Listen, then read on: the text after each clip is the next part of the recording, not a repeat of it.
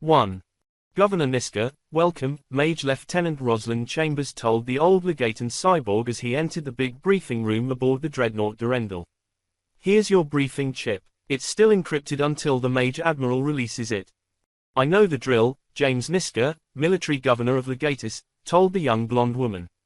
He was the only native of Legatus in the briefing room on the warship orbiting the occupied capital of the Republic of Faith and Reason. Rosalind was the flag lieutenant of Major Admiral Jane Alexander, the woman whose fleet had reduced the defenses of that capital 10 weeks earlier. A lack of munitions and the murder of the Mage King of Mars had kept Second Fleet at Legatus for over 2 months. Is this going to be much the same nothing as the last few were?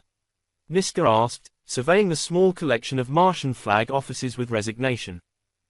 Rosalind wasn't supposed to give anyone any idea of what was coming, but Niska had been instrumental in getting them all this far.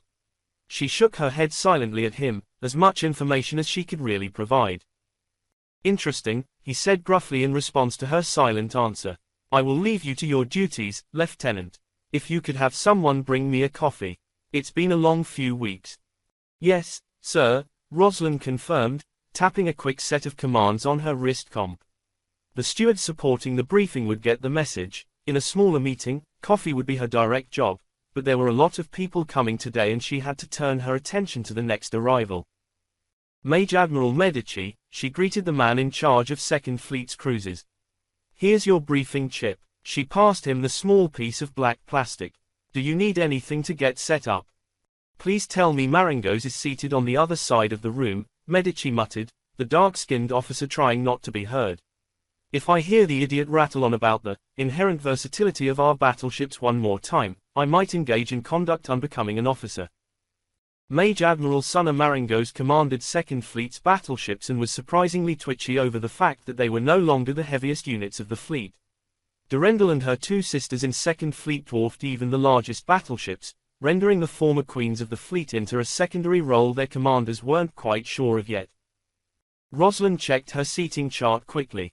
It probably wasn't a serious request, it wasn't even particularly professional as a joke to a junior officer, but when an admiral asks, the flag lieutenant obeys. He's in the middle and you're on the left with your squadron commodores, Rosalind told him quickly, before daring a small joke of her own. He's definitely out of reach of your retribution, sir. Medici chuckled. Shame, he conceded with a wink. If there's water at the tables, I'll be fine, Lieutenant. He gave her a nod and strode away, sliding the briefing chip into his wrist comp as the 6 cruiser commodores began to gather around him. Rosalind shook her head, then refocused on the task at hand and smiled up at Mage Commander Tertekruger, the captain of one of the older destroyers. 101 captains, 15 commodores, 7 admirals and 10 civilians like Niska.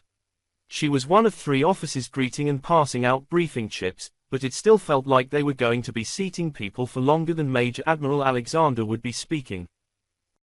Once everyone was seated in the large briefing room, Rosalind's job became simpler if not necessarily less important. She took her own seat next to the presenter's dais and linked her wrist comp into the controls for the room's holographic projectors and screens. She'd pre-checked everything before the shuttles had even started arriving, but she checked everything again as Her Royal Highness, Major Admiral Jane Alexander, Crown Princess of Mars stepped up to stand behind the lectern and survey her offices. Alexander was not quite into her 2nd century and had spent an entire lifetime in the Royal Martian Navy. Her late brother had been the Mage King of Mars and her niece was now Mage Queen, but the Admiral had focused her life on serving the Protectorate in its navy. Officers and respected guests, welcome aboard Durendal, she told them. Rosalind made sure that the backdrop behind the Admiral was the view of Legatus from the Dreadnought's main scanner arrays, as planned. We've spent a lot of time here in Legatus, both during the siege and since taking control of the system. For the first time since the surrender of the planet, however, we are finally looking to leave, she concluded.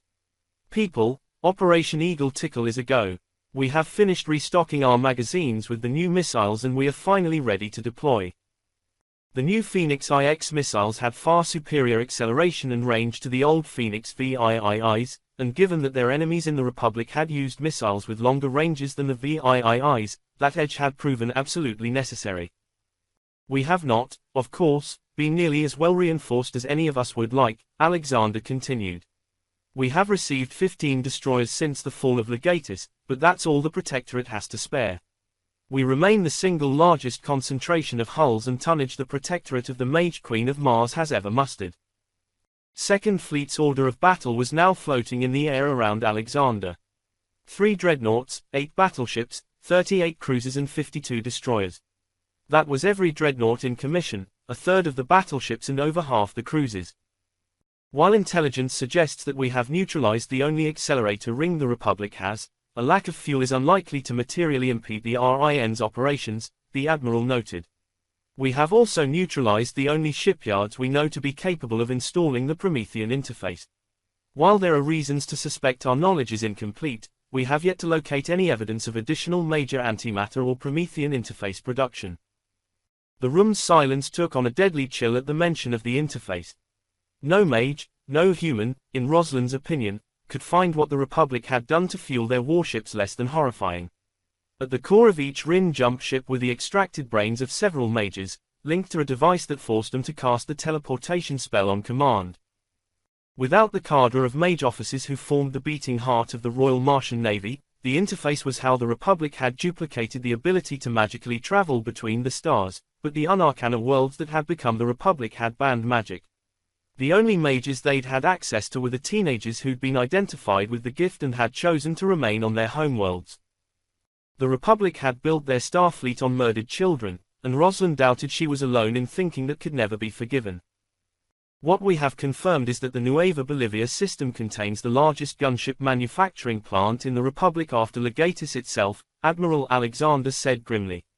So long as the Republic retains any carriers at all, possession of the Nueva Bolivian yards will permit them to continue to replenish losses to their combat groups. Eagle Tickle intends to remove that capability by the simplest means available. Second Fleet will be leaving Legatus in 36 hours to move on the Nueva Bolivia system.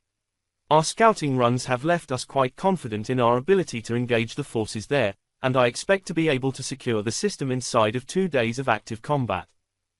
Rosalind switched the holograms and screens over to the Nueva Bolivia system. The system had 8 planets, 1 habitable world, Sucre, and 2 gas giants. The rest of the planets and the asteroid belt were only really important as supplies of raw materials. Our current estimate is that the defensive fleet around Sucre consists of roughly 4,000 gunships and the reassembled remains of 2 Rin carrier groups, Alexander told them all. A Courageous-class carrier, 3 battleships and 7 cruisers. That's backed by the existing fortifications put in place around Sucre to defend their orbital industry. Sucre was one of the more human-friendly worlds ever discovered, with vast worlds circling oceans, gorgeous archipelagos, and calm weather. The colonists had always wanted to keep it that way and had put almost all of their industry in orbit. That industry was a vulnerability now that they were at war, but the RMN wasn't looking to wreck the planet. Just take control of it. We also need to make sure that Legatus itself remains in our hands, Alexander continued. So, I will be detaching a Task Force 22 under Mage Admiral Hovo Tarpenian. That worthy, the man who'd brought the 3 dreadnoughts to the Battle of Legatus, bowed slightly as he was indicated. Njolnir will remain here in Legatus, accompanied by 2 battleships and a cruiser squadron, Alexander said. The rest of Second Fleet will proceed to Nueva Bolivia and commence operations against Sucre itself. Details of the plan are on your briefing chips, which should now be unlocked, but Mage Captain Kulkarni will run us all through the high levels, the Admiral said, indicating Rosalind's boss, Alexander's operations officer. Indrajit Kulkarni stepped up beside her Admiral. She and Alexander were both tall, but where the Crown Princess of Mars was grey-haired with the ambiguously brown coloring of a Martian native and a descendant of Project Olympus, Kulkarni's skin and hair were black as night as she captured the audience's attention. The Mage Captain gestured for Rosalind to switch to the next part of the briefing and smiled levelly at the gathered officers. While the force we are bringing to Nueva Bolivia should be overwhelming, she noted, the reality is that we cannot count on the Rin to roll over politely for us. They like their surprises, and our scouting operations have yet to locate enough of the force they brought against us at Centurion to make me happy. Therefore, we will. 2. All right, people, I believe this is the last stop on the unofficial sneaky tour of the Republic of Faith and Reason, Kelly Lamont told her people brightly. The covert ops ship commander was a petite woman with currently dark turquoise hair, clad in an unmarked shipsuit. Her role required her to assume a level of professionalism that negated having the brightly colored hair she'd enjoyed as a junior engineer earlier in her life. Now she ran an entire starship, and if Rhapsody in purple was small, she was all the more valuable for what she carried. "What are we looking at, everyone?" she asked. Rhapsody was bigger than a Royal Martian Navy courier ship, and that was about all Kelly could say for her command size. Built with every technological stealth trick the Protectorate could muster and a small but potent arsenal, the stealth ship was an expensive toy, and one utterly dependent on magic to truly carry out her work. "We are currently 8 light months away from the Gigix system," Conrad Milhouse reported. Kelly's tactical officer was a still gangly man in his late 20s. Like the gunners for Rhapsody's limited weapons systems and the stealth ship's powerful sensor array, Milhouse had been seconded from the Royal Martian Navy. "Gigix is a fringe world, one of the 7 that followed Legatus into the secession," he continued. "Positioned as it is on the far side of the region of space occupied by the Unarcana worlds, it didn't see a lot of traffic even before the secession. Rhapsody had a briefing room, but Kelly preferred to run meetings like this on her bridge. There were enough extra seats to allow everyone who needed to be in the meeting to be there, and the bridge was the most secure place on the ship.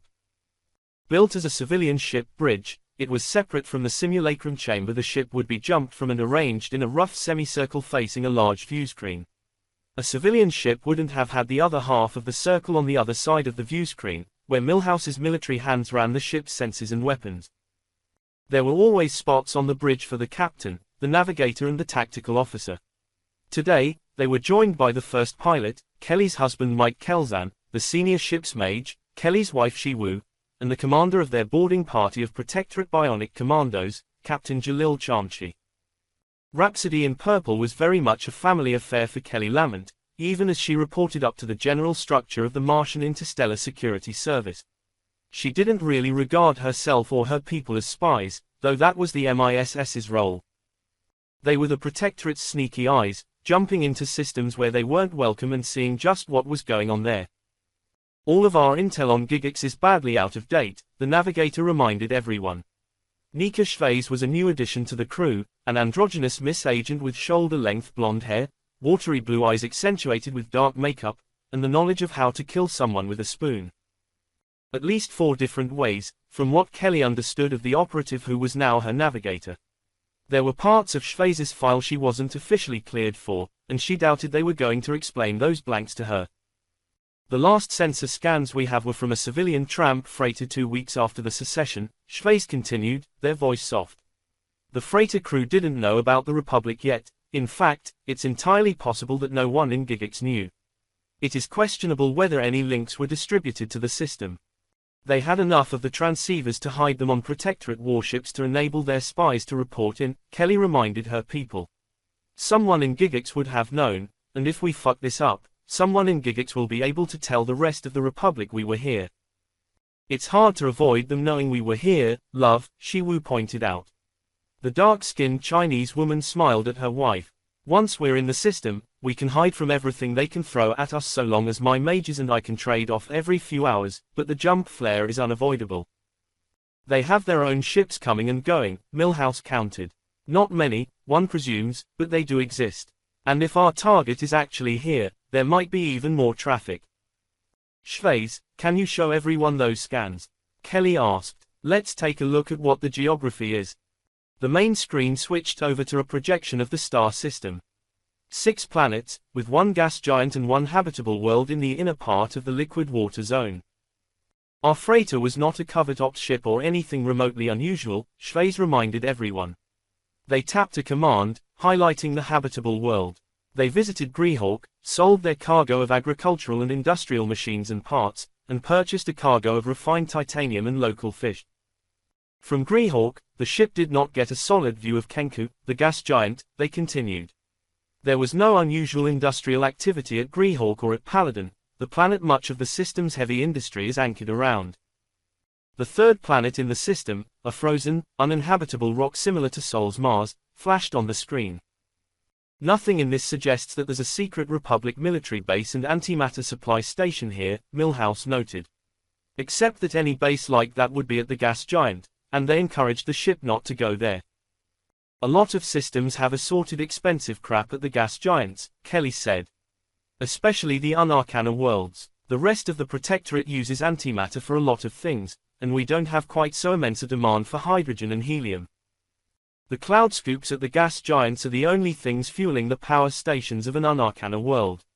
Keeping them from prying eyes is pretty common. But it still leaves a gap in our intelligence that must be filled, Shiwu replied. Do we have a plan? We do, Kelly confirmed. Apologies, Jalil, we're keeping your people as passengers for now. The immense shaven-headed cyborg woman grinned. Just how we like it, she noted. Quiet, easy cruises where you lot do all of the work. It's a standard scoot in Snoop, Kelly continued, glancing around her crew. Mage Foster will jump us in and Shiwu will take over stealthing us immediately. We'll sweep around Kenku to make damn sure of the presence or absence of our target, and then we'll do a long drift over to Greehawk and Paladin to do detailed scans of the orbital industry.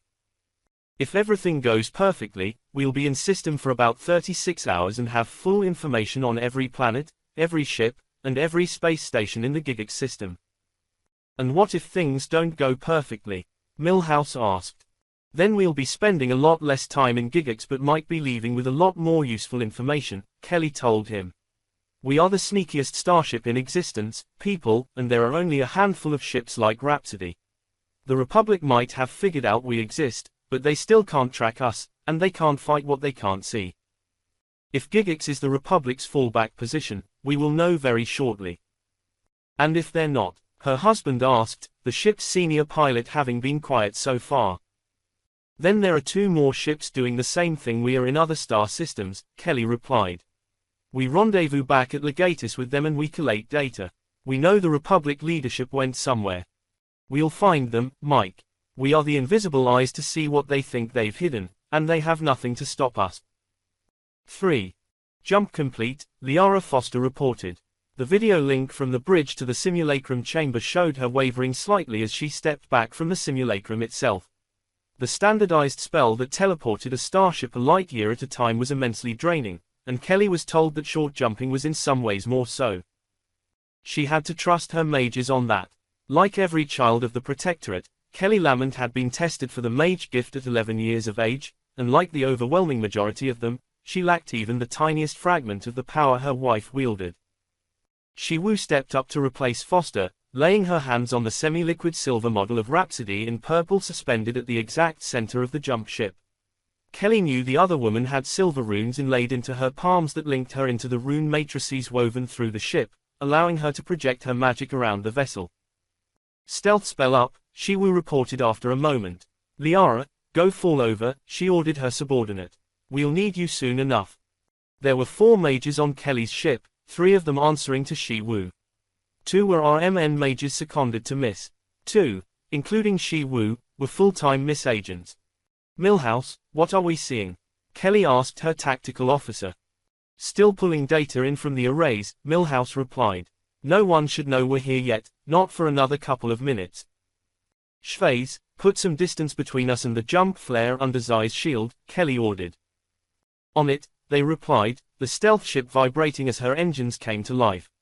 Antimatter engines would obliterate the ability of the technological solutions to hide the ship, but the spell woven around her could conceal them. For a while, anyway. Kelly knew her wife well enough to pick out the signs of strain on Shiwu's face as the mage adjusted her spell. I've got something at Kenku, Milhouse reported. Multiple energy signatures. Trying to get visual resolution, but we are a long way out, Skipper. 4 light minutes was enough to keep them safe from initial observation, but it also limited how much data they could grab. Foster had dropped Rhapsody in purple almost exactly halfway between Greehawk and Kenku, which meant they had a view of both. What about Greehawk and Paladin? Kelly demanded. Greehawk is more active than our old reports, but nothing major, Milhouse reported. Hard to say for sure, but I'd guess that they've installed some new orbital forts. Paladin is significantly busier, but that could just be civilian industry. Kenku, I'm looking at something new. There were cloud scoops there but not on this scale. Schweiz, set a course that will sling us around Kenku and get us close enough to Paladin to pick out details as well, Kelly ordered. Sounds like we've found something interesting at least. Let's go see what it is. The main display shifted as the new course was laid in. What information they did have on each cluster of signatures appeared by each of the 3 planets as Milhouse worked through the data. It wasn't much. Their old intel said there were 4 cloudscoop gas extraction and refining facilities in orbit of Kenku, but even their years-old most recent scan data of the system hadn't seen them. Right now, it looked like there were either 10 times as many extraction platforms as there had been or someone had moved in a good-sized fleet. Since they could only see one side of the gas giant, they could be missing as much as 50% of the orbitals, too. She started an analysis in her computers. The captain's seat on any ship had a number of screens attached to it, usually called the repeater screens, as they could be set up to mirror any station on the bridge. Kelly, who had been an engineer and a computer programmer before she'd been a covert ops commander, was more active in using them than most. It was possible there was an accelerator ring there, her program concluded. They couldn't be certain until they were much closer, too. The odds weren't great, but they'd need to close within 2 light minutes to entirely eliminate the chance. Shit, Milhouse suddenly swore. Jump flare, danger close, danger close. Schweiz, kill the engines, Kelly snapped. Milhouse, what am I looking at? She checked the time. That was fast. They'd been in the Gigax system for just under 20 minutes and no one had been within 4 light minutes of them. That meant the RIN had detected them, picked a destination, and deployed a starship inside 20 minutes. Dear gods, either someone is really paranoid, or they've worked out that we exist, the tactical officer replied as he transferred data to the main displays. That's a Bravado-class carrier, Captain. 40 megatons, 150 gunships. And the gunships, Kelly was grimly certain, were far more relevant than the rest of the carrier's weapons. The carrier had emerged just over 3 million kilometers from Rhapsody in Purple's jump flare, and the parasite warships were already spilling from her bays. She's between us and Kenku, but we're looking at barely 10 light seconds of distance, Milhouse said grimly. Captain, what do we do? Kelly asked softly. Engines are down, can you hide us at this range? Yes, it gets harder as the range drops, though, the Mage confirmed. I can also kill her if she gets much closer.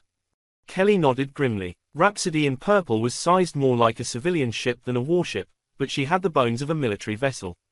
Most critically, she had an unrestricted amplifier instead of a simple jump matrix. The carrier had chosen her distance carefully. If her target was a Protectorate warship, anything within 2 million kilometers was suicide. That was the reach of a Mage with an amplifier, a distance inside which no mundane structure could stand against the power of the scions of Project Olympus. But it would take almost as much energy to take out each individual gunship as it would take to destroy the carrier. Now there were over 100 of the parasite warships in space, even destroying the carrier wouldn't be a victory. Killing the carrier looks great on everyone's record, but it's contrary to our actual mission, Kelly pointed out. We need to know what's going on at Kenku and Paladin. That there even is a carrier in Gigax says something is happening here. Their intel was that the Republic had only built 16 of the big ships, after all, and the Protectorate had captured or destroyed 7. With just 9 of them left, what the hell was one of them doing at the far end of the Republic? Schweiz, see what we can manage for movement while cold, Kelly ordered. Doesn't need to be much. I just want to go around their search net if at all possible. Their current velocity was only a few hundred kilometers per second. It was going to take them a long time to get past the Republic's search net if they couldn't accelerate. How close do they need to get to see through our cloak of invisibility? She asked her wife. I'd say knife range, but we're already in knife range, Shiwu said grimly. And if we open fire with the laser, we die, Milhouse replied. Rhapsody had 2 missile launchers and a single 10-gigawatt battle laser. Her laser outclassed anything the gunships carried, but there were also a lot more gunship lasers out there. And the carrier's weapons individually outclassed hers, and they were also in effective laser range of the carrier. We're not getting out of knife range quickly, Kelly told them. Our best chance is that they figure they had a sensor glitch and go home after a few hours. And if they don't? Schweiz asked, their voice calm, almost distant. We cycle through Zai's people slowly and surely as we drift toward Kenku at a couple hundred kilometers a second, she said, yanking on her braid. We can hide from them unless one of those gunships literally stumbles over us. They could even, in theory at least, micro-jump the 4 light minutes to Kenku. They wouldn't be able to conceal their arrival at that point, though, and given that accurate a starting point, she was grimly certain the Republic could find her and catch her. 4. Even 150 gunships paled in comparison to the sheer scale of deep space. 4 light minutes from anything of value or interest, they had to be guessing where Rhapsody in Purple could have gone and how close they needed to get to catch her. I'd say their estimate is that they can spot us at around 60,000 kilometers, Milhouse said as the net took its final shape. The longest distance between any 2 gunships is 120,000 clicks. Each set of gunships made a square 85,000 kilometers on a side, forming a literal net in space accelerating toward the location of Rhapsody's jump flare, and, not coincidentally, Rhapsody herself.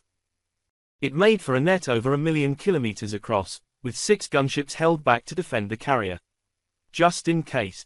I liked it better when my enemies didn't know our ship existed and weren't competently paranoid, Kelly admitted. Schweiz.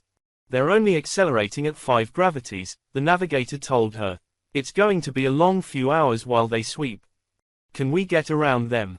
She asked. No, they admitted. If we could conceal our full acceleration for those hours, yes. As it stands, no.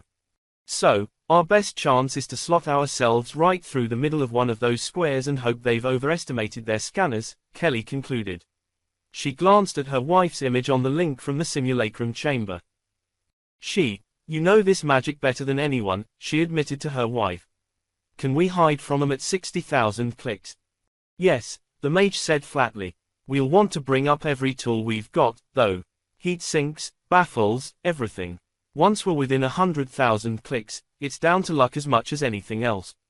We should be able to get to 50 so long as the spell doesn't blip, but every bit of energy we're radiating is a chance for a blip that wouldn't matter at longer range. Then we go completely dark at 110, Kelly decided. Milhouse, set it up. How long will it take us to get through that? Schweiz exhaled and rubbed their eyes. Longer than any of us are going to like, Skipper, they admitted. I'm setting up the course now, but even with their Excel, we're looking at a relative velocity of maybe 500 kps. 10 minutes, maybe. We can go full heat sink for 25, Kelly replied. We'll be drowning in our own sweat by minute 20, but we can retain functionally all of our heat radiation for 25 minutes. They'd then need to radiate it, but she could pick the direction she did that, and there was always some angle to vent heat where no one would see it. Stand by for going dark, she concluded. We've got an hour to prep for this. We'll get through it, people. And these sons of bitches are never going to know what snuck past them. With a final nerve-wracking shiver, Rhapsody in Purple's antimatter reactor went into cold shutdown. Kelly checked over the metrics on her repeaters and patted the arm of her chair. It's all right, girl, she murmured to her ship. We'll have you back awake in no time. Batteries and capacitors fueled the stealth ship now, keeping the lights and life support on as she drifted forward toward the dragnet coming her way. Angle is perfect, Schweiz announced. We will be roughly 100 kilometers off-center. Range is 110,000 and closing at 510 kilometers per second. All systems cold, Kelly said aloud, confirming for the rest of the bridge crew what she'd just checked for herself. She hated shutting down the antimatter reactor. It was a catch-22 in a lot of ways. The antimatter reactor provided the power that contained its own horrendously dangerous fuel. There were specific batteries and systems to continue powering that containment, but if they failed, well. If the containment on Rhapsody's antimatter fuel tanks failed, no one aboard the stealth ship was ever going to know. From this close, Milhouse, confirm something for me, Kelly murmured. Are the gunships running antimatter or fusion engines? Fusion, sir, the tactical officer replied after a few seconds. I guess we don't merit the good stuff. Not today, at least, she agreed. And not on the current standards, which I hope are getting really sticky around the use of antimatter. Seconds ticked by around them. The kilometers between them and the gunships vanished, and Kelly resisted the urge to close her eyes. Even if this went wrong, the Republican warships would almost certainly attempt to take them intact. The crew of an Miss Scout ship wasn't worth much to the RIN, but the ship itself would be worth its weight in antimatter. There weren't many areas where Protectorate tech drastically exceeded Republic tech, but the stealth systems aboard the Rhapsodies were definitely one of them. They've definitely been paying attention, Kelly said aloud as they began their closest approach. Someone put together the various pieces and realized we had stealth ships scouting their systems. Paranoid bastards. If this is their standard reaction, that might be useful for Second Fleet to play with, Milhouse noted. I can see all kinds of uses for drawing a carrier out away from the main forces. Me too, Kelly agreed. It was getting hot on the bridge and she pulled on her braid absently. Though I'm guessing the Republic has allowed for that. They can call in reinforcements instantly, after all.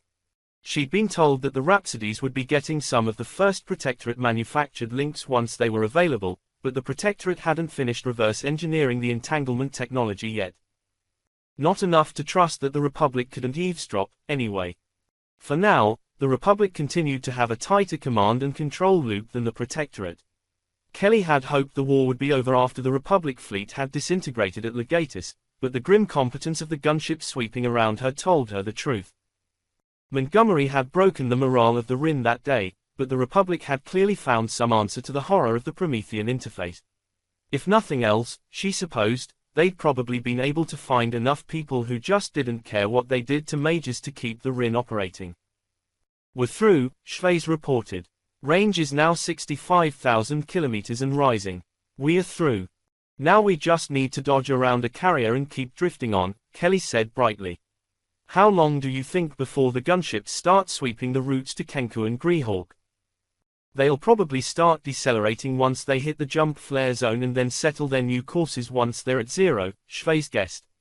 Give them another 2 hours. We won't have long where we're at a range we can maneuver safely at, not if they keep up the search. They'll keep up the search, Kelly predicted. They know they can see us leave as clearly as they can see us arrive. She shook her head. Unless they give up and call it bad data, they're going to keep hunting us until we actually leave. We'll keep the reactor offline until we're clear of the carrier, she decided. Hopefully, we can get at least 5 million clicks of clearance from all of their ships and get our velocity up. She grimaced. If I have to travel 4 light minutes at less than 500 kps, I will, but I can think of better ways to spend 3 days. 5. The 2 dreadnoughts were the first ships into the Nueva Bolivia system, the hammer-headed pyramids materializing in a flash of magic and blue Cherenkov radiation. Rosalind had an observer seat on the flag bridge aboard Durendal, a recognition of the fact that a flag lieutenant didn't have much to do during an actual battle except maybe fetch coffee. Her job at this point was to watch and learn. It was at this point that it was hardest to forget that serving on an admiral's staff was generally considered a requirement for an officer making flag rank themselves. She was far too junior for that to be a major thought just yet, but she'd been handpicked as Alexander's flag lieutenant on Damian Montgomery's suggestion. There was a lot of trust riding on her. Today was a day where she couldn't do much to earn it, but it was also the kind of day where she couldn't forget it. Scanning confirms no unexpected concentrations of activity, Kulkarni reported. Enemy battle group remains in position above Sucre. Numbers are consistent with the miss sweeps, 11 capital ships. Confirm the breakdown ASAP, Kulkarni, Alexander ordered. Any sign of movement from the gunships yet? They were barely a light minute away from the planet, the presence of the 2 unescorted dreadnoughts a blatant taunt to the defenders. They weren't in range of even the Protectorate's new heavy bombardment missiles, but the Rin had to know they were there. We're picking up new power signatures in orbit, Anoncom reported. A defensive constellation just came online. We're reading 24 fortresses that weren't in the intelligence report. Interesting, the Admiral observed. They're learning and starting to play games with our scouting flights. That must have taken some doing, though. What kind of forts are we looking at? 20 megatons apiece. They look like modified versions of their standard 20-mount cylinder without engines and with more weapons, Kulkarni said as the data came in. Enough mobility to avoid unpowered missiles, I presume, but still limited to the powered range of their Excaliburs. Good for us, unfortunate for them, Alexander said. We can ignore the fortresses for the moment. What is the rest of the fleet doing? Lot of gunship activity. They're doing the best they can to keep their numbers obfuscated, but it looks like we might have overestimated them, the operations officer continued. Chambers. Sir, Rosalind asked. Keep your eye on those gunships, Kulkarni ordered. You know their signatures as well as anyone, so work with Chief Jian and get me an accurate number. Yes, Sir, she confirmed. Pulling the data over to her screen and setting up a link with Chief Jian took her less than a second. She was still listening to Alexander as she dug into the data, though. They know we outranged them now, the Admiral noted. Their only chance to survive this is to bring their mobile units out to meet us. They might want to test how many of the new missiles we've got, Kulkarni observed. Roslin was tagging squadrons as they wove through each other. The Rim pilots were decent. At least some of these crews had to have been involved in the early offensives where the Republic had pushed the Protectorate back across the board, after all, but there was only so much they could do against the senses of the dreadnoughts. We need a drone sweep to confirm, she murmured to Jian. But I make it 3,400 and change. Sweep is being set up, Jian confirmed. I think it's closer to 35, but I see your tags too. They're doing their best. Tactical. Roslin linked to Durendal's bridge, intentionally contacting the assistant tactical officer, a young man who shared her own rank. Do we have a timing on a probe sweep? Salvos launching in 60 seconds, the other junior officer replied. We're feeding everything we've got to the flag deck. Oh, I know that, she confirmed. Those little buggers are being clever, though. Time, Kulkarni, Alexander asked. 90 seconds, the operations officer replied. Locals are maneuvering but aren't coming out to meet us. Shame, the Admiral said. I didn't really expect them to take the bait. If nothing else, they probably figure 2 dreadnoughts can take their entire fleet. Sensor probes flashed away from the 2 massive warships, dozens of missiles refitted to carry sensors instead of warheads. They'd have more answers once those drones entered Sucre orbit. Well, we'll see how they react when we move in, Alexander finally said. That carrier might still have her gunships aboard, after all. That would bring the numbers closer to MISS's estimate. Or they moved gunships somewhere else in the system? Kulkarni asked. Defending the cloud scoops would make sense, she agreed. If I thought that it would bring them out to play, I'd go for the fuel stations. As it is, though, they know what I know, which is that this battle will be decided here. And if cleverness doesn't work, well, there's a reason I brought a really big hammer. Kulkarni's 90 seconds ran out, and the rest of Second Fleet flared into existence around the 2 dreadnoughts. Battleships, cruisers and destroyers dropped out of nothingness into a perfectly arranged formation. It was a flashy parade ground trick, synchronizing jumps like that, but it had a point, too, that Roslin at least picked up. Not only do we have more ships than you, we're just playing better than you. She wondered if the Republic ships in Sucre orbit interpreted it in the same way. The warships hung in space silently for several moments as the command networks synchronized. Roslin kept a careful eye on those networks as they linked up, with each additional sensor platform giving them one more angle to try and identify the individual gunships. Carrier is launching her gunships, Jian said softly. 250 additional units. I make it 3,700 exactly, all told. I have the same, Roslin confirmed. Anyone want to guess where they hid 15 million tons of gunships? The balance of power between the 2 forces wasn't close enough to make those parasite warships a game changer, but any surprise in a battle, however small, was generally bad in her experiences. First guess is the cloud scoops, Jian replied. Roslin nodded and turned back to Kulkarni. The tall black operations officer was neck-deep in the network link-up, and she waited a few seconds for the immediate chaos to resolve. We're looking at 3,700 gunships, she told the older woman. That's with the 250 from the carrier. Intel said 4,000. The difference could be a resolution error from the distance that the scout ships came through, or they could have moved them out to the gas giants to protect the cloud scoops. Roslin paused. We could send someone to check on the scoops, she suggested. The risk to the ship we send would be high, though, higher than the risk to the fleet from an unexpected 30 gunship squadrons. Understood, Kulkarni acknowledged. Keep an eye out for them and see what you can resolve on those battle stations. Do we have a command network, Mage Captain? Alexander asked, leaning past her ops officer. This shouldn't have taken this long.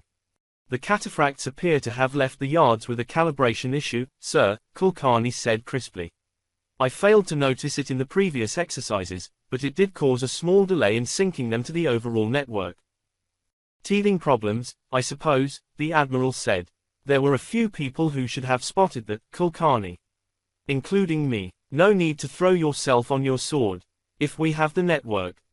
A final set of lights for the 2 squadrons of brand new Cataphract-class destroyers turned green on the screens around them. We have the network, Kulkarni confirmed. We had them in the missile defense net already, that was our primary focus.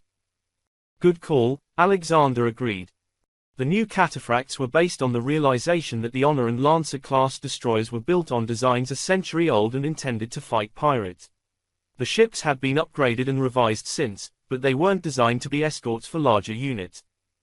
The Cataphracts were. They carried lighter offensive armaments despite their larger size, trading in missiles and heavy lasers for over twice as many defensive rapid-fire laser anti-missile turrets. The Admiral glanced around the flag deck, her gaze meeting Roslin's for a silent second, then focused on the main display. Second Fleet will advance, she ordered. Course is for a zero-velocity halt at 12.95 million kilometers. Even if Roslin hadn't had the numbers memorized, the range spheres of the various ships were laid out on the displays around her. The Republic fleet had a range of 12.75 million kilometers from rest. Second Fleet's new Phoenix IXs had a range of 13 million kilometers. They weren't entirely effective at their full range, but they would be far more effective than enemy missiles without any fuel left. Like the Republic in half a dozen battles before the new missiles had arrived, Mage Admiral Alexander had the range advantage, and unless the enemy came out to meet Second Fleet, they were going to get hammered to pieces. Second Fleet's course was scheduled to take over 3 hours, and the flag deck crew wasn't going anywhere in that time frame. The entire fleet was at battle stations, every move, every twitch on the part of the Republican defenders being examined in minute detail. They're not coming out to meet us, Roslin concluded as Second Fleet made turnover. Now the massive antimatter engines of 92 warships were pointed toward the planet, bleeding velocity at 15 gravities as they continued to hurtle toward the enemy. Second Fleet had traveled 2.5 million kilometers in an hour and 40 minutes.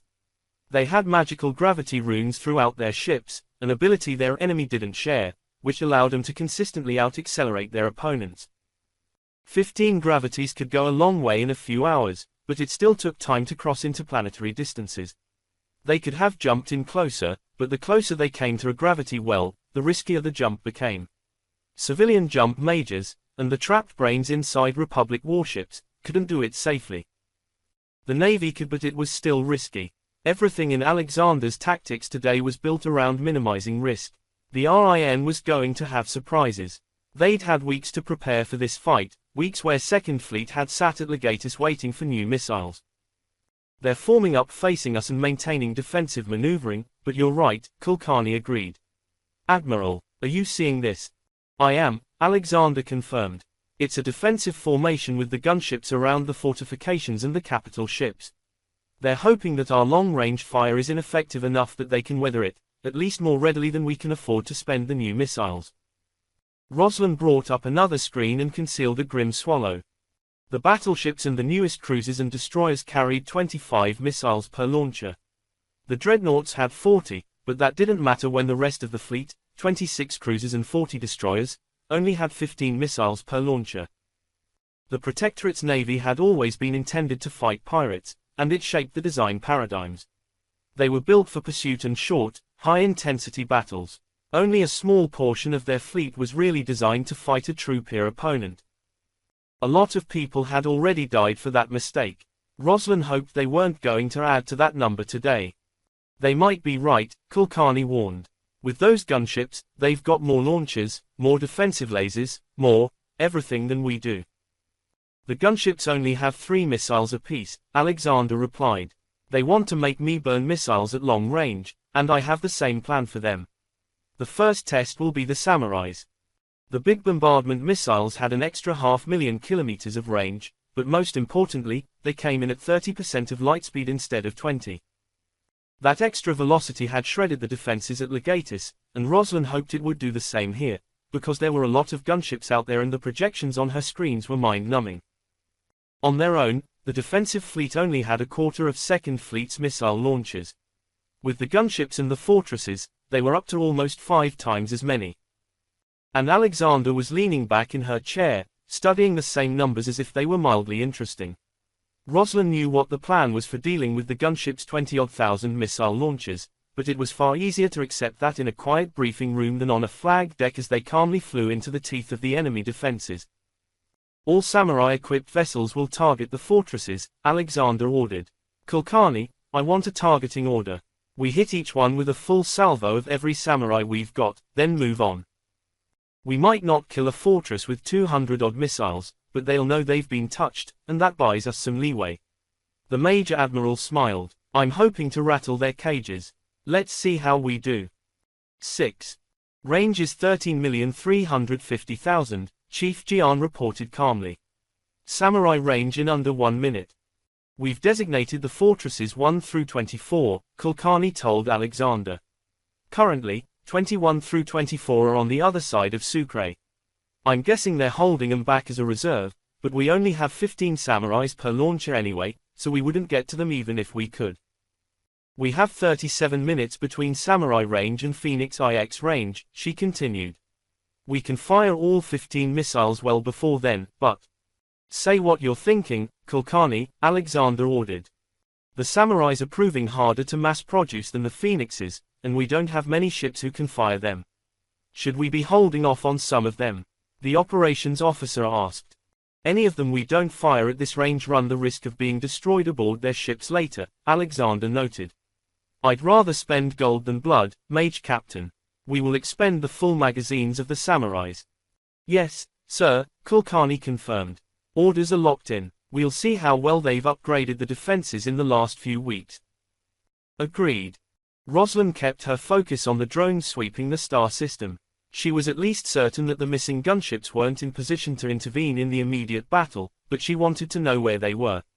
It might be paranoid, but it might not be. She was also watching the gunships in Sucre orbit, which meant she caught the blip when a different energy signature flashed across her screen.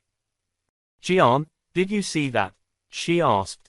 See what? The chief asked. For a second there, I got a spike of a different energy signature from one of the gunships, Roslin told him.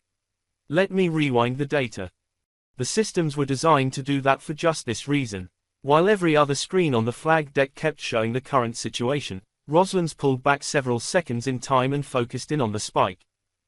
That's an antimatter annihilation signature, she said softly. It looks like one of the gunships zigged when they should have zagged, and another had to dodge fast, and fired antimatter engines to do it. I thought they were all using fusion engines. Jian asked. So did I, Roslin confirmed. Because that's what all the energy signatures we've seen so far have been, but our analysis of the gunships we captured in Legatus said that they could have either fusion or antimatter engines. It's apparently an easy enough refit, one the carriers can do on the fly, but, she shook her head. They can only have one type of engine. She considered the data for a moment, then tapped a command. Tactical, I need at least 3 drones for a suicide sweep, she told Durendal's ATO. There's something fishy about these gunships. Swapping control of drones X-375D through 75G to you, the other lieutenant said instantly. They're close in and running low on fuel, anyway, I've got replacements inbound already. Perfect, thanks, Davids, Roslin told him. It took her a moment to bring up the control protocol, but then she had 4 drones relaying her data from over 10 million kilometers away. Suicide sweep was exactly what it sounded like. There was enough fuel left in the drones to do a slow and steady return to the fleet, or to do a high acceleration approach to the enemy with the expectation that they'd be lost to the hostile defenses. Samurais launching, Kulkarni reported behind her. New icons spackled her display, and Roslin quickly looked up the data on the missiles, incorporating their approach into her timing. She'd get the probes a lot closer if the enemy were focused on the incoming high-speed bombardment missiles. She finished her programming and leaned back, rubbing her hands together as she double-checked her work. The samurai's reduced flight time combined with the time delay meant she had barely enough time to fix the 2 mistakes she'd made and transmit to the drones, but she wrapped it in time. The sensor probes lit up their engines at full power moments before the samurais passed them. They had a mere 5,000 gravities of acceleration to the big missile's 30,000, and a lower base velocity as well. They were stealthier than the samurais and more maneuverable as well, but the course Roslin had set them on was going to doom them. The heavy missiles would hopefully buy them a few critical extra seconds. Lasers and missiles in defensive mode lit up the scanners, and Rosalind waited. Everything she was seeing was still delayed by over 40 seconds, and there was nothing she could do to influence the success or failure of her robotic minions. Out of the corner of her eye, she watched the samurai salvo charge into the teeth of over 16,000 RFLAM turrets. The Republic had clearly updated the targeting programs to account for the new weapon's speed and acceleration, but they could only do so much about the physical traversal ability of the turrets themselves. 24 missiles made it through and flung themselves into the fortress, antimatter explosions tearing apart the cylindrical hull in a series of cataclysmic detonations. Target 1 destroyed, Kulkarni reported behind her. They're adapting, sir. We probably won't do as well with the next salvo. They're still 90 seconds out. We'll get what we get, Alexander said calmly. I'll settle for hitting all 15 of them, Kulkarni. The data was coming in from the sensor drones, and Rosalind winced as their death codes showed up. The robotic spacecraft had made themselves targets, trying to get the data she'd wanted, and they'd paid for it as expected. They'd got what she needed. The closest drone had been barely 50,000 kilometers from the nearest gunship when it was destroyed, close enough for a far more detailed visual than anyone in the fleet could get. Sir, take a look at this, she told Kulkarni. The gunships are running external engines. They're what? She asked. All of the gunships have a strapped-on fusion booster engine, Rosalind explained, sending the imagery to Kulkarni's screens. Their engines are still in antimatter mode. They're trying to make us think they're in fusion mode. Why would they do that? Her superior asked. We're assuming they're low on antimatter, Rosalind suggested. If they were, they wouldn't be spending it on gunships, but if those gunships were running on fusion drives, they'd have burned a good chunk of their available delta versus in the defensive maneuvers. Where instead, they've burned out a temporary rocket and still have their full antimatter storage, Kulkarni agreed. And if they've got the antimatter to fuel the gunships, they've got the antimatter to fuel their missiles and not worry about expending them, Rosalind told her. I don't know if that changes the plan, sir, but I think we need to consider it. We do, the other woman said. We truly do. Well done, Lieutenant. Kulkarni turned her attention away. Admiral Alexander, Mage Lieutenant Chambers has picked up an interesting layer to our Republic friends' maneuvers, she told the Admiral. Those gunships are set up in antimatter mode and faking being fusion-driven. The external boosters are probably even getting in the way of the defensive fire. Missiles hammered into a second fortress as they spoke. This one survived, barely. From its power signature, Rosalind didn't expect it to be participating much in the battle to come. That's a lot of effort to fool us on something small, Kulkarni, Alexander said. She paused. Except that they want to let us keep thinking they're short on antimatter. Fascinating. There were several seconds of silence as the Mage Admiral considered the situation, then Alexander shook her head. Chambers, get me an all-captains channel, she ordered. Rosalind had a pre-coded program sitting in her console for that. She hit it, confirmed it had worked, then looked up at the Admiral. You're on, sir. Everyone, this is Admiral Alexander, the fleet commander said calmly. Our Republican friends are playing games to conceal their true capabilities, and I can only think of one reason they're doing that. Expect to come under fire as we reach launch point Bravo. We will continue to reduce the fortresses with the samurais, but I suspect we've taken too long to bring the war to the Republic. Our general range advantage may already be gone, but we still have options they don't. Rosalind hadn't even thought of that possibility. Neither, she suspected, had most of the captains and flag officers, from the tone of their acknowledgements. Kulkarni, let's get the destroyers a bit more spread out, Alexander ordered after a moment. Formation Romeo 7, I think. Understood. R7, if Rosalind remembered it correctly, would interlace the cataphracts and their augmented missile defenses with the older ships. It would also move the destroyers forward in the fleet formation, putting them at the greatest risk. The theory was that the destroyers were low-value targets that the Republic would try to shoot past, but it was a theory that could result in a lot of wrecked destroyers if Admiral Alexander guessed wrong. Another salvo of samurais tore through the Republic fortresses as the destroyers maneuvered through Second Fleet's formation. This time, the targeted fortress vanished from the displays as antimatter tore it apart. From this distance, Rosalind couldn't say if the Rin had failed to stop as many missiles as the previous salvos or if the RMN had scored a lucky hit, but it hardly mattered. That's 3 fortresses destroyed and 4 badly damaged or crippled, Kulkarni reported. 3 salvos still en route. Should we reassess targeting, sir? No, Alexander said grimly. Those forts are likely more heavily armed than the cruisers, but their limited mobility makes them easier targets, especially for long-range weapons like the samurais. Durendal shivered beneath them as the hammerhead-mounted bombardment missile launchers fired again.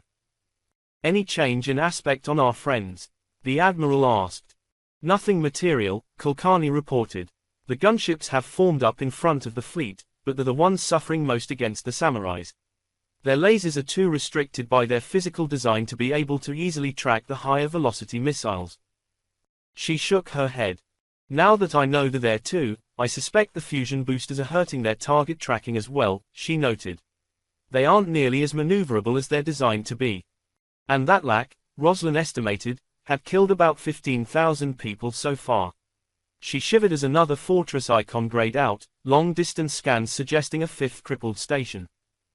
Chambers, double-check the sensor data on those cripples, Alexander ordered. If they're playing games in one place, they might be playing them in others. Yes, sir. Rosalind didn't even need to ask Chief Jian to assist her. The Noncom was already pulling the data from Durendal's sensor suite as the flag lieutenant set to work. I'm not seeing anything to suggest they're gaming us, the chief told her. Gas venting, lost energy signatures, the works. They probably have some weapons left, but we've hit them hard. It took a lot of very carefully designed armor to withstand hits from antimatter weapons, too. The Royal Martian Navy Academy tried to make sure its students understood just how much power they had at their command. A single gigaton range antimatter warhead was a planet killer, after all, and even the lightest modern warships would take multiple such hits to breach their armor. Get me the data on the active stations as well, Rosalind ordered Jian. Just looking at our damaged targets in isolation might not answer the question.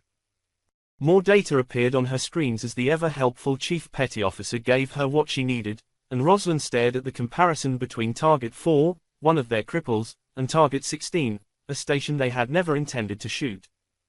The comparison looked right. Target 4 had been hit by multiple antimatter warheads, gouging immense holes in her armor and hull. Based off the scans of Target 16, Target 4 had lost multiple fusion plants and was nearly helpless. But something didn't seem quite right. Every salvo of samurais was in space. Every tactical officer in the fleet was busy building firing plans and guiding missiles into their targets. The only people with the time to step back and look at oddities were the Admiral's staff, and even there, most of Rosalind's seniors were actively involved in the battle. If there were an answer here, she was the only one looking at it. She pulled up the data from the 4 drones she'd sent on their suicide pass and found the visual images of Target 13. Target 13 was being hit by samurais even as Rosalind dug into the visuals, the most detailed pictures they had of the fortresses, and her feeling of unease sharpened. Chief, I don't recognize this installation, she told Jian, passing the Noncom a chunk of imagery. What do you make of it? That's a major heat radiator, Jian told her. I guess they'd need more heat radiation with the fusion plants instead of an antimatter plant. They don't have any offensive lasers, Rosalind realized as the computer analysis finished. And they're using heat radiators to augment their power signatures. Phoo. She cut off her own curse and turned to her boss. Kulkarni, sir, she said swiftly. The fortresses, they're defensive platforms only. They have a full RFLAM loadout, but they don't have full power generation suites, lasers or missiles. They're using radiators to look more complete and more dangerous to our long-range scans. She sent her data over to Mage Captain Kulkarni's console as she spoke, and the flag bridge was silent for several key seconds as Rosalind realized she'd sworn loudly enough for everyone to hear. She's right, the operations officer said as their last samurai salvo hammered into Target 15. They might not all be decoys, but at least some of them, probably most of them, were. Kulkarni looked like she wanted to swear as well. They wanted us to use our bombardment missiles on them, she continued. They're not useless, they'll still cover their fleet against our regular missiles, but we drastically overestimated their offensive firepower. The silence hung in the bridge for another few seconds. Captain Kulkarni, Alexander said very calmly. When this is over, I very much want to know who is in command over there. And if we can possibly take the bastard alive, I'd like to talk to them. Assuming I can manage not to punch them. Fleet will prepare to receive enemy fire. Ignore the gunships, they'll be dry by the time our missiles reach them. Primary focus is the enemy battleships and the carrier. She grimaced. And you know what to do with salvos 3 through 8, she concluded, leaning back in her chair. Our Republican friends may have snookered me, but unfortunately for them, I still have the biggest damned hammer in the galaxy. 7. Launch point Bravo in 20 seconds, Kulkarni reported quietly. All ships standing by, primary firing patterns downloaded. We are ready. Rosalind forced herself to release the breath she was holding. Even her quiet background analysis was no longer needed once the real shooting started. It would take just over 9 minutes for Second Fleet to empty the magazines of her older ships. 7 minutes for each salvo to reach their targets. Even if the Republic force deployed out against them, the acceleration of the two fleets was low enough compared to their missiles that nothing was going to materially change that flight time. The entire 100 million ton mass of the dreadnought shivered under the thrust of 400 missile launches. The icons of the fleet's warships were almost drowned on the display by the new icons of their weapons. First salvo away. And now the moment of truth, I think, Alexander murmured, barely loud enough for Rosalind to hear her. You've been playing all kinds of games, my friend, what is your secret? Enemy launch, 24,000 plus inbound. Kulkarni barked. Republic fleet launched 20 seconds before we did. She shook her head. Assuming the same powered range as our missiles, they'll be at the end of their flight time when they reach us, but they'll be active. Antimatter missiles, I presume? Alexander asked clearly. Yes, sir. They appeared to be a modified version of the Excalibur 5, the operations officer confirmed. Our tactical teams are analyzing, but it looks like they stepped down the acceleration to increase the flight time. We're showing 9,600 gravities of acceleration, and tactical is estimating 525-second flight time. 400 gravities less thrust and 15 seconds more life than the missiles the Republic had used before, Rosalind calculated. She didn't need to run the numbers to know where the tactical teams were getting their estimated flight time. That would give the weapon the exact same flight distance as the Phoenix IX. That requires physically modifying the missiles, yes? Alexander asked, her voice calm, despite the fact that the enemy had just launched a massive swarm of missiles at her fleet. Yes, sir, Kulkarni confirmed. They've either modified over 24,000 missiles or built new ones. Oh, they haven't done only 24,000, the Admiral said calmly. At a minimum, they'll have 3 full salvos of these things. Alexander shook her head. Our teams know the drill against gunship salvos, Kulkarni. We made the changes to deal with this 10 minutes ago. Second Fleet's second and third salvos were on the screens now, joined by the RIN's second salvo, and a new wave of signatures from the gunships themselves. All gunships have gone active with antimatter engines, Gian reported. They appear to have discarded the external boosters and are now accelerating toward the fleet at 12 gravities. Ow. Rosalind wasn't sure who had spoken, but she couldn't even disagree. Second Fleet had magical gravity runes woven through the hull of every ship in the fleet, keeping her people's feet to the floor in normal times and negating as much as 15 gravities of acceleration. The Republic had no technological equivalent. Outside of combat, the armored cylindrical hulls of their warships contained rotating interior habitats to provide pseudogravity that kept their crews healthy. The gunships didn't even have those. In combat or out, the only gravity they had was from their own thrust, and they had no means of reducing it. Acceleration suits and couches could only keep the crews alive, not comfortable. Those gunship crews were feeling every bit of those 12 gravities as they charged toward Second Fleet. Third gunship salvo is in space, Kulkarni reported. The gunships are hoping to close to laser range. Good luck with that, Alexander said dryly. For now, ignore them. They've shot their bolt. Are the intercepts ready? Programs have been transmitted, the operations officer confirmed. First intercept in 3 minutes. Rosalind noted absently in the chaos that she'd been right. The crippled fortresses hadn't fired a shot, and the 9 remaining intact stations had less than 300 missile launches between them. The gunships were really the problem now, or, at least, their missiles were. The Rin had made effective use of the gunships to create devastating opening salvos in every engagement with the Protectorate. There were over 2.5 times as many missiles in each salvo heading towards Second Fleet as the fleet had RFLAM turrets, and the preferred ratio was 4 to 3 the other way. Interception mode engaged, missiles maneuvering, Kulkarni said. The answer was simple: if the gunships only had 3 rounds per launcher and even the older warships had 15, expend 3 of the warship's salvos against the enemy fire. It hadn't been something the Phoenix 8 had been designed for, but the RMN had made do. It hadn't been a major design criterion of the Phoenix IX's hardware, but it had been factored into her software. Interception mode was a software module that told the missiles to find the largest number of their counterparts that they could detonate. 6,000 missiles dove into the teeth of 24,000 and followed that suicidal impulse. Seconds ticked by while Durendal's crew waited for the lightspeed data to catch up and be analyzed. Kill ratios are low, Jian murmured, seconds before the official report came up from the tactical departments. Looks like 1.8, and we were hoping for 3. 13,000 missiles were still blazing towards Second Fleet, and the lightspeed delays meant there was no time to change the programming of the missiles with the velocity to intercept. Adjust our salvos to target 2 apiece on the second and third gunship salvos, Alexander ordered, her voice firm and far calmer than Rosalind felt. Orders on their way, Kulkarni confirmed. Intercepting the incoming fire with salvo 8, but kill ratio will be even lower due to 8 not being up to speed. I know, the Admiral agreed. Better wasted missiles than dead ships, Mage Captain. It was all dissolving into numbers and iconography for Rosalind. That wouldn't last, but her lack of involvement in everything was making it hard to keep track of the battle.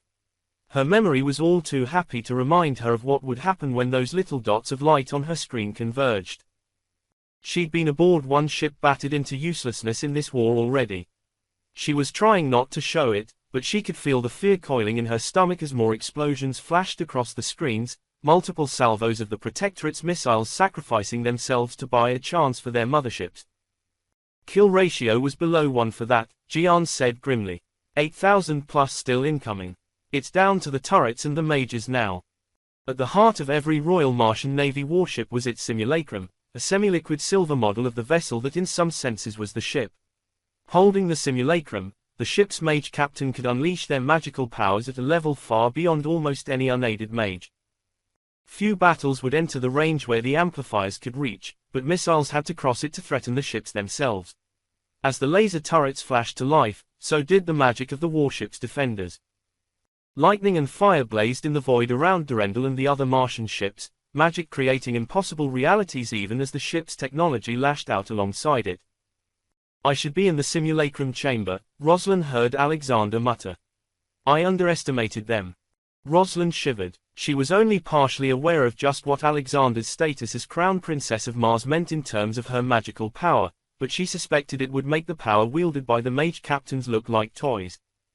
Multiple hits across the cruiser screen, Kulkarni reported grimly. Glorious voice of honor and shining beacon of hope report significant damage to engines and weapons. Most other units remain above 90% capability. Pull the damaged units to the back of the fleet and inform their captains they are authorized to emergency jump at the discretion, Alexander ordered. The rest of the fleet holds the line. That will be the worst of it today, I think. The intercepts of the second salvo were less effective than Rosalind had hoped, not even reaching the 1.8 ratio of the first interception, but they still obliterated 20,000 of the Republican missiles. 4,000 missiles wasn't enough to penetrate Second Fleet's defenses. Without the gunships, the enemy only had 2,000 launches left as the first offensive salvos hammered through the gunship screen. We may need to actively target the gunships, Kulkarni said after a moment. We lost over half our salvo to the gunship screen, even penetrating at high speed. I don't want to waste missiles on them, Alexander admitted, but you're right. Retarget the next 3 salvos. How many does that leave targeted on their battleships? 5, sir, Kulkarni replied. And then we have 10 salvos left in the magazines on the battleships and salamanders and another 25 on the dreadnoughts. It does appear that they have full loads of their new missiles, the Admiral noted. We're going to need to investigate that once we're in control of the system, Mage Captain. Intelligence may want to claim there isn't a second accelerator ring, but if they had enough antimatter to build 100,000 new missiles, Intelligence can kiss my royal ass. She glared at the screen. Hammer those gunships for me, people, she ordered. I'm not worried about fighting them at laser range, but they're out there to protect their motherships from our missiles. Let's make sure they fail. 8. The soft alarm woke Kelly up. It wasn't one of the urgent ones that meant she needed to leap to her feet, so she took a moment to appreciate how fortunate she was. No military ship could have tolerated the captain curling up and falling asleep with her head on the first pilot's naked chest. Pretty sure that one's for you, Mike Kelzan murmured, her husband gently stroking her hair. Zai's still on duty for another 2 hours. And what are you planning on doing, Mr. First Pilot? Kelly asked, slowly lifting her head and grinning at him. I am not on duty for another 4 hours, unless we encounter a crisis, he told her, his hand still gently holding her. I am planning on napping and then giving our senior ship's mage a well-deserved massage while she passes out. Kelly snorted. I don't know if we're likely to run into any crises that need the shuttles, she admitted. Like Chamchi, you're mostly a passenger for this particular collection of stunts. If you need us, you'll need us in top form, he said. We'll be ready. I've got a set of simulations I'm going to tweak when I do go on duty. I've got a few scenarios around us trying to board a Republic warship. That would be a suicide op I'm not ordering, Kelly replied as she regretfully detached herself from her husband and began to poke at drawers for clothing. If I can come up with a plan to make it not a suicide op, then we have a better chance if the situation arises where you need to order it, Mike told her. Because I can think of the kind of mess where it might be necessary, much as it would suck for a few of us. Kelly put on her bra and studied her husband. He seemed surprisingly calm at the admission that he'd expect her to order him on a suicide mission if she thought it was necessary. You're a strange man, Michael Kelzan, she told him. I know, he conceded. That's why you married me. You married she because she's smart and gorgeous and powerful. You married me because I'm patient and ever tolerant, and strange. She snorted and threw the shirt she was holding at him. Yes, she conceded as she pulled another shirt out and put it on. We'll go with that. Milhouse had the watch when she arrived on the bridge, the tactical officer looking more fatigued than usual. Kelly crossed the bridge to the captain's seat and leaned over his shoulder. You going to make it to your quarters before you pass out, Milhouse? She asked. Yeah, just been a long shift. He shook his head. We're about 500,000 clicks higher up from the ecliptic than projected. We had to dodge another gunship. The Rin carrier had returned to Kenku by microjump, but her gunships had taken the long way home. Other gunships were swanning around the system now, along with what looked like civilian in-system clippers commandeered for the mission. I'd be happier at this level of paranoid competence if it wasn't being targeted on me, Kelly replied. 2 days of this bullshit. The only good news was that most of the time, they were far enough away to be firing their engines, at least at low power. It had only gained them a few hours on their journey to Kenku, but that was because it had gained them more separation from their hunters. The cruisers are spreading out as well now, Milhouse warned her. We're getting close to the best look we're going to get, and I will gladly leave that part of this mess to you. She snorted. Don't get too comfy, Milhouse, she told him. If the shit even starts looking at a fan, I'm waking everyone up and calling them to stations. Then I'll go get what sleep I can, Skipper, the RMN loner told her. Luck. The other occupied stations in the bridge were swapping over at the same time, Kelly's mix of RMN loners and Miss Hands taking the usual stations. Only 5 of the 15 non-officer stations were filled right now, which would be more than enough for what Kelly needed today. She pulled up everything Rhapsody's senses had learned about their target while she was sleeping. Kenku had definitely acquired some new infrastructure since the last time anyone had been looking, but they were confident there was no accelerator ring here now. Rhapsody would have to get closer for Kelly to be certain of what was there, and that was the decision she couldn't offload onto anyone else. There was definitely a carrier. At least 4 cruisers, and it looked like several hundred local gunships at Kenku. Even 4 cruisers and a carrier were a lot of jump ships for the depleted Rin to have at a nowhere system, which meant there was something in Gigax worth protecting. If it had just been the energy signatures and the gunships, she'd have guessed that Kenku had been turned into a major refueling stop for the Republic Interstellar Navy. A fuel depot doesn't need cruises, she murmured aloud. Unless it's all timing and you just happen to be here while I'm poking around. More data flowed across her screen. The natural debris field around the gas giant was interfering with their visuals, but there were definitely bigger ships than the cruisers at Kenku as well. So, carrier group, she muttered. Carrier, 2 battleships, 4 cruisers. Now, are you always here or are you just lucky? If they were always there was something worth the ring committing. One of what Kelly's briefing said was only 8 remaining carrier groups to protect. If they were just refueling, then it was just a refueling station. It wasn't an accelerator ring. She was certain of that. It wasn't even a large-scale shipyard, except. She zoomed in on what she could see and sighed. You could be a refit yard, couldn't you? She cursed. I need signals intelligence and these buggers aren't transmitting outward. They also needed to see what was at Paladin.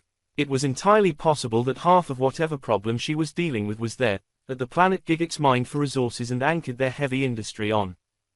C. Sismadia, link in with my screen 3, she ordered, gesturing for Borbola C. Sismadia, one of her RMN loaners on the tactical team, to join her in her thoughts.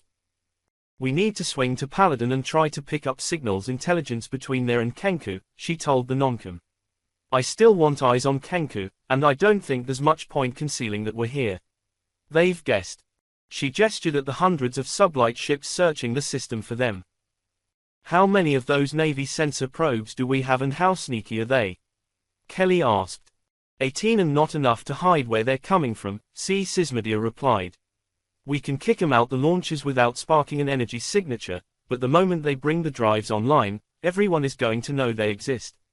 Once they've flown any distance, they're going to know where the drones launched from. That's what I thought, Rhapsody's captain muttered. But that just means we need to be clever. We can never conceal that we're here, after all, but that doesn't mean they can find us. And, now. It took a few seconds for the command to cross the light seconds to the package Rhapsody had left behind, but once it reached its destination, any question the Republic had over whether or not someone was sneaking around their star system vanished. A 1 gigaton antimatter warhead detonating tended to do that. What it also did, however, was create a zone of radioactive hash where no one could resolve what was going on. Inside that hash, 6 of Rhapsody and Purple's precious handful of drones brought their engines online and blazed away on varying courses. By the time even Kelly, who knew their courses, could pick them out, there was no way to backtrack them to a central point that would suggest where the stealth ship had been.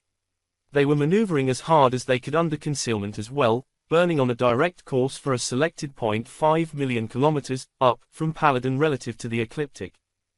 Yeah, that got everyone's attention, C. Sismadia reported. Gunships are swarming toward the blast, and we've got cruisers vectoring toward a couple of likely locations for us. Anywhere near us?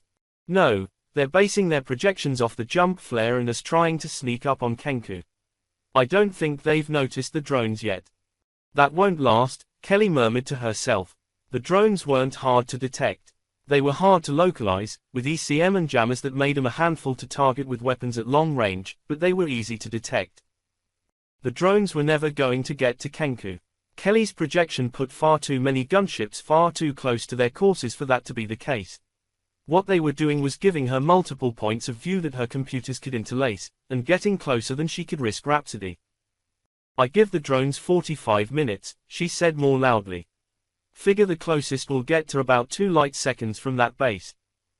Optimist, her wife said from the simulacrum chamber. 30 minutes and 5 light seconds is the best you're going to get. They don't have mages to conceal them, after all. 5 light seconds would be close enough, but 3 would let me read the name off that carrier, Kelly replied. Was scouts. The more data, the better. Several of the gunships were adjusting their courses to improve their intercepts. They definitely knew the drones were there. They could probably even guess the purpose of the antimatter bomb. Double-check the transmitter programming, she told C. Sismadia. The last thing I want to do is go to all this effort and get picked up because one of the drones fires off a tight beam radio where someone can pick it up. The drones were already proving their worth. If nothing else, they were pulling away every ship that might intercept her when she headed to Paladin. Beyond that, Do you see that ship? She asked the sensor tech. I think so, C. Sismadia confirmed. I didn't think they built anything that big. She's got to be, what, a quarter-kilometer wide. The RIN used two standard hulls to build everything, a 150-meter wide cylinder and a 175-meter cylinder, both half a kilometer long. I guess 200 meters across and, 550 meters long, Kelly replied as she studied the big ship hanging in low orbit. She's not a warship, Chief. She's a transport, practically a mobile dry dock. She's designed to move those standard cylinders of theirs around. I'm surprised we don't have a data file on her, then, the noncom replied. Wouldn't they have been using a bunch of them? All of the shipyards and fleet construction we've seen were in Legatus, Kelly pointed out. They didn't need a big jump ship for that. Now, though, they've probably had to spread at least some of the work out. She studied the base and its structures as they resolved into more detail. That's 2 refit yards, but I'm not seeing any big production facilities, she noted. They might be installing something made at Paladin. Or they're installing something that doesn't have a big physical structure and mostly requires people to follow directions with an inlaying tool. Kelly looked up as Schweiz spoke, the navigator apparently having entered the bridge while she was focusing on the data. The operative was wearing darker makeup than usual, shaded in dark green around their eyes as they glared at the screen. Are you suggesting what I think you are? She asked. Schweiz didn't answer initially. They crossed to their console and plugged in a series of commands, bringing up the image of a familiar-looking space station and dropping it on the screen next to the platform in Kenku orbit. Minerva Station, Kelly said. Rhapsody had been the ship that had inserted Damian Montgomery and his strike force aboard the Secret Republic facility dealing in Mage brains and the Promethean interface. Minerva was a standard prefab construction, she said after a moment as she assessed the similarities between the two stations. The similarities might be a coincidence, but it would also have made sense for the Republic to have a fallback station without an insane mage. So long as they have mages to activate the matrix, my understanding is that the jump matrix can be installed by any idiot with a glorified soldering iron, Schweiz said, resting their hands on their hips and glaring at the station. And the interface itself isn't big, Kelly conceded. She'd seen the images. She'd never be able to forget the images. This could be a Promethean interface installation facility, but they're definitely not building ships here. Hence the big transport ship, C. Sismadia said. It might not be their main facility, even now, but a secondary station somewhere they don't think we're going to look. Fuckers, Kelly said, but there was no real heat in the word. All right, people, we'll keep watching the drone data and we'll make our sweep of Paladin, but I think this mission just justified itself. No accelerator ring, though, Shiwu pointed out from the simulacrum chamber. She'd clearly been listening to the entire conversation. That leaves some questions still out there. We sent 4 ships into the far reaches of the Republic, Kelly replied. The odds were good that one of us would find something, but they were never great that any single ship would find it. Assuming it exists. She shook her head at the map of the system as one of her drones disappeared. They're getting better at watching for us, but they're not going to catch us this time, she told her people. Once we're out of here, we'll want to go over everything they did, so we can make sure they don't catch us next time. 9. Grim-faced Protectorate Secret Service agents in clean-cut suits flanked the door as Major Admiral Alexander waited for her guests. Roslyn, standing at the Admiral's left hand, was intimidated by the deadly bodyguards, and she knew the men and women around her. It probably didn't hurt that she knew how terrifyingly deadly the sleek-looking carbines the agents carried were. She didn't know how anyone had managed to compress the energy of an exosuit-carried battle rifle down into a man-portable carbine, but she wouldn't want to be on the wrong end of the discarding sabot tungsten penetrator rounds the carbines fired. They were designed to take down people in 2-meter suits of armor, after all. Durendal wasn't really designed for this kind of event, but few ships were. They'd created a reasonable approximation of a royal court, and Marines escorted the uniformed Republic commander across the floor of the shuttle bay to Major Admiral Alexander. He was a heavy-set man with heavy jowls and a thick epicanthic fold to his eyes, and he was clearly exhausted as he stopped a precise 10 feet from her and saluted crisply. Admiral Alexander, I am Admiral Emerson Wang of the Republic Interstellar Navy, he introduced himself quietly. I am here to offer the unconditional surrender of the Rin forces in this system. That wasn't much at this point. The carrier survived as a crippled hulk, but every battleship had been destroyed before Wang had finally ordered his ships to stand down. But not, I see, of the system itself, Alexander said flatly. Technically, Admiral, I have no authority to even surrender the orbital forts, Wang admitted. Their commanders were inclined to follow my lead, thankfully, rather than suffer unnecessary deaths. The fact that those forts are incomplete and have no offensive weapons likely contributed to their common sense, yes? The Admiral asked. Yes, the Republican officer agreed. My duty was to stop you here, Admiral Alexander. I did my best. I failed, but I have no authority over this system's government or local forces. And if I were to proceed to bombard the surface to reduce their resistance? The room was silent. Rosalind was reasonably sure the Admiral wouldn't do that, but she was also sure that most of the Marines securing the room weren't. The small cluster of Republican officers with Wang definitely didn't know the Admiral that well. By what limited rules this war has been fought under, I suppose that is your right, Wang allowed. From my encounter with your Lord Regent, however, I suspect that even royal blood would not protect you from Damian Montgomery's wrath if you did not do everything within your power to avoid that. You are not incorrect there, Alexander said, Rosalind spotting the tiniest crack of a smile. I had not made the connection. You were the Admiral who attempted to stop Montgomery's relief expedition at Kormar. I was, Wang conceded. A set of orders I found objectionable then and haven't seen any justification for since. He shrugged. I have done worse things since, I suppose. You know what drives your starships, Alexander said flatly. And I know that your bloodline represents the ultimate victory of the enemy both our ancestors strove against, the Admiral told her. I am a prisoner of war and I recognize both defeat and the reprehensible actions of my nation, but do not expect me to concede that I am on the wrong side here, Your Highness. The room was very quiet now. Even Rosalind was holding her breath. Regardless of wrong or right, Admiral Wang, your knowledge and assistance could ease the surrender of Sucre's government and avoid further bloodshed, Alexander told him. You overestimate what is left to me, Wang said. And while I may be a prisoner, I am no traitor. You will get nothing from me. Very well, Alexander said flatly. You and your officers and the rest of the prisoners will be interviewed as appropriate, but you will be treated fairly, as prisoners of war under the Geneva Conventions. She smiled thinly. A better treatment, I think we both know, than even civilian mages received at the hands of your fleet. What's the status of the planetary defenses? Alexander asked as she and Rosalind returned to the flag bridge. Has the local government said anything yet? Does launching surface-to-orbit missiles count? Kulkarni replied. We had a few of the destroyers head in close to make sure we disabled the fortresses, and they were fired on. More of a warning shot than an actual attempt to take down the ships, but they were making a point. Wonderful, the Admiral replied as she took her seat. Rosalind wouldn't have wanted Alexander's tone addressed to her. It was acidic enough to etch glass. Her own console was giving her much the same update as the Admiral would be looking at. Second Fleet was trailing Sucre's orbit by 8 light seconds, inside long range for lasers and amplified magic from the starships but well outside the range of any planet-based weapons. Do we know what kind of defenses we're looking at? Alexander asked after a moment. They'd managed to neutralize Wang's fleet without losing any ships, but Rosalind knew over half of the fleet had taken some level of damage. The only badly damaged ships were the 2 cruisers hammered in the opening salvos, but a lot of ships were suffering various degrees of minor damage.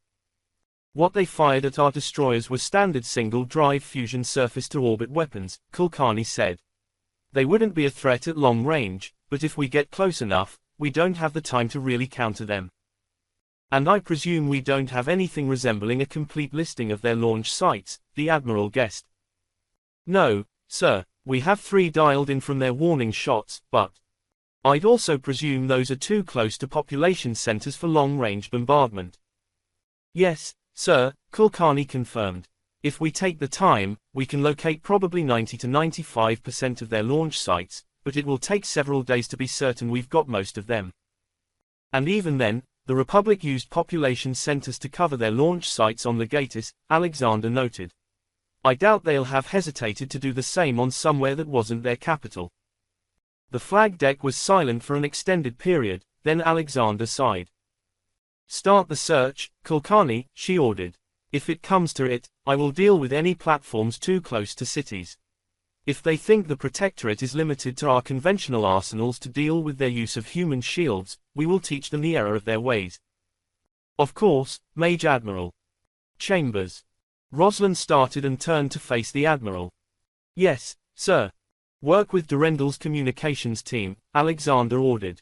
I want you to set up a call between myself and whoever is in charge down there. You talk to the staff yourself, get me a face-to-face video. I doubt it's going to work, but I will be damned if I embrace invasion or bombardment without at least talking to these idiots.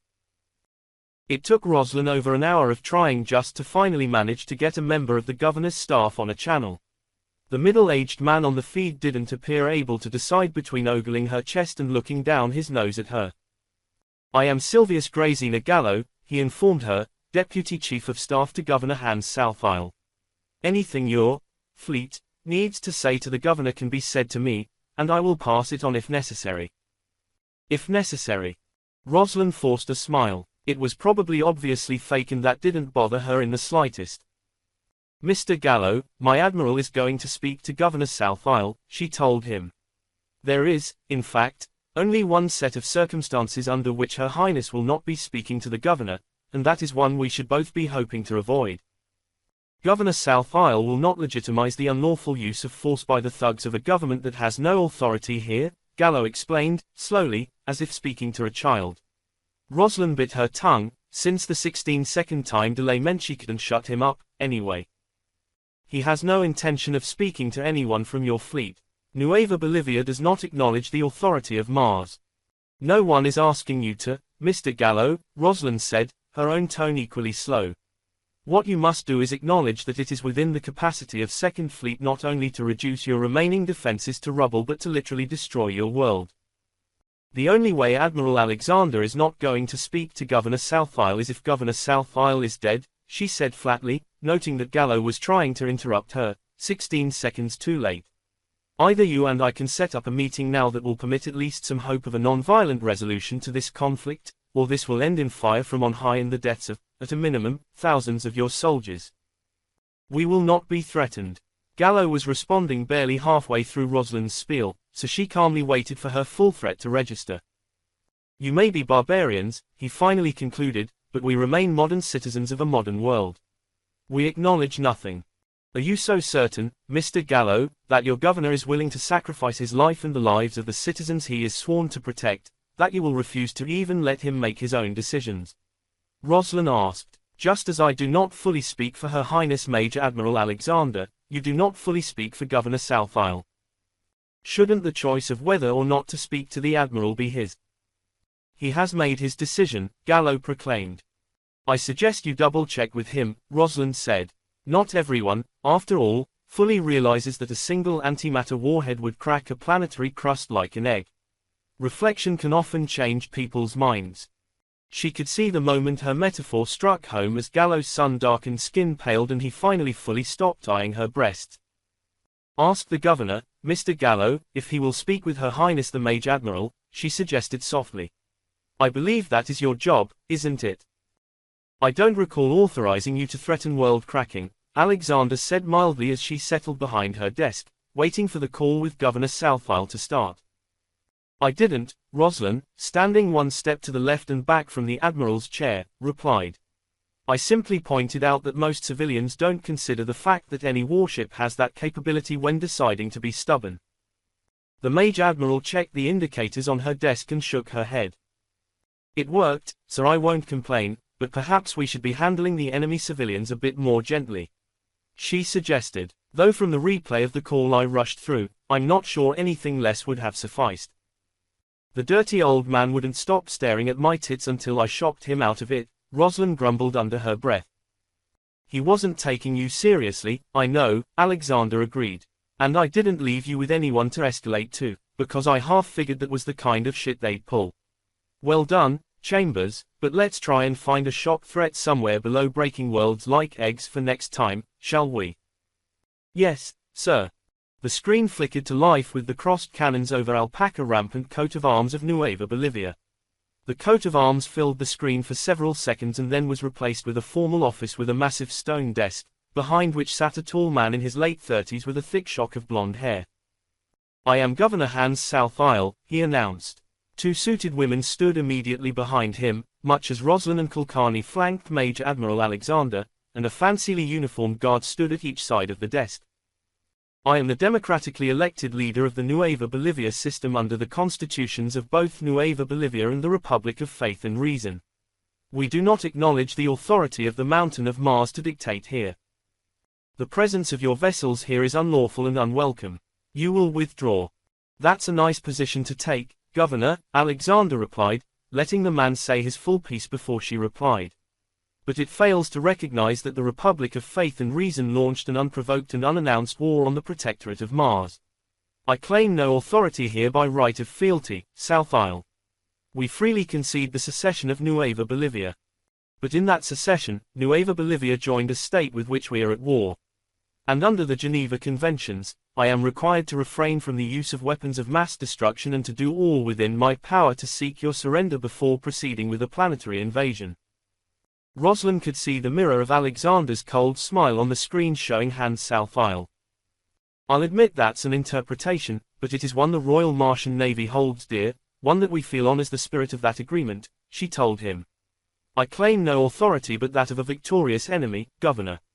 I now control the Nueva Bolivia system. The only question that remains is how much damage will be inflicted on Sucre and her people before I control Sucre as well. I would vastly prefer to negotiate the peaceful surrender of your defenses and your world. Sucre will be occupied by units of the newly formed Protectorate Guard and disarmed until such time as the Republic of Faith and Reason surrenders and ends this war," Alexander told him. "This is not negotiable. Nueva Bolivia will play no further part in this damned war, one way or another." South Isle waited patiently to hear her full spiel in turn, then sighed and squared his shoulders to face the camera. "You can claim whatever you wish," he told her, "but I will not bow to Mars. There will be no surrender, Admiral. Sucre is out of this war now, we both know it, but I will not yield the world I am sworn to defend to you. Do what you must, Admiral Alexander, but know that the people of Nueva Bolivia will never surrender." 10. It was a quiet meeting of flag officers that Roslyn served coffee to several hours later. Only two of the Mage admirals were actually aboard Durendal, as Major Admiral Marangos's battleship flagship was in easy flying distance of the dreadnought. The other Mage admirals were on their ships, linked in by radio communication in near real time. The other people Roslyn was serving coffee to included Mage Captain Sahar Jamshidi, Durendal's commanding officer, and General Praisit Bunig, the senior guard officer with 2nd Fleet. "The governor will not surrender," Alexander said flatly. "Which means we need to consider our options. I am not, in case anyone thought this was an option, prepared to consider mass bombardment to force Sucre's surrender. Mage Captain Kulkarni, we now have a scan process in place to locate the surface defenses," she asked. Roslyn knew Alexander knew the answer to that question, but the rest of the officers did not.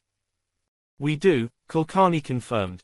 "We have deployed 2 squadrons of destroyers and 48 drones in a sphere around Sucre.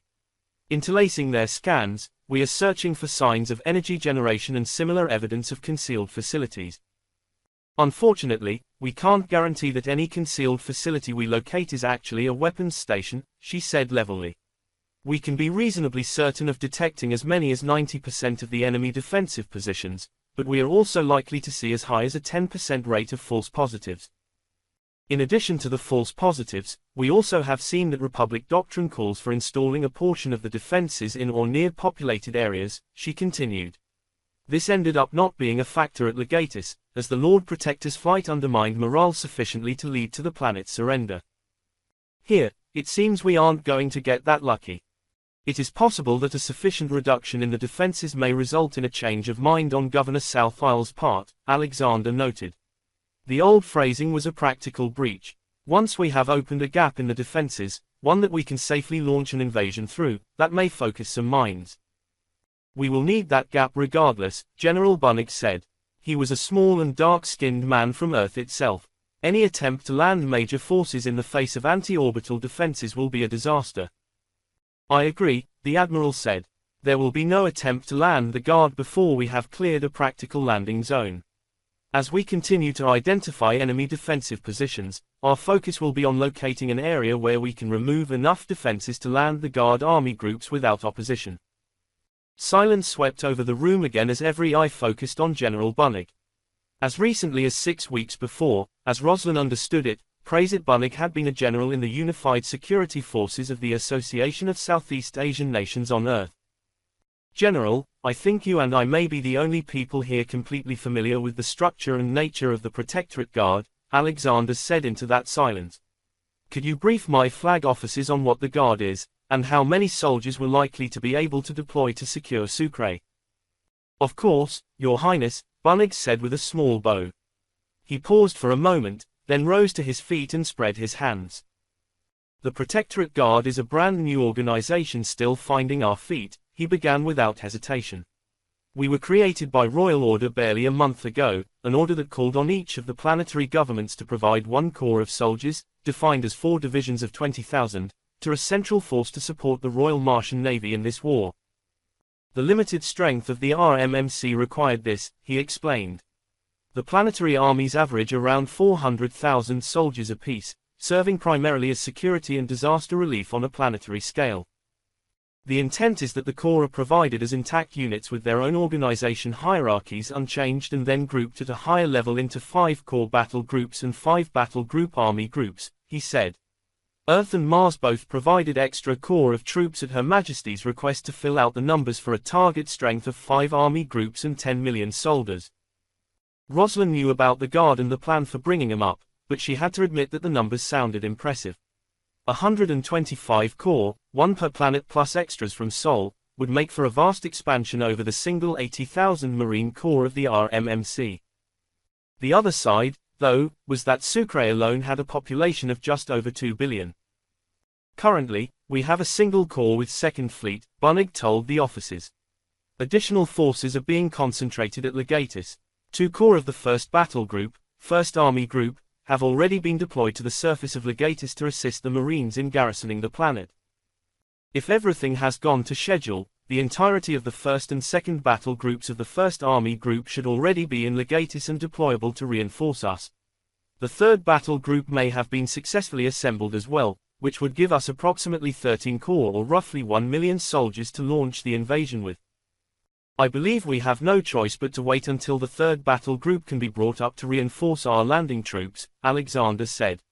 I hesitate to attempt to conquer a world of 2 billion souls with 600,000 troopers, even with proper support. And we have that support, Bunnig promised.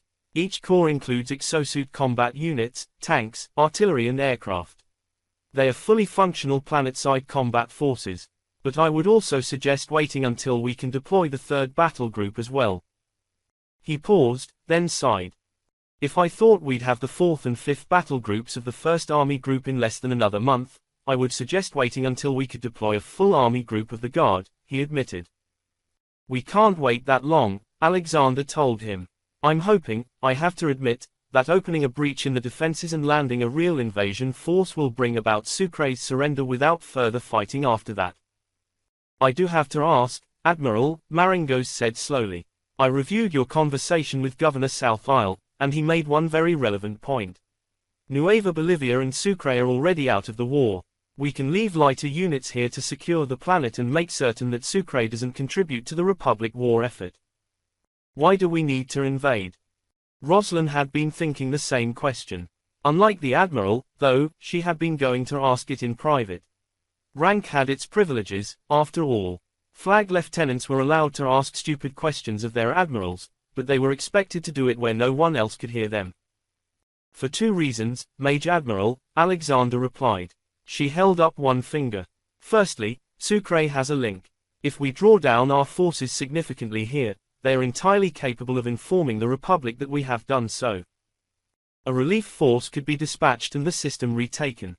Unless we are prepared to destroy all of Nueva Bolivia's infrastructure, an act that would impose an immense level of hardship on the people of this system for decades to come, that would render the entire battle to take the system almost meaningless. Secondly, she held up another finger, Sucre itself is a threat. As a society, we keep most of our heavy industry in space, but never underestimate the industrial capacity of a planet. We regard a planet like Sucre as lightly industrialized, but that light industry, combined with 2 billion determined sets of hands, is entirely capable of building new weapons, new defenses, even, given enough time, new warships to try and retake their system. The war will likely be resolved before that could happen, but it is a threat I cannot justifiably leave behind us. She shook her head, not least because my projections tell me it's going to be at least 4 weeks before we have enough missiles to launch our next offensive, anyway. If I'm going to be waiting here for a month, we may as well bring up the guard and finish the damn job. She glanced around the room. Any other questions? She asked. Silence answered her. It will take a minimum of a week for the couriers to return to Legatus and for the transports of the 2nd and 3rd battle groups to report here, she told them all. I want you all to sit down with your captains and get a solid assessment of your ship's damage. Munitions colliers should be here shortly to restock our magazines, but we only have a half load of the new missiles. I want to know what we can repair in place and which ships need to be sent back to Ardennes or even farther. None of the battleships have taken anything that can't be buffed out, Maringos told her. If we can source a few extra armor plates and energy dispersion nets from the logistics train, the battle line will be back to full function by the time the guard arrives. Glorious Voice of Honor and Shining Beacon of Hope aren't going to be repairable here, Major Admiral Medici reported. The cruiser commander looked grim. I don't think even Ardennes yards are going to cut it. Glorious Voice is fixable, but she'll need core world yards. Shining Beacon. He shook his head. She can jump, but I suspect we're going to need to scrap her, he admitted. 2 more of my ships, Dancing Smoke Dragon and Count of Righteousness, have taken relatively minor damage that's still beyond our ability to fix without a yard. We're still assessing the rest of the screen, but those 4 will need to be sent back. Smoke Dragon and Count can likely be quickly turned around by Ardennes, at least. Get me a final list by end of day, Alexander ordered, then glanced at the other offices. The same goes for the destroyers, she noted. If we're moving in 4 weeks, I want every ship at 100% by then, and I won't lose people because we still have ships that shouldn't have been in the line, am I clear? 11. If warfare is long stretches of boredom interrupted by moments of terror, that description fits scouting missions better than any other part of it. I think the game might be up, Skipper, Milhouse said quietly. They've cut their intervals by 1/3 and they're sweeping the route to Paladin. We're running out of time. I know, Kelly allowed. That was why everyone was on deck as Rhapsody in Purple sneaked toward the mining planet. And, frankly, I'm sick of this star system.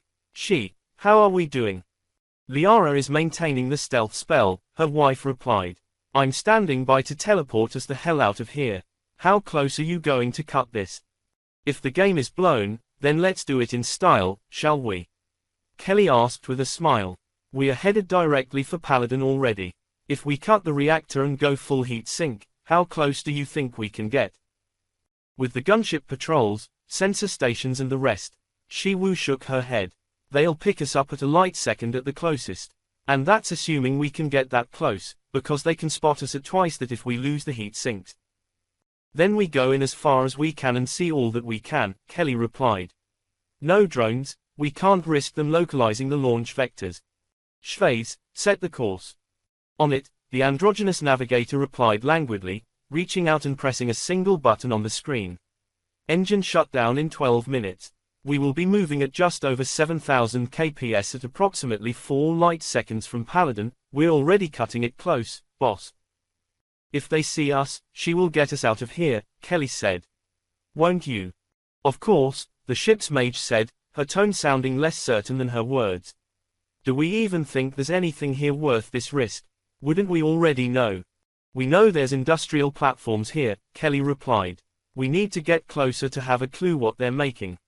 She checked over her own screens. Main reactor goes down with the engines, she concluded.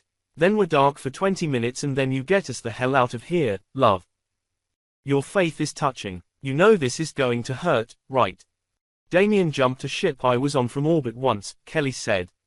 I know it's going to hurt. Wonderful. Does everyone else?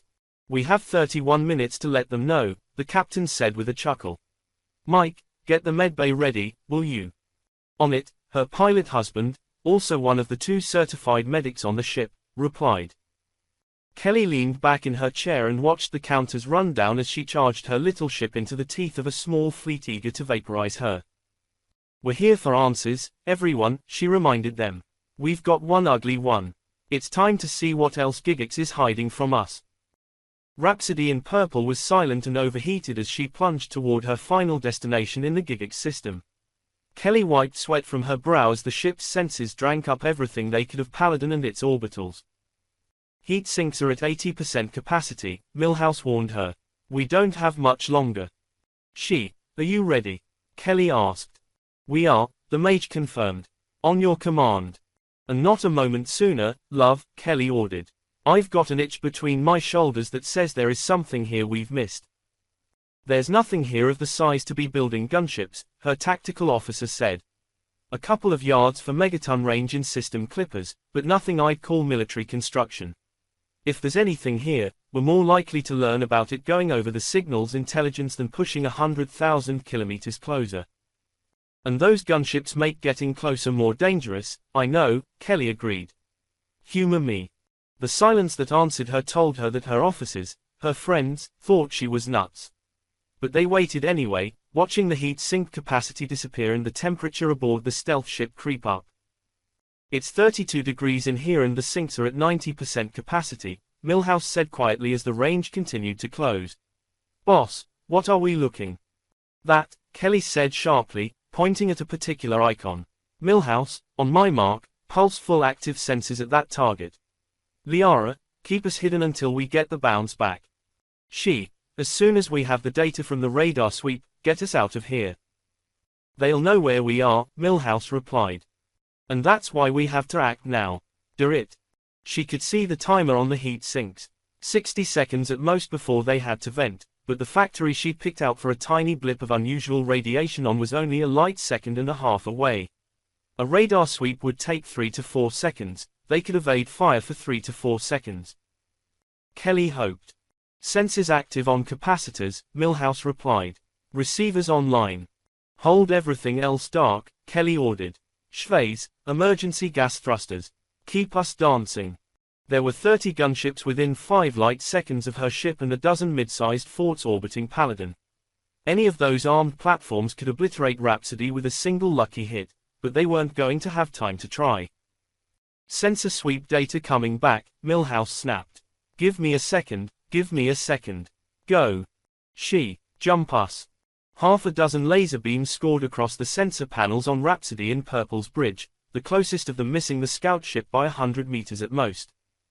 Then Kelly's stomach tried to climb out through her spine and 6 years of period cramps arrived at once, and the Gigax system vanished, replaced by the distant lights of empty space. "We're clear," she reported, fatigue straining her voice. 1 light year away from Gigax. "And good riddance to that star system," Schweiz concluded, the navigator speaking for them all. "Agreed. I'm bringing the reactor back up. Set the heat sinks to vent at maximum," Kelly ordered. Get Pamela up to jump the ship again ASAP. Let's put an extra light year between us and these bastards, please." "On it," her wife replied. Kelly leaned back in her chair and pulled the results of the sensor sweep onto her screens.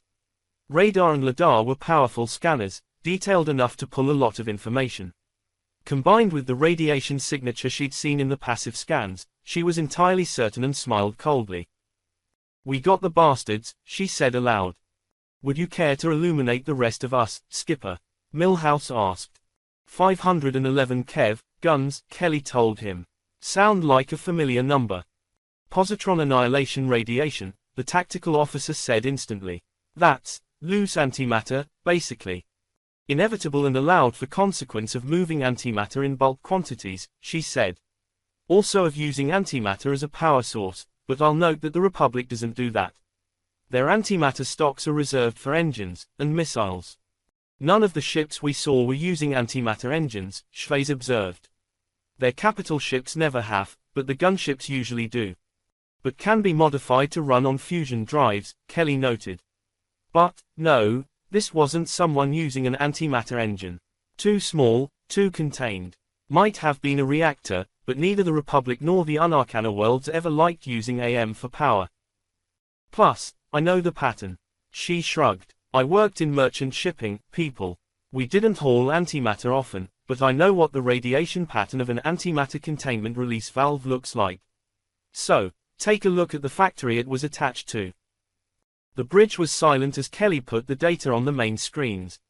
Form follows function, and there were distinctive lines to certain types of zero-G manufacturing. Someone had made a passing attempt to conceal them in this case, but now everyone was looking for them. Where there's one missile production station, there's 10, Kelly noted calmly. While I doubt Gigax is either their sole source of missiles or their sole source of Promethean interfaces, there's definitely a lot going on here. More than enough for Second Fleet to send someone to pay a visit, Schweiss said in satisfaction. Guess it was worth the week, wasn't it? I'd have rather found the Republic government's hideaway, Kelly conceded, but I'll take a drive installation facility and a major munitions production site. Now they just needed to get back to Legatus and check in with the rest of the Rhapsodies. With this round of scouting done, they'd gone to every single system of the Republic in the last 3 months. Someone had to have found the Lord Protector by now. 12. It was one thing to list out the numbers involved in a Protectorate Guard Army group. 5 battle groups represented 25 corps from as many star systems. Second Fleet was only expecting forces from the 2 battle groups in Legatus, hopefully 8 corps. 640,000 human beings. Numbers were just numbers, though, even as officers like Rosalind Chambers tried to keep the reality of it all in mind. It was something else to watch the seemingly unending cascade of jump flares as the 3rd through 10th Corps of the Protectorate Guard arrived in Nueva Bolivia. The Guard didn't have their own ships yet, which meant they were being transported on a mismatched collection of mothballed Royal Martian Marine Corps transports and ships belonging to their home worlds. 8 Corps represented 32 divisions and a total of just over 100 starships. Rosalind sat next to Kulkarni on the flag deck as the ships continued to appear, assembling the information incoming from the Guard transports, beacons and reports as they made contact with the fleet. It looks like we got everyone we were promised, she told her boss. I make it 106 ships. She shook her head. That's more than we have warships in Second Fleet. Second Fleet only barely outmassed the transports, too. The dreadnoughts might mass 100 megatons apiece, but the transports averaged 8. The best part of 1 million soldiers had just entered the star system aboard nearly 1 billion tons of transports. We've got an update on the 3rd battle group as well, Kulkarni said after a moment. They left Ardennes 1 day ahead of schedule. They should have already reached Legatus and should be here in 3 days. Gives us a timeline, I suppose, Rosalind replied. She didn't know how comfortable the transports the Guard were using were, but she guessed that only the handful of XRMMC ships were livable long-term. We've already found our target zone, Kulkarni told her. Did you see the mapping on that? I've been working with Chief Sinclair to keep the Admiral's communications running, the younger woman admitted. In theory, there's a chain of command with only 6 people who need access to her. In practice, well.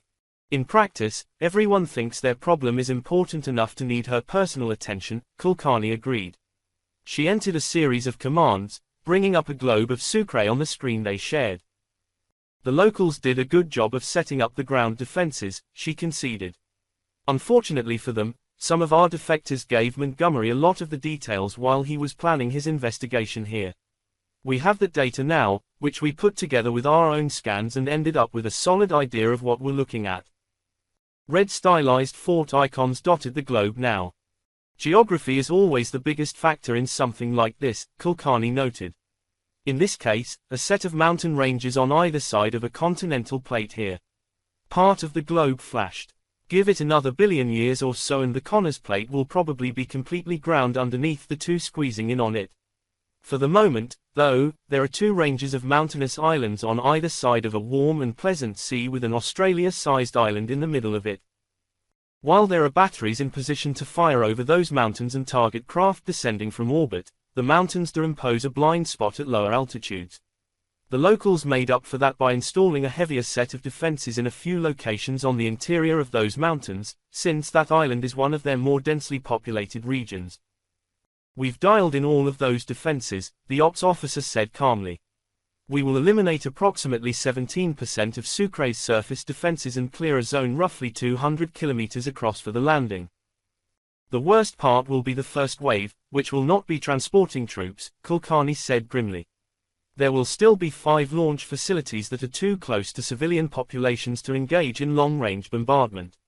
A wave of Guard and Marine Corps assault shuttles will carry out a close-range assault on those positions to minimize collateral damage and clear the way for the main landing. Rosalind shivered. Minimize did not mean completely prevent. That was impossible, especially if the stations were as close as they had been on Legatus.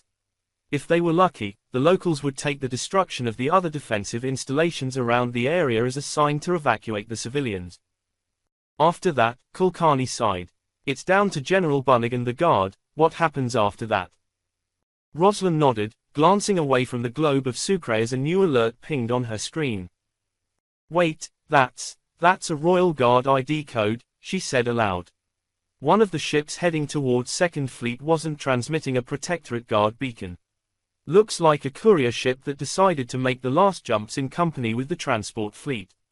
Armed courier CT-7567, permanently assigned to the Royal Guard. They're late, her boss grumbled. Sir. I guess they wanted to make the trip with Starship Escort, which makes sense, I suppose, Kulkarni said.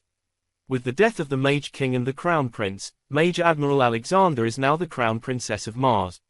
That means she's supposed to be protected by the Royal Guard, not the Secret Service. Rosalind nodded slowly. She hadn't met any of the Red Armored Combat Mages responsible for the protection of the Mage Queen of Mars, but she knew their reputation. Veteran mages from the Marine Corps provided with exosuit combat armor that was rumored to augment their already formidable magical abilities. I guess that's a good thing, she said. I liked our Secret Service team, though. Me too, Kulkarni agreed. But we can't afford to lose the Admiral now, for 1,010 reasons. I doubt the Queen is going to be popping out an heir anytime soon. Rosalind snorted. Mage Queen Kira Alexander was barely 17. Securing the dynasty be damned, no one was expecting the teenager to have a baby just yet. I'll let the Admiral know, Rosalind told Kulkarni. Agent Sampson and Chief Sinclair, too. We'll want to make sure the transition is as smooth as possible. Agreed, her boss said. I'll leave that with you, if you think you can handle it. I'm elbow deep in this damned invasion plan. I've got it, Rosalind promised. I suppose I'm grateful they're finally here, Alexander said slowly after Rosalind updated her. They're a week and a half late, but I wasn't looking forward to giving up Sampson. Forgive my ignorance, sir, but couldn't Sampson join the Guard? Rosalind asked as she stood at attention in front of Alexander's desk. Sit down, Lieutenant, Alexander ordered. I'm old and you're making my neck hurt. Rosalind obeyed, waiting for the Admiral to continue. Sampson is a combat mage and, in theory, can become a Guard, Alexander admitted. Tradition and a few practical concerns mean that he can only make that transition on Mars.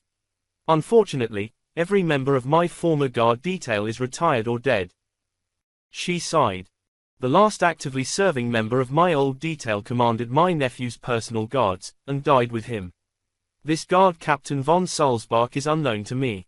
She chuckled. I suppose they could have sent me his picture over the link, but were not used to having access to interstellar digital transfers yet.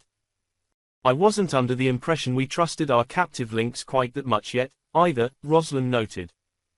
We don't, Alexander agreed. Necessity means that Montgomery, Her Majesty and I use it for discussions that are classified, but we try to avoid sending actual files through it. That will change as we build our own, but for now, we operate as we always have. Rosalind checked her wrist comp as it beeped at her. We have received personnel files for the detachment, she told the Admiral. I'm forwarding them to you. I'll take a look at von Salzbach's, but if you can review the others, I'd appreciate it, Alexander replied. There are 1,000 demands on my time, Lieutenant, as you well know. Make sure there's a gap in my schedule for me to meet them when they arrive aboard Durendal. Quote. Yes, sir, I'll check with Chief Sinclair. Thank you. Alexander turned to look at the wall screen behind her, which showed a status display of the fleet and the planetary defenses. This isn't going to be difficult now, but I'm afraid it's going to get ugly, she murmured. The last thing we need is for the Admiral's house to be out of order. Make sure that doesn't happen, Rosalind. 13. Rosalind stood at Mage Admiral Alexander's left hand as the trio of shuttles painted in the red and black livery of the royal family's personal household settled down in Durendal's Bay. Protectorate Secret Service Senior Agent Alan Sampson stood on the other side of the Admiral, the bodyguard's spine utterly straight as he watched his people fall out in a protective cordon for what would probably be the last time. The shuttle ramps lowered in perfect synchronicity, and neatly dressed columns of red exosuits came down each ramp. Each shuttle disgorged 10 of the armored guards and they swiftly moved to overlap with the Secret Service. The first suit off the central shuttle approached Mage Admiral Alexander and saluted crisply before retracting his helmet into the neckplate of his armor. Guard Captain Mario von Sulzbach, the ambiguously brown mage, introduced himself. "I am your new Royal Guard Team Commander, Your Highness." "Welcome, Captain," Alexander said calmly. "This is Senior Agent Alan Sampson, the commander of my Secret Service detail." Von Sulzbach saluted Sampson with perfect military precision. "I relieve you, Senior Agent Sampson," he said. "I stand relieved, Guard Captain," Sampson replied. "My people and I stand ready to assist the Guard in any way necessary." "We'll have to sit down and chat as soon as we can make the time," von Sulzbach assured the Secret Service agent. "My people will take over close protection immediately, but the rest of the security arrangements may take us some time to transition properly. Your cooperation would be most valuable." "Of course, Guard Captain." Despite von Sulzbach's probably intentional choice of informal language, the entire exchange felt stilted and forced to Rosalind. On the other hand, she'd never seen a switchover of personal bodyguard forces before. "This is my flag lieutenant, Mage Lieutenant Rosalind Chambers," Alexander continued after a moment of awkward silence. "She'll be your main point of contact for my staff and for Durendal's crew." "Of course, Your Highness," von Sulzbach confirmed. "I have a team picked out to accompany you for the rest of the day while I coordinate with your people." "That won't be necessary aboard Durendal," Alexander said firmly. "I have to differ, Your Highness," the guard officer replied. "We have seen vast evidence that the RID has infiltrated the Royal Navy. While we believe those infiltrators were neutralized, there remains the possibility of a second wave of infiltration or that a secondary group were infiltrated without informing our defectors. Even aboard RMN warships, your security is not without question. I will have to insist on a minimum of a 2-guard detail at all times." Rosalind could tell that Alexander wanted to shut him down, but instead, she swallowed and nodded. "Very well, Guard Captain," she told him. "I have every reason to trust Durendal's crew, but if it will make you more comfortable, I will permit it. But if your detail causes trouble, we will be changing that very quickly. Do you understand me?" "Of course, Your Highness." "And, Guard Captain." "Yes, Your Highness." "It's Mage Admiral," Alexander told him. "You may be here because of my royal title and place in the succession, but I am here to do a damned job and I will not permit you to interfere. Am I understood?" "Yes, Mage Admiral." Rosalind spent, on average, less than 3 hours a day in her office. Most of her time was either spent one step to the left and behind Admiral Alexander or on the flag bridge. She handled her messages mostly from her wrist comp, but there were definitely some tasks that having a proper console and wall screen made easier. Most of them involved some variety of spreadsheet, and she was nibbling on a lock of hair wrapped around her finger, studying the numbers on how the addition of the guard troops and their officers would change the allocation of Alexander's available, answering messages and dealing with minor crises, minutes when her door chime sounded. She unwrapped the hair from her finger and checked the camera. The only real surprise, she supposed, was that von Sulzbach had managed to find a time when she was in her office on his first day on the dreadnought. "Come in, Guard Captain," she told him. Von Sulzbach was still in his red exosuit, though he at least had the helmet retracted again. He was younger than she would have expected, though the mixed racial features of a Martian native made that hard to judge sometimes, with dark brown hair and the kind of deep brown eyes she could get lost in. Which was a terrible idea and she tried to conceal giving herself a shake. It had clearly been far too long since she'd managed to get personal time. Since, before the Battle of Nea Kriti, she realized. Being part of the Admiral's staff during a war didn't leave much time for flings, let alone relationships, but she probably needed to sort out something sooner rather than later. If only to stop herself making eyes at the Admiral's bodyguard.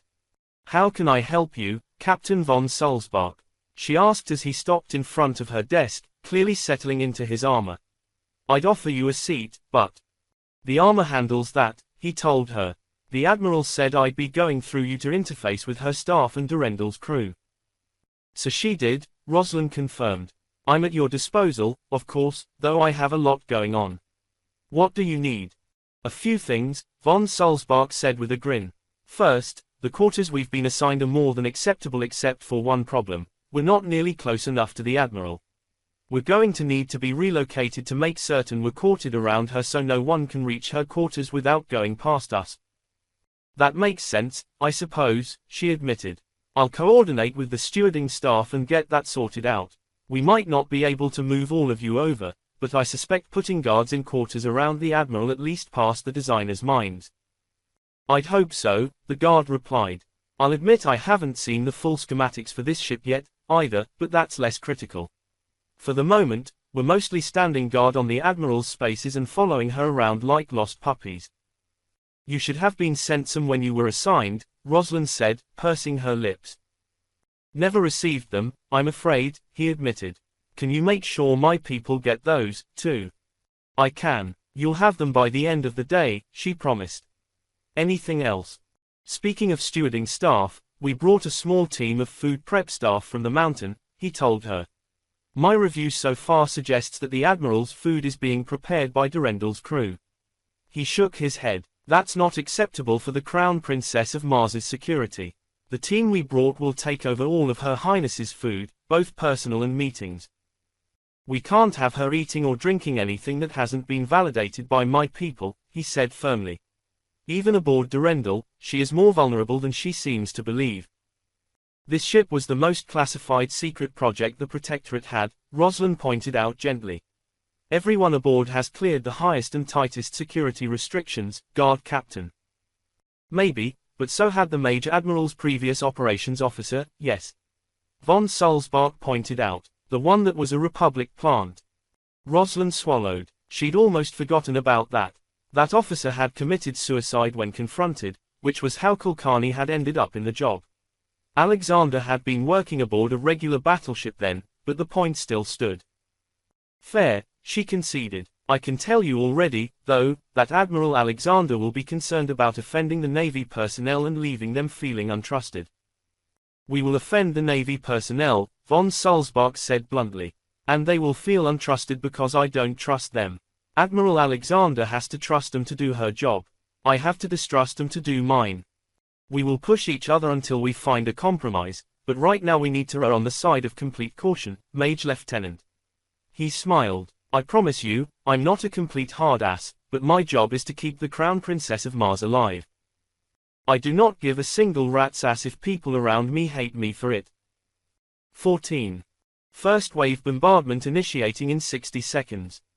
Kulkarni's words were soft but they echoed in the silence of Durendal's flag bridge. The Dreadnought was one of only 10 ships that had moved closer to the planet, the 2 Dreadnoughts and the 8 new Salamander-class cruisers. The Royal Martian Navy was very strict on who even had access to the schematics for their orbital impactors. There were a lot of ways to build cheap and dirty weapons to fall from orbit, but precision space-to-surface weapons were rare. The Talon 9 carried by the newest ships was, like the Phoenix IX it had accompanied, still a new weapon in limited supply. Unlike the Phoenixes, though, the Talon 9 had yet to be used outside of testing. "Targets are locked in. Bombardment squadron reports ready to deploy," the operations officer continued. It was taking active effort for Rosalind not to hold her breath. To distract herself, she took a quick look around the flag bridge. The newest addition to the bridge definitely took her focus away from the maneuvers she couldn't effect. Even after 3 days, Rosalind wasn't used to having exosuited guards on the flag bridge. 2 red-armored royal guards flanked each of the room's entrances, making sure that no one could enter the space occupied by the Major Admiral without authorization. Their presence was making the crew twitchy. Most of the people Rosalind had talked to understood where the Royal Guard were coming from, but the sudden intrusion of a non-Navy security presence was still creating friction. 15 seconds, Kulkarni reported. "Admiral. Proceed," Alexander ordered. The icons of the invasion fleet were gathering behind them. The third battle group had arrived on schedule, which meant that there were now 150 transports carrying over 1 million soldiers waiting on this mission to succeed. Commencing Talon 9 deployment, Kulkarni said quietly. 220 munitions in space, impact in 10 minutes. The Talon 7s and 8s that Roslin had trained on had been shorter-ranged systems, built around the expectation that the Royal Martian Navy could easily secure the orbitals of a planet. No one had ever expected to face a situation where the RMN would be facing sufficiently powerful ground-based defenses that they couldn't safely enter orbit of a planet. Like many situations the RMN was now facing, a failure to anticipate fighting a peer power was giving them headaches today. Prepping the next wave of impactors. To provide it with its longer range and its powerful onboard targeting systems, the Talon 9 was a far larger munition than its older siblings. The 9 could only be launched from the systems intended for the Samurai long-range missiles, which meant that only the dreadnoughts and salamanders could launch them internally. The rest of the fleet could carry the weapons and deploy them, but it would be a slower and more painstaking process, one Admiral Alexander had decided not to engage in. Second salvo is ready, standing by for your order, Kulkarni reported. Proceed, Alexander ordered. Launch the third wave when ready. A second wave of 200+ icons appeared on the screen, hurtling toward the planet at several thousand gravities. By the time the third wave hit, every isolated launch facility around Isla de Bolivar would have been the target of at least a dozen kinetic submunitions. That should, per the plan, neutralize them all. There would still be a fourth wave in the launchers, held back to see what happened. Bunnig and the rest of the Guard generals are requesting an update, Roslin noted as her console beeped. What do we tell them? Everything is proceeding according to plan, minimum 30 minutes before they get their clearance, Alexander said quickly. As they well know, they can find half an hour of patience. I'll let them know everything is on plan, the flag lieutenant agreed diplomatically, earning herself a flashed grin from her admiral. The third salvo of Talon 9s leapt into space and the bombardment squadron waited. Drones hovered in Sucre orbit, updating the data on the targets as the weapons flashed inward. We have missile fire from the surface targeting the deployment platforms, Kulkarni noted. This was accounted for in the firing pattern. We'll see how well they do. Hundreds of missiles were rising from the surface on initial fusion drive boosters. Reaching minimum safe altitude, they switched over to antimatter rockets and blazed out toward the incoming munitions. The designers of the Talon 9 hadn't had access to Republican surface-to-orbit munitions, but they had possessed the Protectorate equivalent. They'd designed the weapon to account for the most likely return fire approach, and the first wave of deployment platforms broke apart 10 seconds before the defensive fire reached them. The icons on the screens now were projections, probabilities. The terminal approach for the weapons was purely ballistic, a mostly directed 30,000 km fall. The defensive weapons detonated a few moments later as their controllers saw what had happened and did the best they could to clear away the incoming fire. We lost 12 deployment platforms, Kulkarni reported. Looks like the detonations of the local missiles may have taken out some of the final impactors as well. We won't be able to confirm until we have impact. She paused. Additional missiles are being launched at the second and third waves. They'll attempt to account for the separation times. We will lose more munitions. Keep an eye on the losses and update the fourth wave targeting, Alexander ordered. We'll see the results of this, and I'll make a call before we even go that far. Roslin had everything they needed for that call loaded into her console already. They didn't know exactly where Governor Southile was hiding, but they knew where he'd been transmitting from the last time he and the Admiral had spoken. They would hit that station with a tight beam transmission once the bombardment waves were done. Maybe Southile would even listen. First wave impact in 10 seconds, Kulkarni noted. Her voice was very, very soft, almost ill. The Talon 9s were calibrated for 30 kilotons per impactor, and each wave was dropping over 700 of them. Over the course of the next 10 minutes, Second Fleet would be dropping 60 megatons of weapons on Sucre. Compared to the level of firepower thrown around in even a small space battle, that was nothing, but planets didn't have hypertensile ceramics and energy dispersion systems. Impact markers began to appear on the screen, and Roslin swallowed down a sick taste in her mouth. The use of a stylized mushroom cloud had been part of the RMN's iconography for a long time, but she'd never seen it before outside of simulations and exercises. Hundreds of the icons appeared on the screen, all of them clustering into groups. From her own part in the analysis, Rosalind knew they were hitting 165 targets. Those targets were fortified, with at least some of the high-potential ceramics that allowed warships to withstand gigaton-range antimatter warheads. A single 30-kiloton kinetic impactor wasn't going to do the job on its own. By the time the third wave had hit, each of those sites had been subjected to at least 10 such impacts. The drones were scanning the impact sites, sending back visual imagery that Rosalind forced herself to piece through. It was quickly clear that none of the targets still had functioning launchers. The surface components of those weapons systems were probably the most vulnerable portion of the installations. Most of the installations were completely wrecked, their relatively light armor having failed under repeated impact. A handful of the installations were no longer in their original locations, the very ground and rock they were built into having given way under the bombardment, but the fortified bunkers still at least partially intact despite everything. It took 5 minutes for the analysis teams, including Rosalind, to confirm what they needed to know. All targets appear disabled, Mage Admiral Kulkarni confirmed. We are ready for the Bravo wave strike. That was the assault shuttle wave, where they would hit facilities relying on human shields with even more precise weapons to clear the way for the landing. One last arrow to fire first, Alexander replied. Chambers, are we ready to transmit? We are, Admiral, ready to record on your order. Alexander nodded, squaring her shoulders and facing the camera. Let's get the dog and pony part of this show on the road, she ordered. The recording started and Rosalind watched Alexander's face transform into a cold mask. Governor Hand's South Isle, she said flatly. This message is being transmitted to a site we believe is receiving for you. If it isn't, I strongly suggest that whoever is receiving this message relay it to the governor immediately. There is a term, Governor, from Second Millennium European warfare that I suggest you become familiar with. That term is practicable breach. When a town was besieged, they were expected to hold out until mining or bombardment had opened a breach in the walls through which the besieger could launch an assault. They were then expected to surrender, or the wealth and even lives of the townspeople were forfeit, she explained. We have demonstrated our ability to reduce your defenses from beyond any range at which you can engage my ships.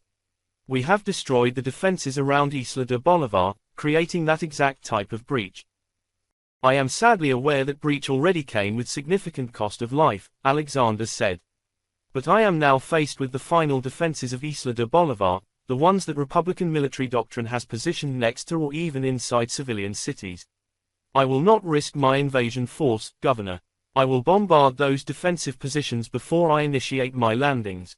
She did not, Rosalind noted, point out that the plan was to do so with assault shuttles, risking, indeed, almost guaranteeing, Protectorate losses to minimize civilian deaths. If South Isle thought they were going to continue the long-range bombardment, his estimate of the collateral damage would be much higher. Alexander made a show of checking the time on her wrist comp. It is 1407 hours Olympus Mons Standard Time as I record this, she told the governor. If Sucre has not surrendered by 1420 hours OMST, the invasion will proceed. While I accept responsibility for the death and bloodshed that will follow, you will share in my guilt, Governor, if you refuse to yield. By the time you receive this message, you will have 10 minutes. I suggest you use them wisely. Alexander made a cut gesture and Rosalind stopped the recording. Send it, the Mage Admiral ordered. Rosalind obeyed silently, her gaze on the rotating globe of Sucre in the middle of the flag deck. Everyone in the bridge was studying the planet, considering it carefully. How many of the 40 million people on Isla de Bolivar were going to die before the day was out? How many of Sucre's 2 billion citizens would die before the fight there was over? The assault shuttles aren't scheduled to go in until 1440, Kulkarni pointed out softly. I know, Alexander agreed. And if he surrenders at any point prior to the shuttles launching their missiles, no one else has to die. But the bastard needed a deadline, so he got one. One that didn't tell his people when our attack would start. Rosalind nodded, even though the conversation wasn't addressed at her. She could do the napkin math on how many people they'd already killed today. Each of the 165 installations they'd bombarded had between 100 and 500 staff. She didn't know the average or how many people had escaped, but Second Fleet had probably killed at least 50,000 soldiers and technicians. They hadn't chosen to support a regime that had embraced murder as expediency, but they were trying to protect their homes. Rosalind could hold the Prometheus project against a lot of people in the Republic, but she found that she couldn't hold it against the people trying to do their jobs. It didn't change her job, and she was grimly focused on making sure she was watching the communications channels, but she could still feel guilt over it. 1400 hours and 20 minutes Olympus Mons standard time passed without any communication from the surface. One of the stranger legacies of the first Mage King of Mars was that Mars now rotated in 24 hours instead of 24 hours and 39 minutes. Why exactly Desmond Michael Alexander I had made that change when he'd used his power to complete the terraforming was lost to history. Rosalind suspected it had, as much as anything else, stemmed from a desire for nice, round numbers. Or potentially just a desire for control. Desmond I had been born in the caves of Project Olympus, after all, with only a number. Like the rest of the subjects of the project that had restored magic, his purpose had been to grow to puberty, be tested for magical gifts to see if he was stronger than the generation before him, and then father the next generation. Like many of the last generation of Project Olympus's subjects, he'd proven stronger than the eugenicist scientists who'd ruled Mars at the time had predicted. He'd seized control of the Olympus Mons amplifier, disabled the eugenicist fleet that had been about to invade Earth, and ended the century-long eugenicist wars by smashing the entire structure of their caste-driven Martian state. A number, DMA 651, had become a name, Desmond Michael Alexander. A slave had become a king. A partially transformed desert world had become a temperate and controlled paradise, with a 24-hour day. Shuttles are ready for the second wave strikes, Kulkarni reported. Both guards and marines are fully fueled and armed. They can deploy on your order, Mage Admiral. Rosalind knew the schedule said they wouldn't launch the shuttles for 20 more minutes, but if they were ready and the deadline had already passed. Hold them till the schedule, Alexander said softly. Let that arrogant ivory tower ass sweat. Yes, sir. Rosalind checked her communications channels again. Admiral, she said quietly. We sent a tight beam transmission. Should we send a wider message? One that the rest of the planet will hear. It wasn't really the flag lieutenant's job to make suggestions, but she was handling comms for Alexander today. She was going to sit there and watch an invasion go forward with everyone else, too. If there was a way around it, she wanted to suggest it. The Mage Admiral exhaled a long sigh. Yes, she finally said. Resend the transmission we sent to South Isle. Omnidirectional. If South Isle is going to damn his people, he can do it with their knowledge. Rosalind had already set up the transmission and sent it with a single button press. Transmission sent, she reported. And we wait. We wait, Alexander confirmed. Get me the status reports on the heavy landers, Chambers. I want them ready to move the moment the shuttles have cleared the path. Once we get moving, it all goes by the plan and by the book. Yes, sir. Rosalind linked into the guard channels, firing off the information requests. The standard, 1 platoon, assault shuttles used by the RMMC and similar forces would have had enough trouble trying to land a 1,000,000-soldier invasion on their own, let alone the tanks, ground transports and aircraft the Guard was taking down with them. The answer was retrofitted heavy-lift shuttles, spacecraft designed to haul multiple 10,000-ton cargo containers up from a planetary surface. Instead of the standard containers, these were carrying specially designed modules loaded with those troops, tanks and aircraft. The landing would still need over 100 of them, making 4 flights apiece. The assault shuttles would mostly be relegated to an escort role, keeping any missiles or aerospace craft the locals had left from reaching the slower landers. Landers report ready, Rosalind told the Admiral after a few moments. First wave equipment is loaded, and personnel are coming aboard now. They expect full readiness at 1440. That meant 250,000 soldiers were cramming themselves into those modules, preparing to drop through hostile space to the first planetary invasion the Protectorate had ever launched. That was a lot of moving pieces, but everything seemed to be coming together according to plan. Ahead of plan, in fact. If everything was ready 10 to 20 minutes early, Rosalind suspected that most of the Guard elements had probably started moving 30 minutes early. The Guard officers knew that this was as new to their people as anyone else, after all. Communications channels from the planet were still silent. They were 10 minutes past the deadline Alexander had given South Isle and no one was saying anything. Durendal's flag bridge was as silent as the radio waves between Second Fleet and Sucre now. The fleet's role in this fight was over. The plan was moving, and the only possible task left to Admiral Alexander was to give the order to stop if the defenders surrendered. Chambers, it's Lieutenant Burns from Tactical, a soft voice said in her headset. Can you check quadrant -36 by -48? I'm seeing something weird, but it's weird enough I don't want to officially bounce it up the chain. Darrell Burns was the assistant tactical officer Roslyn usually spoke to first when dealing with the tactical department. He'd done her enough favors that she didn't mind doing him one in turn, and she pulled up the data. That's a nuke, Darrell, she half whispered. A small one, probably buried, but what the? That wasn't us, Burns replied. If you see what I see, I'm bouncing it up the chain. Tell the Admiral. Of course. Roslyn turned from the intercom channel and tapped a command that flashed her screen image to Kulkarni's screen. Captain Kulkarni, Admiral Alexander, somebody just nuked something on the surface, she reported. Energy readings are unclear, but it looks like at least 100 kiloton subsurface detonation. What the fuck? Alexander asked bluntly. Where the hell is this? Central region of one of the larger continents, Kulkarni reported. 240 kilometers from the capital city, in fact. An alert flashed on Roslyn's channel and she looked up at the Admiral. Sir, incoming transmission, she reported. Same transmitter as last time. Put 'em on, Alexander ordered. Let's see if the governor is willing to surrender. South Isle looked far more tired than he had the first time, his hair no longer utterly perfect and visible bags now showing under his eyes. Admiral Alexander, I am aware we missed your deadline, but my people tell me you have not yet launched your next bombardment. I hope that means we still have a chance to come to a resolution to this. There is always a chance, Governor, Alexander replied, but yours is running thin every second we speak. I am prepared to offer the conditional surrender of Sucre and the Nueva Bolivia system, South Isle said instantly. Is that enough to stay your hand for long enough for us to talk terms, at least? That won't take very long, I suspect, the Admiral told him. What just blew up next to your capital city, Governor?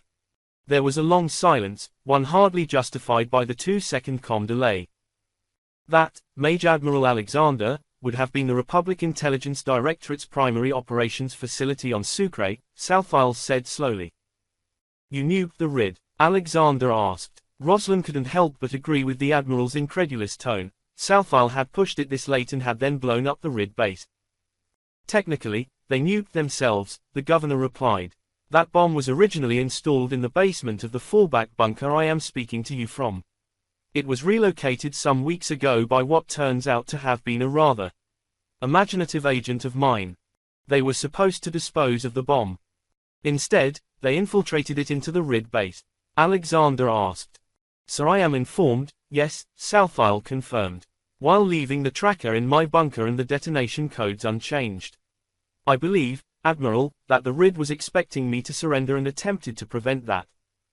And now you are surrendering, she told him. The Protectorate's terms are simple, Governor, Sucre and the rest of the Nueva Bolivia system will be occupied by Protectorate Guard forces.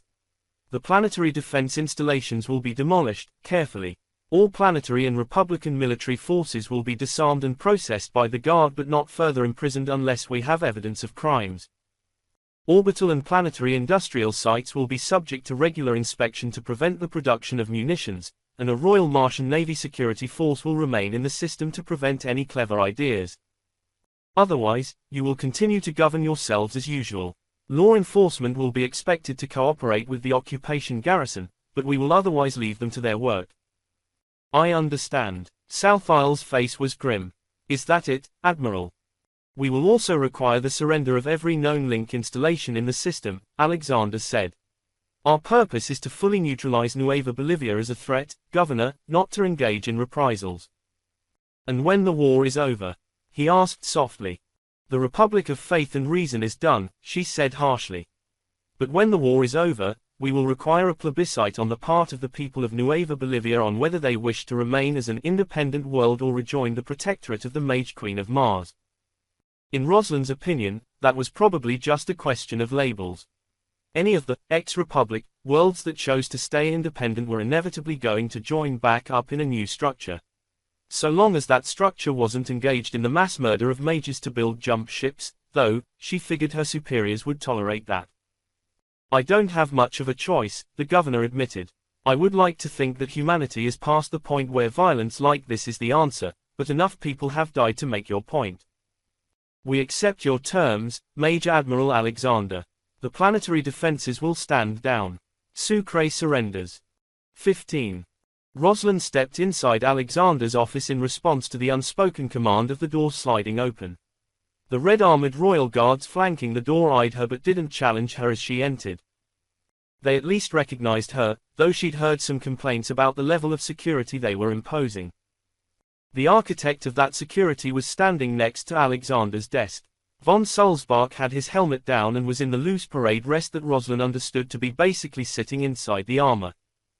Kulkarni was sitting in front of the desk and gestured Rosalind to the empty seat. We've had an expected wrinkle, Alexander told the three of them once Rosalind was seated. While Governor South Isle unquestionably has the authority to stand down the military forces of Nueva Bolivia, his legislature is dragging their feet. He has suggested that I speak to them, she continued. A virtual presentation won't make a sufficient show of force. While I don't think the governor is quite aware of the level of show of force I'm thinking of, my understanding is that he wants this all settled as fast as possible. Our analysis of the legislature's politics suggests that they're doing this as much to embarrass him as anything else, Kulkarni warned. Some of South Isle's regular allies in the legislature are contributing. We need this to end and we need it to end now, Alexander concluded. I'll be landing with one of First Corps combat regiments. 2,500 soldiers with full armor and air support. We'll make for quite a damn parade down Main Street. I still think this sounds like a trap to me, von Sulzbach interjected. Even with an entire regiment around you, you are more vulnerable on the surface than aboard Durendal. Your job is to keep me safe while I do my job, Guard Captain, the Admiral said firmly. However, it would be helpful, I think, to bring the entire Guard detachment down. Everyone knows your reputation and, well, what can they really throw at us that 30 combat mages can't stop? Not much, von Sulzbach admitted slowly. He sighed. As you say, my job is to enable you doing yours. We'll bring the detachment down. We'll leave the Secret Service team aboard Durendal to keep your spaces secured. I'd say that's unnecessary, but they're probably not needed on the surface, either, Kulkarni admitted. You haven't made yourself popular in the fleet, Guard Captain. I don't care, the guard admitted calmly. My job is to protect Her Highness, not make friends. I am prepared to work with the RMN personnel, and certainly, I can't get in the way of the Major Admiral's work, but my priority is her safety. Oh, the crew get that, Kulkarni told him. That's the only reason we haven't had trouble. They understand and they'll tolerate, but it's bothering them. Something to think about, Guard Captain. We are all on the same side, after all. I know that, Mage Captain, von Sulzbach replied. But I have to consider the chance that there is someone aboard Durendal who is only pretending to be on our side. He glanced over at Alexander. I'll need to coordinate with whoever is in command of the regiment we're taking down, he told her. Do we know who? Rosalind will have all that information shortly, Alexander said with a gesture toward the young woman. She'll be accompanying me to act as my aide and General Gopher on the surface. This needs to go smoothly, people. Of course, von Sulzbach allowed. Kulkarni, you'll remain up here and act as my point of contact with Second Fleet if anything comes up, Alexander continued. We've agreed to do this tomorrow morning, which means we have 12 hours to set all of the wheels in motion. We already have the governor's signature on one copy of their surrender. I want it validated by their legislature in 24 hours. The scout ships should be back in Legatus in the next few days, which means we should have a target for the fleet in a week or so. I don't want to be held up here with Nueva Bolivian politics at that point. Rosalind had barely left Alexander's office when she got a message from von Sulzbach asking to meet her in her office. She'd been heading there anyway, so she sent a confirmation, stopping at the kitchen station by Alexander's space to grab coffee. Like all of the spaces around Alexander, The station was now being run by one of the small team of catering staff the Royal Guard had brought with them. The woman there was probably older than Rosalind, but she cheerfully handed over a tray with 2 cups and a carafe of coffee. "Let me take that," von Sulzbach told her brightly, an armored hand slipping between hers to balance the tray. "The armor can handle the weight and balancing automatically, seems easier." "Thank you," Rosalind said. "You caught up, I see." "Let's chat in your office, still," he said. "Security is important." "All right." Walking beside a suit of armor was still a bit odd and intimidating for her, even if the man inside the armor was attractive enough. Von Sulzbach kept his helmet retracted most of the time, though his guards always kept him up. The commander was the only one of the Royal Guard whose face Rosalind had actually seen. Entering Rosalind's office, he put the tray down and delicately poured 2 cups of coffee before taking one for himself. The ceramic mug was sized for Space's coffee appetites, but it was still dwarfed in his gauntlet. Nonetheless, he was clearly used to working within the limitations of the exosuit and took a solid gulp of the steaming beverage. "Do you have the contact info for the regiment we're going down with yet?" he asked. "I've traded a couple of messages with Bunnig's staff, but not yet," she admitted. "I think the general is still picking the regiment. Someone might have kicked him into not sending one of the ones from Earth, and then he had to stop and think." The guard captain snorted. "I can understand that," he admitted. "Sooner is better, of course. The advantage of the guard is that they're intact units, which means they've had parade ground training already and can probably march down a boulevard without problems. It doesn't mean, though, that they're practiced in VIP protection. As I understand it, most planets don't use entire regiments for VIP duty," Rosalind replied with a smile. She took a sip of her own coffee as she studied the dark-haired man across from her. "That's true. I want to double-check with you, though. Do you know if the Admiral was planning on riding down with the guard?" "We could, but unless we need to, it would be a pain," she told him. "No one has told me anything, so I'm assuming we're taking a separate shuttle down from Durendal." "That's relevant," von Sulzbach said. "Can you get a confirmation on which shuttle we'll be using?" he asked. "I'll have one of my teams take possession of it at least 6 hours in advance and go over it with a fine-toothed comb." After the Mage King's death, well, his armored shoulders shrugged. The Guard is taking no chances with shuttlecraft, even ones launching from the most powerful warships in the fleet. "I'll check with Durendal's crew and get all of that sorted out for you," Rosalind promised. "I'll have an update for you in an hour or so." "I appreciate it, Chambers," the guard said with a grin that sent a pleasant shiver down her spine. "The line of succession has grown too damned short. The Crown Princess shouldn't be an admiral on the front lines, but she already was, and we can't shift up the entire command structure of the war just to protect her." "I don't think she'd let you," Rosalind pointed out. Von Sulzbach chuckled. "No, she wouldn't, and both Her Majesty and the Lord Regent would back her on that, I suspect. So, we work with the position we're in, but that requires risk I don't like. If she dies, Chambers, there is no heir to the Martian throne." "What happens then?" Rosalind shrugged. "I'm sure there's some kind of plan," she admitted. She'd spent enough time around Alexander to know that the older mage had some kind of gift with magic she'd only seen once before, and that suggested part of the answer to her. Rosalind Chambers didn't know what gifts and powers the family of the Mage King of Mars possessed, but she knew that Damien Montgomery shared them. And if that didn't put the Lord Regent of Mars next in the line of succession after her boss, she'd eat her uniform.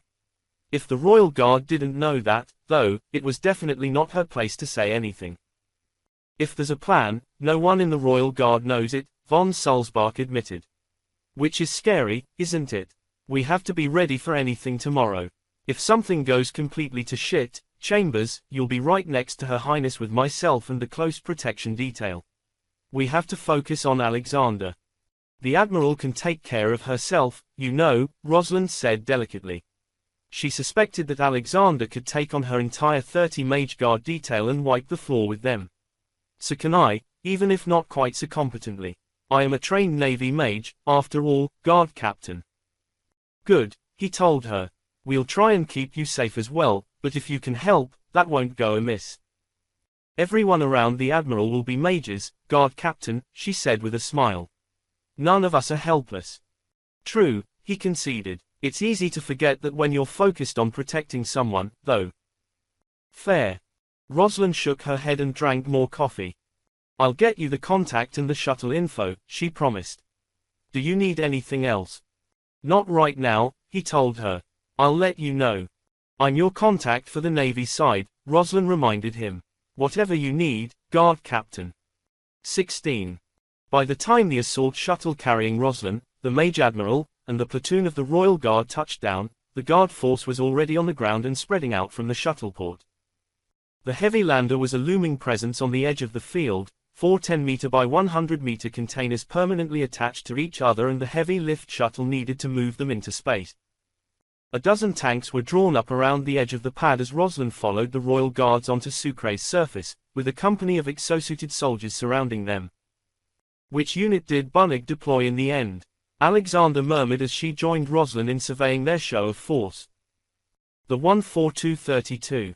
1st Regiment, 4th Brigade, 2nd Division, 3rd Corps, 2nd Battle Group, Rosalind recited.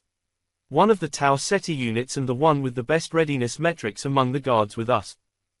Makes sense, the Admiral agreed. She moved forward in the middle of a moving wedge of red exosuited Royal Guard. Tanks and exosuits moved in behind them, leaving only a single platoon of exosuited soldiers to watch the shuttle. Transport is waiting at the edge of the pad, von Sulzbach told them. Open-topped, as requested. His tone said everything about what he thought of using an open-topped vehicle on an occupied planet, but Rosalind agreed with Alexander. The point of today was to be seen. The Crown Princess of Mars would be seen on the other side of a moving wall of tanks and soldiers, but she would be seen.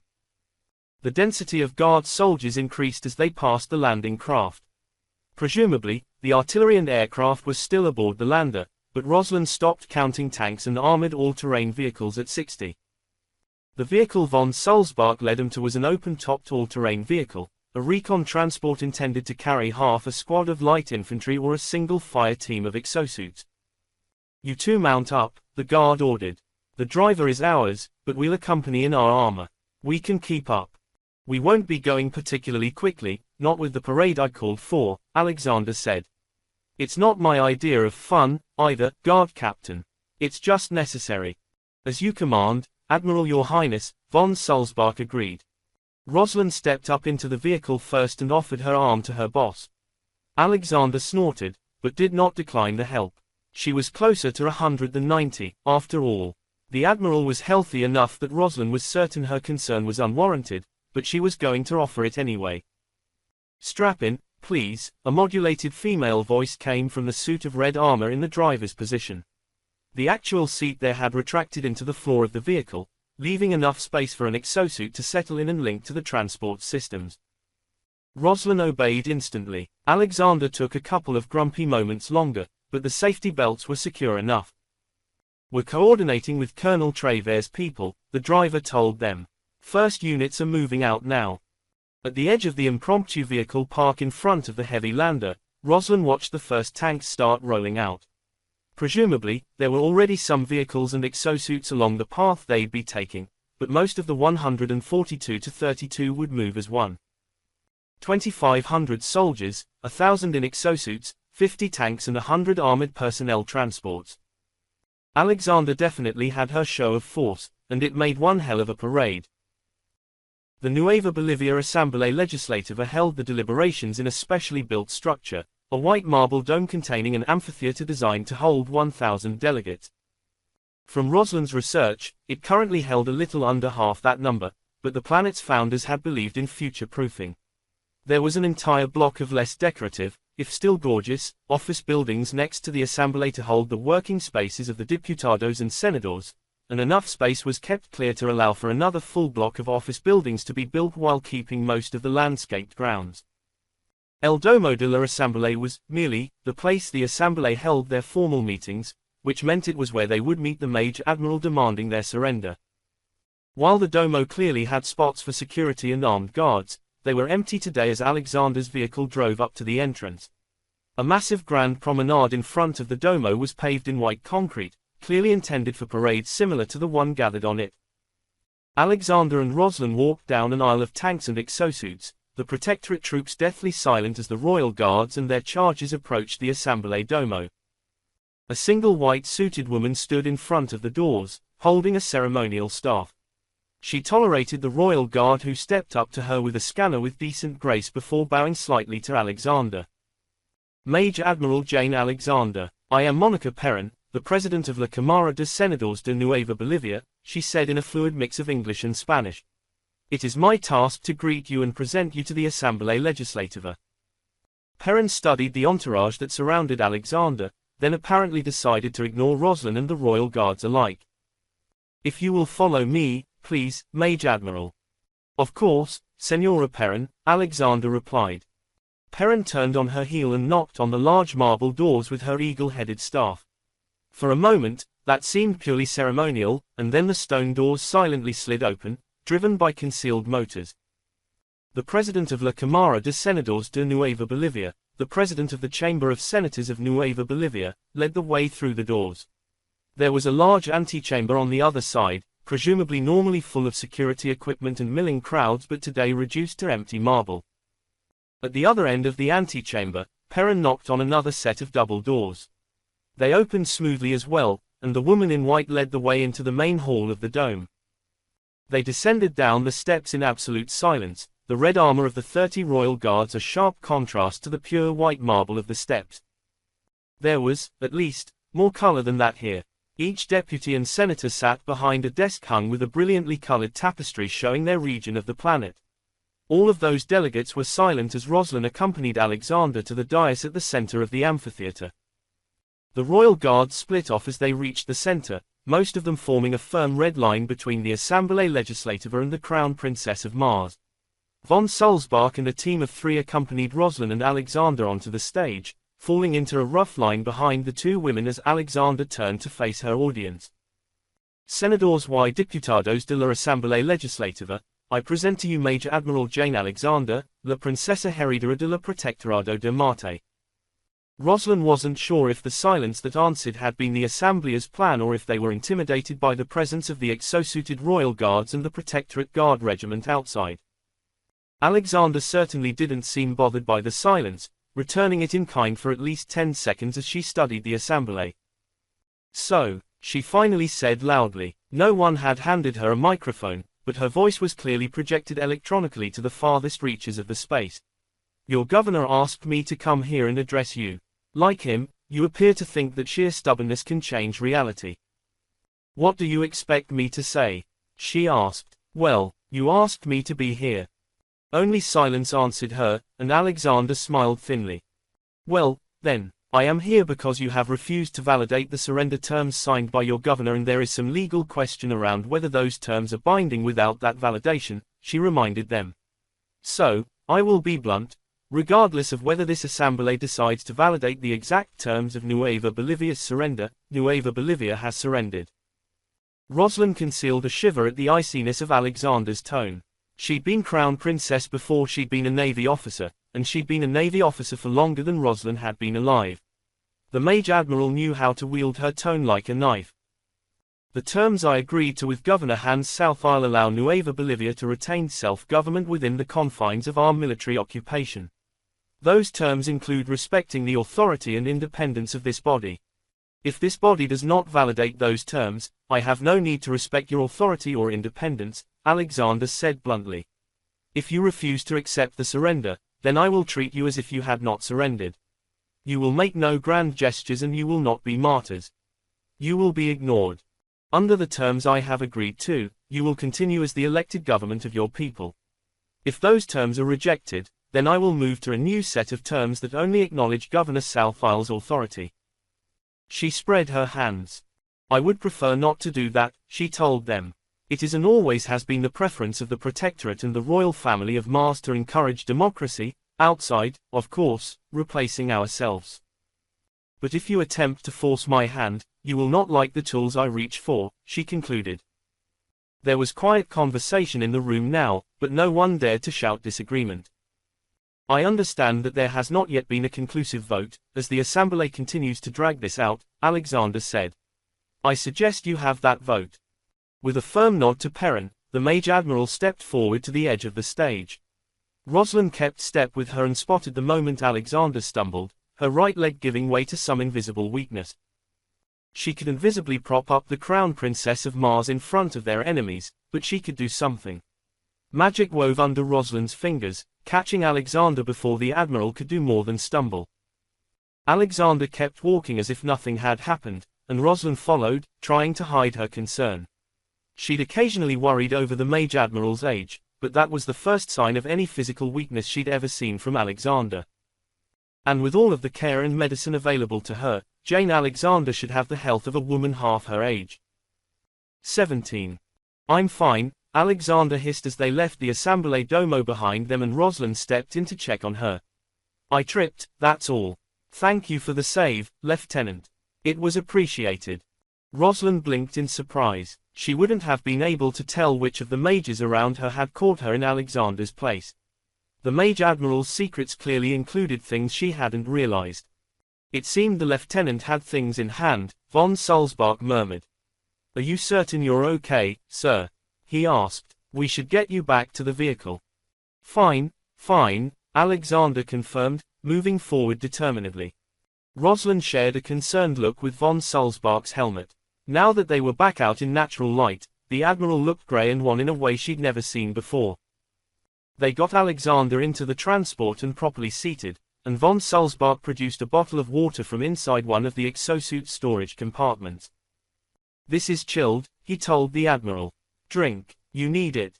Despite her protests of being fine, Alexander took the water without hesitation and gulped down several swallows of it, closing her eyes as the vehicle started to slowly move back toward the shuttleport. Thank you, Captain, she said, then took several more swallows. Of all the days to have caught a bloody cold or whatever the hell this is. Hopefully, I made the right impression before I tried to fall off the stage. I think so, Rosalind replied, assuming we were trying to scare the crap out of them. Basically, the Admiral confirmed with a chuckle that turned into a hacking cough. Fuck, she shook her head. I don't really give a shit about local legislators. But the locals do, and that means having them on side will make our lives easier down the road. Alexander stared at the water bottle in her hand blankly for a moment before she started coughing again. Drink, von Salzbach told her. Please. The transport was passing through the guard regiment, but they were moving faster than had been planned for. No one had said anything, but the Royal Guard was clearly rushing to get Alexander back to her ship. The Admiral took another gulp of water, only to choke on it. She spluttered and coughed, spitting the water back out as she tried to pound her chest. Heavy breathing followed as her face turned even more grey. I can breathe, she assured them. Just went down the wrong pipe. I'm not fine. We're on our way back to the shuttle, Rosalind assured her. We'll get you back to Durendal and our doctors ASAP. You'll be fine. Good, Alexander said vaguely. My arms hurt. Everything's tight, everything's. Her eyes rolled back in her head and the Mage Admiral collapsed into her chair. Shit, von Salzbach swore. Chambers, get on a channel to the ship. We're bringing the Admiral in on emergency evac. I think she's having a fucking heart attack. Another compartment on the Royal Guard's armor popped open, and von Salzbach started pulling out assorted wires and patches before bodily grabbing Alexander and laying her flat on the floor of the vehicle. He tore open her uniform tunic and started applying the wires and patches to Alexander's chest. There was a definite pause as both he and Rosalind tried to guess how to apply them around the whirling silver rune inlaid into the Admiral's upper chest. Durendal Control, this is Mage Lieutenant Chambers, she said into her wrist comp once she had a channel open. We have a medical emergency. Admiral Alexander appears to be having a heart attack. We're heading back to the shuttle at maximum speed and preparing for emergency liftoff. Have a med team standing by in the shuttle bay. I've contacted the shuttle, the driver told her as she closed the channel. They'll be ready for takeoff as soon as we get there. Rosalind heard the woman swallow grimly. They're rushing the checklist, but we triple safetied that shuttle last night, it'll be fine. The patches and wires from von Salzbach's armor were all hooked up to Alexander now, and Rosalind watched helplessly as the Royal Guard worked. He pulled a syringe of something from inside his armor and injected it into Alexander's neck before laying an armored gauntlet on the Admiral's chest. The exosuit commenced CPR, moving von Sulzbach's hand automatically to apply and release carefully calibrated pressure every second. Rosalind's focus was on her admiral. She barely noticed the exosuits closing in protectively around the transport as they approached. She did notice the extra royal guard who stepped up into the vehicle. That had to be their medic. She was surprised when von Sulzbach put his helmet back up, though he kept the hand on Alexander's chest. For a few seconds, everyone around her was either unconscious or helmeted, leaving her completely isolated. Then they were in the shadow of the heavy lander and heading for the assault shuttle. With a launch anticipated, the guard troopers they'd left behind had scattered, leaving the pad completely empty when Rosalind glanced up. They were good to go, except that the shuttle ramp wasn't down. She'd assumed they were going to drive the truck onto the shuttle. She was staring at that when an armored bubble rose out of concealed compartments around the truck, covering the passengers entirely as they drove under the assault shuttle, and the shuttle's engines came online. Fire hammered down around them, the noise of the engines deafening and stunning Rosalind even as she stared at the lifting shuttle in confusion. The prick of a hypodermic at the base of her neck finally snapped her out of her confusion as the impossible truth sunk home. They'd been betrayed. The syringe was still stuck in her neck as she tried to smash away the hand of the person injecting her, but her hands only hit ceramic and metal. It was the Royal Guard medic who'd boarded as they approached the shuttle port. She lunged away from the hands, trying to get her hands onto Alexander and teleport them clear, but she fell to one knee instead of moving across the car. Looking up at the faceless armor suits around her, Rosalind gave into her rage and channeled magic to blast the traitors away. And her power didn't answer. For the first time since she'd been a child, she reached for magic and there was nothing there. That shock held her in place long enough for the second effect of the drug to take effect. The world went black. 18. All right, everybody, Schweiz announced cheerfully as the stars stabilized on the viewscreens of Rhapsody in Purple's bridge. I won't say welcome home, because fuck this place, but welcome back to Legatus and friendly skies. There were a lot fewer warships in those friendly skies than there had been when they left, Kelly noted. At least there was still a dreadnought orbiting Legatus itself, a reliable statement of ownership and control. Kelly could imagine the Republic managing to steal Martian cruisers and destroyers, or maybe even rig up reasonable facsimiles of them. The new dreadnoughts, though, were far larger than anything the Republic had built.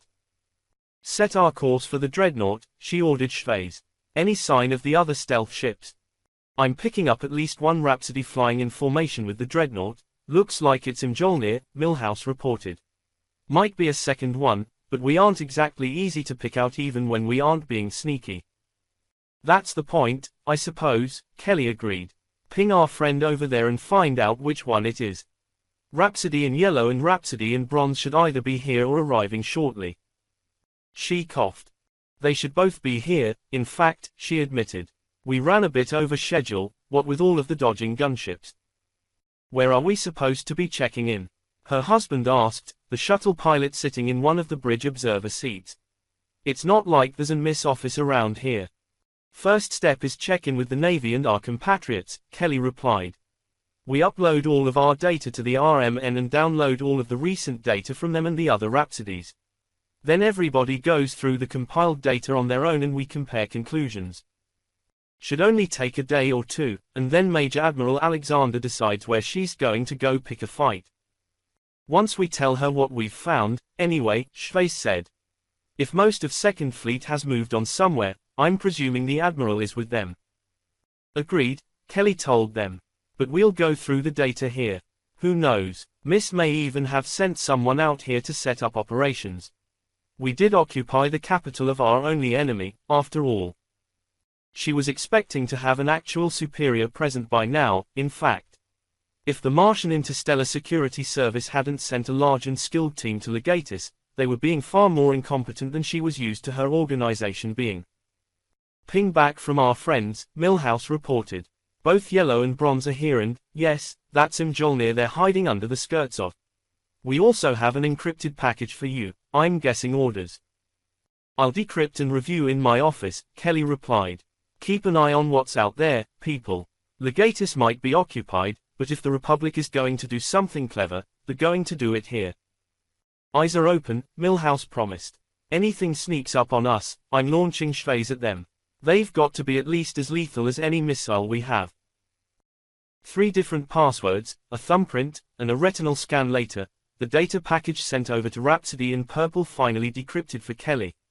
It was roughly what she expected, a canned video file probably recorded as soon as Rhapsody had been detected.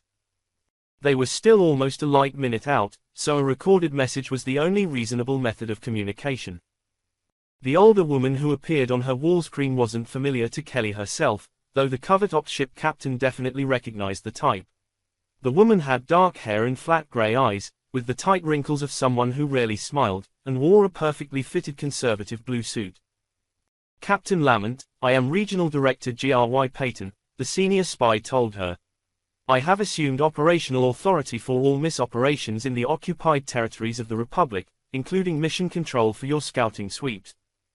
We have full scan results from Rhapsody in bronze and Rhapsody in yellow. I look forward to adding the data from Rhapsody in purple's sweep, though I have to admit I hope you were more successful than they were. Our enemy continues to elude us, and the information we are finding here on Legatus is proving of surprisingly limited value. Payton shook her head. Once you are in formation with Mjolnir, you'll send the Navy the downloads from this mission. That was already agreed to. Any further data transfers to the military will go through my team. It shouldn't add much of a delay, but it'll help us keep a handle on the information. We do, after all, know that the RMN was badly penetrated by RID operatives prior to the war. We can only be so confident that network was fully neutralized. Payton paused thoughtfully, then shrugged. Once you've sent your data to the Navy, my team will set up a meeting with all 3 of the Rhapsody captains, she told Kelly. Perhaps if we put our heads together, we might actually come up with some answers as to what the hell our enemy has been up to. The recording ended and Kelly sighed. Of course the addition of Miss Bureaucracy there would result in a pissing match with the Navy. She was prepared to bet a good chunk of money that Payton hadn't put that rule in place until after Alexander had left the system. Mage Admiral Tarpenian was no pushover, but he wasn't the Crown Princess of Mars. 19. The office building that Payton had taken over was close enough to the spaceport that Kelly didn't even need to take a car. She and the other 2 Rhapsody captains were able to walk over to the building, escorted by Royal Martian Marines, of course. Kelly doubted it was an accident that the Miss wasn't using Protectorate Guard troops for their own security. The relationship between the RMMC and the Miss was a long and not entirely friendly one, but Miss knew the Marines. They didn't know the Guard, so they were sticking with the devil they knew. The other 2 Rhapsody captains weren't complete strangers to her, but she hadn't met Captains Kunrig Ryber or Nekesa Hull in person before. It was a quiet walk across the shuttleport, as none of the 3 of them really knew what to say. New bosses tended to have that effect in the intelligence community. A spy never knew just what standard of need to know the new superior was going to apply, after all. They were ushered into the building by a pair of armed young women in unmarked fatigues and hustled quickly upstairs to Payton's office, clearly being kept from slowing down enough to get an impression of the space. Payton's office was on the top floor and had an admirable view of New Rome, Legatus's capital city. The blue-suited regional director was standing by the window, examining the city, as her 3 captains were ushered in. Welcome to Legatus itself, captains, Payton told them without turning around. The heart of the beast, or so we thought. Director, Ryber asked, the tall and freckled Sherwood native's voice a rumbling baritone. The Navy assumed that once we controlled Legatus, that was the end of the war, Payton said. No one is entirely surprised that was wrong, but it was a nice hope. We at the agency, however, assumed that the capital would be a mother lode of intelligence either way. The director trailed off, looking out over the planet, then sighed. We were wrong, she said flatly. I'm not sure if we're looking at the results of an extraordinarily competent cleanup operation or if the Republic never truly ran the covert operations out of Legatus, but there has proven to be very little here of value. MID definitely operated out of here, didn't they? Kelly asked. They certainly did when I was running into them before the war.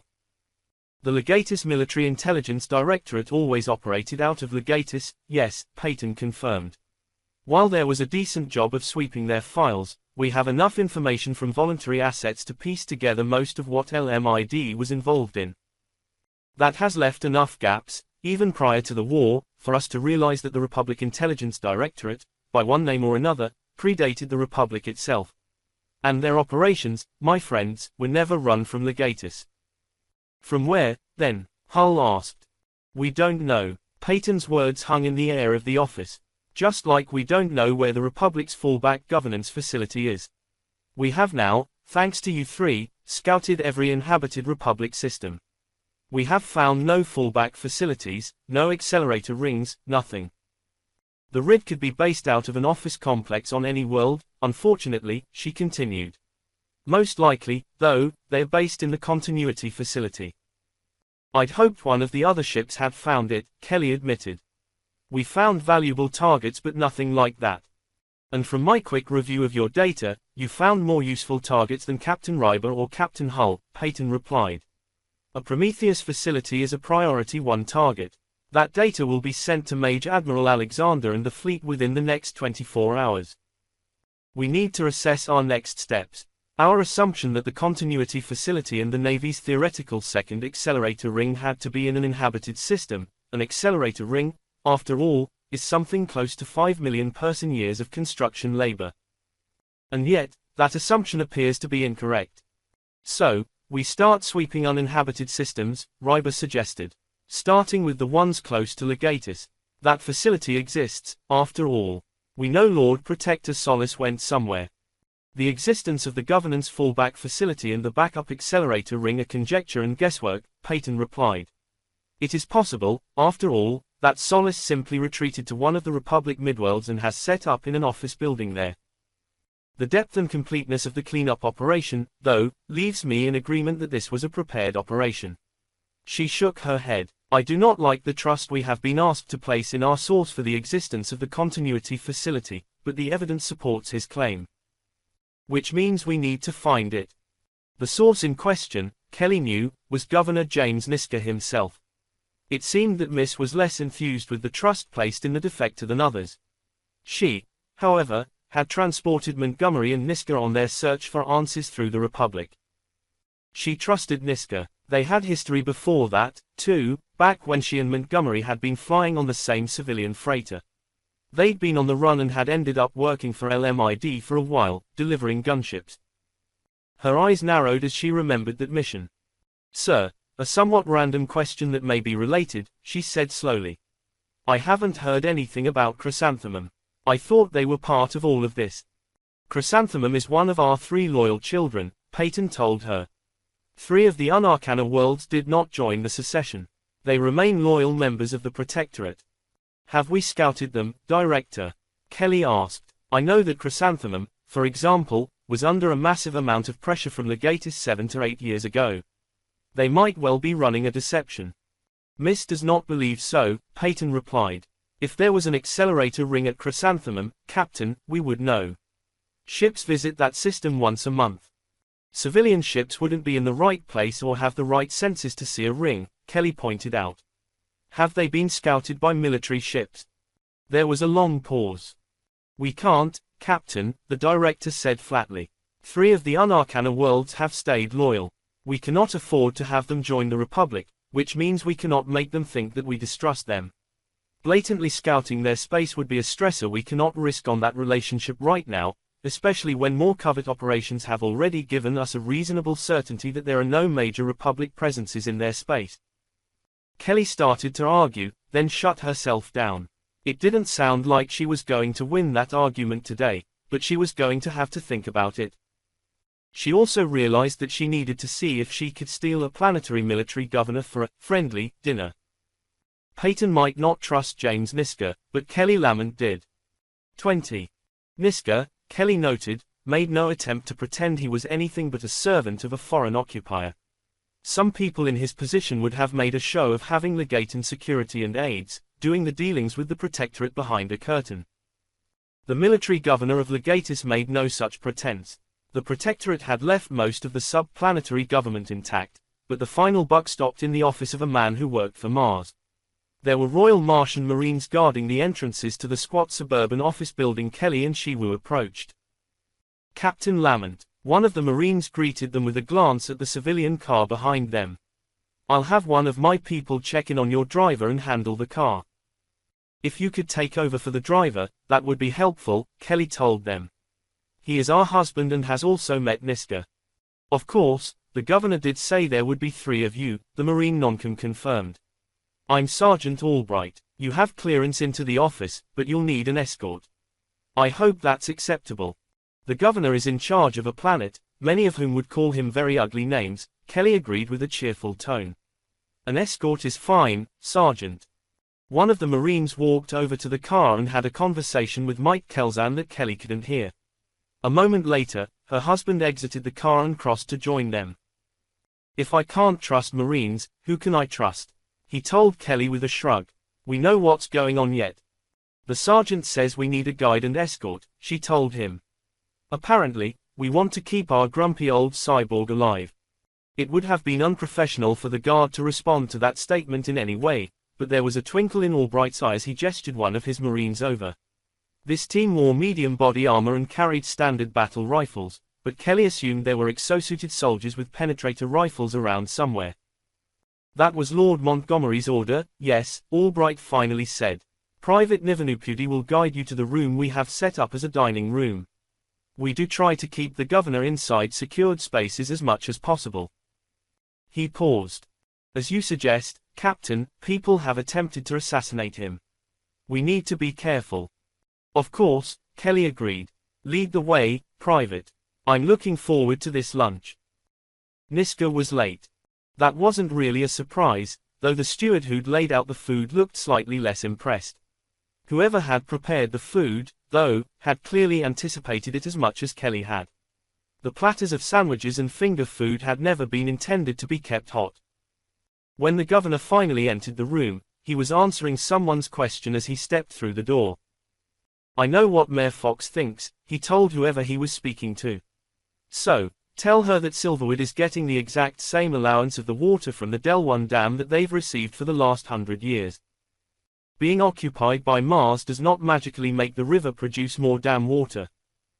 Kelly heard a muffled acknowledgement, and then the door swung shut and Niska turned to her. Apologies, Captain Lamont, Mage Wu, Pilot Kelzan, he said. When Montgomery browbeat me into this job, I was expecting more armed sedition and less resource rights discussion. He gestured toward the table. Please, be seated, eat, he told them. That's my plan, anyway. The governor took a seat and grabbed a sandwich. The gray-haired legaton was showing his age more than he ever had before, in Kelly's opinion, but he still moved with the grace of a mechanical tiger. Being more than 50% machine by mass likely had something to do with it.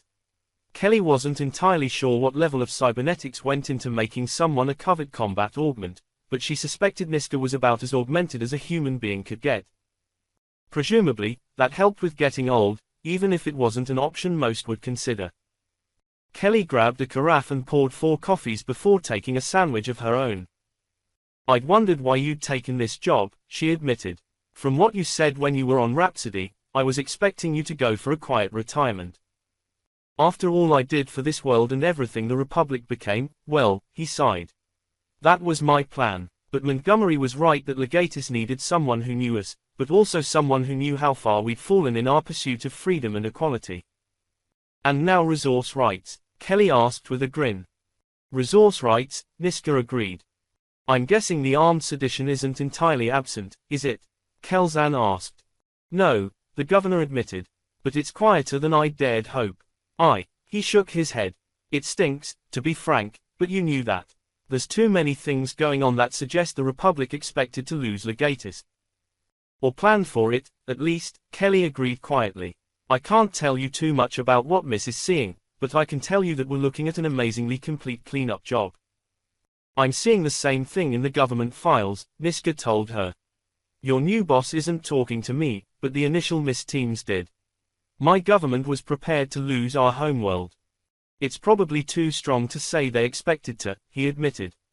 But they were prepared to. And there's nothing on any of that in the files here. He shook his head. The more this goes on, the more I begin to realize that the LMID I served was only one organization of several using our name as a cover. That ties back to what I wanted to talk to you about, Kelly said, squeezing Shiwu's hand under the table as the mage touched her knee. Do you remember Chrysanthemum? Vividly, Captain Lamont, he told her. You spent a day there. I spent 4 months.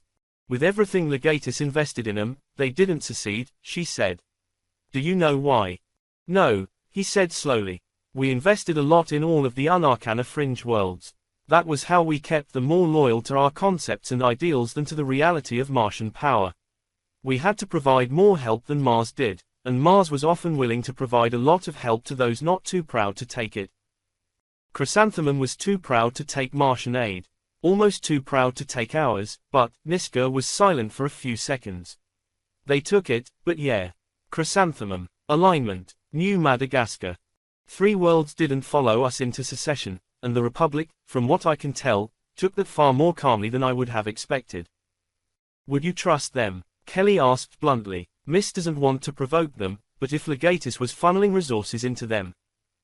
Trust them? No, Niska told them. I wouldn't trust anyone right now.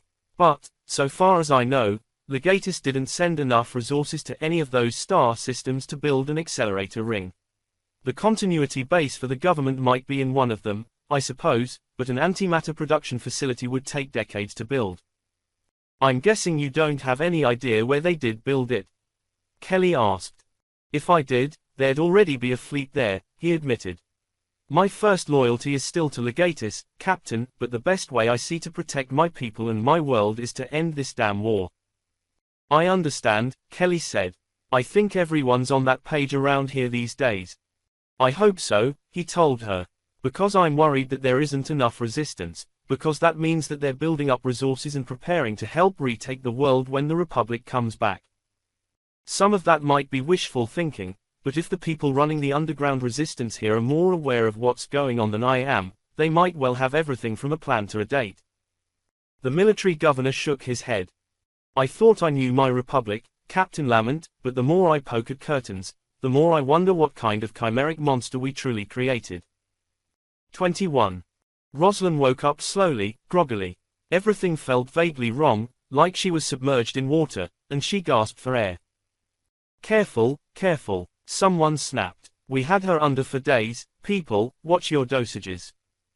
That made no sense to her, and then the memory of what had happened on Sucre came crashing back in. Her eyes snapped open and she tried to move. Nothing happened. She realized after a moment that her legs and arms were restrained, locked down in some kind of manacles, but that wasn't the problem. You're awake, good, an unfamiliar female voice told her. The paralytic effects will fade, Lieutenant, the voice continued. It's useful for us at the moment, but you will recover completely. Rosalind tried to pull on magic to see if she could at least free herself. Unlike the vague memories of her failure on Sucre, she could feel it start to warm in her chest, only to be sucked away by a chill drain around her wrists and ankles. Mage cuffs. She'd been bound with mage cuffs, the silver and steel runic artifacts used to restrain criminal mages and drain away the power. Rest, Lieutenant Chambers, the woman told her. You've been unconscious for 83 hours. A sealed bulb with a straw emerged into her view, held in a delicately long-fingered hand. The straw was put to her lips, and she found that she had enough control to suck on the straw desperately. I'm not going to tell you where you are, the stranger said calmly. You are a prisoner of war now. As your doctor, I have responsibilities to you, but I am still your captor. If Rosalind hadn't been manacled to a bed, the world would have fallen out from beneath her. It added up, but what the hell was going on? She focused as best as she could against the fog still claiming her mind. The ceiling above her was painted white, but she recognized the paneling. Most spaces in a starship had open ceilings with exposed systems for easy access. One of the places that didn't was the medbay, where white painted metal panels were placed to seal away those systems to help maintain a sterile environment. She was in the sickbay of a spaceship. She'd been kidnapped by the royal guard of the Mage King of Mars. That didn't make any damn sense. Is she awake? A more familiar voice asked. Von Sulzbach, the traitor.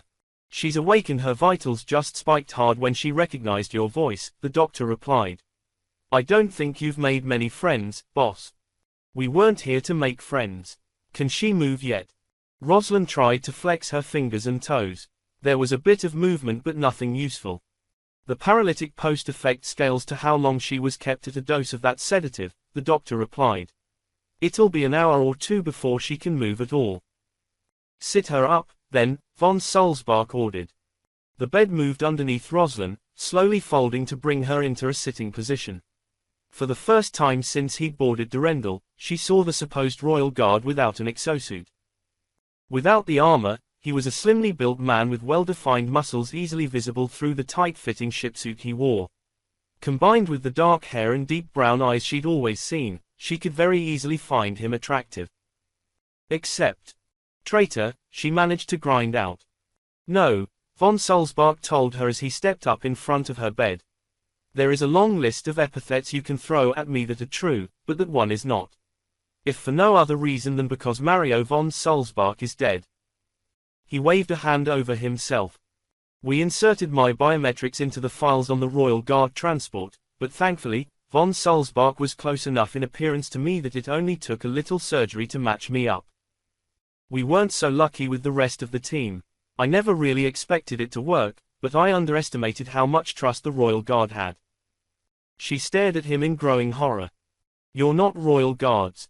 No, he confirmed. We were so damned lucky that my people were never expected to use magic when I wasn't around. The information I had from Dr. Finlay suggested that the Royal Guard armor would conceal our lack of magic from Alexander's sight, but with one mage where we should have had 30. You killed 30 guards. Yes, he confirmed, his tone completely unbothered. Mages always think they're immortal and invulnerable. And then you poison them and they die like writhing insects. He shrugged. Unfortunately, we'll need to keep you in mage cuffs for now, he continued. The good doctor strongly recommended against maintaining the dosages necessary to keep your gift out of commission. I can discharge her to the cell in about 3 hours, I think, the doctor told him. Until then, well, you're spiking her heart rate something fierce. Von Sulzbach grinned. Somehow, I don't think that's because I'm pretty, he said. Though I know I was managing that when you thought I was a guard. He leaned in and touched the side of her face. Despite her best efforts, Rosalind was unable to flinch away. Since it's unlikely to matter, my name is Connor Adaran, he told her. And you, Mage Lieutenant Rosalind Chambers, are now a prisoner of the Republic of Faith and Reason. Unlike Adaran, the doctor never gave Rosalind a name. She spent 3 hours poking and prodding the Mage's various limbs woke up, leaving Rosalind with an unbelievably bad case of pins and needles. Eventually, Rosalind was able to shuffle across the room with her ankles manacled together, and the doctor called that good enough. The woman tapped a command on her wrist comp. Chambers can move under her own power. Can you get someone down here to move her? Pause. Rosalind couldn't hear the other side of the conversation. It was quite possibly going to an implant in the woman's head. You know what my priority is. I could barely spare these hours. Another unheard response and the doctor snorted. Fine, 5 minutes. She turned back to Rosalind and carefully forced the young woman back onto the bed. The strength concealed in the blonde woman's slender frame suggested more implants. Was everyone on this ship an augment? Which damn ship was she on? Adaran had implied he was a mage, so it was possibly a traditional jump ship. That raised the question of just what a mage was doing working for what was clearly a Republic Intelligence Directorate operation. The doctor stood by the bed, watching Rosalind carefully until the door to the infirmary opened up and 2 men in plain black shipsuits stepped in. Both were armed, Rosalind noted as she was dragged to her feet by the doctor. Their weapons at least had under-barrel stun guns, weapons that would fire intelligent smart darts that would shock her unconscious with a calibrated electric jolt. They were probably more likely to use the smart darts than shoot her with real bullets. Probably. You know the orders, the doctor told them. Were to deliver her intact. None of your damn games. On a prisoner of war. One of the soldiers asked in mock horror. We'd never dream of it. Each of the men grabbed one of Rosalind's arms. Both of them were also quite blatantly examining her body through the gown she was wearing. She hadn't registered the flimsiness of the garment until that moment, but she was suddenly very aware how thin the fabric was. Now I can get back to the main damn problem, the doctor said. She paused for a moment, then shrugged. May as well show her, she noted. Bring her this way. Rosalind was roughly hauled across the sickbay to a closed intensive care chamber. The doctor opened an observation window that had been closed before, allowing Rosalind to look into the room and see its occupant. Jane Alexander looked old and frail, lying unconscious on the bed, wires and tubes stuck into her at random intervals. We can contain with Mage cuffs, the doctor told her. Our orders on her that she doesn't wake up until she's delivered into the hands of people far more aware of her abilities than I am. Keeping her alive is my main job now. The Republican woman shook her head. She'll be fine, she told Rosalind. So long as you don't cause trouble, I suspect. Come on, girl, the soldier holding her right arm told her. We've got a nice cold cell waiting for you. We can certainly help you get warm once you're there, the other soldier told her with a leer in his voice. But like the doctor said, you're gonna have to ask for it. Rosalind was reasonably sure both men had been guarding her and Alexander's quarters in Royal Guard armor for the last week, and if she could have gnawed her own arms off to escape their touch, she would have. 22. My lord, we're receiving an emergency communication request for you through the link. Moxie Waller rejoiced in the plain job title of secretary, a descriptor that did not begin to suggest the pay scale she worked at, the importance of her role, or the power wielded by the woman who managed the communications of the Lord Regent of Mars. From Legatus, Damien Montgomery asked. The young man behind the massive desk still felt dwarfed by both the room he'd inherited from the Mage King of Mars and the role he'd been called to. I don't know anywhere else that we've got links we're willing to trust, Waller pointed out to her boss. I thought we weren't willing to directly connect the link to our communication network, though. We're not, as a rule, Damien said slowly. If it's urgent enough, though, a live channel might be worth it. What's going on?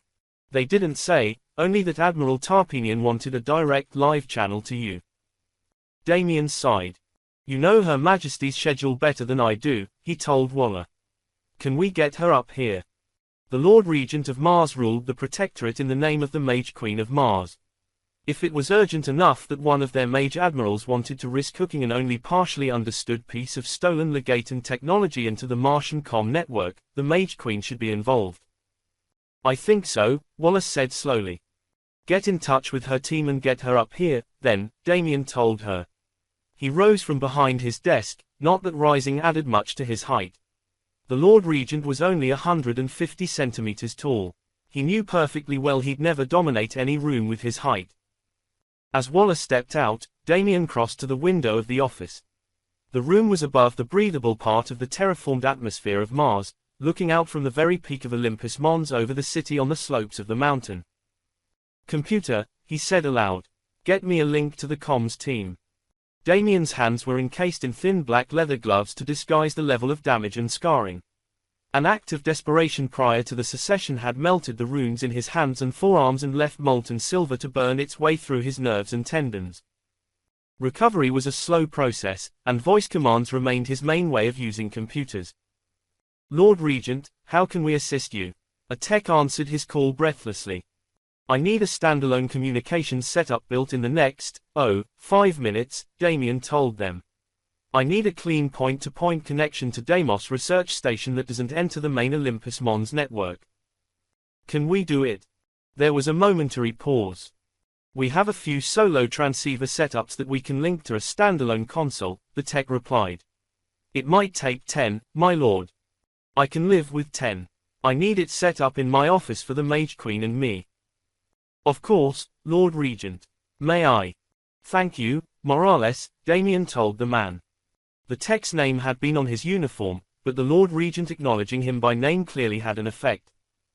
Damien figured he'd get the console in 5 minutes. Mage Admiral Hovo Tarpenian was a square-shouldered man only a few centimeters taller than Damien Montgomery himself. He was clearly of Japanese extraction, with dark skin and folded eyes. Tired eyes. Even if the request to speak via the link without spending the time to have Damien physically travel to Deimos hadn't told Damien something was wrong, Tarpenian's eyes would have. Mage Admiral, you have myself and Her Majesty here, Damien told the man. Her Majesty, Mage Queen Kira Michelle Alexander of Mars, was a 17-year-old redhead. She was seated directly to Damien's right, the two of them facing the screen attached to the mobile console added to the office. Right now, she was silent. She'd learned to be very good at that, Damien reflected. She had an astonishing sense of when the Mage Queen needed to speak and when the best thing the teenager could do was listen and learn. That is probably best, Tarpenian said slowly. We have a new crisis on our hands, my lord, your majesty. I am the bearer of. He swallowed. Mage Admiral Jane Alexander is dead, he said flatly. Damien was glad he was sitting down. He forced himself to focus on Kira Alexander, turning to check in on her. Kira, he asked softly. She made a later gesture, clearly forcing herself to remain composed. How, Admiral? Damien finally asked. From what I now know, she was addressing Nueva Bolivia's legislature when she began to feel weak and have some pain, Tarpenian told them. Her royal guard rushed her to her shuttle, but she was unconscious and suffering clear heart attack symptoms by the time they made it there. According to Second Fleet's sensor data, it appears that the shuttle crew rushed their checks to make sure that they got the Admiral back aboard Durendal in time for proper medical care. The officer swallowed. Something went wrong, and the shuttle came apart in the upper atmosphere, he concluded. When the courier was sent to inform me of this, the search for debris was ongoing, but they were certain there had been no survivors. Damien swallowed hard. Who else was with her? He asked slowly. 30 members of the Royal Guard and her flag lieutenant, Rosalind Chambers, Tarpenian told them. I have a list of the dead that will be forwarded along with all of our sensor information. Tarpenian trailed off. My lord, it is now an open question who commands Second Fleet. Mage Admiral Marangos is senior, but he was technically senior to Mage Admiral Alexander. I will review the files of the Mage Admirals and send orders ASAP, Damien promised, trying to find something he could do inside the mess they were facing. This is a catastrophe, Tarpenian admitted. We have acquired some data on valid targets, but we have not located the Republic fallback facilities. Without Admiral Alexander, the Navy will continue, Damien ground out. Her Majesty and I have full faith in the admirals of our fleets, Mage Admiral Tarpenian. This war will not fail simply because one officer, however senior, however high in the line of succession, falls. The Protectorate might be in trouble. They'd gone from a Mage King with a line of succession 3 names long to a Mage Queen with no successors.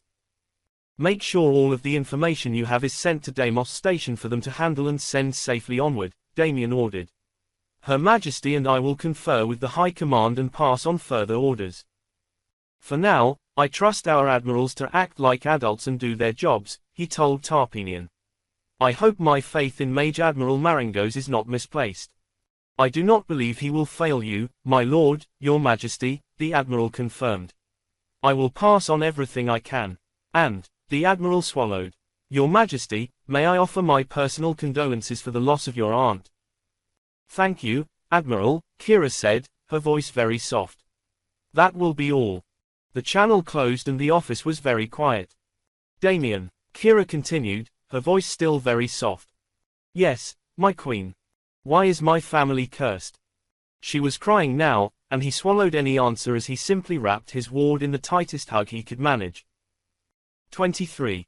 Damien had spent months working alongside Jane Alexander after the siege of Legatus, and her death was a shock. Once Kira managed to get herself somewhat composed, he passed her a box of tissues and poked at the desk with his magic. It's here somewhere, he muttered. There. A concealed drawer popped open. It wasn't one he'd made much use of, but he'd discovered what Desmond III had hidden in it a while before, and it seemed appropriate. The bottle of whiskey was older than Damien was, it was older than Jane Alexander had been. Carefully, using magic to support his hands, he put the bottle on the desk. 3 tumblers floated over to join the bottle, and he regarded it all levelly. Computer, link me to Chancellor Gregory. Maximum priority, he ordered. The room's systems chimed a confirmation and softly burbled as the call connected. Gregory, Chancellor Malcolm Gregory, the man who ran many of the day-to-day functions of the Protectorate government, answered. Malcolm, I need you in my office now, Damien told the Chancellor. We need to take stock of the situation. Situation? Gregory asked in the same clipped tones, leaving the Lord Regent to wonder what he'd interrupted. Jane's dead, Damien said flatly. The call was silent for several seconds. I'll be right there. Kira was still sniffling into tissues, and Damien pulled one to his own eyes with a gesture and a spark of power. He was only vaguely conscious of using magic to open the bottle and pour 3 generous glasses of the ancient whiskey. The first thing he gave the young woman, though, was a glass of water from the sideboard. It floated across the room and landed in front of the Mage Queen with a soft thud. "Drink, Kira," he instructed. "Malcolm's on his way." She gulped down the water, pausing to swallow a harsh sob. He took a large swallow of the scotch and shook his head. "I don't think your family is cursed," he told her. "I think they've just made too many enemies, and all of them are coming out of the shadows right now." The door chimed and Gregory entered a moment later. The Chancellor of the Protectorate was a large man in every sense, with a perpetually befuddled grin that helped people underestimate his deadly sharp intellect and will. Damien gestured, and glasses of century-old Scotch whiskey floated out to the others. To Jane Alexander, he toasted. A friend, a princess, a warrior. She died as she lived, in the service of Mars and all humanity. "Jane," Gregory replied, taking a swallow of the whiskey. "What is this?" he asked after a moment. "The second special Royal Reserve," Damien replied. "Laid down in barrels the day Desmond III was born, bottled when he was crowned. There are, maybe 15 bottles left, including this one. I forgot that existed. I guess there was one for Des, too, wasn't there?" Gregory asked. "The third reserve was bottled on Kira's coronation, but was still only in barrels for 20 years, the Lord Regent agreed. What a goddamn mess this all is." Des had been Desmond Michael Alexander IV, Kira's older brother and the heir apparent until he died with his father. They'd been killed when an assassin had rigged their shuttle to explode. "I don't trust shuttle accidents, for obvious reasons," Damien continued. "Especially not shuttle accidents in Republican space when leaving an occupied world." "What happened?" Gregory demanded. "You'll get a copy of the reports Tarpenian forwarded," Damien said. "But basically, Jane had a heart attack after speaking to the Assemblée Législative on Sucre. Her Royal Guard contingent rushed her to the shuttle, which did an emergency launch and apparently came apart in the upper atmosphere." The office was silent. Kira stood up, holding the whiskey tumbler in one hand as she crossed to the window and looked out over the side of the mountain. The tissue box rose into the air behind her, following her across the room like a flying puppy. "I am so fucking sick of people killing my family," she finally said, taking a solid swallow of the whiskey. She coughed harshly. "I'm guessing we'll have another empty tomb in the Black Mausoleum." The Black Mausoleum was a set of stone tombs built at the base of the Fields of Sorrow. The Mage Kings of Mars and their family and closest retainers were buried next to the thousands of victims of Project Olympus. "Most likely," Damien said. "If the shuttle broke up the way Tarpenian describes it, there won't be much left for even the accident analysis." He held up a hand to forestall any questions. "We'll send the best we've got," he told them. "The people who put together your father's assassination will be on a ship as soon as we can call them up. But, in Nueva Bolivia, launching from Sucre. I think we're safe to assume that Jane Alexander was murdered by the Republic," Damien said grimly. "We'll need to sit down with High Command and decide who should inherit command of Second Fleet, but that just brings us back to one key point. This war has to end. We also need, much as I hate to raise it now, to consider the line of succession," Gregory said quietly. "With Jane dead, there is no heir to the mountain and the crown." "We all know that isn't true, Malcolm," Kira said, still staring out at the city and the planet she ruled. "But we've spent too long dancing around everyone's fucking feelings to formalize what should have already been written in stone." Damien blinked. The only real option he saw was to have the mountain's medical staff cook up a clone child of Kira's. They could definitely do that. While not a true clone of her father, Kira herself was closer to one than a biological child, and Protectorate law was clear on clones as children of their progenitors. "Unless you've found a boyfriend I don't know about, I still don't see a quick solution," Damien pointed out. "I don't think I've met anyone less than 10 years older than me since my father died," Kira told him. "We could certainly produce a clone, or even write a will that calls for a clone to be created that inherits, but, as you say, not a quick solution. Not as quick as the one we already have to hand." "I'm sorry, Kira, I don't follow," Damien admitted.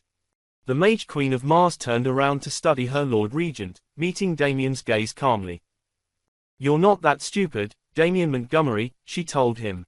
You're willfully blind sometimes, but you're not that stupid. A rune right must sit the throne of Olympus Mons. Damien returned her gaze levelly even as his stomach tried to twist itself into knots. She's right, Gregory said quietly. Everyone in the know assumed that if something happened to Jane and Kira, you would be the next Mage King. We need to formalize that and officially include you in the line of succession, after Kira's future children, of course. I do not, Damien trailed off. He wasn't even sure what to argue against. He didn't deserve it, that was irrelevant, he didn't want it, neither did Kira, really. I don't know, he finally said. You don't get to argue, Damien. The Protectorate needs this of you, Kira told him. You might want to warn Grace about it, though. Grace McLaughlin was the senior officer of the system militia of Damien's homeworld of Sherwood and the granddaughter of Sherwood's governor. She was also his girlfriend, for all of the complications of their lives. She's supposed to visit in a couple of months, Damien said, trying to wrap his brain around a bombshell everyone else had apparently assumed to be the case. I already knew we were going to have to talk about children.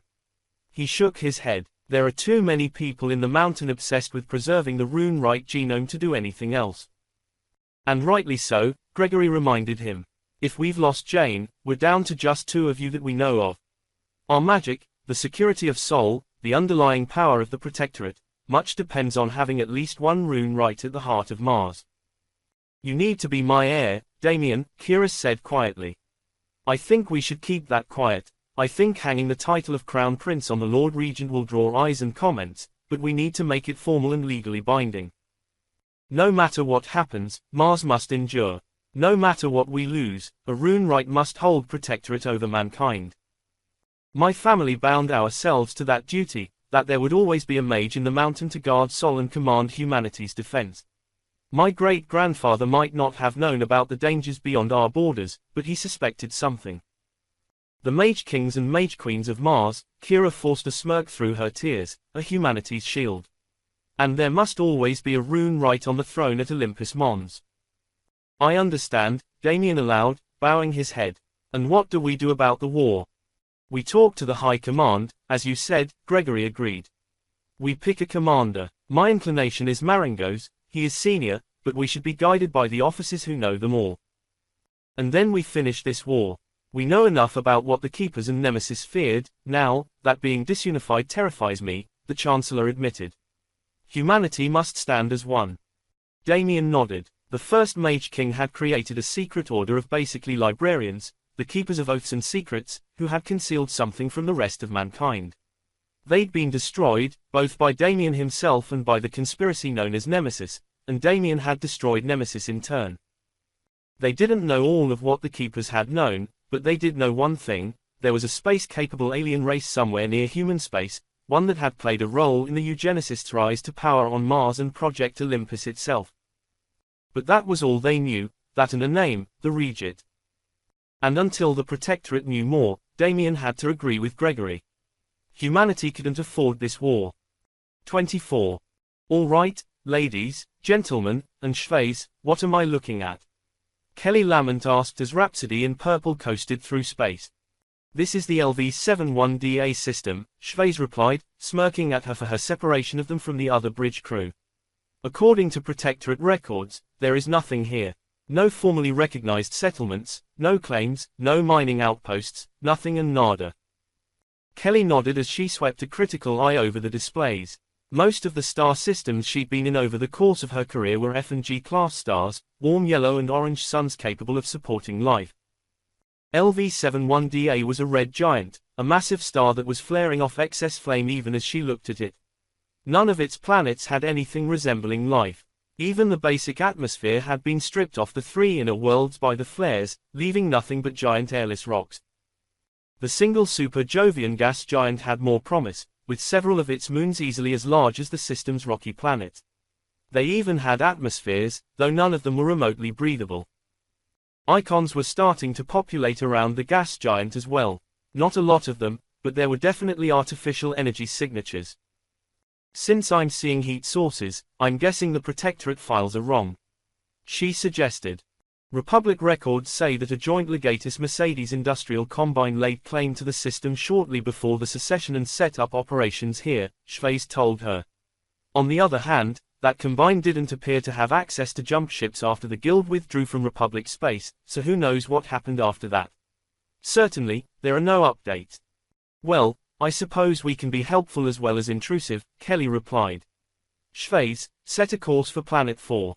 Let's see if there's anything interesting in those rings and moons. She brought up a closer view of the icons Milhouse was adding to the display and ran through them. Nothing was really standing out to her, though it did look like more than the data they had suggested should be there. Milhouse, what are you seeing? She asked. I make it a standard prefab 1 kilometer ring station orbiting above the largest planet, the tactical officer told her. About a dozen small in-system ships, none over 200,000 tons. Looks like 5 secondary stations scattered through the moons, including one that appears to be built on a captured ice comet. Kelly nodded slowly. Water being the fountain of life if you're stranded on your own, she said aloud. It splits into hydrogen for fusion plants and oxygen to breathe, and the water is needed for crops. A one-click ring station has plenty of space to set up hydroponics if you've got water and decent fabrication gear, Milhouse agreed. I could see them managing to survive, even if they got cut off. An unarcana world industrial combine had to have at least the chance of losing jump ship access in the back of their mind, too, Kelly agreed. All right, this doesn't look like it's a Republic government continuity facility, which means as far as our mission goes, this is a bust. On the other hand, I see a possible chance to do some good in the universe. Game faces, people. It's dancing soprano time.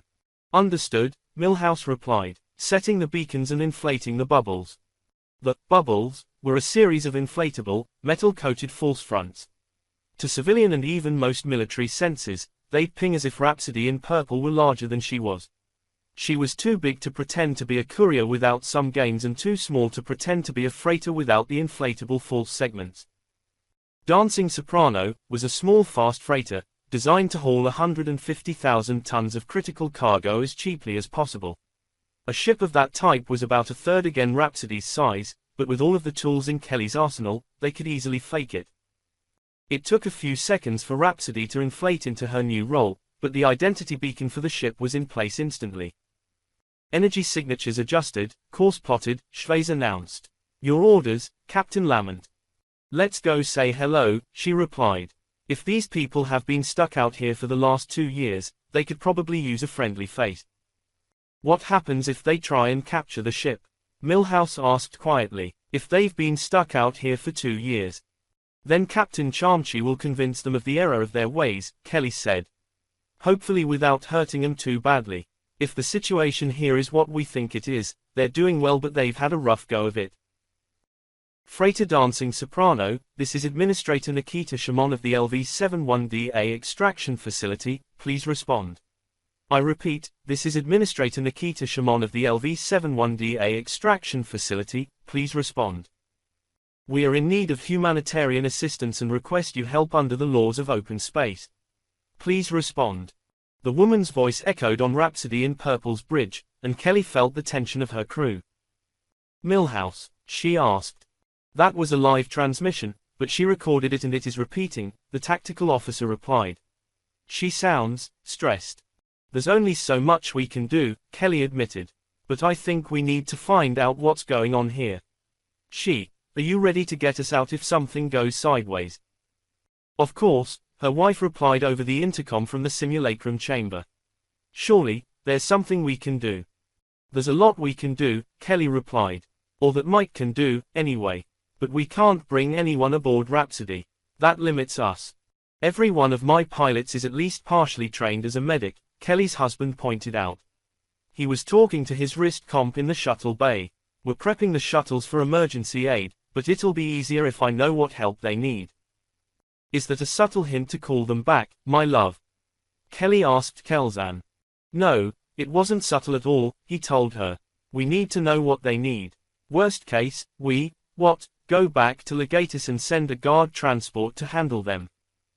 Basically, Kelly agreed. All right, everybody, sit still and pretend we're actually civilians. That was part of why Rhapsody's bridge was split in two the way it was.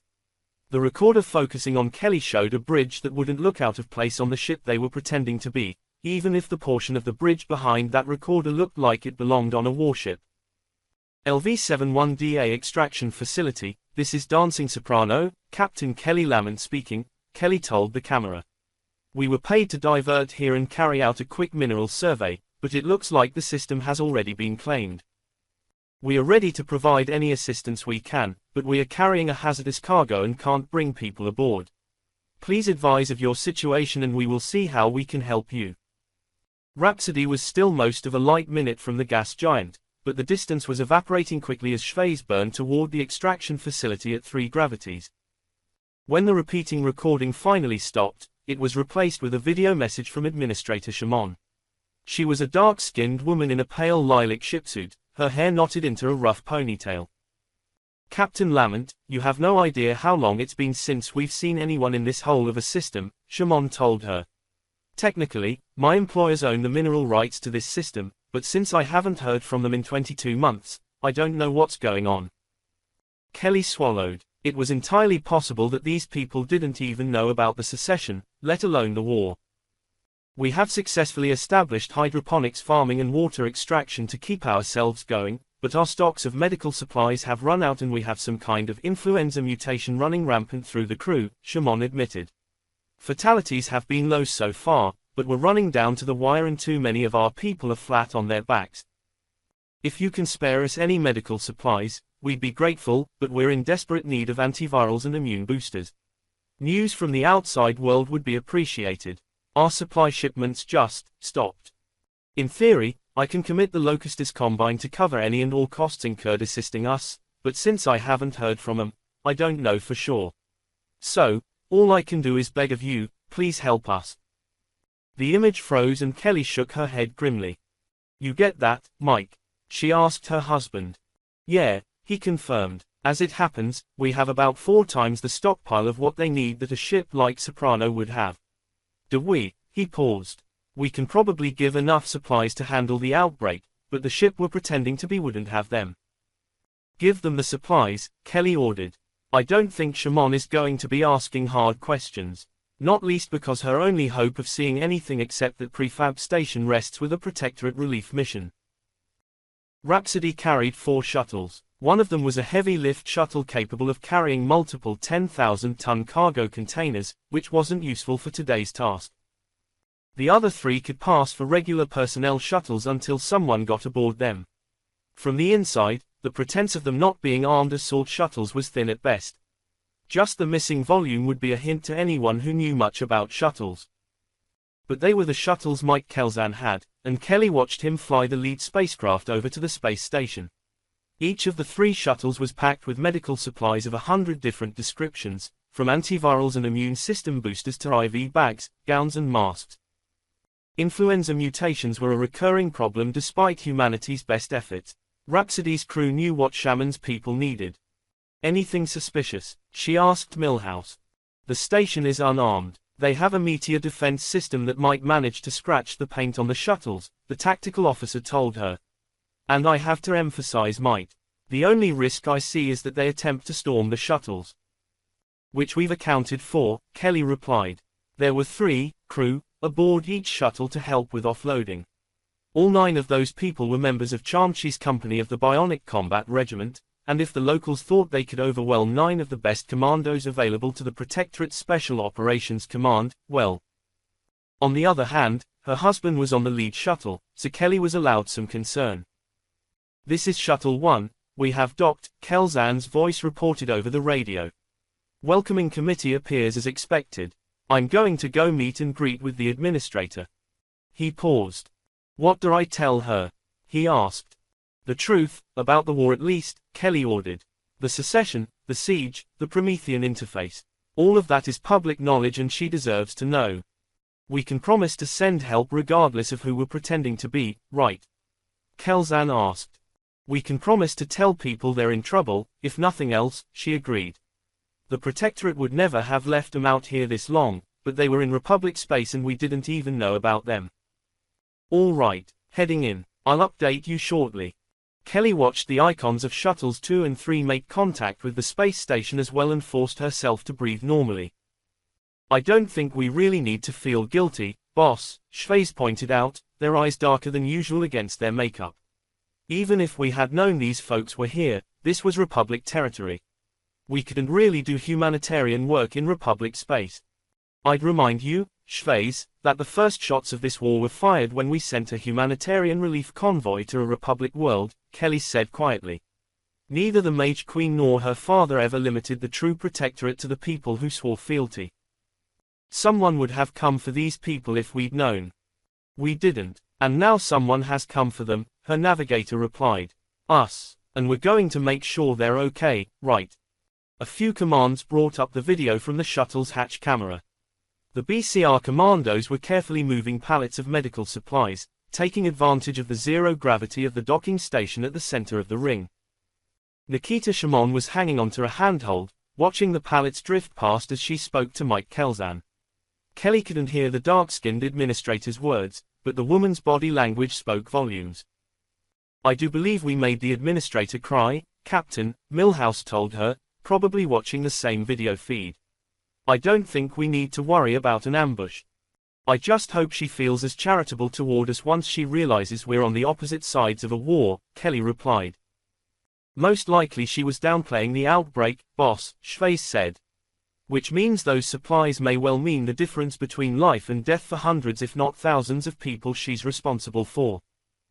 The navigator shook their head. I am a cynic by nature, but even I think she's probably going to feel pretty warm and fuzzy about us and the protectorate after this. 25. Rosalind paced. 5 steps, turn left, 4 steps, turn left, 5 steps, turn left, 4 steps. The cell the Republican agents had put her in had probably started life as a broom closet or something similar. 5 steps by 7, but almost half of the width was taken up by the bed that was the only furniture. They'd unhooked the mage cuffs so she could move, but all 4 of the manacles themselves were still locked against her skin. She could feel her magic, but she couldn't reach it, couldn't command the gift that was as much a part of her as her legs or her chest. 5 steps, 4 steps, 5 steps, 4 steps, repeat. Rosalind had a good sense of time and she'd been awake for 2 days. Her captors brought her food twice a day and took her to use a bathroom 4 times a day. All she could really be sure of was that she was on board a jump ship of some kind. They were jumping 3 times a day, which told her that there was only one mage aboard qualified to jump. She could have doubled the speed of the ship if she'd been helping, but she hadn't been asked and wasn't going to offer. No one would believe her if she did. The door slid open without warning and she stopped in her pacing, turning to watch the man who entered with a gaze she knew was more desperate than anything else. She didn't recognize him. Her understanding was that most of the people aboard the ship had been pretending to be royal guards, but other than von Sulzbach, Aaron, none of them were mages, so they'd kept their armor on. Apparently without the guard armor, they thought Alexander would have been able to identify them as non-mages. In Rosalind's moments of long-term thought, that was fascinating and fit the pattern she was recognizing around both Alexander and Montgomery's power. You're not carrying a tray and I don't need to piss, she said bluntly. What do you want? The man chuckled. You don't get to ask us those questions, girl, he told her. He held up a length of chain that would link into the manacles on Rosalind's wrists. You're coming with me. If you cooperate, it'll all be smooth and might even be fun. Rosalind felt her body tense. She was intellectually certain that no one on this ship was going to try and assault her, though the implicit threat was a powerful tool in their arsenal. Her once victimized emotions, though, had no such certainty. The legaton had left the door open behind him, too. She let that fear fill her limbs and turn into anger, the same anger that had left her planetary governor's son smashed into a wall and had fueled an adolescent crime spree after all of the charges both ways from that incident had been dropped. Magic was her strength, her power, her gift, but the Royal Martian Navy also expected a certain degree of physical fitness from their officers. They didn't care about weight, probably a good thing for a woman built like Rosalind, but she had to be able to lift a certain amount and run a given distance in a specific time.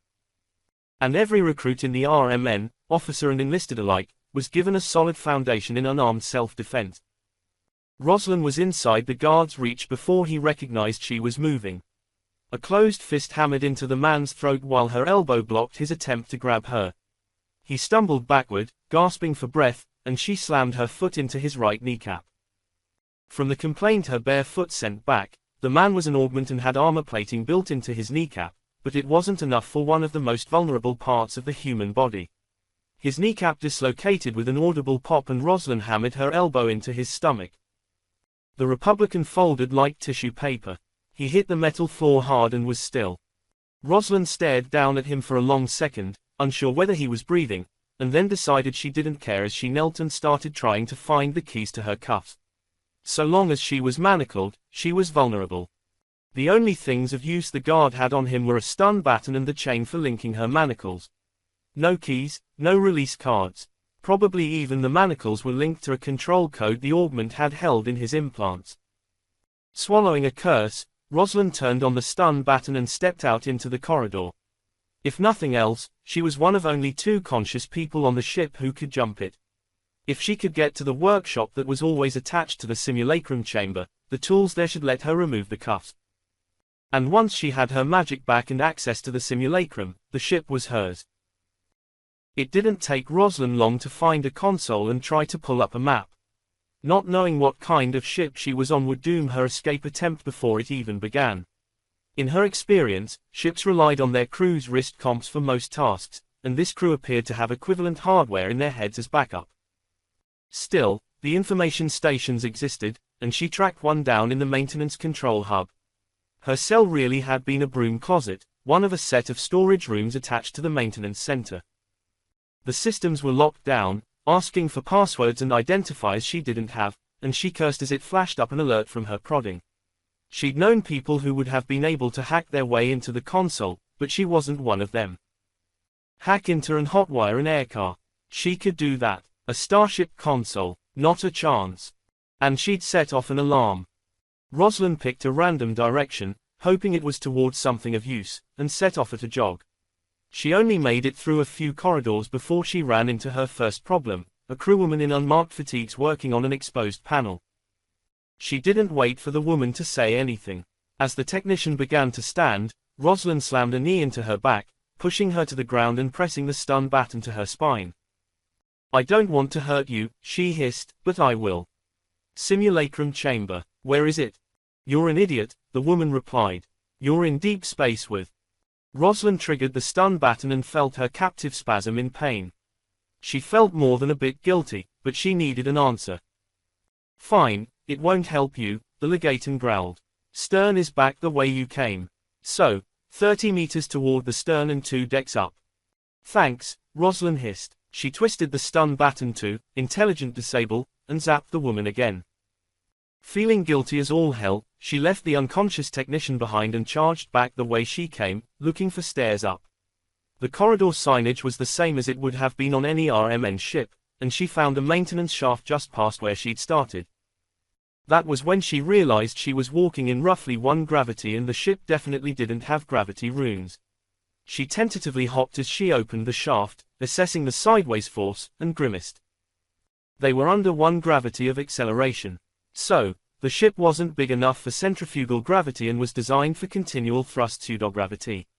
That was normal enough, except that it told her that stern definitely wasn't in the direction the technician had told her. The stern of the ship was beneath her, where the engines were burning to provide a semblance of acceleration. If the tech had been fooling with her, then this was a mess. Rosalind figured the tech had been minimizing the lies, which meant the simulacrum chamber was stonewalled from her. Which meant she was going down. Swallowing against her fear, she stepped onto the ladder and began to climb toward the engines. 1 deck, 2. 2 decks was what the tech had said. Rosalind hesitated, then opened the hatch. There was nothing in the corridor to tell her if she was close to the simulacrum chamber. It would be one of the few spaces that were unlabeled. She took a guess and headed in the opposite direction from where she'd found the tech, hoping against hope that she'd find the simulacrum chamber before anyone else found her. Instead, she found Aaron. The man stepped out of a door she was about to pass and gestured toward her, freezing her limbs in place with bonds of pure force. "The advantage of implants," he noted quietly, "is that we don't need klaxons and lights to alert everyone of an escaped prisoner.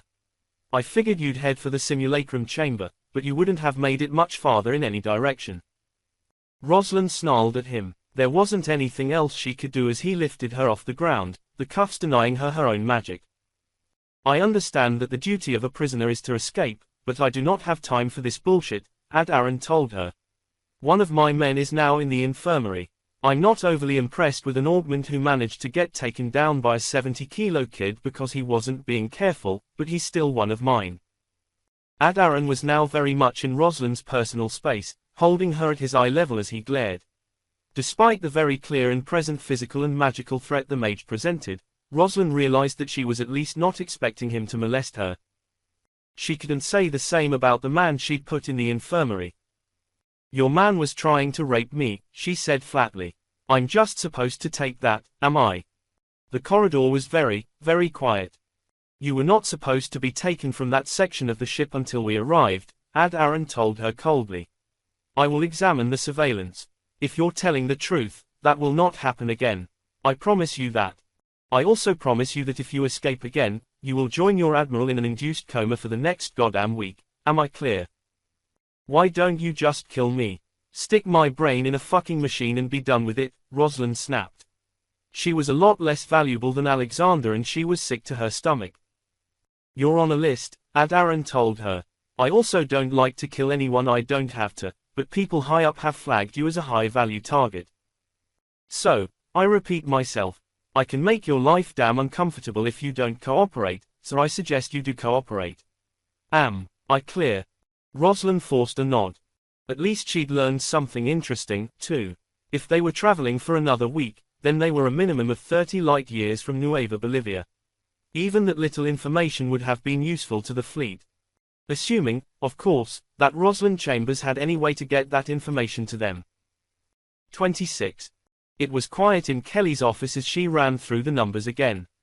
It was a pretty simple equation, really. An accelerator ring required X person years of work to construct. The LV-71DA extraction facility represented a large-scale out-system construction endeavor by two Unarcana worlds and had Y people. An accelerator ring built by a similar operation would take at least Z years to build. The number that fell out was large. Even if she assumed a larger project than LV-71DA by a factor of 10, she was still estimating decades of construction time. Even that was ignoring the fact that to build an accelerator ring outside of one of their systems, the Republic would have had to build an entirely new mining infrastructure in that system and provide laborers for that as well. To have built a second accelerator ring in the time since the Centurion ring had been completed, someone would have needed to relocate millions of workers. Highly skilled engineers and deep space workers, too, not the kind of people that could be bought from the never sufficiently damned human trafficking rings. Someone would have noticed, she said aloud. Noticed what? A soft voice asked from the door. That you're still up and awake 3 hours after you should be asleep. Kelly looked up and saw Shiwu standing in her doorway, the Chinese mage smiling at her. I mean, my desire to have you come to bed is at least a little selfish, she said, but you should rest. I keep looking at the numbers and the data and I keep coming to the same answers, Kelly admitted. It's not smart, I suppose, but I need an answer, She crossed the room and kissed Kelly's forehead. And what answer are you seeing, my love? She asked. We're scouting empty systems and it's a waste of our time, Kelly said aloud. The Centurion ring took 100,000 workers 40 years. To build an accelerator ring in secret in less than half a century. She shook her head. If we assume the project started 20 years ago, I'm still looking at them needing to hide a station with 1 million people, she concluded. And we'd have noticed 1 million deep space workers going missing. She reached over and turned off the wall screen. As Kelly looked up at her in mild objection, her wife dropped into her lap and kissed her very thoroughly. So, she said when they came back up for breath. Train of thought broken. What are you finding in the pieces, Kelly? Give me a moment, Kelly said, thoroughly distracted. She ran her fingers through Zai's lustrously long black hair and smiled softly as her wife leaned into her. Pieces of my train of thought, huh? You're going in circles. I'm trying to break them, the mage replied. That I also get to make out with you to achieve said breaking is a nice benefit. Kelly laughed and kissed her wife again. Leaning back in her chair with She resting against her, the pieces clicked together. They needed somewhere with an infrastructure they could expand and a population they could draft, Kelly murmured. It has to be in an inhabited system. It didn't need to be one with the infrastructure and training, though, depending on how hard they were going to push. We checked everywhere, she pointed out. So, if it can't be in an uninhabited system, and I agree with you, and it's not in the Republic, where did they hide it? 6 years ago, my ship got dragged into a move by Legatus to reinforce Chrysanthemum's security in exchange for concessions that nobody explained to the crew carrying the gunships, Kelly told her. I spoke to Niska about it recently, and he didn't seem overly sure about what was in the system now. But Chrysanthemum is still ours, aren't they? She asked. They never seceded, Kelly agreed. But if I was going to hide my continuity facility, my secret shipyard and my backup antimatter supply, I'd put it where no one was going to look. We're better but the territory of the people I expect to fight. Of course their fallback system never seceded. We should have paid more damn attention. Think you can sell Miss on that? Her wife asked. Because I'll jump where you ask me to jump, love. Half the senior officers are your spouses, and I think the rest of the crew will follow too. If you want us to disobey orders and go to Chrysanthemum. No, Kelly was tempted, but she wasn't going to ruin the careers of 100 other souls for this. If it was the only way, maybe, but it wasn't. No, she repeated. We're only 2 jumps from Legatus, Why turn around when we can complete our official mission, and then I can go over Peyton's head via the link. She tightened her grip on Kelly. The link is only connected to Mars right now, she murmured. How far over the director's head are you going? All the way up, Kelly told her wife. I didn't get the impression the order to leave the unseceded Unarcana worlds alone came from Peyton. And since I don't know how high that order came from, I'm going to call my ex-boyfriend. There was one more piece she needed before she could run the problem all the way up the chain, and it fell into place shortly after they returned to Legatus. Captain Lamont, we've received your data upload, Director Peyton told her. I'm seeing a critical flag. Did you find the accelerator ring? Negative, Director, Kelly told her boss.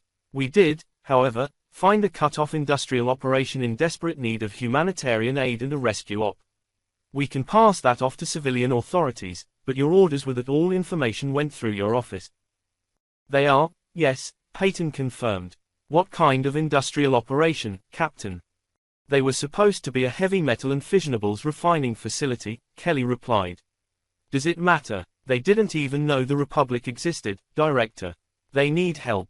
It doesn't, I suppose, the Director said. I'll make sure my staff passes on the information. We'll have a new set of scouting targets for you in a moment. Understood, Kelly agreed. We'll resupply and stand by. The call ended and she checked the status report on her screen. The program she'd been uploading along with the call had been fully transmitted. There shouldn't have been a problem. The software was attached to one of the handful of one-time codes she still had left from working directly with Damien. A hand symbol of office included software and authorization that could override any Protectorate computer. It could also generate one-time authorization codes that could do the same thing, and Kelly now had 3 of Damien's codes left. The one she'd just used up would open up the entirety of the MIST computer network on Legatus and search for specific keywords and data points. It was a smart program, one she was rather proud of, and it apparently ran fast, as the follow-up transmission pinged into her communicator after less than 5 minutes. It would probably have taken longer to ask for the data, and since she was planning on doing an end run around her superiors, she couldn't really do that. Chrysanthemum. Alignment. New Madagascar. 3-star systems that had banned the practice of magic on the surface of their worlds but hadn't followed the other 12 Unarcana worlds into the Secession and the Republic. Or had they? It seemed all too likely to Kelly, right now, that their apparent loyalty was a bluff. There had to have been some investigation, and as she opened up the files on those 3-star systems, she saw that at least Miss hadn't been completely naive. Every ship that had visited those 3 systems since the Secession had had their scan data accessed and copied. Some had probably sold it. Some had probably been hacked without ever knowing. From the looks of the files, at least 2 ships had carried hypersensitive passive sensor arrays into each of the systems, and at least 1 set of sensor drones had been unleashed in each one as well. Miss had been keeping as much of an eye on the 3 systems as they could without being obvious and potentially provoking them, and that meant there were still blind spots. All three systems had been isolated before the secession and had become more so afterward. There were only 3 or 4 approaches that a ship would take into any of those systems. Even the drones and passive arrays could only pick up so much. The drones were limited by how long their motherships were in the systems, too. She loaded the data in and ran through the scans. All 3 systems showed higher levels of spaceborne industry than she'd have expected from the old files, but that wasn't unusual. Every system tried to expand those networks as much as they could. But all 3 systems also had blind spots in the data.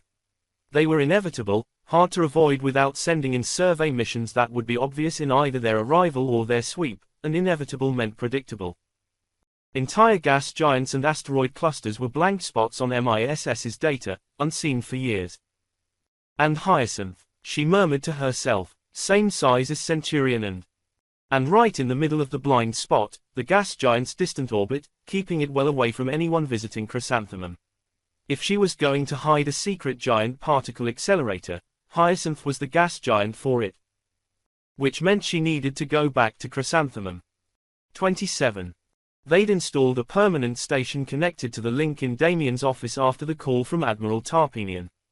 They wouldn't send unencrypted files through the link, but if they were going to trust the link enough for live conversations, they could trust the connection from Deimos to Mars. Damien, we have a request for communications with you via the link, Moxie Waller told him, sticking her head into the office.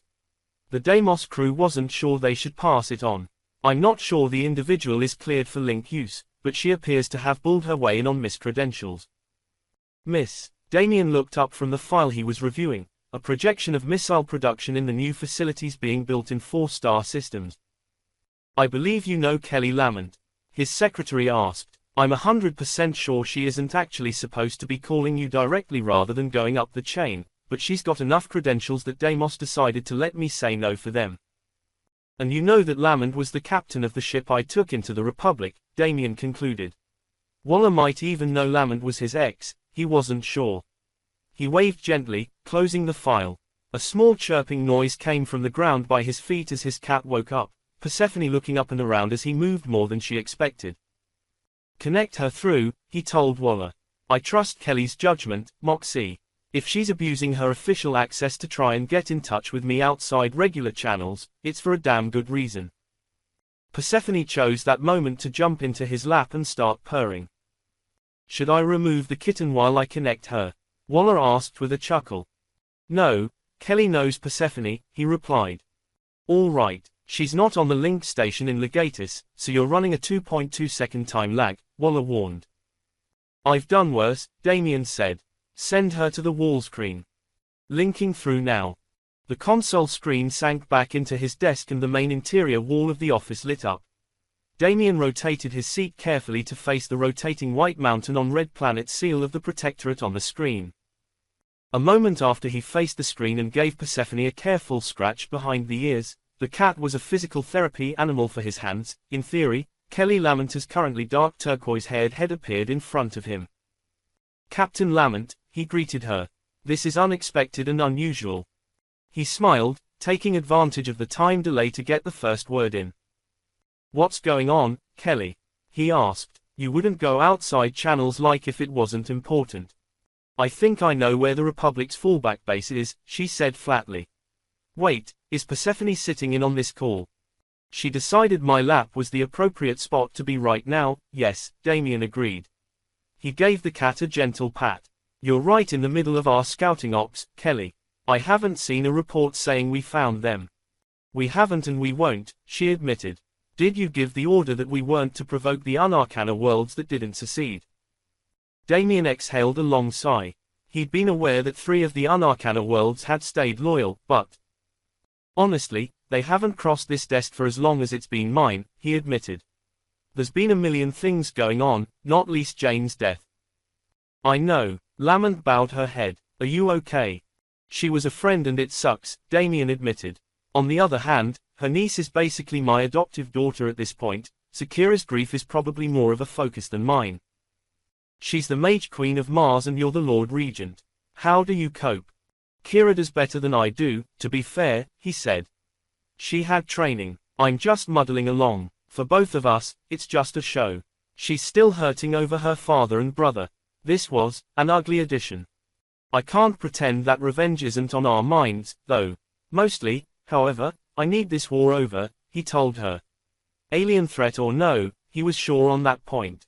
He couldn't tell Lament everything, but she'd been with him when they'd found the truth behind the Promethean interface. He put together the pieces of what she'd said and sighed.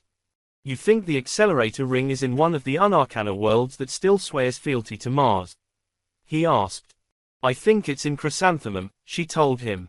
I think that the concessions that Legatus demanded in exchange for the help we delivered were used as a wedge for the Republic to take over the system and funnel their resources into building a new accelerator ring around Hyacinth.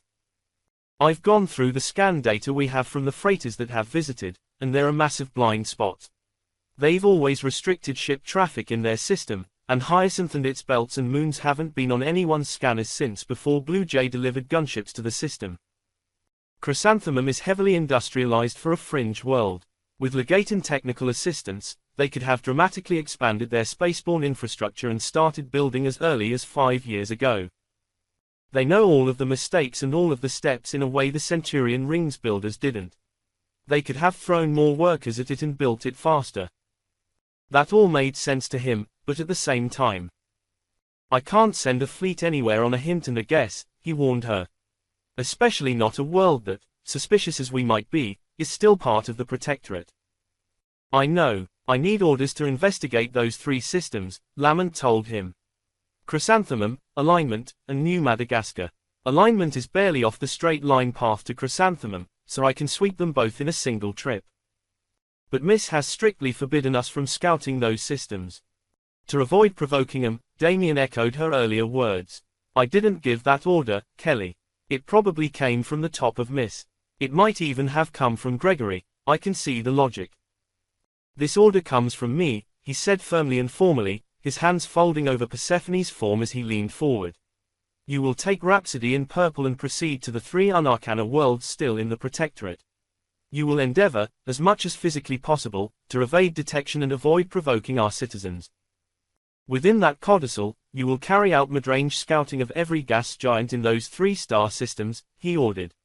I trust you to know how close you need to get to be certain, Captain Lament. If we have been betrayed, I trust you to discover it. If our enemy now hides within our own sphere, I trust you to find them. You are operating under my direct authority for this mission, and both Miss and the RMN will provide any and all resources and assistance you require. He relaxed now, leaning back in his chair and meeting his ex-lover's gaze. Be careful, Kelly, he told her. Bring yourself and your spouses and crew back, but find that base. I will, she promised. We will end this, Damien. We have to. I know, he agreed. I know. 28. Rosalind had no illusions about who was in control of the door to her cell. She was a prisoner, blocked from her magic and fed on a regular schedule. She still appreciated it when someone knocked. Adaran didn't bother to wait for her to reply, but he still knocked before he walked into her cell. We've arrived, haven't we? She asked him. She'd felt the jump a few minutes earlier, and the other mage looked wiped. For certain definitions of arrived, he agreed. We've a few hours of sublight travel left before we reach our destination and I get to hand off the person of mass destruction I have sedated in my infirmary. Rosalind turned away from him, trying to conceal her disgust at his cavalier description of Mage Admiral Alexander. Strong fingers gripped her chin and turned her back to face him. Adaran studied her eyes and smirked. I'm not a monster, he told her quietly. I know you think so, but I'm not. I was thinking psychopath, actually, she replied. Oh, I have a very functional sense of right and wrong, Lieutenant, he said. I don't like the methods we've resorted to for containing the Major Admiral, but my briefing on the powers of the rune rites was enough for me to be very sure I don't want to deal with her awake. The smirk widened as Rosalind tried not to react. She hadn't heard the term before, but she could guess what it meant. Interesting, he said. You know what I'm talking about. The special set of abilities present almost solely in the line of the Mage Kings of Mars. Not solely, though. One of them helped found the Republic, before Montgomery killed him. He was my teacher, my mentor, and my friend, Adaran concluded. It's a useful blind spot for us that the Protectorate assumes every mage is on their side, you know. Why the hell would you side with the Republic? Rosalind demanded. He clearly wanted her to ask. Even though she didn't want to give him that victory, she needed to know. I could tell you the easy answer, which was that they gave me a choice between wearing a uniform or having my brain in a jar, but I'd be lying, he admitted. Even Finley, who was in the middle of Project Prometheus, didn't tell me about the nature of his project. But I was born on Legatus. My parents emigrated once I tested as a mage, but I was raised Legatan enough to look at the castes and eugenics the Protectorate embraces without thinking and realize the truth of what the Republic claims. The Protectorate represents the ultimate victory of the eugenicists. The Protectorate destroyed the eugenicists, Rosalind countered. The eugenicist movement had been a club, then a conspiracy and then, after a violent revolution, the government of Mars. They'd created Project Olympus and forged the modern mage, at the price of the tens of thousands of unmarked graves in the fields of sorrow on the side of Olympus Mons. The first Mage King destroyed the eugenicist organization and killed many of the people who were members of it, but everything from the separate legal protections for mages to the encouragement of people to have mage children embraces the core ideology of the people he claimed as enemies, Ad Aaron replied. The Protectorate is built on a fundamental lie. He shrugged. So, I returned to Legatus and then served the Republic. Project Prometheus is an unfortunate necessity, an awful stepping stone on the path to a new humanity with the eugenicist legacy truly burned away. Mage and mundane as equals, as they should be. You're not a monster, you're mad, Rosalind countered. Some of his words rang true, she couldn't argue that, but it was a large leap from, the Protectorate isn't fully rid of eugenicist ideology, to, we have to murder thousands and harvest their brains. He was still well inside her personal space, though he was no longer touching her. He smirked at her words and stepped back. You are, of course, welcome to your own opinions, he told her. Others can make the arguments more eloquently than I, but I felt the need to make the attempt. If nothing else, the spark in your eyes when you saw me as an ally was promising. Get the fuck away from me, Rosalind snapped, waving a mage-cuffed arm at him. The only thing stopping me from burning this entire ship to ash is these manacles. I don't know what you think you're saying, but if I wasn't bound, you'd be dead right now. Would I? Ad Aaron murmured. Because your record says you've never killed face to face, Mage Lieutenant. I have. You're powerful, yes, but if you attacked me, you would hesitate, and you would fail. You are in no danger here, Rosalind Chambers, except that which you make yourself. Remember that, even as you enter Project Styx. We may be your enemies, but we are not barbarians. What? Rape threats aside. Rosalind snapped. I reviewed the footage, he told her. Miller was out of line. I discipline him, but between the kneecap and the trachea that he needs repaired, he's out of commission for a month and in a rather spectacular degree of pain. I figure that will count as punishment enough. I'm sure that makes you feel so much better, she said. Not really, Ad Aaron admitted. It shouldn't have happened, but the use of that kind of implicit threat is not outside the toolset of my people. I just prefer to do it intentionally, and for my people not to almost get permanently crippled by a 70-kilo spacer. My sympathy for your problems is limited. I imagine, he agreed. I suggest you get some rest. We'll be going to 3 gravities acceleration shortly, and that's always bracing. Get out, Rosalind told him, but she was too exhausted to put much heat in the words. This was all a nightmare and she wished she could just wake up. 29. 2 guards escorted Rosalind from her cell when they finally arrived. Even with her magic, they'd have had a huge advantage over her. The ship had come to a complete halt and there was no pseudogravity of any kind. After the punishing 3-gravity acceleration to get there, the microgravity was welcome. It also left Rosalind vulnerable against augments wearing magnetic boots. She could manage moving in microgravity just fine, but fighting in it was beyond her. One of the augments chained her wrists and ankles together and she couldn't even find the nerve to try to resist. The other attached a tether to the chains and pulled gently to get her floating along with them. The tether was a glorified leash at that point, but it allowed the augments to control her speed and location as they made their way through the ship. This was only the second time Rosalind had seen any of the ship, and she'd been looking for specific things the last time. Now she was studying the ship itself, and the style was familiar. It looked like a relatively standard in-system cargo ship, the kind often called a clipper. They varied in size from 200,000 tons to several million but lacked jump matrices and simulacrum chambers, a lack this ship clearly didn't share. A clipper would pass almost unnoticed by military forces in most circumstances, assumed to be a local vessel since it clearly couldn't have come from somewhere else. It made for about as perfect an infiltration ship as Rosalind could imagine, assuming the system had some of the ships to begin with. If an extra ship showed up of a type that couldn't travel between systems, after all, a sensor tech would almost certainly assume they'd miscounted somewhere or that they were seeing a sensor glitch. Clippers didn't just appear. Adaran was waiting at the shuttle bay, supervising as another pair of mag-booted augments moved a zero-gravity stretcher onto a shuttle. The doctor who treated Rosalind's sedation side effects was with them, checking IVs and readouts as they moved Mage Admiral Alexander forward.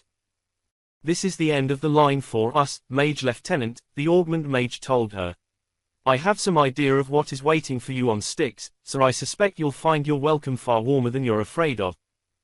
"Like the welcome the Royal Guard got when you intercepted them?" Rosalind asked, her tone falsely sweet. Adaran smirked.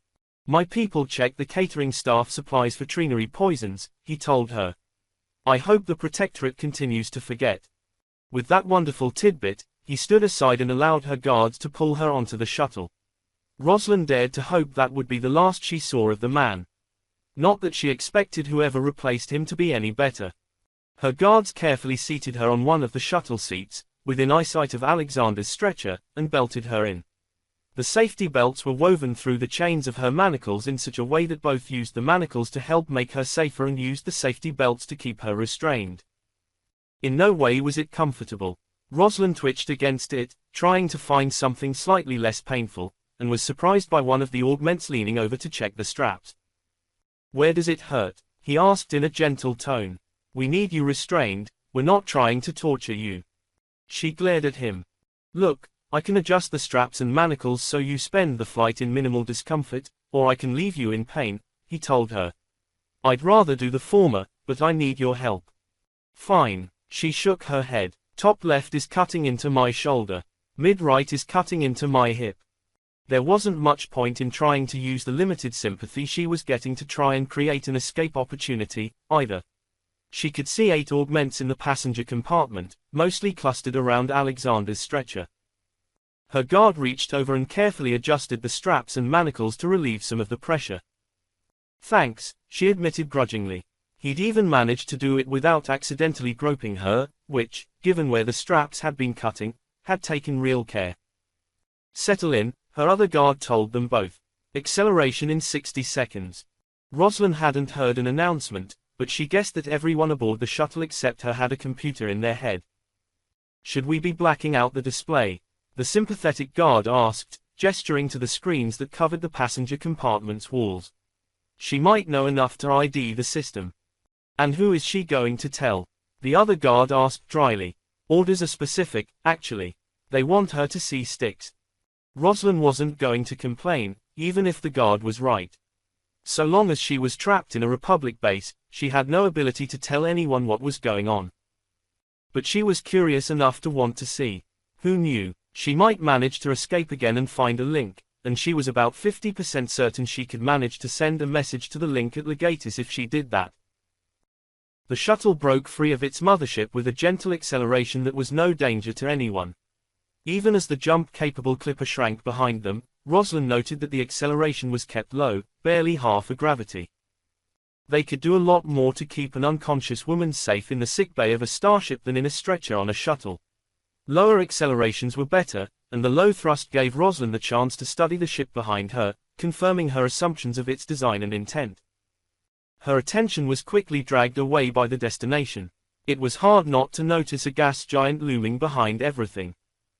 Without anything else to use for scale, it was hard to get a sense of how large the blue-white planet was. Rosalind's trained eye picked out the number of visible rings, 4, and large moons, 6, in a few seconds, though.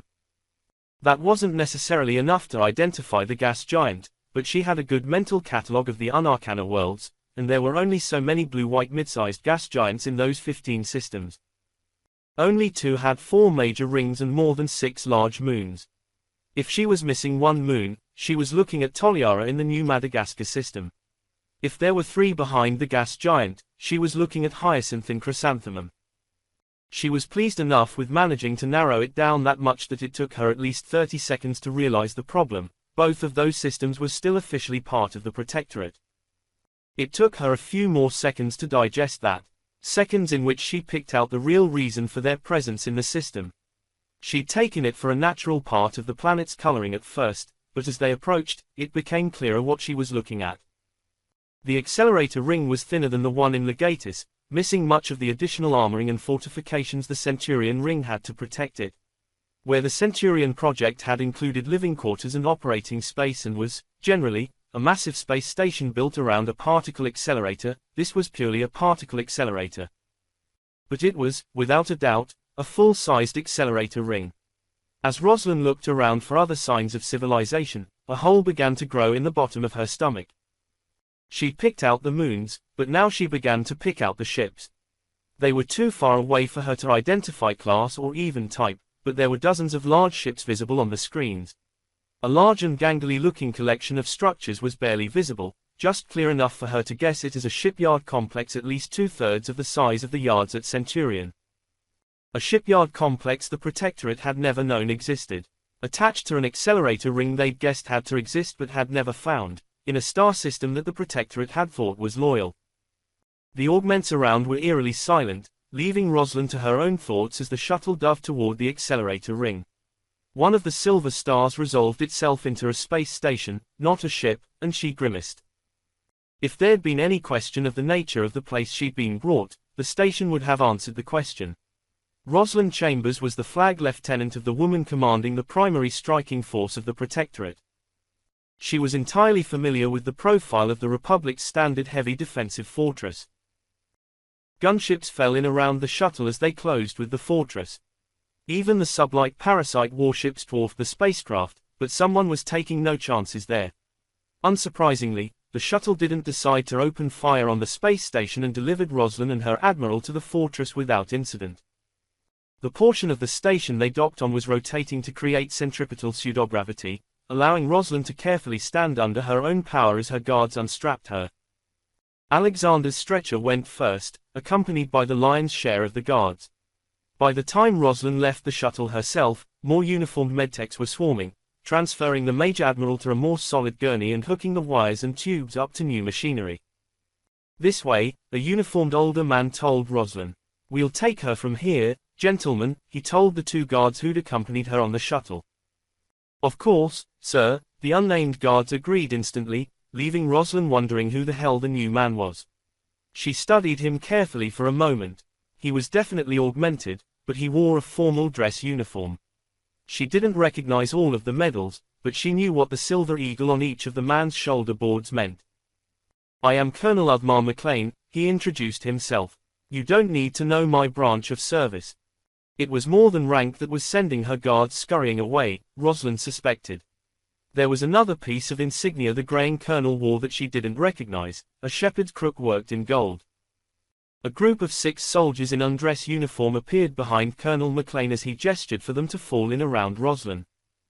"Welcome to Styx, Mage Lieutenant Chambers," he told her. "Walk with me." It wasn't a question and she obeyed the order. The soldiers were augmented but not the same level as the augments she'd been surrounded by for the last 2 weeks. They were, unless she missed her guess, Republic Space Assault Troopers, the equivalent of Martian Marines. "I see that speed may be an issue," McLean said as they left the shuttle bay. "If I have my men unchain your feet, Lieutenant Chambers, do you promise to be at least moderately cooperative?" "I'm not sure I can take an entire fortress with just kicks," she said dryly. "You might be safe regardless of my intent." "I would still have your promise of cooperation, Lieutenant," the colonel told her. "The less difficulty we cause each other, the easier this whole process is going to be. While there is certainly no way you can freely wander the station or be without restrictions on your magic, there are accommodations we can reach with each other while you remain a prisoner of war. And if I decide my duty is to escape?" McLean smiled thinly. "We will do our best to recapture you alive, but I can make no promises," he warned her. "Styx and Hades are critical to the war effort. We can take no chances here." I'm not going to try and kick your soldiers if you unchain my feet, Colonel, Rosalind conceded. For any other promises, we'll have to wait and see, won't we? Good enough for now, he said. Osric, release the Mage Lieutenant's feet, please. 30. The station was immense. Rosalind had known that intellectually, it was a clone of one of the primary fortresses that had guarded Centurion and would host 500 gunships, after all, but it was an entirely different matter to walk its decks for 25 minutes before they reached the destination. There were almost certainly faster methods of traveling around Styx, but Colonel McLean was making a point. The size of the station and her unfamiliarity with it left her with no chance of finding her way to any critical components even if she did escape. She was reasonably sure she could find her way back to the shuttle bay, but she was also certain that her escorts had taken her a roundabout route to reach the destinations. She had a very good sense of direction, even on a space station. Through here, McLean instructed as a door slid open at a silent command. 4 of the assault troopers split off to stand around the door as Rosalind hesitated. Please, Mage Lieutenant. Rosalind had no ability to argue or resist. Swallowing a retort, she stepped through the door into her cell. To her surprise, it was a decently appointed small apartment. There were chairs, a table, what looked like a separate bedroom. They were larger quarters than she'd had on Durendal, and the 100-megaton dreadnought was hardly hurting for crew space. The door closed behind them and she turned around. McLean had only brought 2 of the guards in with him, and he smiled wryly at her. We hope to convince you that the Republic is not your enemy, Lieutenant, he confessed freely. There is much the Protectorate hides from its people. For now, though, we still need to take precautions. In this space, however, we are able to be more flexible than elsewhere. Osric, please remove the lieutenant's cuffs. Rosalind stared at the Republican soldiers in shock as the assault trooper stepped up and removed the mage cuffs on her wrists and ankles. Not the chains but the cuffs themselves, the things barring her from her magic. She reached for her power, not even sure if she would strike out, but it was still gone. Shock at their releasing her turned into shock at her magic's absence. This apartment is warded against the use of magic, McLean said calmly. I am not certain it would work on, say, Mage Admiral Alexander, but I am told there are very few mages who would be able to reach their magic in here. You're testing me, Rosalind observed. And the wards on the room, he confirmed. You wouldn't make it far, powers or no, right now. But we needed to confirm that the wards function. From your expression, I take it they do. How many mages do you people have? She snapped. Please, Lieutenant, I'm not going to answer that question, he told her. For now, I have performed my duty and seen you safely to your quarters. I ask that you go through everything and let us know if there is anything missing that you would need in terms of clothing or hygiene supplies. You are a prisoner of war, yes, but I hope to have a less hostile relationship than is traditional in these matters. We are all humans of the 25th century, after all, and we have grown beyond the errors of our past. That seems to result in us finding new ones, doesn't it? Rosalind ground out. Perhaps, he conceded gently. But I will leave you your privacy for now. There are clothes in the closet that should be in the right size, but we had to improvise on short order. I can't promise anything is perfect, but, again, let us know what is lacking. I will be back later to check in. If anything is critical, the intercom here will contact your guards. He touched a panel. We will speak again soon. The 3 Republicans left the apartment's living room as a body, closing the door behind them. It almost certainly locked and sealed, trapping her in a room she could never escape without her magic. The furniture looked comfortable enough, but Rosalind hesitated to even touch it. McLean wasn't even bothering to hide his intent, and she hated the man for it. A little bit of comfort, even the hot shower she was going to take now she had the option, wasn't going to convince her to change sides.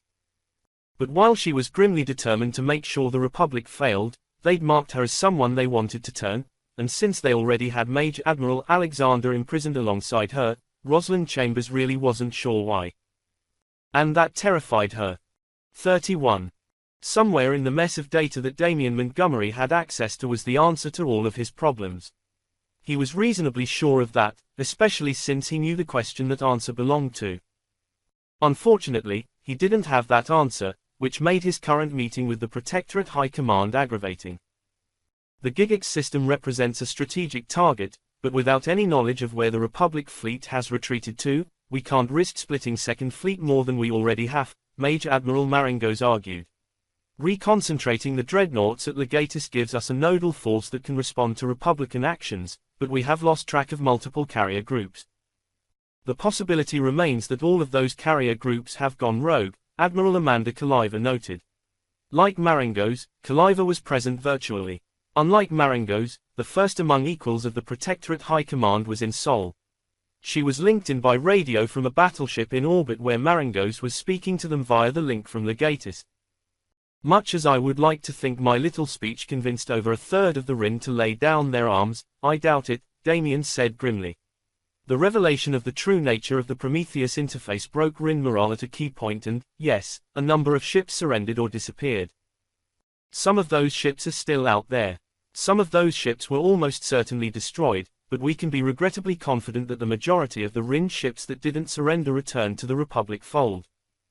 In the absence of a checkmate target, I hesitate to commit Second Fleet against any target, sirs, Maringos told them. You forget one aspect, Admiral, Kira Alexander said softly, the Mage Queen leaning forward. She was in the room with Damien, making them the only two people in the meeting physically sharing a space. If Gigix was only a shipyard or only a munitions supply source, purely strategic and operational concerns might suggest leaving it be for now, she noted. But it is not merely those things. The primary concern in Gigix is the Project Prometheus facility, and the fact that there are still over 1,000 mages taken from occupied Protectorate worlds by the Republic that we have not located. The worlds were now back in Martian hands, but they had spent weeks, months, in some cases, under Republic control. No one had expected the Republic to be kidnapping and murdering mages. If they had, those worlds might never have fallen. Damien hesitated to underestimate the assembled power of the mage families that dominated most Protectorate worlds.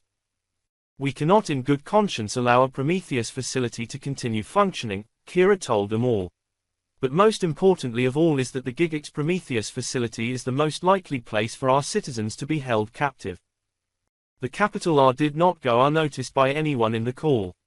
Kira had a very sharp sense of when to use the royal we. The conference was silent, then Maringos cleared his throat. I see your point, Your Majesty, he conceded. Based off the intelligence we have, I believe a heavy task group based around a dreadnought and several battleships should suffice to secure the Gigix system for the Guard to move on the Prometheus facility and Greyhawk. Make it happen, Admirals, Damien ordered. He suspected that Jane Alexander wouldn't have needed the reminder of what was at stake, but at least Maringos hadn't decided to dismiss his teenage queen's point. 7 now former flag and general officers of the Protectorate had made that mistake so far. Damien would tolerate disagreement, but too many of the senior military commanders only saw Kira Alexander as a teenager without the background to understand their tasks. The clever ones were learning that she was a very smart teenager whose fresh viewpoint was often extremely valuable, and who was as willing to listen to arguments against her suggestions as she was to lay down the law when needed. About 60% of Damien's job these days was running the Protectorate for Kira Alexander. The other 40% was teaching Kira Alexander how to be Mage Queen of Mars. He was far more confident in the success of the second part of his job than the first. Lord Montgomery, Your Majesty. Malcolm Gregory bowed his way into the room as the military conference ended. I looked into that matter you asked about. Obscura. Damien glanced at Alexander and raised an eyebrow.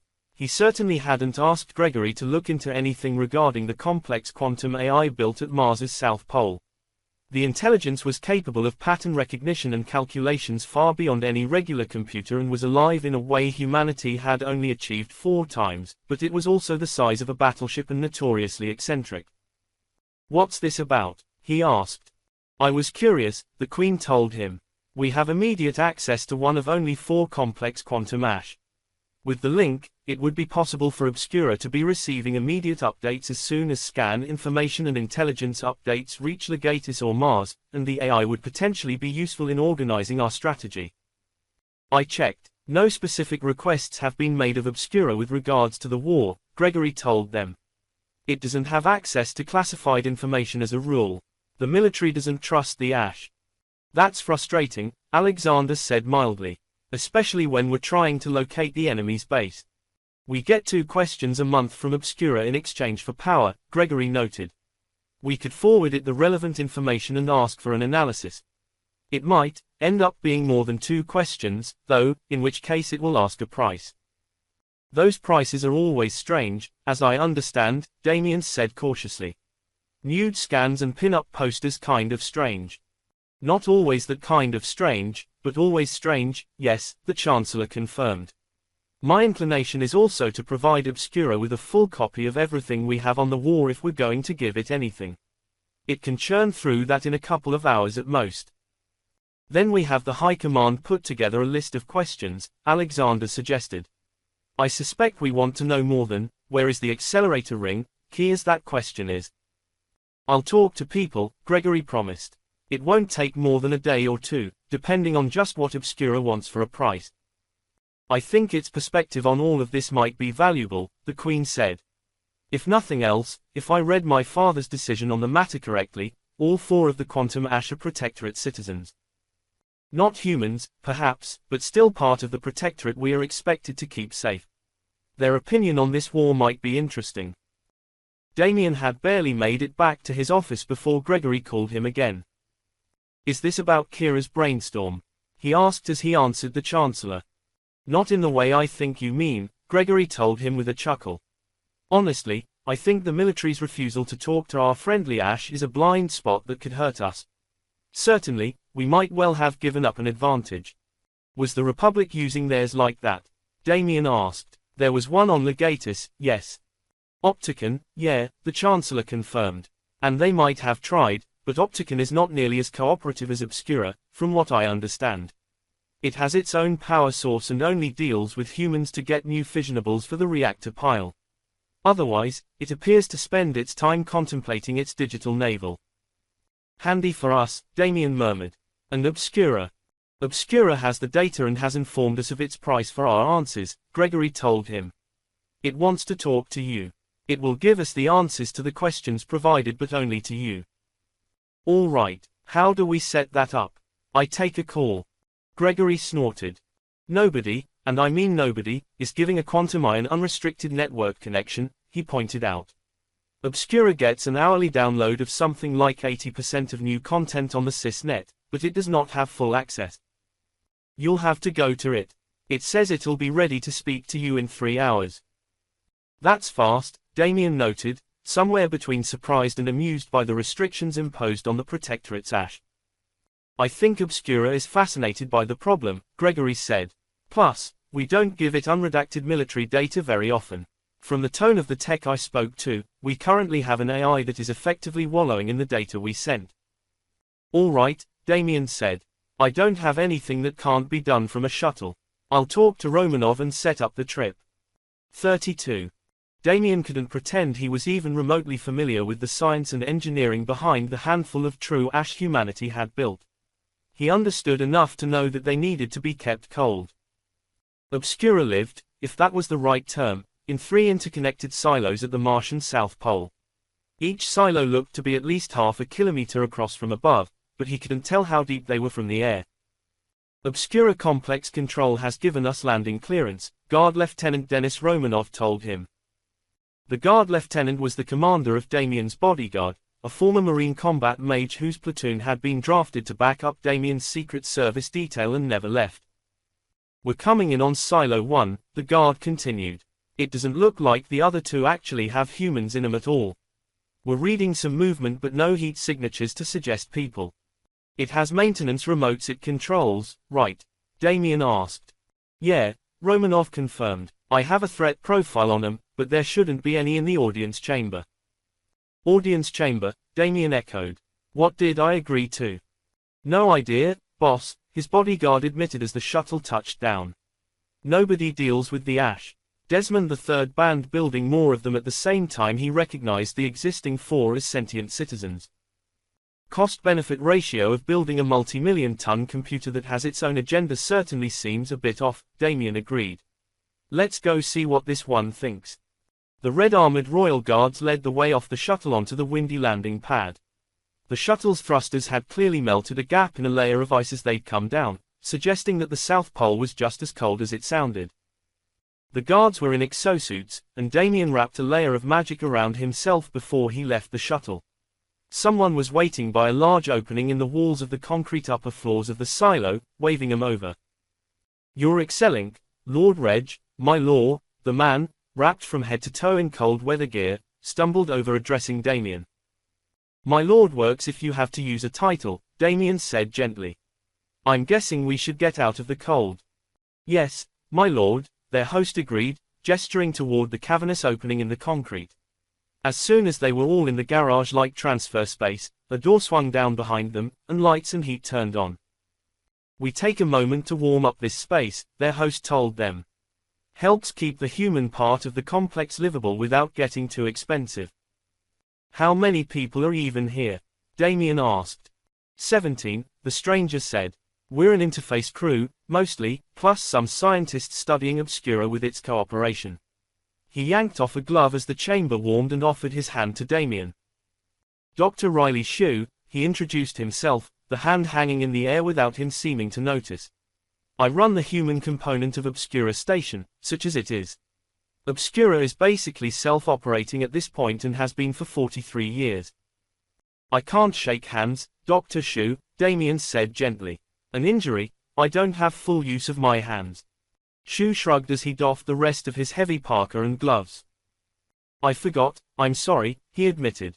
"I don't see much outside of the station.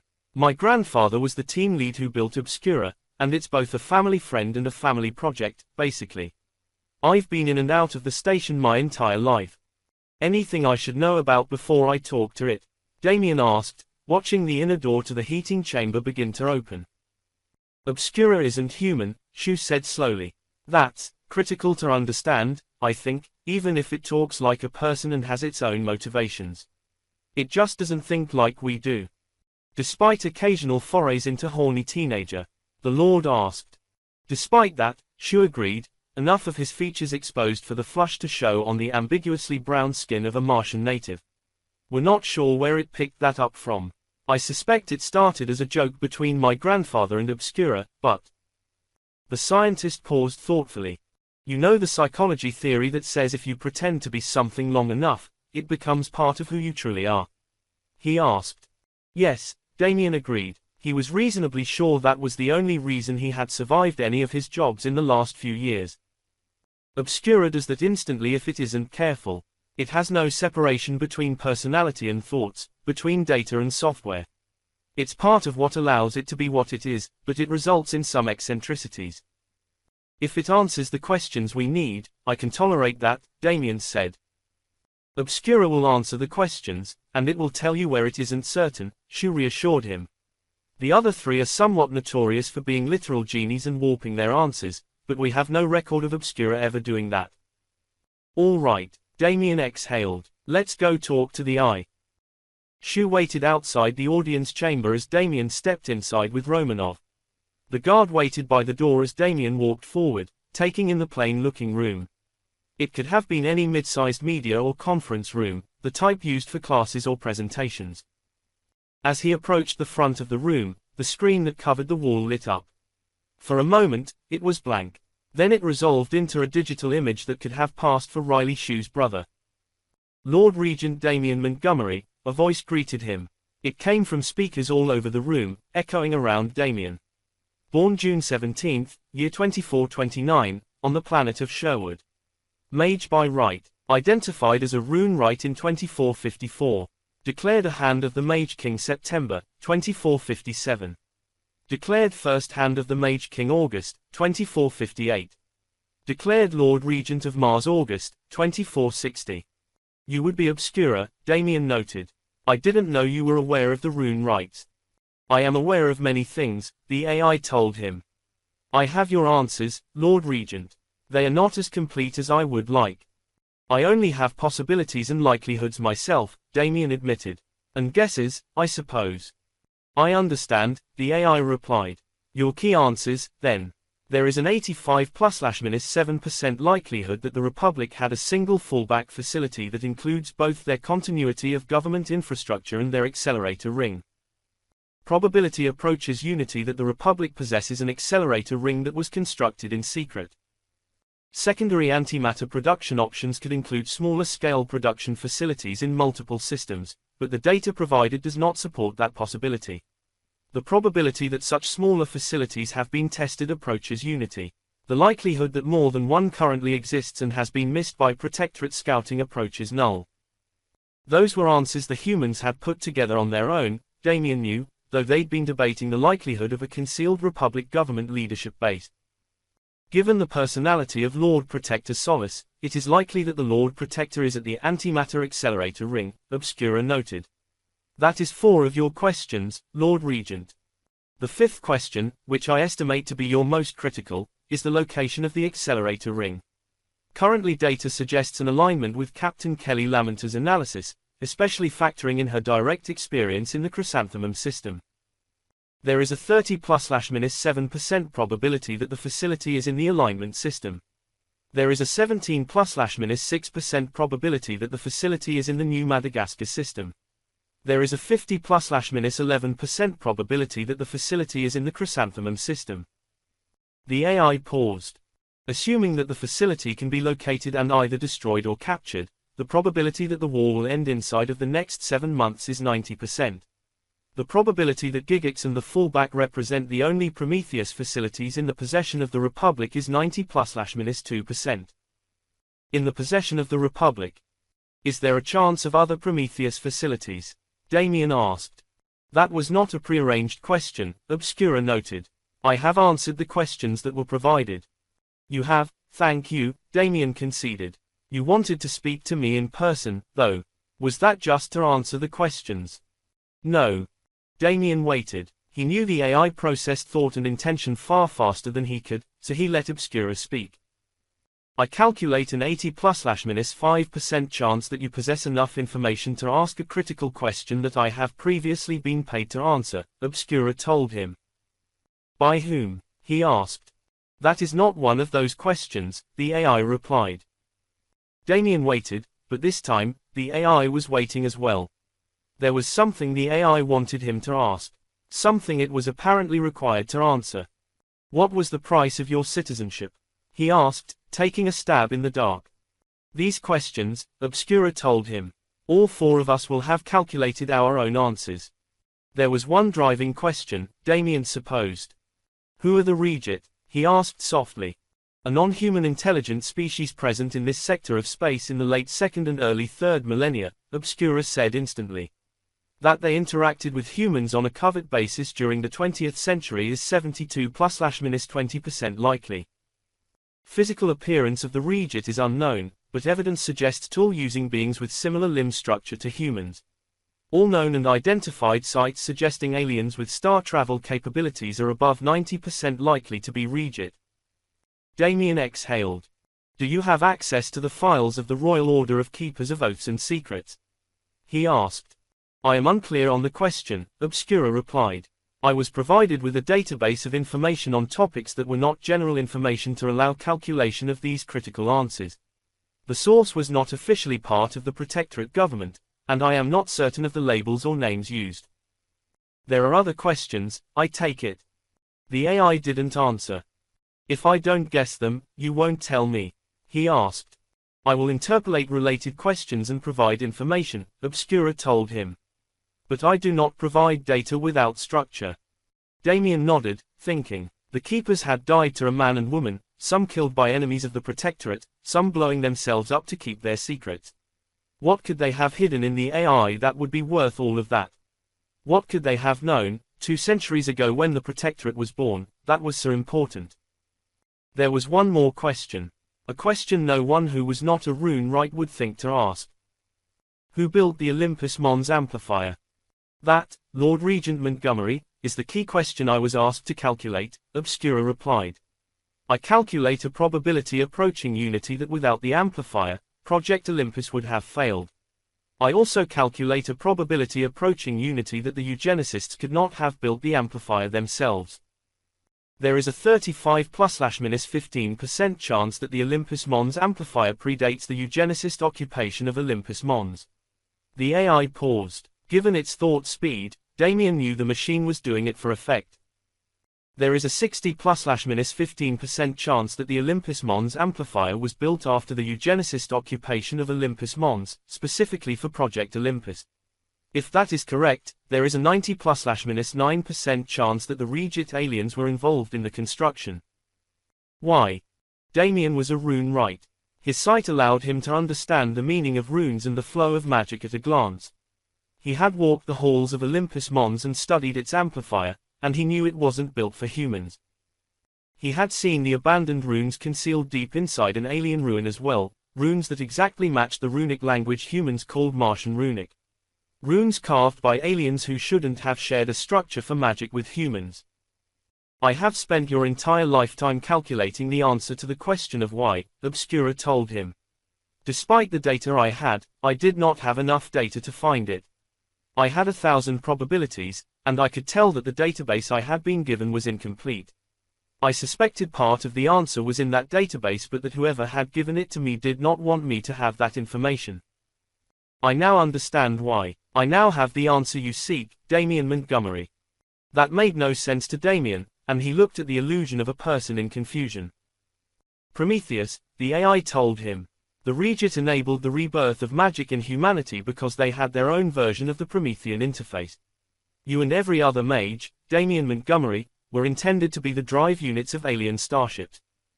My God, he whispered.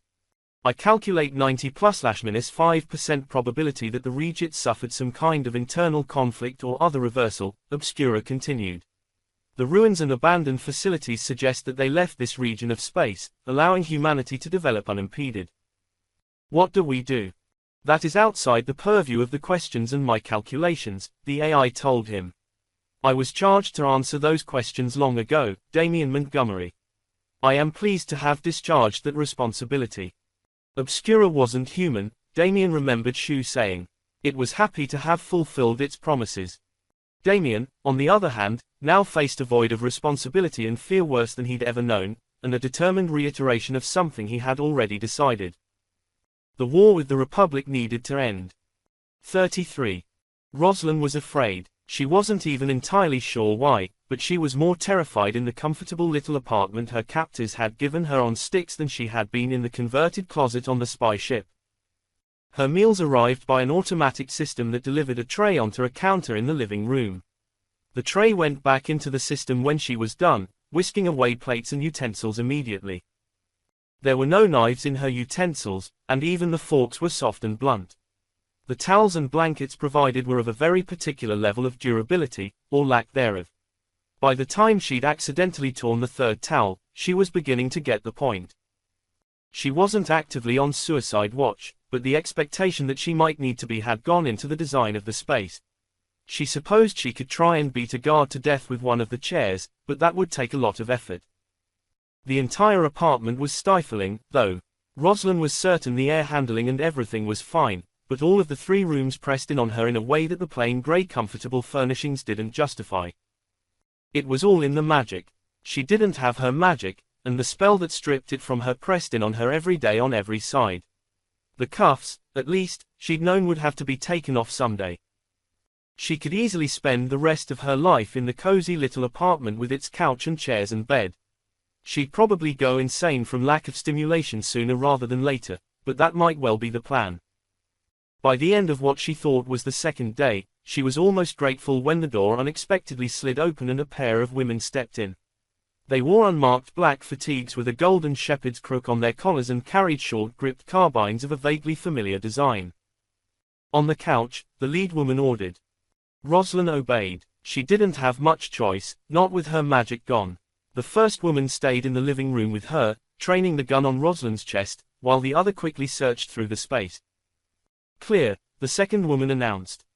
Whatever communication they had with the outside was silent to Rosalind.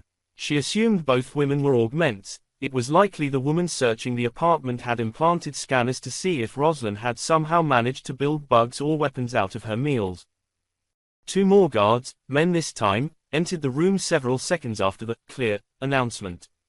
They took up flanking positions around the door, just in case Rosalind decided to be insane. Finally, a somewhat chubby and balding middle-aged man stepped into the room. His fading hair was red, standing out a bit against the black suit he wore. He radiated a vaguely befuddled warm feeling, a calming sense of being everyone's loving but odd uncle. Even Rosalind found herself calming in his presence as one of the guards pulled a chair over for him to sit on. The man's aura was such that it took her until he opened his mouth to realize who had just entered her comfortable cell. Mage Lieutenant Chambers, Lord Protector George Solis greeted her. The unquestioned dictator of the Republic of Faith and Reason smiled at her gently, clearly realizing she'd recognized him. I assume you recognize me, but I'd be disappointed in the Protectorate's intelligence services if you didn't. Rosalind swallowed and remained silent, wondering just what this man could possibly want from her. Silence is often the best part of discretion, I suppose, he allowed after a few seconds. I am George Solis, elected President and appointed Lord Protector of the Republic.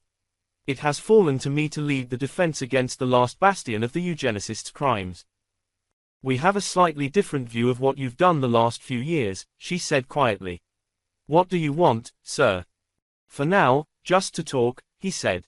I mean, if you would like to give me the full order of battle of Second Fleet, the base technical specifications of the Protectorate's new missiles and a rundown of the capabilities and vulnerabilities of the dreadnoughts, I wouldn't mind. She wanted to hate him. She did hate him, in fact. This man had ordered Project Prometheus, with all of the deaths and murder of children involved in that, but in person, his ready warm charm was almost overpowering. Rosalind Chambers, Mage Lieutenant, KB 11987D3L5, she recited. Name, rank and serial number, he concluded. Unimaginative, but fair enough. The cell was silent for a few seconds, and then one of the walls changed slightly, a window that hadn't been there appearing. I hadn't realized this room was quite so lacking in amenities, Solis said. A window is the least we can do. I'll have someone bring you some books. They'll have to be physical, I'm afraid, we have security concerns. I'm one woman, denied my magic, in the center of a 60-megaton fortress that hosts 500 parasite warships and over 100 missile launchers, Rosalind pointed out dryly. This station has, 1,000 armed soldiers aboard.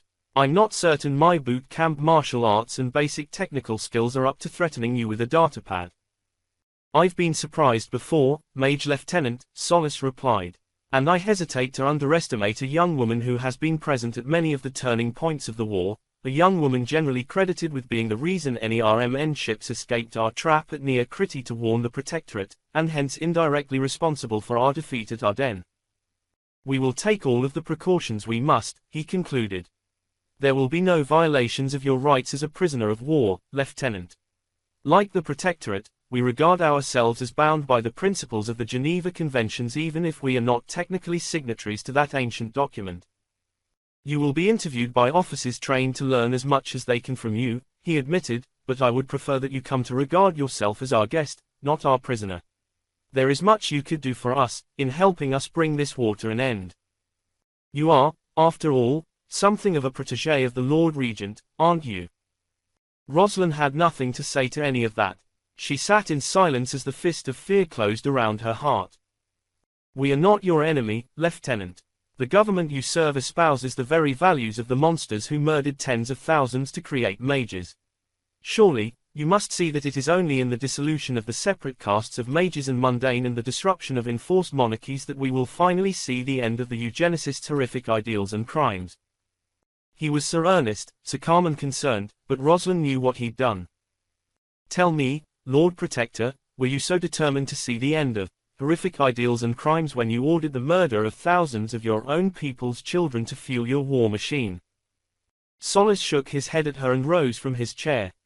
Sacrifices must be made, he told her, his voice still warm and calm. In time, I hope we can convince you of the truth of things. Until then, our security precautions will remain. He bowed, a chubby little man with a warm voice and a heart of iron, and then he and his guards left Rosalind Chambers alone with her nightmare. 34.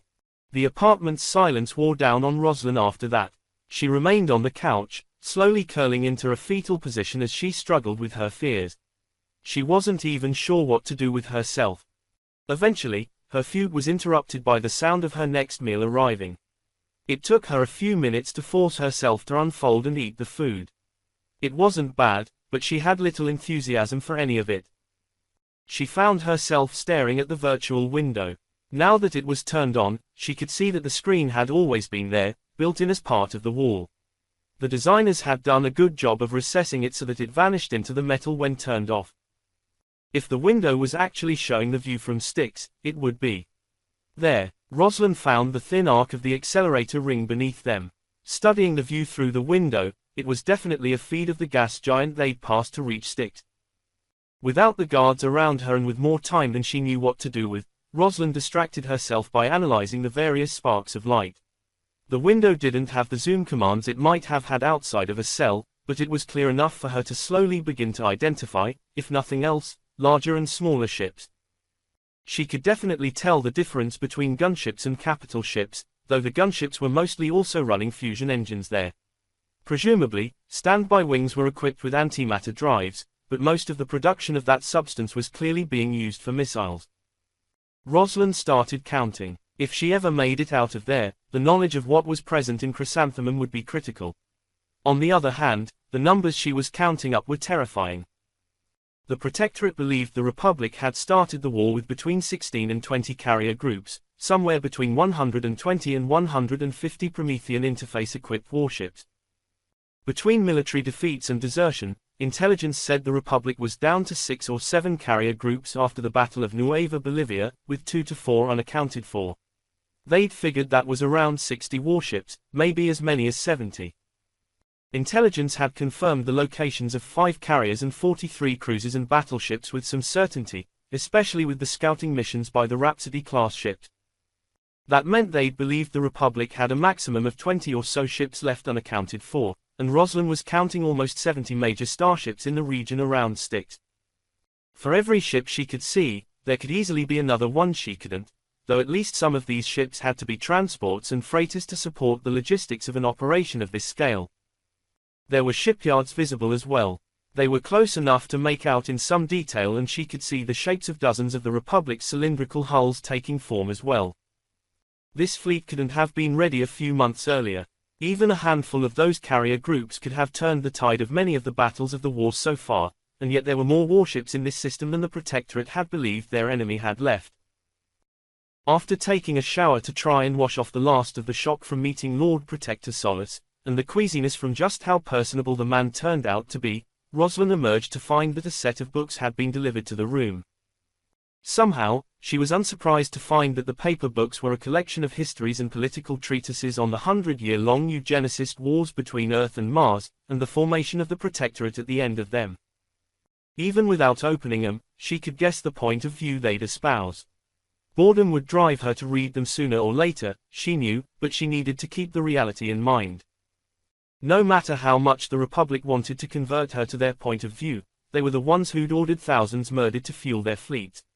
They weren't wrong in that the Protectorate inherently had some connections to the eugenicists.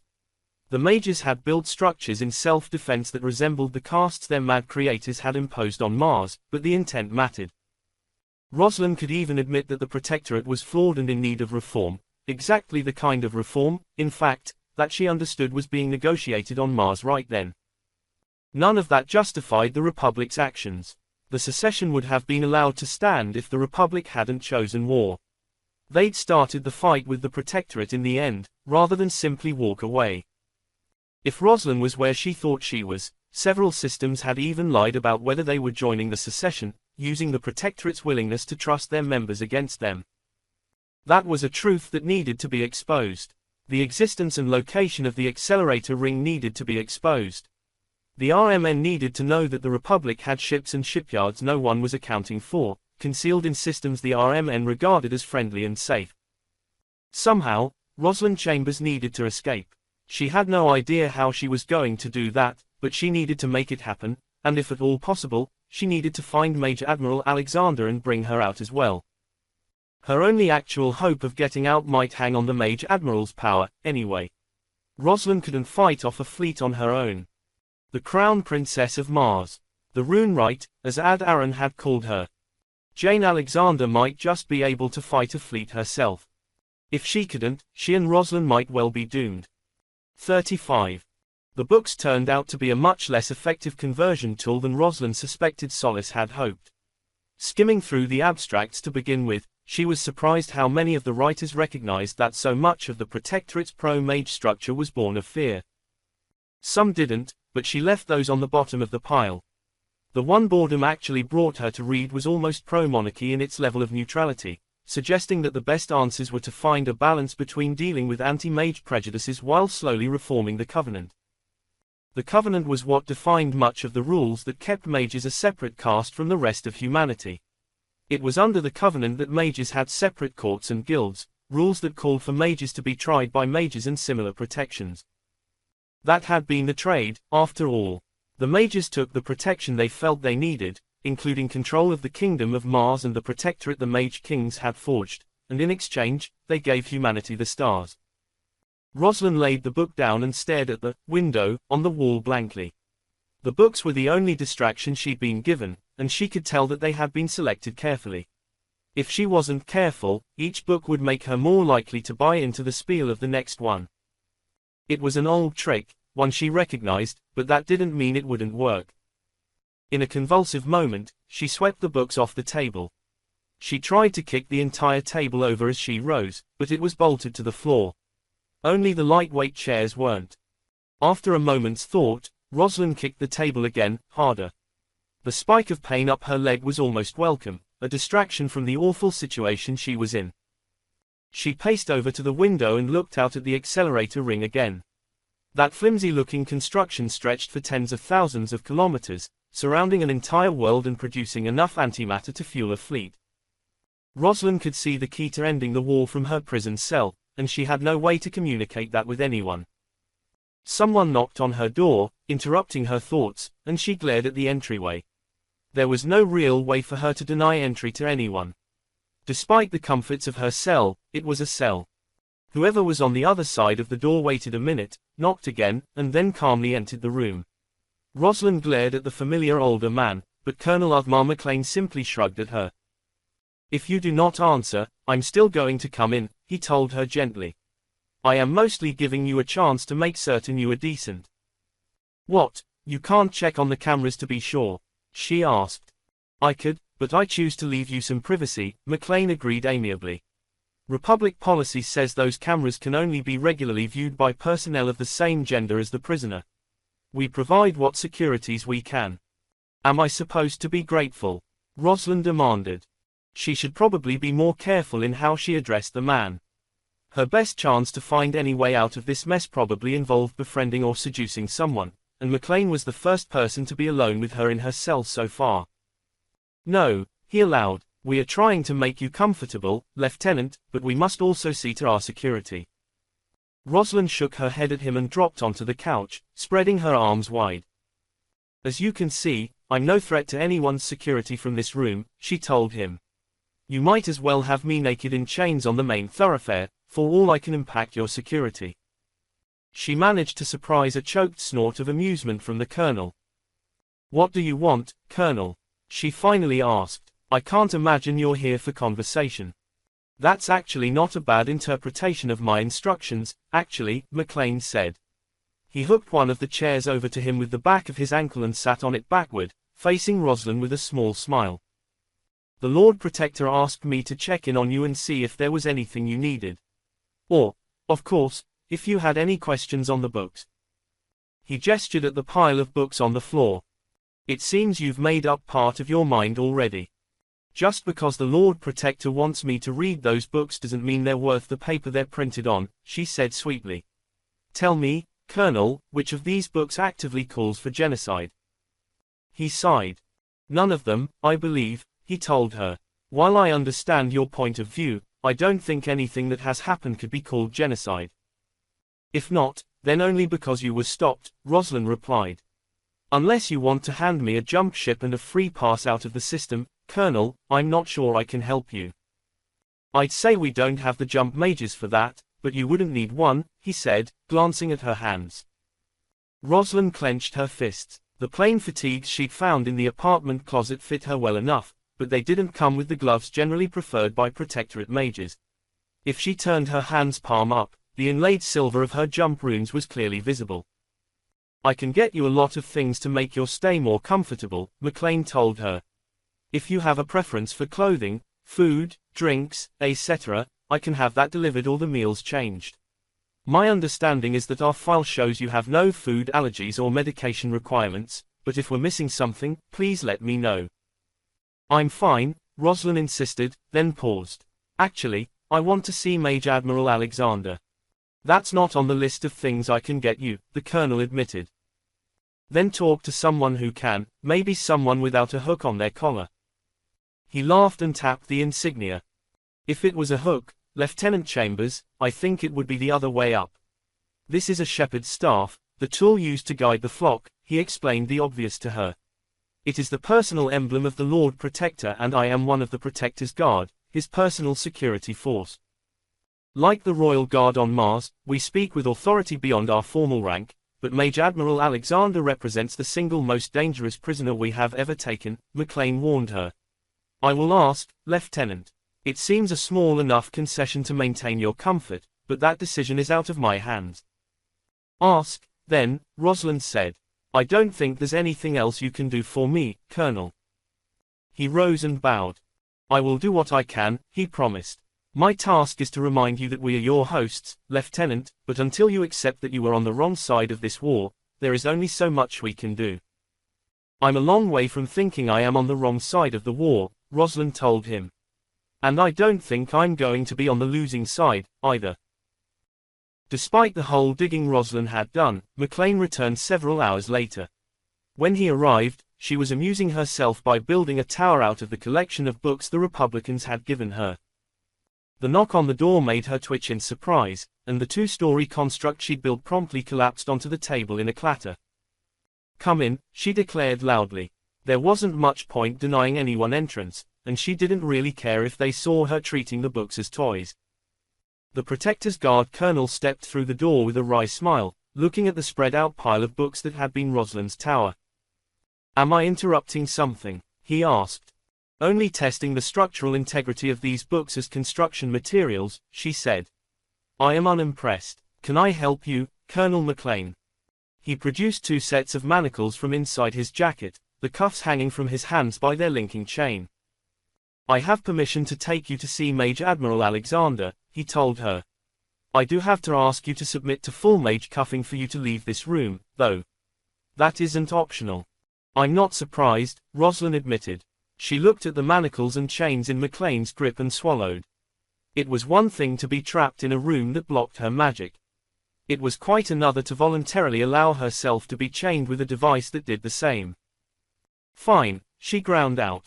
I don't have much choice, do I? You can remain here, McLean said. So long as you're in this apartment, we don't need to cuff you. That's because the apartment might as well be mage cuffs. Fine, she repeated, rising and presenting her hands. I will do what I must. Very well. Two more Protector's Guards, the collar insignia familiar to Rosalind now, entered the room in response to a silent call. Both of them were women, she noted as they took the cuffs from McLean and began to restrain her. For a nation willing to embrace mass atrocities, the Republic was being surprisingly respectful. The chains attached to the manacles were longer and looser than those used when Rosalind had been a prisoner on the ship, allowing her to move more freely and keep up as McLean and the two escorts guided her through the warren of tunnels and corridors that made up the interior of Styx. Rosalind's sense of direction was good enough to know that she was being led in circles, but with the confusing nature of the interior of a space station, she wasn't comfortable thinking she could cut time off the roundabout route McLean was taking her. When they reached the destination, she was reasonably sure she could find her way to Alexander's cell and find her way to the shuttle bay, but she could only do either from her cell and via the route they'd shown her. Since she was very sure that route was as inefficient as possible, that memorization wasn't valuable yet, but Rosalind was grimly determined to keep doing it until she had enough of a mental map of the station to perhaps find an efficient way out. The entrance to their destination looked much the same as the entrance to her own cell, a security door flanked by augments from the Protector's Guard in a hall that otherwise looked like a normal residential accessway. One of those guards, both women again, Rosalind absently noted, stepped forward to stop them as they approached. We have permission for the prisoners to meet, McLean told her. You should have the authorization from Solace's office already. Let me double-check, the guard replied. Hold your position. McLean was almost certainly senior to the woman, but it seemed the Republic had picked its most determined soldiers to guard the Crown Princess of Mars. It was what Rosalind would have done. Your authorization is confirmed, the guard admitted after a moment. I think this is a terrible idea, Colonel. Argue it with the Lord Protector, McLean replied. It is his plan we follow, after all. It's too late for that, it seems, she said. Take her in, we'll be watching.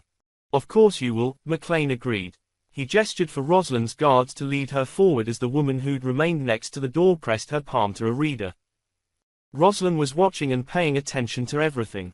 There might be a secondary authorization she couldn't see, but the main control seemed to be either a palm print lock or a chip embedded in the guard's hand. Either could be worked with given the opportunity. The door slid open while she was focused on the lock, and she found herself shuffled forward into an apartment identical to hers. Even with the mage cuffs on, she could tell that it was warded in the same way as hers as well. That kind of ward was rare enough in the Protectorate, but Rosalind was one of the small group of people who knew the Republic had made an alliance with a rogue mage of unusually powerful gifts. Now that she knew the term, she guessed he'd been a rune right. Presumably, Finley had helped the Lord Protector make these cells, and once assembled, the wards could be maintained by any mage. For all Rosalind knew, the Republic was even using a Prometheus interface for the recharging. At least theoretically, a mage trapped in the interface wasn't limited to the jump spell. Her plotting and analyzing were interrupted when she fully stepped into the room and spotted the woman sitting on the couch. Jane Alexander was awake, which Rosalind hadn't seen since Sucre, and she rushed to the Admiral's side as quickly as she could with the manacles. Admiral, are you okay? She demanded. Alexander moved her head slowly, her languid change of attention entirely out of character for her, and leveled an almost entirely unfocused gaze on Rosalind. Rosalind, she asked, her voice slurred. It's good to see you. Are you? Whatever Alexander had meant to ask seemed to escape her, and she lowered her head slightly with a sigh. Foggy, she said softly. Drugs, food, water, all drugged. Rosalind turned an angry glare at McLean. What the hell is this? She snapped. This isn't appropriate treatment for a prisoner of war. We're doing the best we can, he said flatly. Yes, Mage Admiral Alexander is a prisoner of war, but she is also a walking weapon of mass destruction. We have some idea of what a rune right like Admiral Alexander is capable of. Unfortunately, it's impossible to suppress her magic without some level of sedative, he continued. Here, unlike aboard the transport that delivered you, we can at least keep her conscious and capable of some self-care, but the security of this facility and the tens of thousands of people aboard it requires her state. He shook his head. I don't like it, Lieutenant, but it is necessary. Prick. Only Rosalind was close enough to hear the Admiral's slowly muttered word, and she forced herself to conceal a grin. Despite the amount of sedatives the Republic was clearly feeding Jane Alexander, she was definitely still in there. You wanted to see her, Lieutenant, McLean said. You have. I can permit you to spend a few minutes together, but I must remain with you. Rosalind ignored him, kneeling in front of Alexander and taking the older woman's hands. Your Highness, have you been hurt? She asked gently. Don't think so, Alexander slurred. To say with this shit. The Mage Lieutenant's heart ached to see her mentor like this, fury burning away the last of her own fear. She wasn't sure how she was going to do it yet, but she was going to get her boss out of his mess. We have no reason to harm the Major Admiral, the guard colonel said behind her. She is a legitimate pal. We are taking extreme precautions because of the danger level she represents, but we do not want to hurt her. Just interrogate her, Rosalind snapped. Her own interviews had yet to materialize, though she knew they wouldn't be held off much longer. Of course, he confirmed. We are at war, after all. I am tasked to find the best ways to protect my people, Mage Lieutenant, just as you and the Admiral were tasked to protect yours. Rosalind squeezed Alexander's hands hard, hoping the befuddled woman got the silent message, I'm coming for you. You missed the easiest way to protect your people a long damn time ago, she told McLean. The Protectorate didn't want this fucking war. All you ever needed to do was nothing. The apartment cell chilled as she turned to face the colonel. His smile had slipped, and a momentary snarl marred his face before he regained his composure. The Protectorate was never going to leave us be, he said. I think we're done here, Lieutenant. Time to go home. Home was a dirty word to Rosalind right now. It meant Tau Ceti or her quarters on Durendal, not that forever cursed cell that blocked her magic. She needed to find a way out. She was going to find a way out. 36. Jump complete, Schweiz reported on Rhapsody in Purple's bridge. They stretched. We are now on the final jump of the New Berlin alignment route. Milhouse, get me a scan of the area, Kelly Lamont ordered. Jumping into an area that should have traffic to it was a risk, but it was a risk that potentially gave her opportunities. Is anybody home? Taking a look, her tactical officer agreed. As the scanners worked, Kelly leveled a gaze on the video link to the simulacrum chamber. Shiwu was leaning against the railing of the platform holding the simulacrum itself, smiling wanly against fatigue in the spy ship's magical gravity. Go rest, love, Kelly told Shiwu. We want you all ready to go when we jump into alignment. It might be nice and happy and friendly, but it might not be, and we need to be ready for that. I know, the ship's mage replied. Just waiting on Liara. We've got a customer, Milhouse snapped. Big-ass bird, 15 megatons. Beacon makes her gentle rains of summer. She's a long way out in the middle of nowhere. Does the beacon have any details on cargo or contract? Kelly asked. The ship name sounded familiar, but she couldn't place it. Hopefully, the captain was feeling patriotic, or bribable. She could work with either. Lists them as under contract to Starward Shipping in the New Berlin system, Milhouse told her. Miss Files say Starward Shipping has a near monopoly on shipping to alignment, one of those sweetheart deals we really should do more about. But she's big enough for us to hide in the shadow of, Kelly replied. For a moment, she considered just doing that. Her crew might be able to match their jump to make sure they emerged in the shadow of gentle rains of summer's jump flare even if all they had was the destination and the timing. It would be much easier to do it with the freighter's cooperation and a full set of their jump calculations. Time lag, she asked. 30 light seconds, sir, Milhouse replied. Andrew Michaels is listed as the skipper of record. Thank you. We'll transmit a recording, then, Kelly said. A few careful commands brought up the recorder. She checked herself in the image, tugging the braid of her newly ocean green hair to one side and making sure her not quite civilian shipsuit looked more military than usual. Captain Andrew Michaels of Gentle Rains of Summer, this is Captain Kelly Lamont aboard Indigo Melody, she greeted the merchant skipper. While I understand that this is a bit of an odd request, I need an hour of your time to discuss a critical, potentially financially lucrative for you matter. I suggest our ships accelerate toward rendezvous and you and I speak in person. She checked the message and hoped her body language and shipsuit sent the right image. She could insert a uniform into the recording, but that would be too obvious. Kelly was hoping to catch this Michaels's attention without outright admitting on a recording that she worked for the Protectorate. A minute passed in silence as Rhapsody accelerated toward the civilian ship. She was going to feel very silly if the big ship jumped without her. Transmission incoming, Milhouse reported. Kelly had the file opened, scanned for viruses, and playing before her tactical officer had finished speaking. Every day the war dragged on was another day people like Major Admiral Alexander were ending up dead. She was rapidly running out of patience. Captain Lamont, I received your invitation with some interest, let's say, the grey-haired man in the recording told her with a twinkle in his eye. I'm always interested in financially lucrative opportunities. I've instructed my navigator to begin a rendezvous course for your ship, though I calculate we will be some hours before we are close enough to meet. May I invite you aboard Gentle Rains of Summer for dinner, Captain? Kelly smiled. It appeared her entire message had been received and understood. Mike, she pinged her husband on the communicator. Get one of the shuttles rigged up to look all civilian and then see if you can find yourself a nice suit. I'll let she know in a bit, but it looks like we're going out for dinner. And if bringing her spouses meant she brought a pilot, one who'd trained as a hand-to-hand expert with the best teachers the Martian Interstellar Security Service could find, and a fully trained combat mage with her as potential bodyguards, well, wasn't that a coincidence? As they exited the shuttle, Kelly took a deep breath of Gentle Rains of Summer's shipboard air. She'd been an engineer before she'd been a spy and a starship captain, and one of the things she'd learned was that the air of a ship told you a lot of things about it. There was just a hint of must in Gentle Rains's air, enough to make the ship's age obvious, but only a hint. Someone was spending a lot of time and energy babying the old vents to keep them clean. The shuttle bay gave off a similar impression. Her glance at the freighter's file had told her that Gentle Rains of Summer was 48 years old. By the standards of the container ships that traveled the Protectorate's spaceways, that was about middle-aged, but it was old enough that care needed to be taken. The shuttle bay showed every year of its age, but it was impeccably clean as Captain Michaels strode across the bay to shake her hand, two of his officers in tow, one of whom Kelly knew.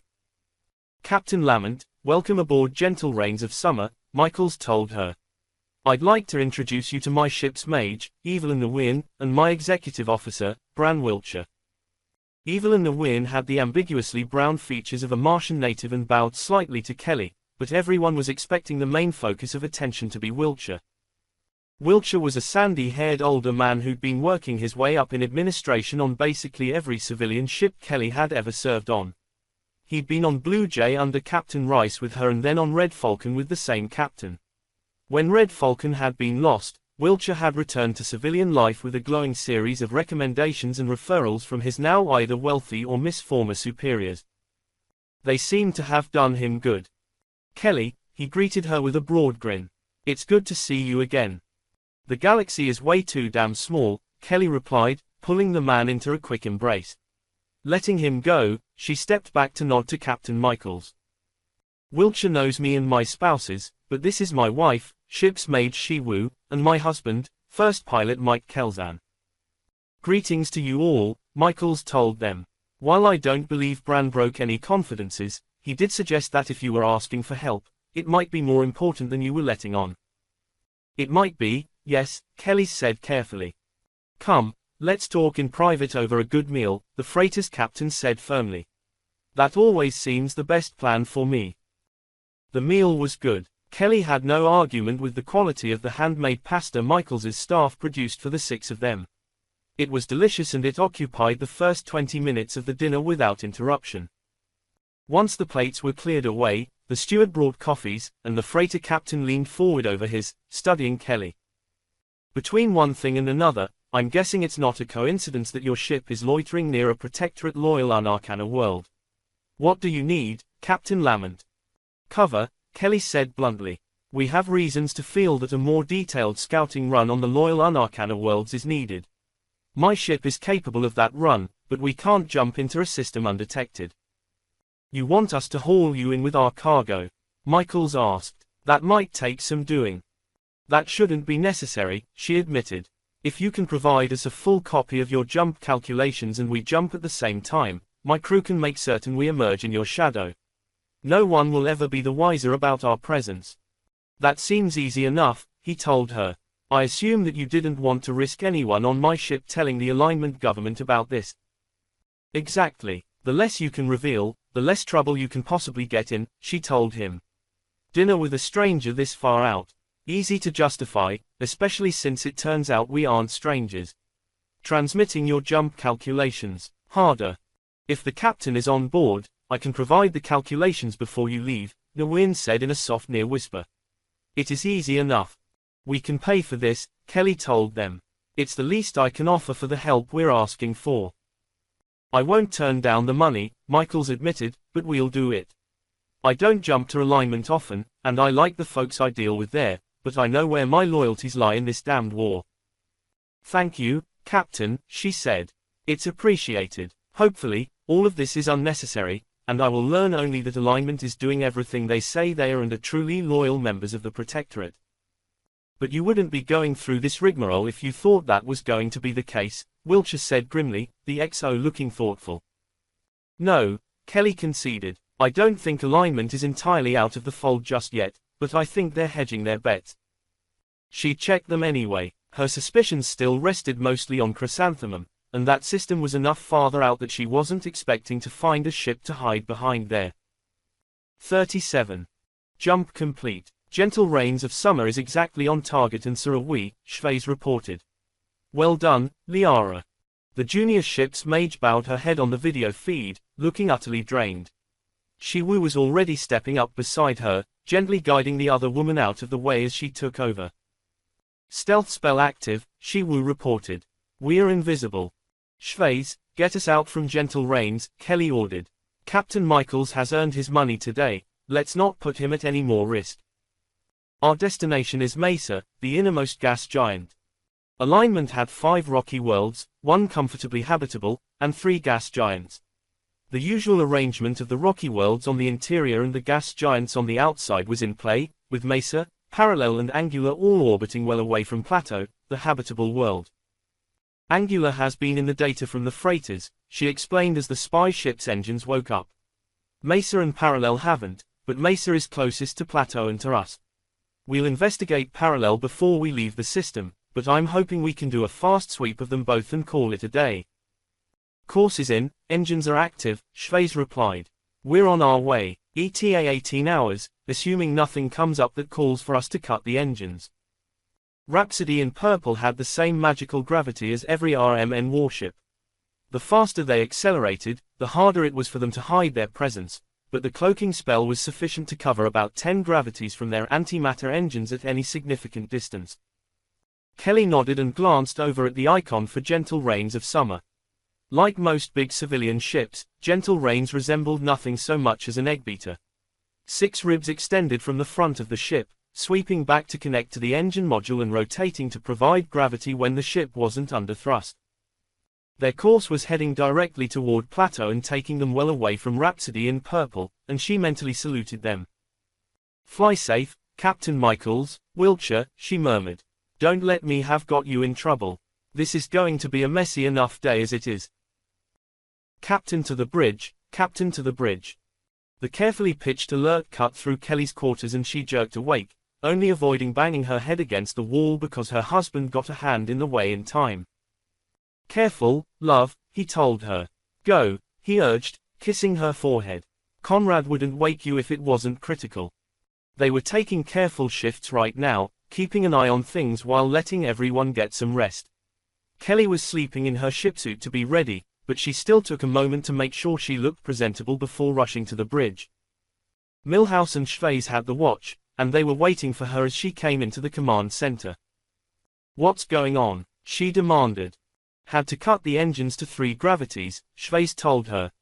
Adds 2 hours to our ETA at this point, but, they waved at the screen. Did alignment have gunships before the secession? The familiar bullet-like shape of a Rin gunship danced across her screen, fusion engines lit as the ship followed a standard patrol route. They did, Kelly confirmed, her voice hard, but they were Crucifix-class ships, not Accelerator-class. I don't see rotational gravity pods on that ship, do you? The Crucifix-class gunships had 4 living pods on extended arms. Designed for long-duration patrols, they could rotate to provide pseudogravity to anyone in the pods. Under acceleration, the pods would swing behind the ship to have the thrust provide gravity in the same direction, usually called squid mode. The gunship on their screens was accelerating and there was no sign of squid mode anywhere. We picked her up first because she was accelerating, but we've added several more as we've kept moving, Milhouse told her. New red icons glistened on her display. Once we had one, the other 5 were easy to find. They're running a standard security pattern around Mesa, keeping their engines lowish to avoid detection from Plateau, but I'd say they've got a base at the gas giant. We need more than supposition, Kelly said with a sigh. We're talking about treason by an entire star system government, people. Even the accelerators might have been delivered before the actual war. That means I need sensors on either an Rin starship or a major base that the alignment government hasn't told the Protectorate about. We need smoking guns, unfortunately. So long as they're following the pattern it looks like they're following, we should be able to cut through Mesa's space at about 30 light seconds without detection, Schweiz told her. That will require shutting down the reactor and running heat sinks at full. Barring similar tech and magic to ours, though, they won't hide anything from us at that range. We do what we have to do, Kelly replied. I'll take turning the ship into a sauna over missing something. If there's a Republic base in this system, we need to know. Any chance it's the accelerator ring? Milhouse asked. We're still pretty far out. We might be missing the accelerator ring itself from this distance, Kelly agreed. But if you were defending the most critical piece of infrastructure left to your nation, would you do it with 6 gunships in a standard patrol pattern? Shutting down the reactor, Kelly murmured, as much to herself as anyone else, as she tapped through the screens on her command chair. Rhapsody in Purple's engineering section was small and self-contained. She could have a chief engineer, but the 4-person team running the section was small enough that Kelly ran engineering herself. "We're cold," Milhouse announced. "Heat sinks filling. Containment active. Current velocity 7,150 km per second, Schweiz announced.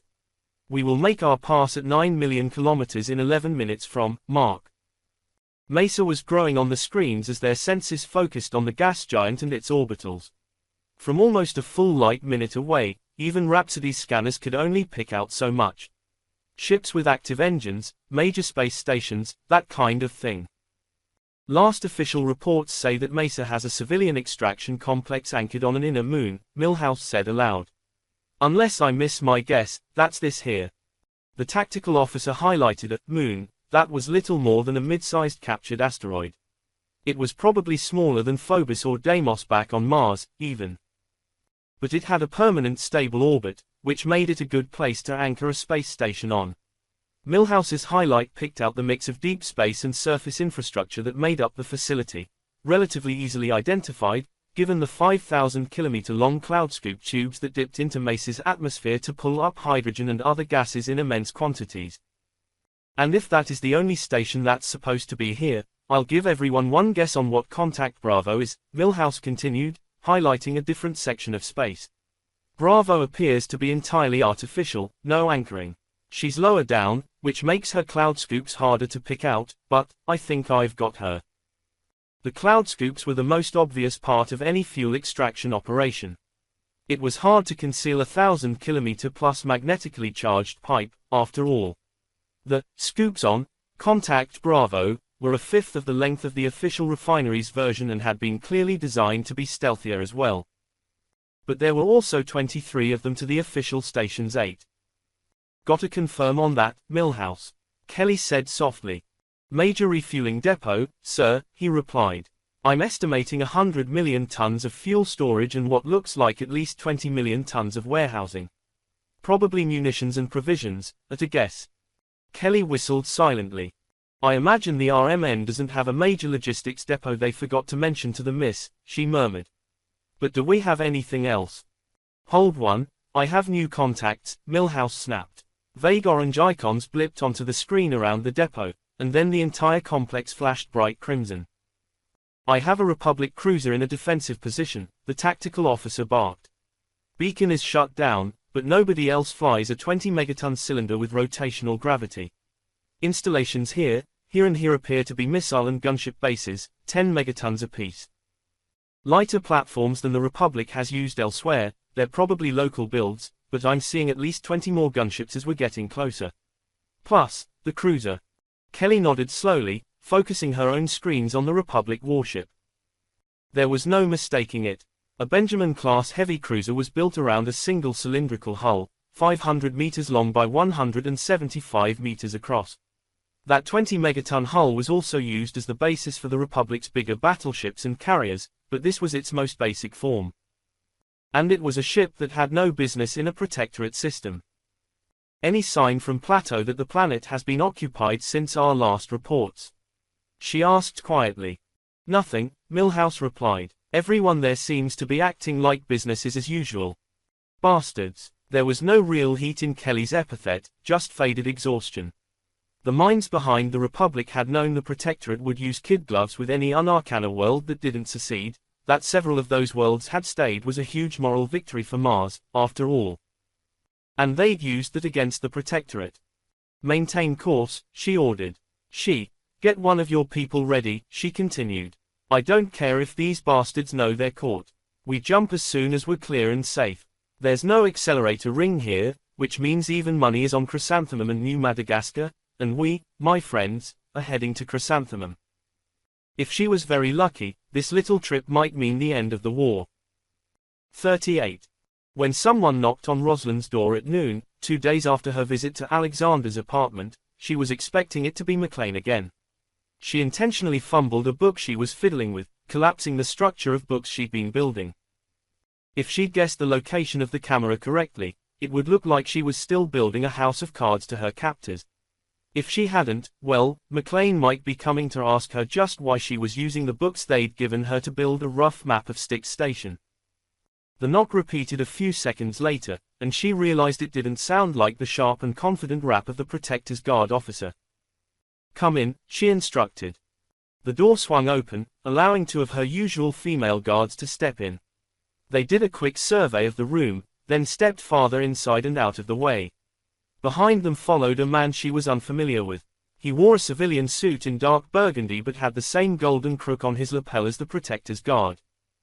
He was a golden-haired young man with expressive blue eyes, at most a few years older than Rosalind's own early 20s. He saw her and bowed deeply. "Mage Lieutenant Rosalind Chambers," he greeted her in an unfamiliar slow accent. "I am Electo Gill." "Is that supposed to mean something to me, Mr. Gill?" Rosalind asked. He smiled. "Not really," he admitted. "I am one of several junior aides to the Lord Protector, though I have the distinction of hailing from this star system. Our esteemed leader has asked that I give you a tour of the reasonably unclassified portions of Styx Station and answer any questions you have about the Republic and, well," he gestured to the books scattered across the floor, the reading material he provided. "That sounds more interesting than staring at walls," Rosalind told him. It would also give her a chance to add to her mental map of the station. She had a good memory and was focusing on remembering her way around. Enough silly tours trying to win her over might give her an opportunity. She wasn't sure what that opportunity would even look like, but she knew she had to find it. "She can't leave the room without mage cuffs," one of the guards noted, producing the silver manacles from inside her uniform.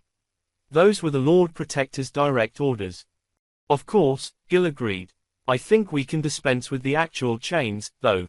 You will be with us every step of the way if the Mage Lieutenant decides to try something silly." The guard did a good job of looming at Rosalind as she clasped the mage cuffs around her wrists and ankles. Rosalind wasn't going to tell them that they only needed one set. Wrists or ankles would have been enough to block her power, even if she thought they'd believe her. Once the cuffs were attached, the guard stepped back. She accepted her carbine back from her compatriot and checked the stun gun attachment before leveling it on Rosalind. "We need you alive," the guard noted. "But smart darts are pretty reliable on that count. You read me." "I read you," Rosalind agreed. "Please, ladies, please," Gill interjected. "We have no need for threats and displays today. Lieutenant Chambers is a guest, even if not entirely by her choice. Come, let me show you our station."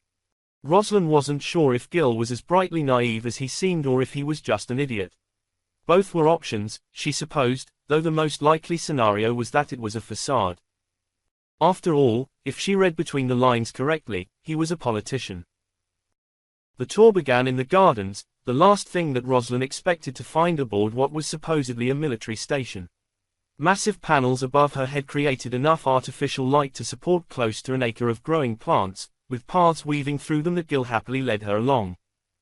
"This was my people's insistence," he told her. "Every plant in here is edible.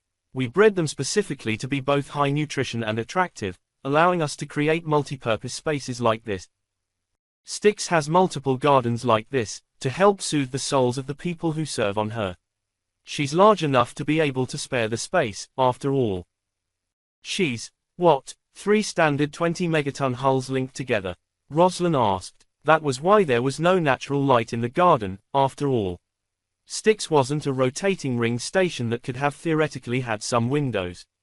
The rotational gravity hulls used in Republic warships had zero-gravity transfer tubes at their centers, not a gap that would allow sunlight in. 4, actually, Gill told her. Assembled into a pair of 1-kilometer-long sections connected together at the mid and end points. Each hull has separate rotational gravity, power and weapons, just in case something goes wrong. "Like your secret base being found by the Protectorate," she said sweetly. "That is unlikely to happen," he replied, pulling a flower down to smell its fragrance. "We will be safe here from the Protectorate. For long enough, anyway." "Because we're in Chrysanthemum, which never officially seceded?" Rosalind asked, testing. The politician theory definitely won out. Rosalind was looking for it and the young man barely flinched before regaining his composure. "I can't speak to that," he told her virtuously. We don't want to give you all of the Republic's secrets just yet. Come, he instructed with a nod. I'm not going to show you the entire station. I just explained how large she is, but we can take a look at a few spots. Anything in particular you'd want to see? An escape route wasn't something he was going to show her, Rosalind knew. Command centers, weapons, shuttle bays, those all fell into the same kind of category. I'm a tactical officer by training, but you're not going to show me the guns or control centers, she said aloud. I don't know, life support. He laughed. There are a few things I can show you, he told her. Styx is as large as she is to permit her to also be a civilian station, Lieutenant. Come, let me show you the promenade. Either the hull that Rosalind was imprisoned in was the main civilian center aboard Styx, or there was a lot more civilian life aboard than Gil was implying. The promenade he took her to was basically a mall. She wasn't allowed into the mall with its general civilian population, of course. Gil took her to a balcony that looked out over the promenade. The area stretched for several hundred meters in front of her, rows of shops organized into neat sections around decorative fountains and gardens, presumably part of the water and food supply systems like the larger garden Gil had shown her already. Rosalind's rough count put the crowd in the mall at about 600 or 700. Her study suggested that most of them were in uniform, and the ones that weren't wore clothing that just screamed bureaucrat and politician. So, where does what's left of the Republic Assembly meet? Rosalind asked after watching the crowd for a few minutes. This is the continuity of government facility, isn't it? The Lord Protector is here. What else matters? Gil replied lightly. The Assembly voted him full executive power for the duration. Once this war is over, we'll make sure proper elections are held, both for us and the Protectorate. Because the Protectorate's elections aren't proper, she said, that seems a rather large assumption to make. No election made under a formal and imposed caste system can be regarded as free and fair, Gil explained, as if she were a dim child. So long as the Protectorate continues to uphold its fundamentally flawed system, no election held in their territory can be regarded as valid. Rosalind held her tongue. The Protectorate Charter and the Covenant of Mars did give mages certain rights and advantages others didn't have. She wasn't going to deny that, but she'd never heard of even one world where voting rights were remotely different for mages. And both the Charter and the Covenant were being replaced with a new constitution. The Protectorate had recognized its problems on its own, without needing the Republic to start a war to fix them. The fact that the Assembly seemed to have been completely shoved aside in favor of the Lord Protector didn't exactly make the Republic look like a democracy to her, either. Unless someone wants to give me a credit chip and loose me in those stores, I figure we've got as much as we're going to get out of the promenade, Rosalind finally told Gil. You seem to have a plan, Mr. Gil, despite asking me for suggestions. Where to next? He smiled again. He had a nice smile. Shame it was attached to a prick. I had some ideas, he conceded, but I am prepared to hear what you want to see. I want to see the accelerator ring, Rosalind said. That was probably a risky ask, but she did want to see the accelerator ring, and to find out just what the chrysanthemum native guiding her around thought of a project that must have consumed his entire star system for years. All right, Gil told her, pride in the accomplishment leaking through. There's an observation deck designed for just that. Are you all right in zero gravity, Lieutenant? I am an officer in the Royal Martian Navy, Mr. Gil, Rosalind reminded him. Titles or not, he seemed to forget that. I am entirely capable in zero gravity, yes. She means she can snap you like a twig in zero G, given a single handhold, the guard beside her muttered. Rosalind wasn't sure she was supposed to hear that, but she was quite sure Gil hadn't heard it. Or been supposed to. It seemed she wasn't the only one who found him an annoying but pretty prick. 39. Rosalind and Gil might have been pushing off and drifting through the zero-gravity portion of Styx, but her two guards had turned on magnetic boots as the transfer pods delivered them to the exterior hull. In theory, Rosalind had an opportunity in that. She could, without much difficulty, move much faster than the guards could. On the other hand, she couldn't outspeed smart darts or bullets. She was quite sure her guards would choose to shoot her over letting her escape. Plus, she was curious as to just what she was going to be shown. The microgravity part of the station looked similar to where she'd been brought aboard, which helped her close part of the loop on her mental map. It wasn't a full closed loop, not with the fact that the transport pods could go to any number of stations on the exterior hull, but it was a start. Instead of heading into what she was reasonably sure was a shuttle bay, if not the one she'd arrived through, Gil led her along the hull and into an unexpected open space. At some point, this had probably been slated for the delivery of a weapon of some kind. Instead of that weapon, it had received massive transparent aluminum panels and opened out into deep space. Control panels on those windows allowed visitors to apply zoom factors and look more closely at whatever caught their eye. Rosalind drifted out to the window and stopped herself next to one of the control panels, looking out at the massive construct of the accelerator ring. From there, she could see other stations wrapped around it. A tap on the controls zoomed in on what turned out to be shipyards. Row upon row of refit yards, each of them holding a Republic warship. She counted dozens of ships in orbit, and there were probably half as many as that here. "We built all of this in 5 years, Gil murmured. "Legatus sent us engineers, schematics, money, but we still did in 5 years what took them 40. A million workers have been out here for half a decade."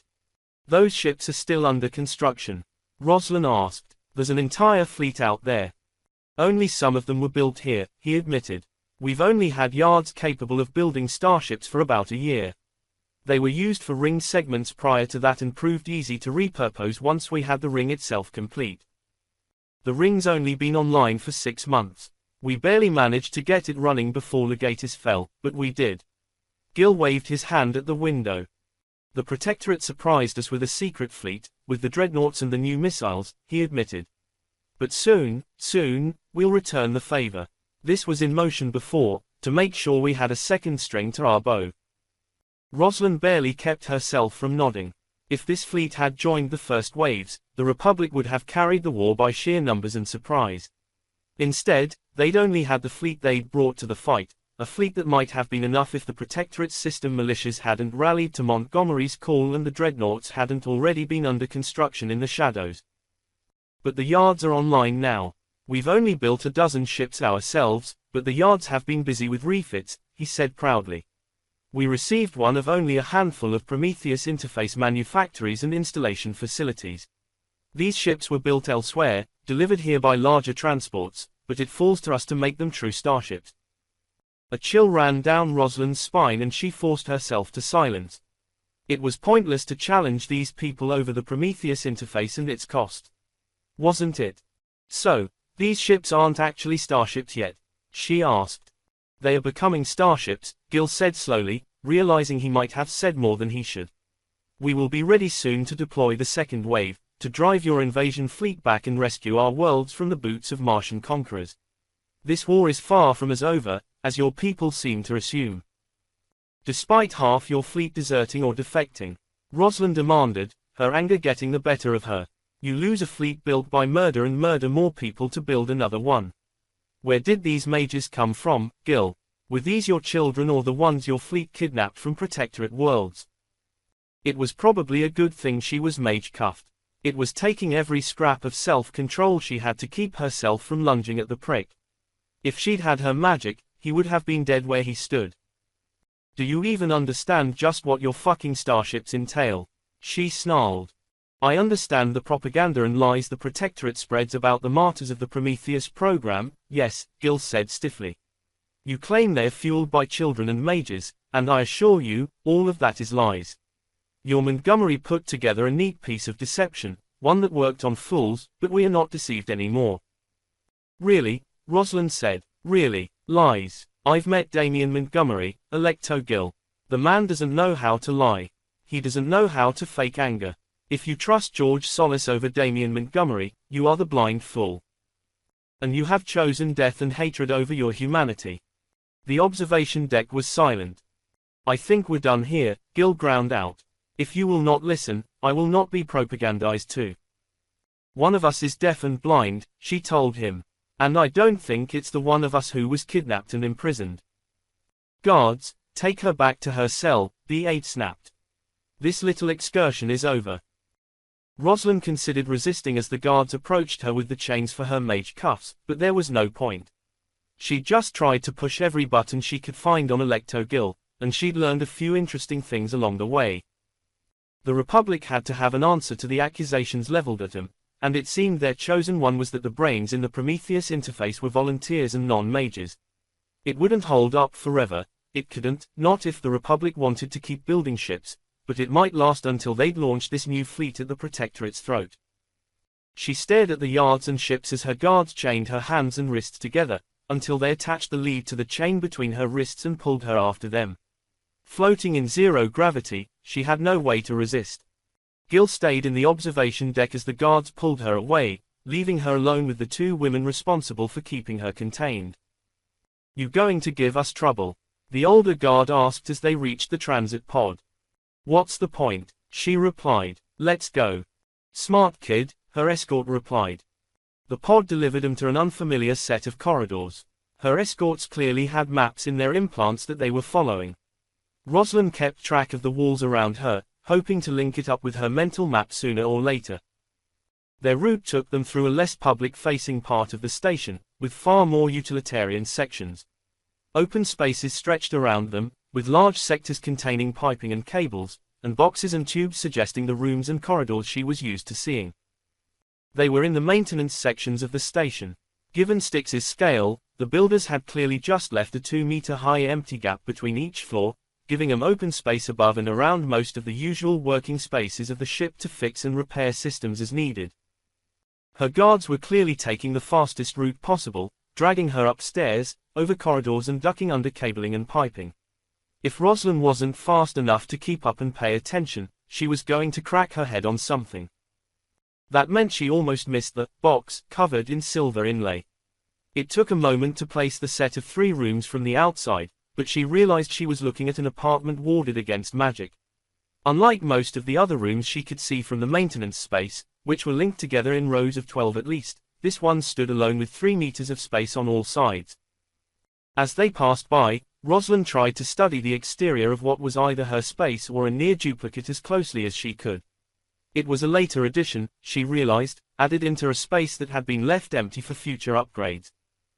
And as a later addition, it hadn't been welded into place with the big machinery that put ships together. Some of the corner welds looked almost spotty. She was yanked forward by her guards, hard, as she realized she'd slowed. "Keep moving," the woman barked. "We're not giving you a fucking tour." Rosalind trotted forward obediently. She might have learned what she needed to. The only question now was if she was strong enough for what she needed to do, and if the room she'd just seen was her room, or Alexander's. They entered normal corridors shortly afterward, her guards leading Rosalind back to her room. That was in the wrong direction for it to be the one she'd seen, and she went along, linking bits of her mental map together as best as she could on the run. Finally, the guards took her inside and pulled off the cuffs. "I'd shower after having Gil slobber all over me for an hour," one of the guards observed dryly. "Just don't cause trouble." The door slammed shut behind Rosalind, leaving her trapped in a space that prevented her use of magic. Trapped in a box she'd seen the outside of, and with a mental map she had to put together as best as she could. She dropped to the floor, pulling the books and treatises to her and trying to reassemble her mental map in a somewhat 3-dimensional shape. If the room she'd seen was Alexander's, then it was almost certainly here, barely 20 meters away. The route she'd been taken along to get back from the transfer pod led through the maintenance voids here. Depending on whether she could give the pod a destination, it could at least theoretically link up to the shuttle bay and deliver them to a spacecraft. Rosalind was confident that she could fly anything. That was part of her training, after all. Unlocking a Republic spacecraft and getting clear of the station, though, that would be harder. Unless she made someone do it for her. The Republican personnel responsible for running the situation had to be terrified of mages. They'd spent so much effort trying to keep her contained and restricted from her power that the thought of a fully unleashed mage would probably make most of them crap themselves. She could force someone to get her off the station. She knew how to get to Alexander's quarters. The guards had been half annoyed by Gil, half aggravated by Rosalind's own prodding on the Prometheus project, but their rush had been their undoing. If she could escape. If the corner of her bathroom wall was as weak as it looked like the corner of Alexander's was, there might be a chance. If she was strong enough. 40. Before she did anything else, Rosalind spread out the books on the floor again. Positioning herself between the camera and the map she was assembling, she hoped that it looked like pure chaos to the observers. just a bored prisoner entertaining herself. The map was promising. The guards should never have brought her back on the direct route through the maintenance tunnels. They had clearly been twitchy over the tours and requests she was being granted, and her attempt to hammer Gil's buttons had rattled them. They'd rushed and they'd revealed her way out. She moved books together, linking the two apartments, hers and Alexander's. If she could avoid her own guards, the first place she'd face opposition would be when she reached Alexander's cell and faced the Admiral's guards. Shuffling the books around to remove the map, Rosalind carefully undressed, stacking her clothes on one of the chairs to make them easier to carry into the bathroom, and to give her an excuse to bring the only mobile furniture she had into the bathroom with her. She turned on the shower, looking around the room and trying to match the interior of her prison to the exterior she'd seen of Alexander's. There, that corner, the one in the shower, where heat and warmth might have weakened the weld even further than she dared hope. Rosalind knew that what she was about to attempt might be impossible. She was in good shape, but she was going to be trying to break welds and bend metal walls. If she was Alexander or Montgomery, she might have been able to pick the weak spot in the ward and focus on that. As it was, all she could do was try to break open a wall and hope she could get it to work. The water was hot now and she took a deep breath. If she was lucky, the cameras were at least a bit fogged up now. She knew she was still watched in the bathroom. Fogged up cameras and a chair with her clothes on it were her only hope. Tossing the clothes onto the floor, she threw a towel into the shower to give her footing and then stepped into the stall, carrying the metal chair. She judged the angle as best as she could and then slammed the furniture into the corner of the wall. Nothing. She repeated the gesture, hammering futilely against the wall with all of her strength for several seconds. She stopped, standing in the hot water and considering her results so far. She might have made a dent but not much of one. She certainly hadn't broken the welds. So far, no one had reacted. Either they hadn't noticed, or they thought she was taking her frustrations out. That lucky reprieve wouldn't last, not with guards like these. This time, she picked up the chair and placed it more carefully, slowly wedging the top of the chair's back into the corner and putting her full body weight against it. Water slicked over her, covering her efforts but impeding the grip her feet could get on the now-soaked towel. Rosalind wiggled the chair, pushing into the gap with all of her might. She wasn't trying to bash through anything now. She was trying to lever the corner open, to break the mediocre welds she'd seen on the outside, or at the very least, apply enough pressure to temporarily sever the links of silver that made up the ward matrix. There was a bang in the other room. Someone was knocking. Her guards were probably opening the door. She was out of time and she threw herself full force into the chair, trying to create enough pressure to do something. Anything. She wasn't going to get a second chance. For one moment, one physically painful moment that tore through her like a burning blade, the matrix parted. The walls were intact, but Rosalind had magic. Just a tithe of her usual power and only for a moment. It was enough. Rosalind Chambers stepped, a teleport of only a couple of meters of most, the critical meters that put her, naked and dripping wet, outside her cell. For a few seconds, Rosalind fell into a defensive crouch, looking around her as she poked at her power. Then she exhaled, straightening as her magic rushed back into her for the first time in weeks.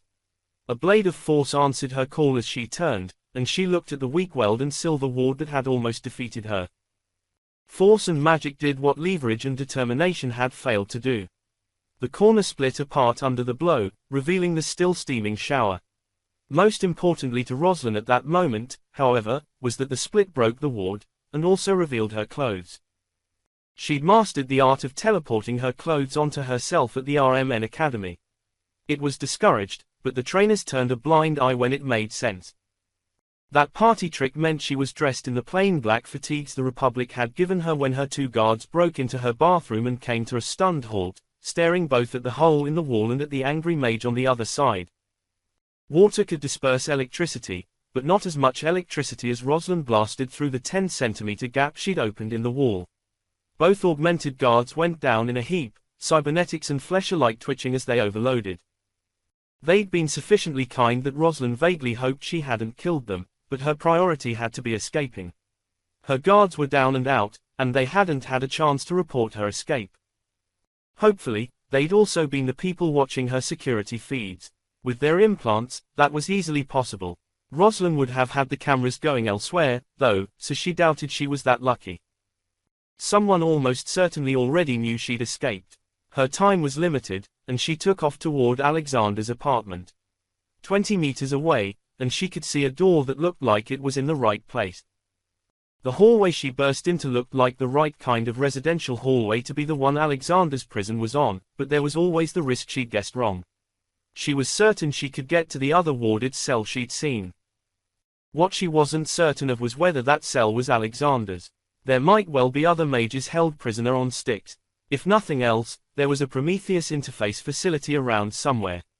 That station would have mage prisoners, but those prisoners were likely kept separate. The sheep held for slaughter weren't kept in the same place as the ones you wanted to interrogate. Rosalind's fear that she was in the wrong place meant that she greeted the appearance of the two armed guards as she came around the corner with relief. Whatever warning they'd received about her escape, the women hadn't been expecting her arrival. Augment cybernetics meant they reacted anyway. They moved like lightning, carbines snapping up as they saw Rosalind, but they weren't fast enough. Fire flashed from the mage's fingers, bolts of white-hot plasma that hammered through armor and flesh and implants alike. Rosalind strode toward the bodies she'd created, letting her anger and fear carry her. Her guards might have survived, but these two women were definitely dead. She'd killed before, she knew that, but that was a matter of lights on a console and sparks in the void. This was the first time she'd killed with her own magic face to face. She knew that if she slowed down, if she let that sink in, she would be doomed. Instead, she forced herself to lean down, to pick up the woman closest to the door and lift the corpse's hand to the scanner. She pressed the dead guard's palm against the control panel, hoping it didn't require some kind of mental command from the guard herself. Nothing happened. Fuck, Rosalind cursed, and let the body fall. That would have saved some time and definitely some attention. She stepped back and considered the security door. The wards would have a gap in them for the door, and destroying it wouldn't break them, and Rosalind really didn't know what breaking the ward matrix would do to the mage inside it. The door was probably sturdier than the rest of the cell, but she didn't have much choice. Blasting the door down would risk Alexander, so instead, she teleported it. One moment, it was in front of her, blocking her way. The next, it was falling to the ground several meters up the hallway. Or most of it was at least. The inner several millimeters appeared to be inside the anti-magic ward and remained in Rosalind's way. Carefully, ever so carefully, she stepped forward and pushed it. The lock had been in the chunk she'd teleported. The fragment of door fell inward, hitting the ground with a loud clatter, and Rosalind looked across the threshold of the prison. Mage Admiral Alexander looked up from her couch, still looking vague and dazed. "That doesn't sound like knocking," she said slowly. "Admiral, it's Rosalind. We have to go," Rosalind told her. "I need you." "Okay," Alexander said dreamily, rising and walking languidly over toward her. "This place was comfortable, but I trust you." "What the fuck do they even have you on?" Rosalind demanded. "No one was so kind as to explain," Alexander answered, her voice still slow and vague. "But leaving sounds nice." Rosalind took a moment to make sure that she was actually rescuing her admiral and not some doppelganger. She wasn't sure how to do that beyond inspecting Alexander's face closely, and she ended up just shaking her head. "Come on," she told Alexander. "Hopefully, whatever's in your system works its way out fast. I need your power if we're going to live through this." "I hope so," Alexander agreed, her words a relief even if her tone remained worrying. "I'll follow, don't worry." The drugs might be making Rosalind's admiral vague, but she seemed to still be in there. That was the best she could hope for, she supposed. 41. Whatever security lockdown protocols Styx Station had didn't account for the maintenance voids wrapped around her decks. She wasn't designed to be a prison, she was designed to be a heavy defensive fortress, with ease of regular maintenance far more critical than internal security. Rosalind and Alexander crossed the maintenance section unopposed except for cleaning robots that Rosalind blasted to scrap as a matter of course. The robots' destruction was probably an obvious trail, but their cameras would have been just as effective. There was going to be resistance at the transfer pods, she was certain of it. "Can you fight?" she asked Alexander. "There's going to be augments at the next stage and they're trained to kill mages like me." No. Alexander's tone was still dreamy, but there was a frustration in it, too. No strength. No magic. It's all right, sir, the drugs will fade, Rosalind assured her boss. We'll both get out of here. That was going to leave dealing with an augmented and armed security squad waiting for them up to her, and Rosalind wasn't feeling that confident. She focused on her mental map as she considered the access she could see 10 meters away. If she went through there, she could hit the squad from the side. That assumed they were waiting for her at the door, but even if they were expecting her to go through a wall, they would never know where she was coming through. Wait here, she told Alexander. I'll be back for you, I promise. Okay, the Admiral nodded, her eyes unfocused again. I hate this. Join the club, Rosalind hissed. She gave her boss one firm nod, then stepped up to the wall. Force answered her call, her magic even more eager than usual after weeks without it. The wall exploded away from her in a spray of metal shards that cleared any possible threat, and Rosalind's magic snatched up that shrapnel into a whirlwind of power that went ahead of her as she charged down the hallway. The security alert was working perfectly, just as she'd feared. A dozen soldiers in black armor, half of them even in combat exosuits, had taken up positions around the door she'd been planning to charge through. Several were positioned to cover their backs, clearly anticipating exactly the trick she'd pulled. Her swarm of metal slammed into the augments waiting for her. The ones covering the ambushers' backs went down first, metal tearing through lightly armored flesh and spraying blood across the others. Gunfire answered her approach, but Rosalind held a second shield of force in front of her, deflecting the blind-fired bullets that reached her as her storm tore into the enemy. The metal shards hit exosuits and failed to penetrate, the armor resisting even those projectiles as Rosalind faced them. Even in exosuit battle armor, augments moved with a speed no unmodified human could match. They were charging her now, heavy battle rifles echoing in the corridor as they slammed high-speed penetrators into her shield. The walls around her disintegrated under misses and ricochets, and Rosalind's power spoke once more. A lance of superheated plasma answered her call, air compressing into a line of intense heat and flame that cut through the leading exosuits like butter. 2 attackers went down. A third. 2 more reached Rosalind through everything, vibroblades snapping clear of their armor as they swung for her with speed augmented by implants and armor alike. Her training was clear: if an augment has you in arm's reach, be somewhere else. Instead, she summoned a blade of force, stepping deeper into the lead augment's reach and removing their vibroblade at the elbow. As the other trooper tried to swing their blade to hit her and miss their compatriot, she threw the blade of force at them and conjured another one to stab through the chest plate of the trooper she was next to. Both soldiers went down, and Rosalind was alone with the wounded and the dead. Some of them would live, she hoped, but none of them were going to get in her way now. Triumph warred with nausea, and the young mage forced down both as she went to collect her admiral. They wouldn't be triumphant until they were back with Second Fleet. The transfer pods were locked down to prevent anyone using them, but the controls for the system were surprisingly simple. Rosalind parked Admiral Alexander in one of the seats and opened up the panel. She had to chuckle. Inside one of the most secure stations in the galaxy, the controls for the transfer pod looked almost identical to those of the cars she'd stolen as a misfit teenager. Hotwiring the pod was a matter of moments, the vehicle starting to move along the track under its own internal power. We're going to lose gravity in a few moments, she told Alexander as she rose from the panel. Her own magic was already generating a gravity field to keep her feet on the ground. Can you keep yourself down yet? No. Alexander's voice was more stable now, but that only made the frustration stand out more clearly. No magic. All right, Rosalind said gently, poking through the emergency supply cabinet in the pod. She found what she was looking for quickly enough: a portable oxygen mask and a tether. She gave the mask to Alexander and then tethered the other woman to herself. Alexander was sufficiently present now to put the mask on her own, smiling gently at Rosalind. I'm still here, Lieutenant, she murmured. But, the world's a haze still. I don't know what they did, but I know they did it, now. That's an improvement, Rosalind admitted. The pod came to a slow halt, sending Alexander drifting up into the air until Rosalind grabbed her by the tether. We're going to hit trouble. Stay behind me.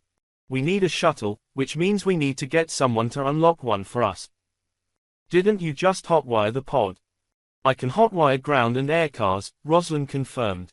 Apparently, transfer pods use ground car control systems. I am 100% certain I cannot hotwire a military shuttle. Then, convince someone, Alexander asked. That's the plan. We just have to get out this door first, Rosalind said grimly. She adjusted the tether, making sure Alexander was behind her, and then summoned her most powerful shield. The door slid open and a superheated blast of plasma hammered into it.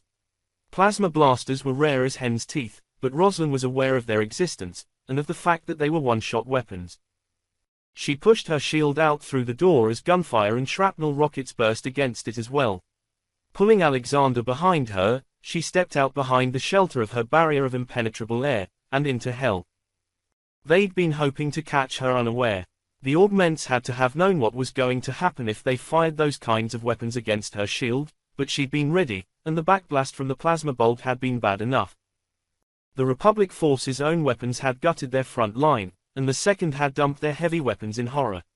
Gunfire smashed into Rosalind's shield and she trembled. She was reaching the end of her own limits now, she could recognize the feeling. The RMN Academy made very sure their mages could recognize that feeling. Rosalind charged forward into the chaos, pulling Alexander with her as gunfire battered her shield uselessly. She wasn't even trying to strike back now, just to get past them. She didn't have the strength left to do both. Finally, she was clear enough to spare some strength. There was a gap as the defenders tried to swing around to catch her from behind, and she pulled the walls in behind her. There was no real floor or ceiling there. Rosalind's spell let her walk wherever she liked, and the Republic troops had mag boots to do the same. So, she pulled all four walls in toward the center and crushed them together. No one was getting through after her and Alexander. Now the shuttle bay, she muttered. The blast door to the shuttle bay was closed, but that didn't slow her down. It took most of the last of Rosalind's strength to blast it apart, but she did it. She barely managed to hold a shield long enough to get into the massive void where the shuttles waited, but thankfully, no gunfire echoed against it. There was no time for calculating or even guessing. She ran for the closest shuttle, what looked like an armored assault shuttle. There was a man hanging in the ramp, gaping at her as she charged. He probably had mag boots, but he must have missed the security alerts. From the warmth of the deck, the shuttle had just landed in the last 10 minutes or so. It was probably empty, but Rosalind didn't have time to care. She used her magic to pin the man to the shuttle and studied his uniform for the insignia she needed to be there. She barely managed to conceal a sigh of relief when she spotted the pilot's wings. "You're going to unlock this shuttle for me to fly out of here," she hissed at him. "Not a bloody chance," he snarled. "Who the fuck are?" She pulsed electricity into him.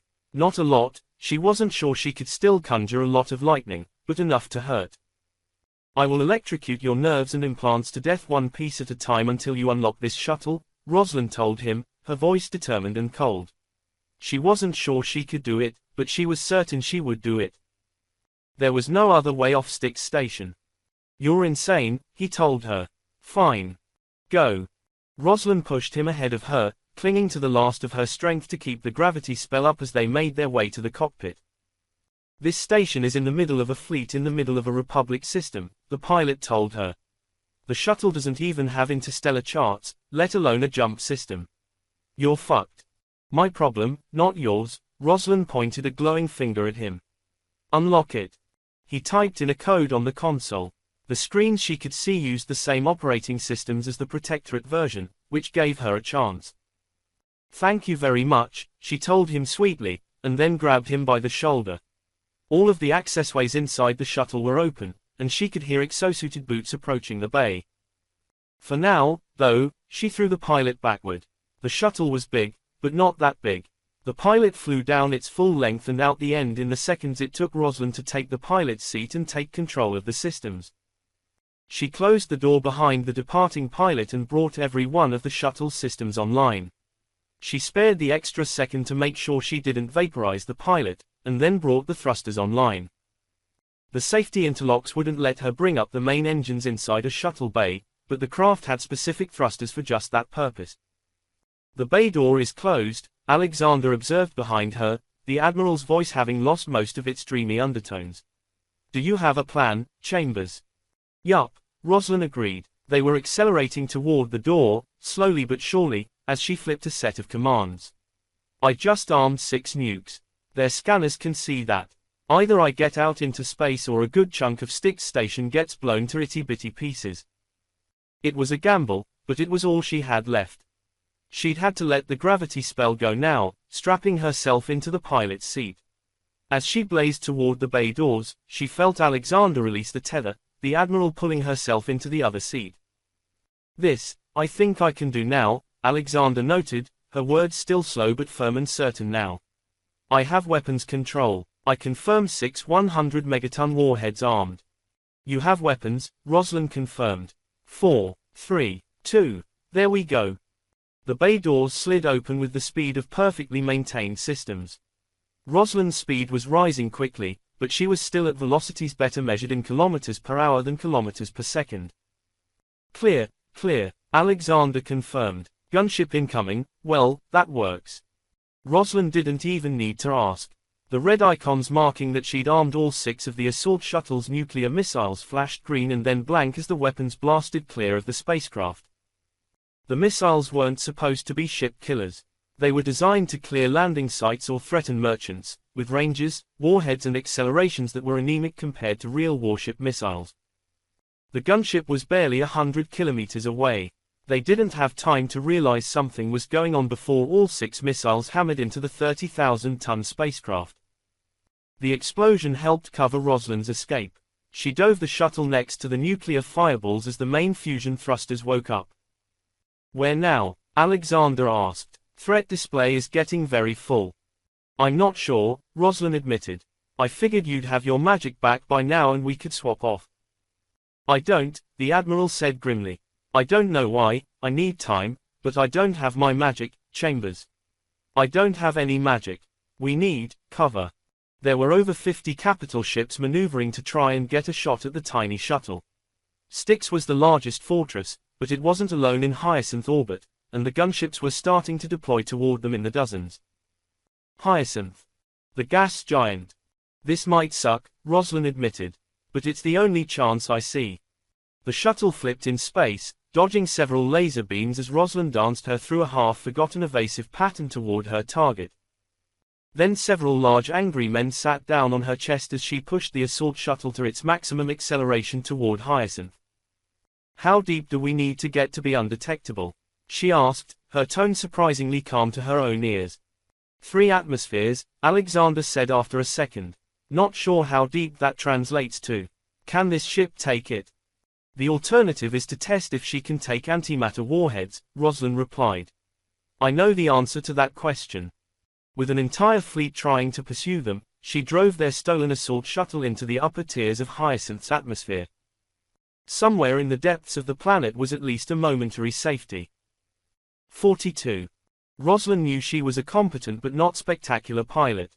Dodging and weaving her way through the incoming fire and into the storms of a gas giant's upper atmosphere was far beyond anything she'd ever practiced, and flying was an occasional training exercise for her, not a regular task. Somehow, she did it. Alexander worked the shuttle's weapons as they plunged, expending the rest of their missiles, the non-nuclear ones intended for ground targets, as decoys and counterstrikes. The silence when the threat detectors stopped going off was a shock.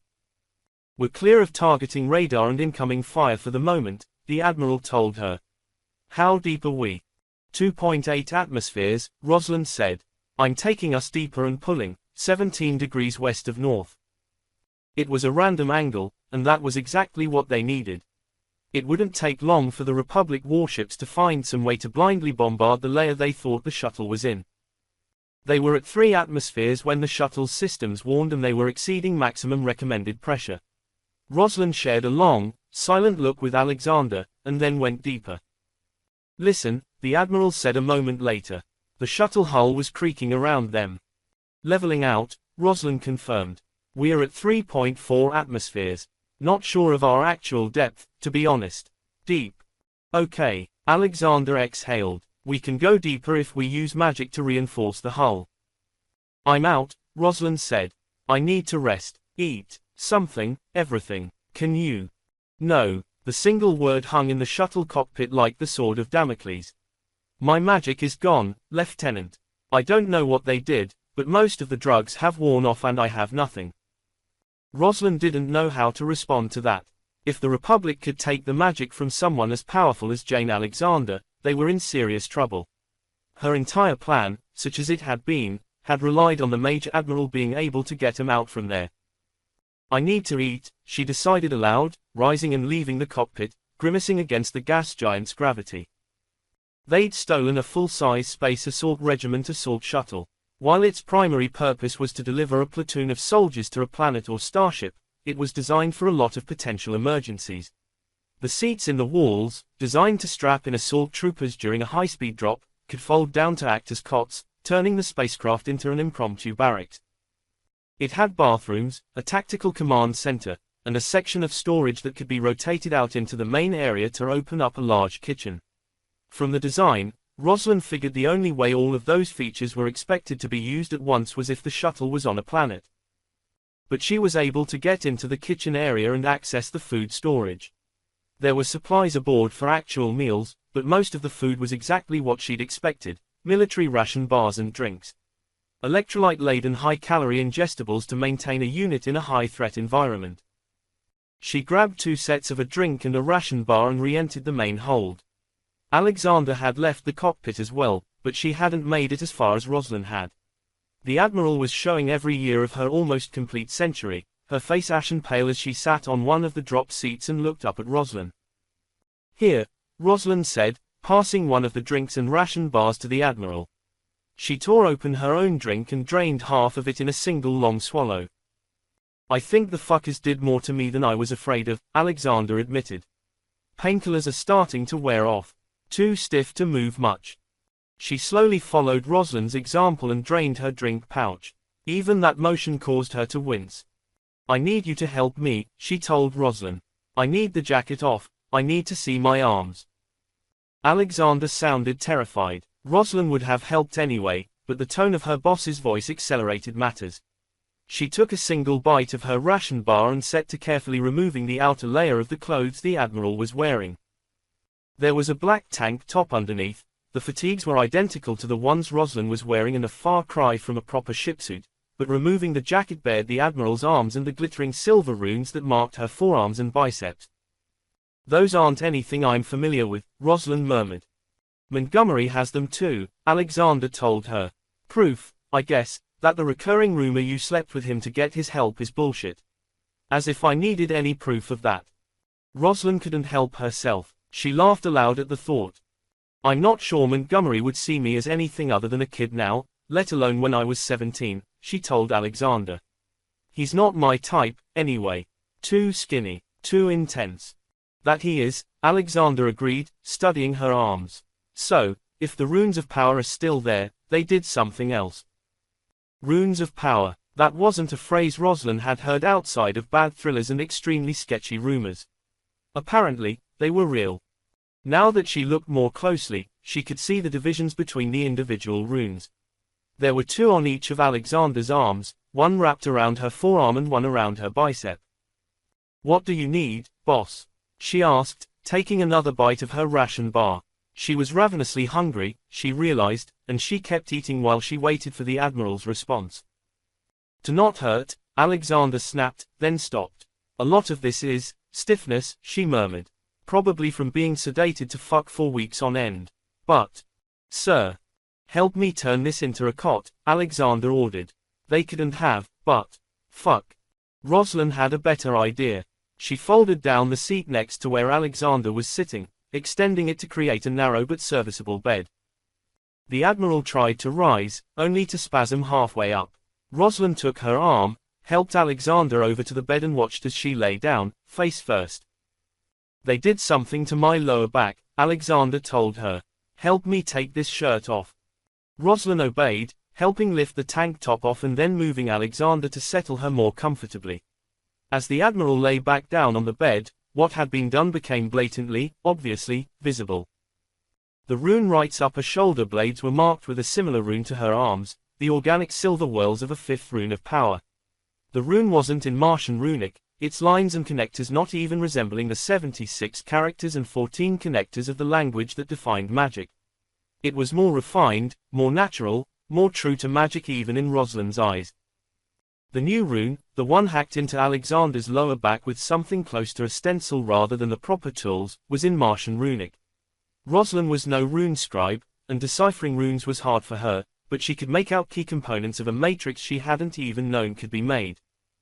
It's a new rune, Rosalind told Alexander softly. A modified form of the ward on the cells. The fuck? Can you take a picture and show me?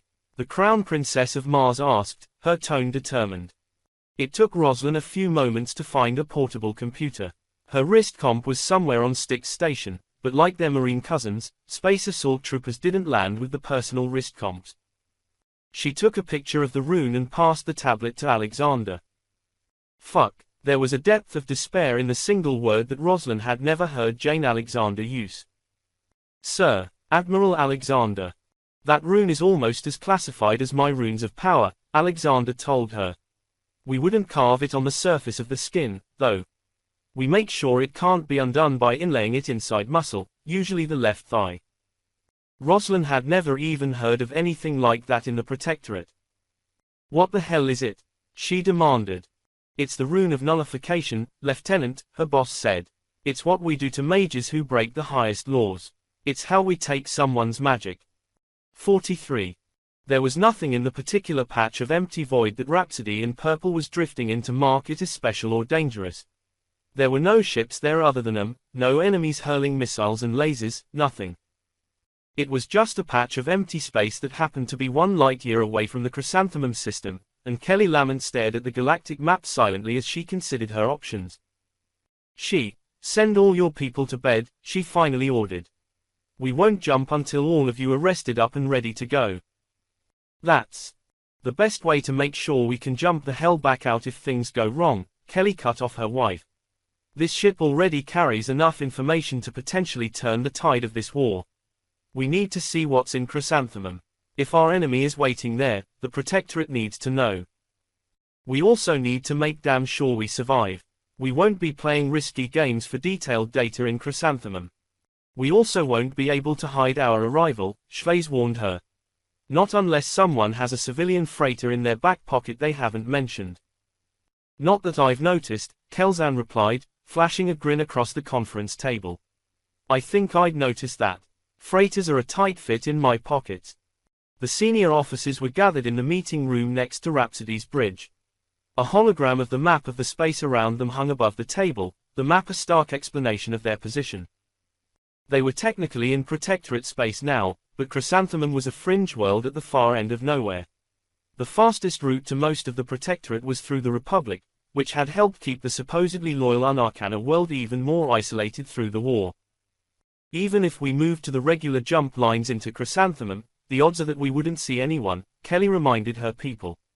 The system has seen an average of 1 freighter a month for the last 3 years. That's given us quite a bit of data to work with, but it also points out our target. She tapped a command, replacing the hologram of human space with an image of the Chrysanthemum system itself. Peony and Dandelion are both a bit too large to host an accelerator ring, she noted, highlighting the innermost and outermost of the system's 3 gas giants. Both are also currently nearly aligned with Chrysanthemum itself, which means we actually have decent scan data on them. Hyacinth is our joker, she continued, highlighting the last gas giant. As planets go, she's basically the same size as Centurion. If they took the schematics for the Centurion ring, they could duplicate them on Hyacinth without much work. She shrugged. Of course, there are 7 gas giants we can say that about in official Republic space, so that's not a selling point all on its own, but with everything else we've run into, well, I want to take a real close look at Chrysanthemum 6, aka Hyacinth. Her officers were nodding as they looked at the map. The good news is that she's basically on the opposite side of the star system from Chrysanthemum right now, which gives us a nice clear run to the planet without the locals seeing us, Milhouse said. Except if she's hosting the accelerator ring, there's going to be a damn fleet guarding her, Kelzan replied. The easiest way to tell if we've found our target is to count how many battleships start coming our way. Mike hits the nail on the head, Kelly agreed, yanking on her braid gently as she looked at the map. The geometry says we can jump in relatively close to Hyacinth and get a decent scan shortly after arrival. But we saw in Republic space that the RIN is getting better at reacting to the possibility of scout ships. We covered our tracks in alignment. We can't do the same here, and if Hyacinth is what we think it is, we're going to be looking at a hunting swarm to make what we ran into in Gigix look like kids out playing. There was a grim silence in the room. The carrier that had come out after them at Gigix had been operating to a clearly developed doctrine, and the Republic still had a communication advantage over the Protectorate. A doctrine deployed in one place was readily available to every other place as well. So, does anyone have any clever ideas? Schweiz asked. The only one that comes to mind for me is to jump in, hurtle toward the planet at maximum acceleration, get everything we can and jump out. Between she and her team, we can do that, Kelly agreed. But our time frame would be short. Very short. Remember that they're just as capable of microjumping as we are. But we have 4 mages, Kelzan suggested slowly, her husband's perpetual grin turning thoughtful. Turn that around, my love. We're just as capable of microjumping as they are. The silence was more thoughtful than grim now, and Kelly returned her husband's grin. Normally, we'd jump in and have one of them hiding us, she noted. But if we're not planning on hiding, then we have the option to make at least one jump around the system. That will drain whoever does it just as much as a full-scale jump, Shi Wu warned. And if we jump in close to a gravity well, there's risk to both the mage and the ship. I wasn't thinking jumping in any closer than the first jump, actually, Kelzan said. Civilian ships jump in at, what, 3 light minutes from a gas giant like this? Give or take, we can do 90 light seconds. Maybe 80, she suggested. What are you thinking, love? We jump in at 5 to 10 light minutes, a long-distance scoot in Snoop, Kelly's husband told them all. We act like we're being sneaky, we get their attention and we wait for the hunting swarm to jump out to track us down. If we run the heat sinks but not the stealth spell, that should keep them guessing enough to get their ready force out to our position, and then as soon as they arrive, we jump to the other side of the gas giant, 90 light seconds out. Burn for Hyacinth at high speed while we have the bastards looking for us in the outer system. Get our scans in, then jump the hell out and head for home. They're no better at tracking jumps than we are. It was possible to track jumps. The people, the trackers, who could do so were immensely rare, however, and the Protectorate only had a handful in their employ. One had been supposed to join the miscontingent running scouting missions in the Republic but hadn't arrived yet. Kelly didn't have a tracker, and she was reasonably sure the Republic didn't either. This does sound like the kind of stunt an aggressive assault shuttle pilot would plan, yes, charmed, she noted, the big cyborg grinning from ear to ear. I like it, Skipper. I like it as well, Kelly admitted. We're never going to successfully sneak in past a fleet. They might not have one, in which case the whole game is unnecessary, but, if they don't have one, this isn't the place we're looking for, anyway. She met her husband's gaze and smiled. I like it, she repeated. But remember that if we're right and this is the accelerator ring, they're going to pull every stop out to catch us. There will be more ships that they can microjump after us. Yes, but can they microjump 90 light seconds starting in a gas giant's gravity well? Mike asked. Could you? The mage snorted. Probably, she allowed. It would suck and all I'd want to do afterward is sleep for a week. Though I guess that's why we have 3 mages aboard. Whether the Prometheus interface can achieve that is an open question, Kelly admitted. I guess we'll find out, but we'll have one of our mages standing by to get us out of Chrysanthemum if they do. Let's be honest, people, if there's that much of a Republic presence in a system that's supposedly loyal to the Mountain, we already have our answer. 44. The first shockwave jolted Rosalind awake. She hadn't expected to actually fall asleep when she'd lain down on the uncomfortable cot, but she'd managed it regardless. Now the entire shuttle shook around her as she rolled off the hard surface and rose against the heavy pull of the gas giant's gravity. Admiral, she asked aloud. We're trapped on a 30-meter-long shuttle inside a gas giant surrounded by an enemy fleet, Alexander replied calmly. I think you can call me Jane, Rosalind. What's going on, Jane? Not sure, the older woman admitted. I was meditating. Alexander had put the fatigue jacket back on and was still moving slowly, with a level of pain and despair that tugged at Rosalind's heart. It hurt to see her mentor and commanding officer this close to the edge. Here, eat. Alexander shoved a ration bar over to Rosalind. We're going to need your magic to get through this, I'm afraid. A second shockwave rippled through the shuttle, lurching the sturdy spacecraft to the side. Both women traded glances and set off for the cockpit. Alexander was slower, and Rosalind had the systems up by the time the Admiral joined her. Nukes, she told the older woman. Ground bombardment weapons like the ones we used on that gunship. They're firing them randomly into the gas giant with timed detonations. 2 more explosions rocked the shuttle, and a warning light popped up on one of the screens. Rosalind checked it and sighed. And it's going to work, she admitted. They're still detonating them too high up to really cause us damage, but they'll work on that. The shockwaves are traveling hundreds of kilometers in this mess. They don't need to be perfect. They just need to get close. This time, 4 warheads went off simultaneously. The zone was expanding, and Rosalind shivered, almost in time with the shockwave that rippled through her ship. We have to move. I thought I'd taken us far enough away, but I wasn't sure what they'd do. The shuttle's engines were more visible from orbit than the shuttle herself, but the shockwaves themselves would eventually make the shuttle's presence clear if the Rin ships were paying attention. Are you refreshed enough to protect us? Alexander asked. I think so, Rosalind admitted. For a while, but they can keep this up for longer than I can protect the shuttle. She suited actions to her words, reaching out with her power to forge a small bubble of even thicker atmosphere around the ship to absorb the shock before it reached her. As the waves of several more nukes washed over them, she grunted at the effort, but the shield stayed up. I'm taking us deeper now that I can shield us, she told Alexander. I'm going to cut the curve and bring us back up to 3.5 atmospheres farther away. Good plan, Alexander agreed. She shook her head. What I'd give for Second Fleet right now. Second Fleet might be outgunned by what they've got here, Rosalind warned. They have something close to 3/4 of the strength they started the war with concealed in this system. Not all of it's jump capable, but still, 7 or 8 carrier groups. And they're installing interfaces here, Alexander said grimly. They've got a propaganda answer to the accusations around the interface, too, Rosalind continued. They told me that the brains were non-Mage volunteers. Called them martyrs. Makes sense, the old Mage agreed. We know damn well the brains were mages, but if they can sell their fighting force on that lie, they can fight. And given that their fighting force will want to believe they aren't fighting for monsters, well. It's an easy sell, Rosalind confirmed. What do we do, Admiral? All I can think of is to squirm around the depth charges and try to survive as long as possible. She was deep enough and far enough away now that the shockwaves weren't a critical threat anymore. Her shield was even more critical now, though. The shuttle was showing pressure of around 2 atmospheres, but that was only because her magic was keeping it that way. The true pressure around them was closer to 5 atmospheres now.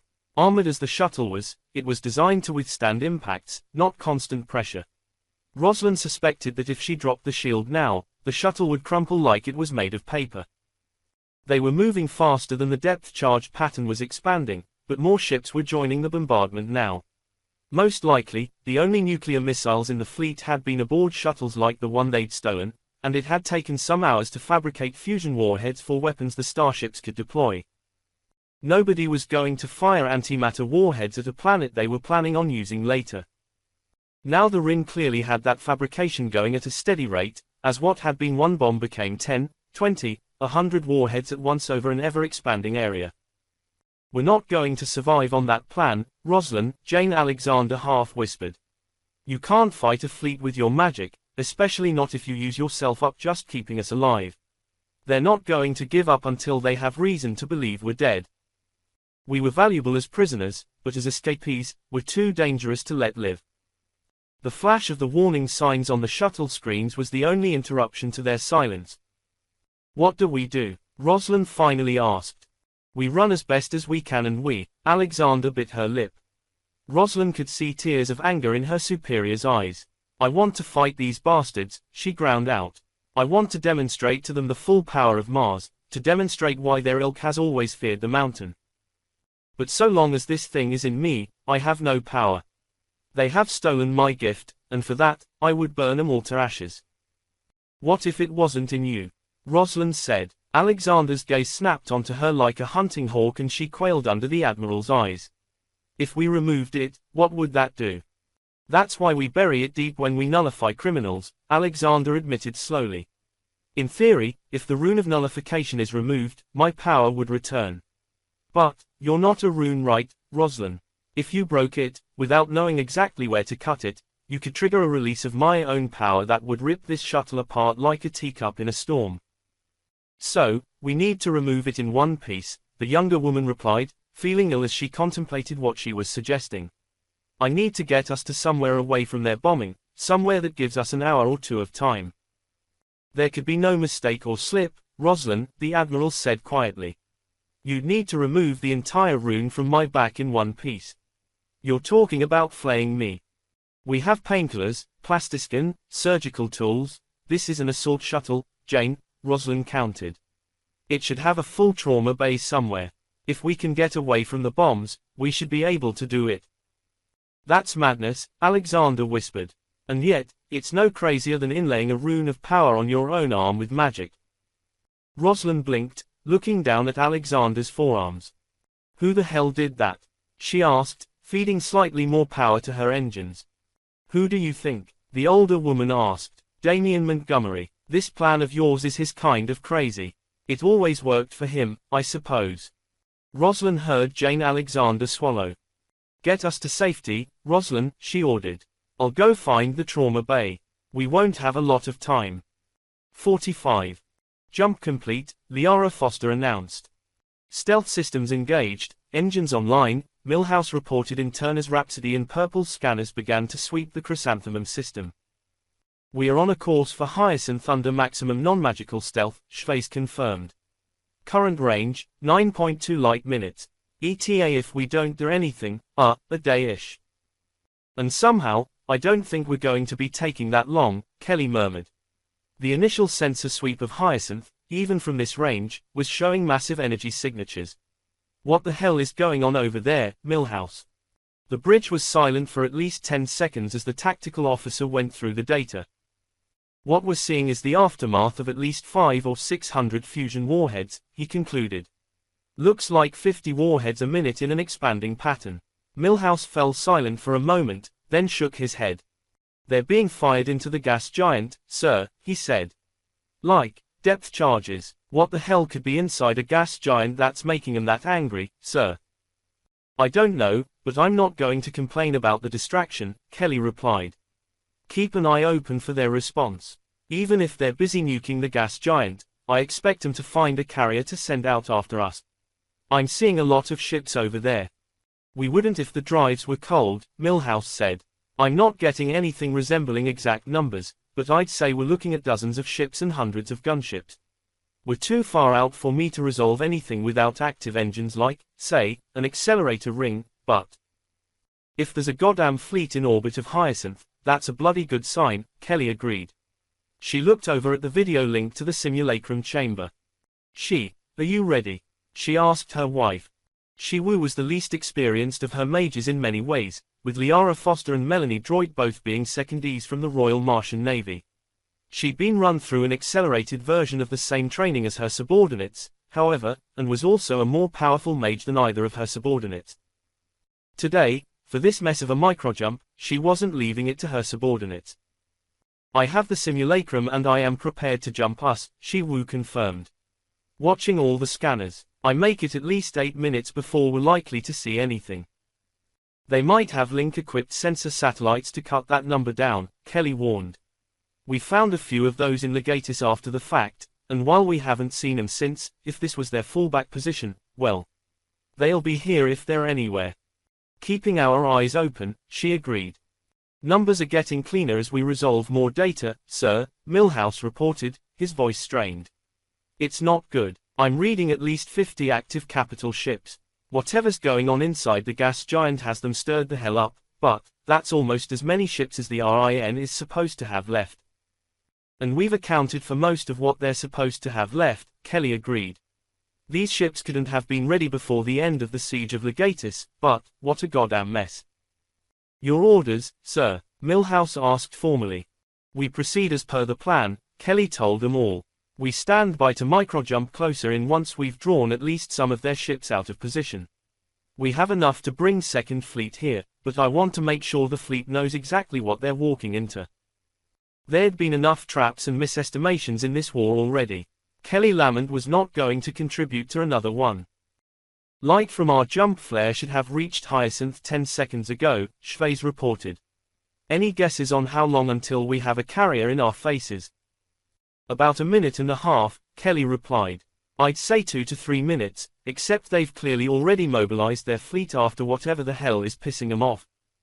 Should we be planning to try and extract whoever they're trying to bomb out? Mike Kelzan asked. Anyone who pisses the Rin off that badly, I kind of want to make sure they get away.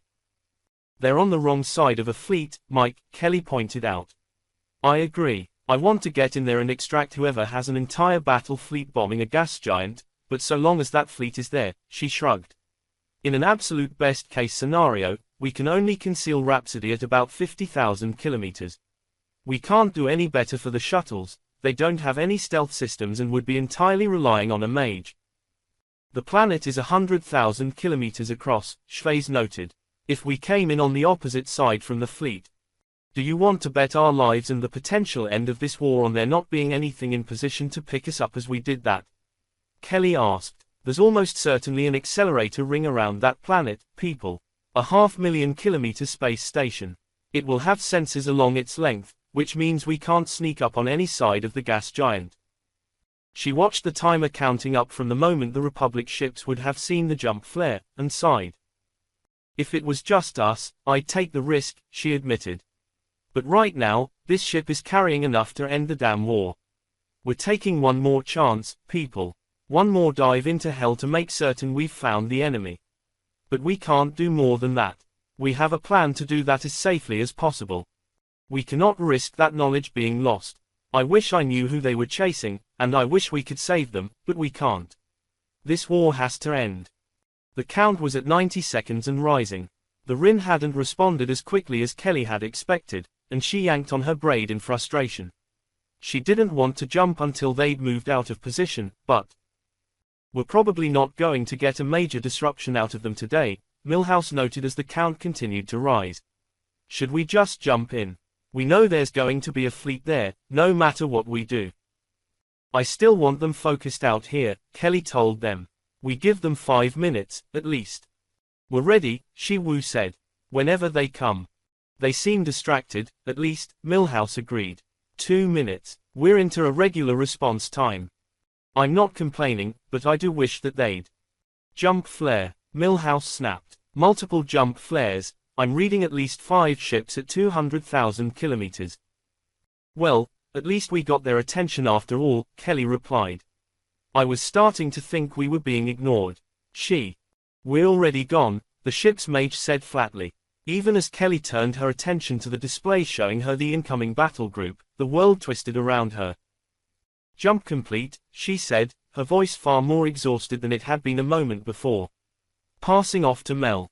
Schweiz. Emergence on target, we are 27 million kilometers from Hyacinth, and I am vectoring in at maximum power. That was a full carrier group, Captain, Milhouse reported. Courageous-class carrier, 2 combination-class battleships and 4 Benjamin-class cruisers. Always nice to be respected and sent the best, Kelly agreed. The Republic had sent over 200 million tons of warships after her little 200,000-ton stealth ship. I think they're just paranoid, her tactical officer told her. Because this is our El Dorado, Captain. I can confirm we are looking at an accelerator ring in orbit of Hyacinth.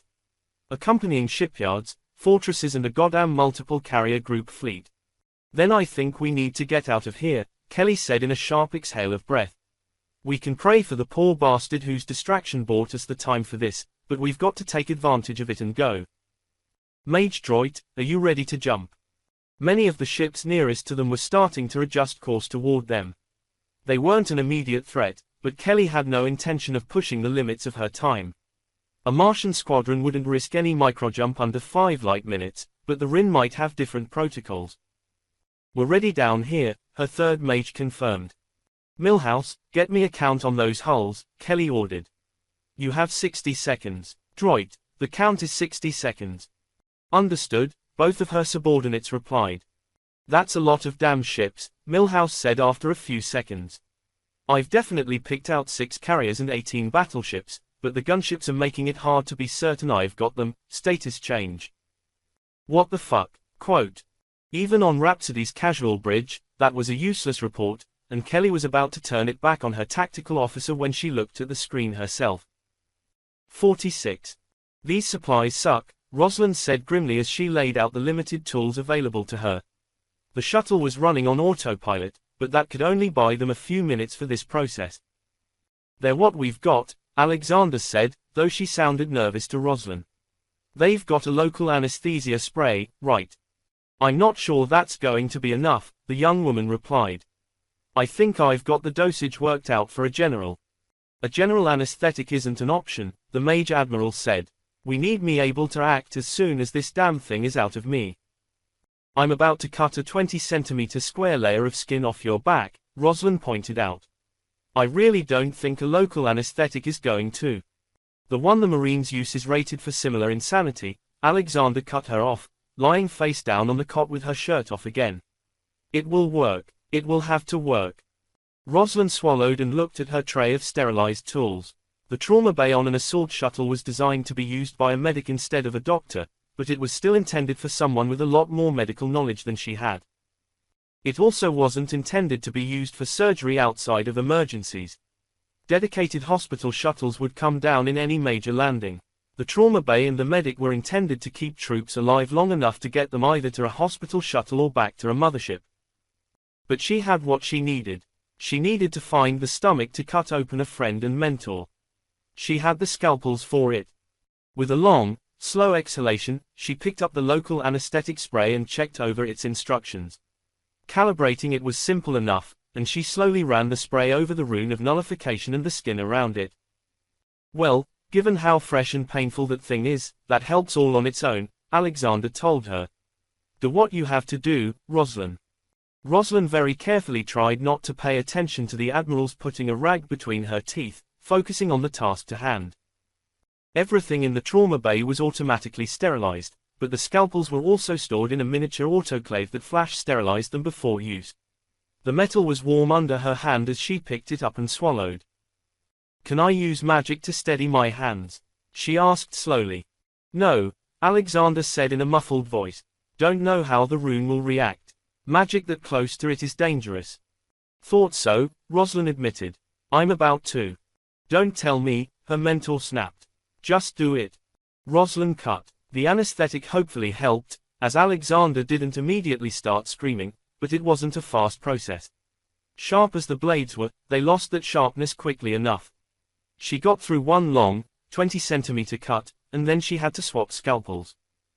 They'd anticipated that, though. The scalpels were self-sharpening when heated. The autoclave served 2 purposes, but Rosalind had collected all of them in the shuttle. She swapped her a new scalpel and began the second cut. Alexander was definitely biting down on her rag now. Rosalind couldn't notice, didn't let herself notice as she finished the second cut. The third, the fourth. Now the most terrifying part. A 5th scalpel slid into the flesh and began to lift up the skin as Rosalind made sure she was removing enough flesh to lift out the rune of nullification. It went slowly, with her spraying plastiskin as she lifted up sections of skin and tried to hold down her nausea, but it went surprisingly smoothly. When it was done, an entire section of Alexander's back glistened with the pale pink medical membrane, a contrast to the faded brown skin of one of the Martian royal family. Admiral, Rosalind asked. There was no response, and she dumped the rune of nullification into the bag she'd had to hand for it, and moved to check Alexander's breathing and pulse. Admiral, she demanded. She checked the vitals. Alexander was breathing. Her pulse was steady. Her eyes were closed. She'd passed out from the pain, without ever screaming loud enough for Rosalind to even realize how bad it was getting. I need to move the shuttle, she told the unconscious Alexander. I can't. She trailed off. I don't know what to do, she admitted. So, I'm going to let you rest and go move the shuttle. Nuclear bombs at least made one level of priority very clear. Rosalind didn't even know if they'd succeeded. All she knew for certain was that Jane Alexander was unconscious and the Republic Interstellar Navy was starting to close in on her. If they hadn't initially been using the shockwaves from the bombs as sensor tools, they definitely were now. 100,000-kilometer gas giant had a lot of surface area, but the Rin had a lot of ships and a lot of bombs. Gunships were doing most of the work now, it looked, with cruisers and battleships backing them up. Her view out of Hyacinth was better than the RIAN's view into the gas giant, but that wasn't by much. She had a rough idea of where the enemy ships were, and she knew exactly where the nukes were going off. And she was running out of places to hide. The shuttle was only actually in danger from warheads that went off within 10 kilometers or so, but she estimated the Rin could use the vibrations to detect the shuttle at 500 kilometers at least. The pattern of the explosions told her they were estimating 400. The bombs were going off in a perfectly sequenced mesh of detonations spaced 800 kilometers apart. Their timing was tight enough that there was no way she could dodge through after the bombs went off. She was staying ahead of it so far, but the net was closing. Best case, she figured she could keep them safe for another 30 minutes. Roslyn, a tired voice said from behind her. I'm sorry, I didn't expect that. She turned to see Alexander leaning against the cockpit door, struggling against the gravity. Her fatigue jacket was back on, but she hadn't fully done it up. She was fighting with exhaustion and pain and looked utterly shattered, but there was something there. Jane, are you all right? That spark spread into a smile as the Crown Princess of Mars held up her hand and conjured a tiny, dancing sprite of light on her palm. More than all right, my young friend, my savior, Jane Alexander told her. You did it. I need to sit for a minute or two and drink another of those god-awful ration drinks, but the nullification is broken, and my runes of power are answering my commands. Sit and drink, then, Roslyn instructed. She had a stockpile of the rations in the cockpit now and passed a drink over to the Admiral as her superior carefully took the co-pilot's seat. Roslyn returned her focus to the deadly dance on her display. We don't have much longer before they use the shockwaves to detect us, she told Alexander. 10 minutes, maybe 20. I need those 10 minutes, so let's take them, Alexander replied, closing her eyes as she drained the ration drink and grabbed a second one. Fuck those bastards for that rune, she said conversationally. Roslyn smiled, her boss's returning strength their only real hope of surviving this mess. Her attention slipped away from the screen for a moment, and she blinked. Her view wasn't great, but it wasn't that bad. A bunch of ships just disappeared, she told Alexander urgently, running the data back in time on a second screen. Looks like 7 ships just jumped somewhere. From high orbit of a gas giant. She shook her head. They've lost ships pulling stunts like that, Roslyn observed. What are they playing at? What did they see is probably a more important question, Alexander said. Can we tell? We're 1,000 kilometers deep inside a gas giant, the Mage lieutenant pointed out. We can barely see what's in orbit, let alone what's in the rest of the star system. The two women exchanged a long look, then Alexander took a deep breath and looked down at her hands. Take us up, Alexander ordered. Can this cockpit do a 360 by 360 view? It took Roslyn a moment to confirm that the shuttle couldn't. What it could do, though, was provide a fully functional surround view to a helmet and headset, which they set up as quickly as they could. For Alexander to use her magic effectively, she had to be able to see outside the ship. Don't we need an amplifier to do this? Roslyn asked as she lowered the helmet onto Alexander's head. The amplifier provides power and distance, Alexander replied. You would need an amplifier to use magic for this at all. I need it mostly for range, and everything we care about is in Hyacinth orbit. The range is damned short by space combat standards. You can do this? Roslyn asked. She knew she was repeating herself, but they were about to commit suicide if Alexander was misjudging. I can. Now bring us up out of the gas giant, Roslyn. We have an escape to pull off and a war to end. Roslyn focused on her controls, pointing the shuttle upward and bringing the engines on at full power. In a blink of an eye, they went from hiding in the bluish gases of Hyacinth's atmosphere to rising from the depths like a homesick meteor. I have sensor data from outside the giant, she confirmed as they continued to rise. Ships are definitely moving, they've picked up something. I have a jump flare. Jump flare at 90 light seconds, Rin is maneuvering to intercept. I think that might be our ride, Roslyn, Alexander said brightly. ID her. Seconds ticked away as they blazed skyward. The Rin would locate them quickly enough. They had no time, but... She's not hiding. It's one of our spy ships, Rosalind snapped as the image resolved. She's heading toward Hyacinth at 15 gravities. They found the bastards. And now they've found us and get to be our ride, the Admiral told her. Hail them and let them know who we are. I am going to clear us a path, and see what I can do about this accelerator ring. They burst clear of the gas giant's atmosphere in a final explosion of loose hydrogen, and half a dozen gunships swerved to try to engage them. Half a dozen gunships died in a blink of an eye, vanishing in balls of ice-white fire unlike anything Rosalind had ever seen. The pair of cruisers behind them blew up in fireballs she at least recognized as Alexander tore apart their antimatter containment systems. An expanding sphere of dying ships surrounded Rosalind's assault shuttle as they blazed into the stars, and she brought up the shuttle's comm systems.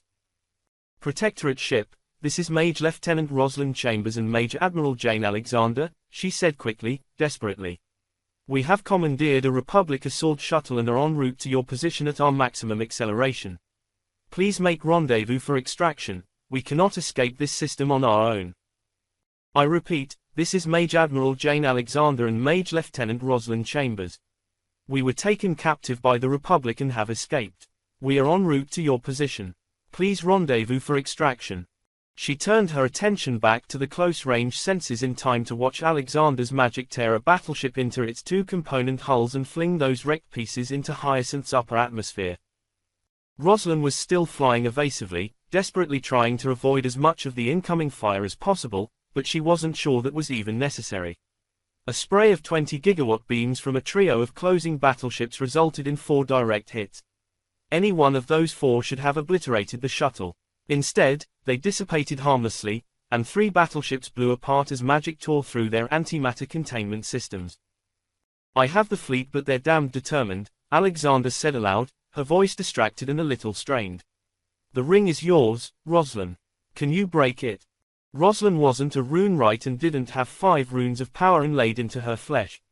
Very little of her training had ever focused on dealing with things on a starship scale without using an amplifier. She'd learned one spell to use as an anti-missile defense, but even that was supposed to have a civilian simulacrum to work from for targeting. Instead, she pointed the shuttle directly at the accelerator ring. The Hyacinth accelerator ring was more fragile than its Centurion predecessor, lacking heavy armor, defensive installations or any of the other things that made the Centurion ring a world in the sky. It handled a massive amount of power and it wasn't 30,000 kilometers ahead of her. It was barely 3,000 kilometers ahead of her, and the shuttle's screens were enough for her to locate it in her mind. She summoned her power, that deceptively simple spell that could detonate an antimatter missile's fuel tanks, and slammed every scrap of her magic into that station. She didn't know where to find an antimatter tank, so she slammed a single blade of force through the entire station. Against a missile, the spell used a spark and a 5-meter force blade. With the simulacrum and the 360 by 360 view from a simulacrum chamber, she could be accurate enough to do that. Against the Hyacinth accelerator ring, she dropped the spark and panic-summoned a force blade a kilometer long. In the end, she didn't detonate a fuel tank. She carved a gash halfway through the ring. The sheer amount of force inherent in a ring over 100,000 kilometers in diameter did the rest.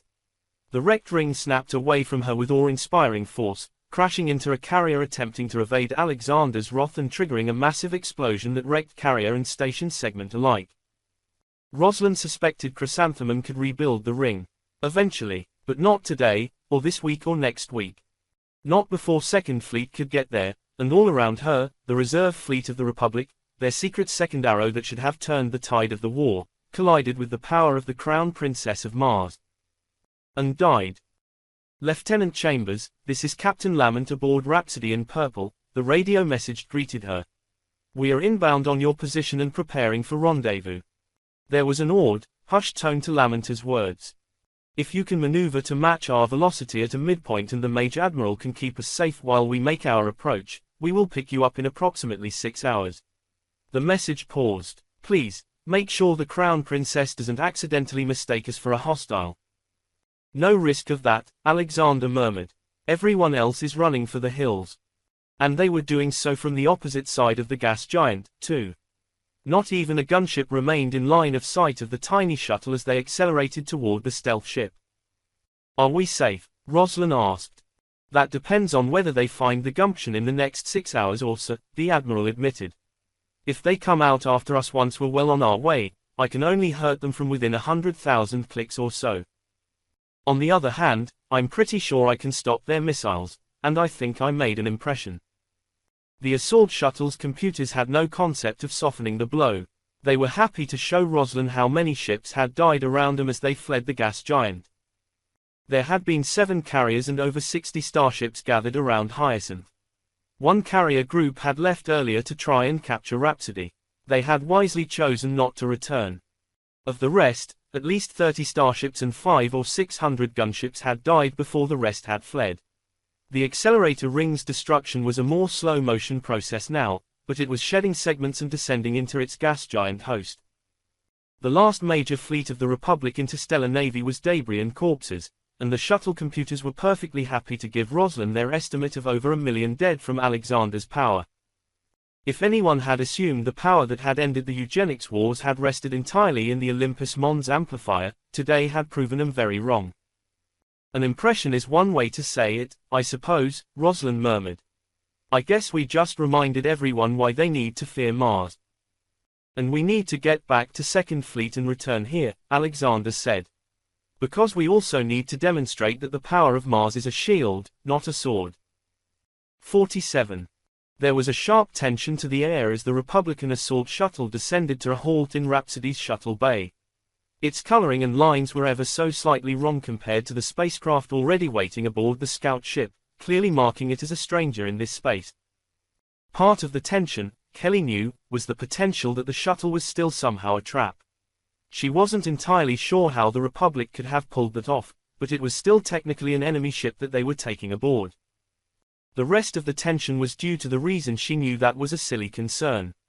She might have commandos from Shamshi's platoon stationed around the bay, and Schweiz at her left hand just in case, but they'd all seen the Republic's fleet driven into retreat and the accelerator ring broken.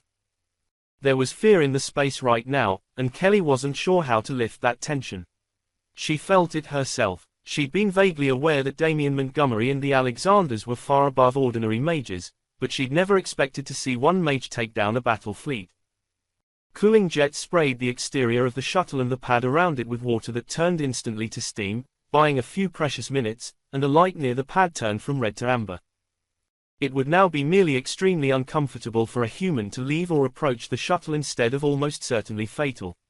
A door opened and a ramp extended from the spacecraft, allowing 2 women to step outside. The taller and older woman was leaning on the other, radiating a bone-deep weariness that Kelly could see from 10 meters away. "With me," she murmured to her escorts, setting off to meet the Mage Admiral. Kelzan kept pace with her on the other side from Schweiz, the 3 of them entering the unnatural sauna around the landing pad. Captain Lamont, Rosalind Chambers greeted them, the young mage looking only barely less exhausted than her admiral. "You have no idea how good it is to see a friendly face." "I can only guess," Kelly admitted. "Admiral Alexander, how are you?" "Alive," Alexander said in a tight voice. "In a lot of pain. I need to rest." "Mike, get the Admiral to the medbay," Kelly ordered as she took in the Crown Princess of Mars's state. "We'll take care of you, Mage Admiral. It's not every day someone single-handedly wins a war after dying." Alexander was clearly too exhausted to take that in, readily accepting a transfer from Chambers' shoulder to Kelzan's. A commando was there a moment later, the 2 men propping up the Admiral as they led her away. The younger mage waited until Alexander was on her way, then turned back to face Kelly and drew herself up to attention with a perfect salute. "Mage Lieutenant Rosalind Chambers reporting, sir," she stated. "I'm assuming that Mage Admiral Alexander and I were presumed dead. We were kidnapped by an augment infiltration cell that had managed to remove and replace Her Highness's Royal Guard detail. I'm not certain what measures they took to cover their mission, but we were brought here to be interrogated by the Lord Protector himself." Chambers shivered. "I think Alexander was a prize, but he was hoping to turn me."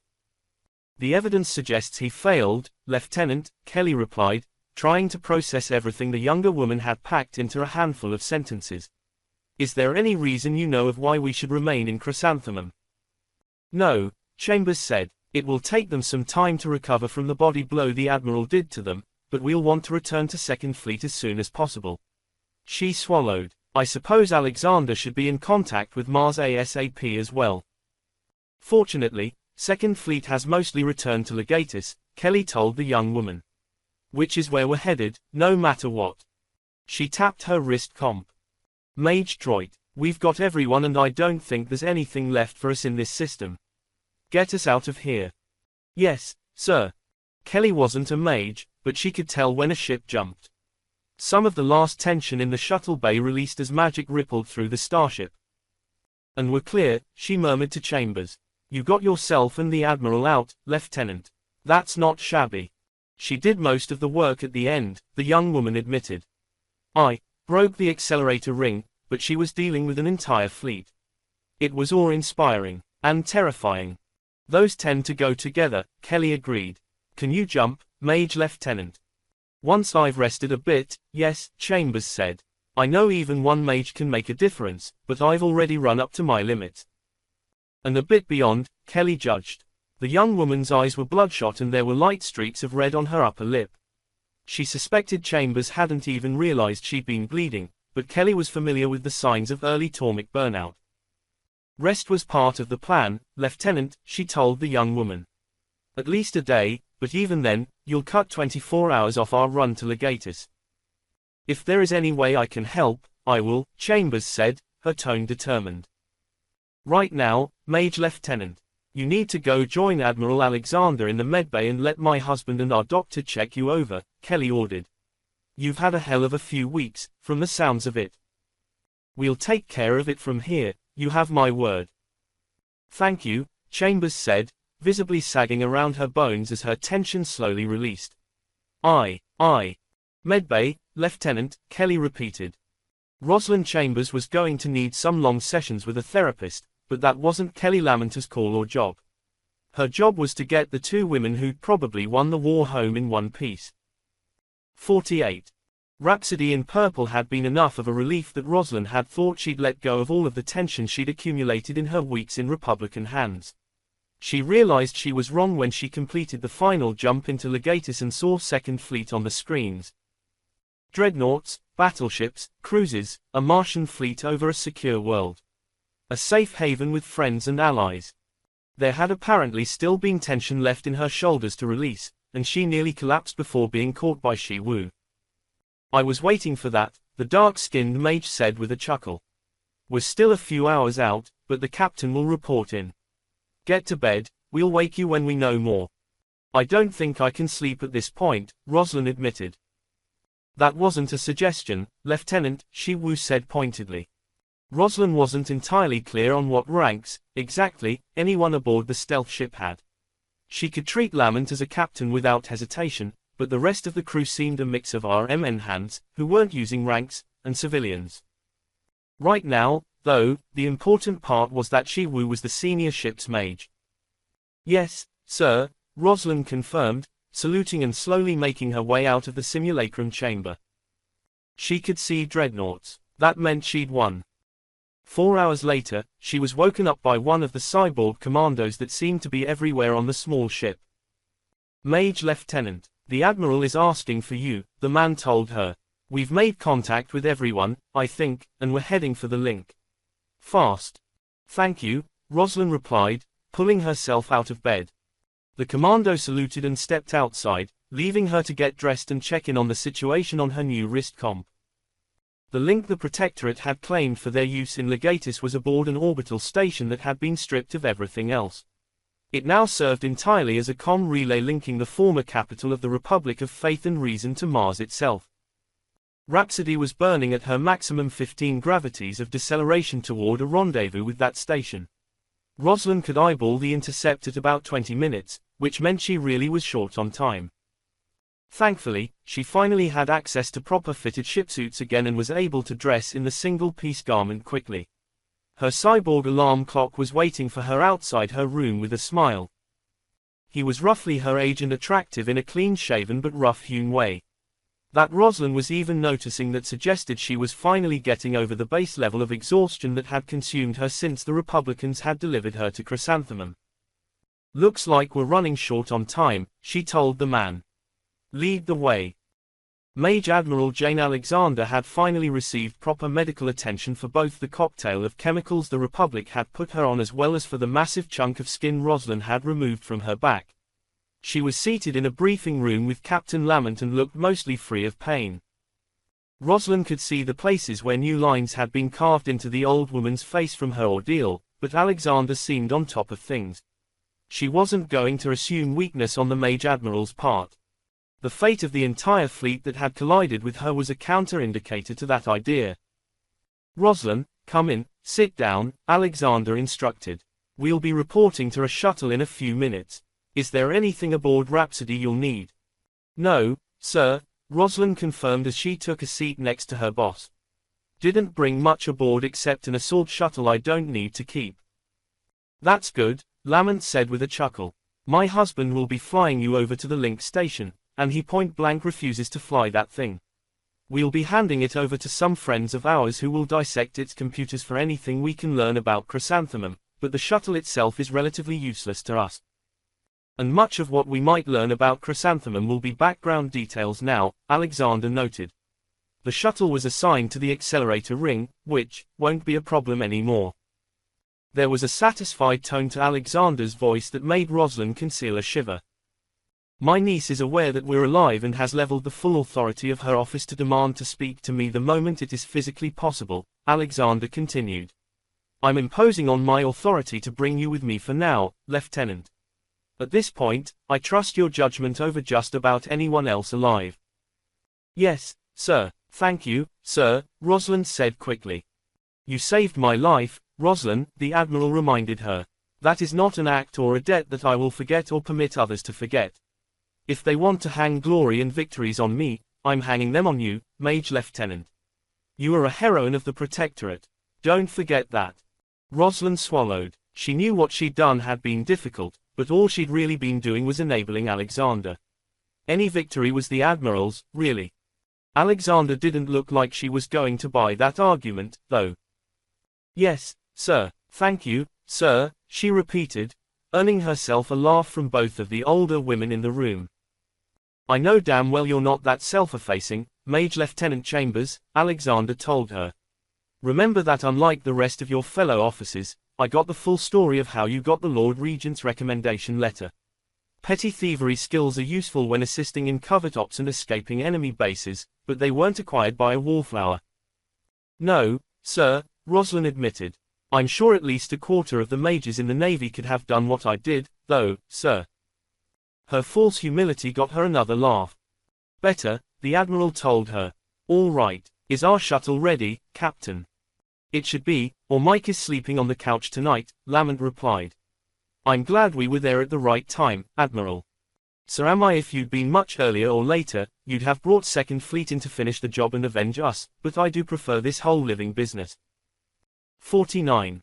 Until the moment the video feed from the Link showed the faces of the two women he'd seen reported dead, Damien Montgomery didn't truly believe that Jane Alexander and Rosalind Chambers had survived.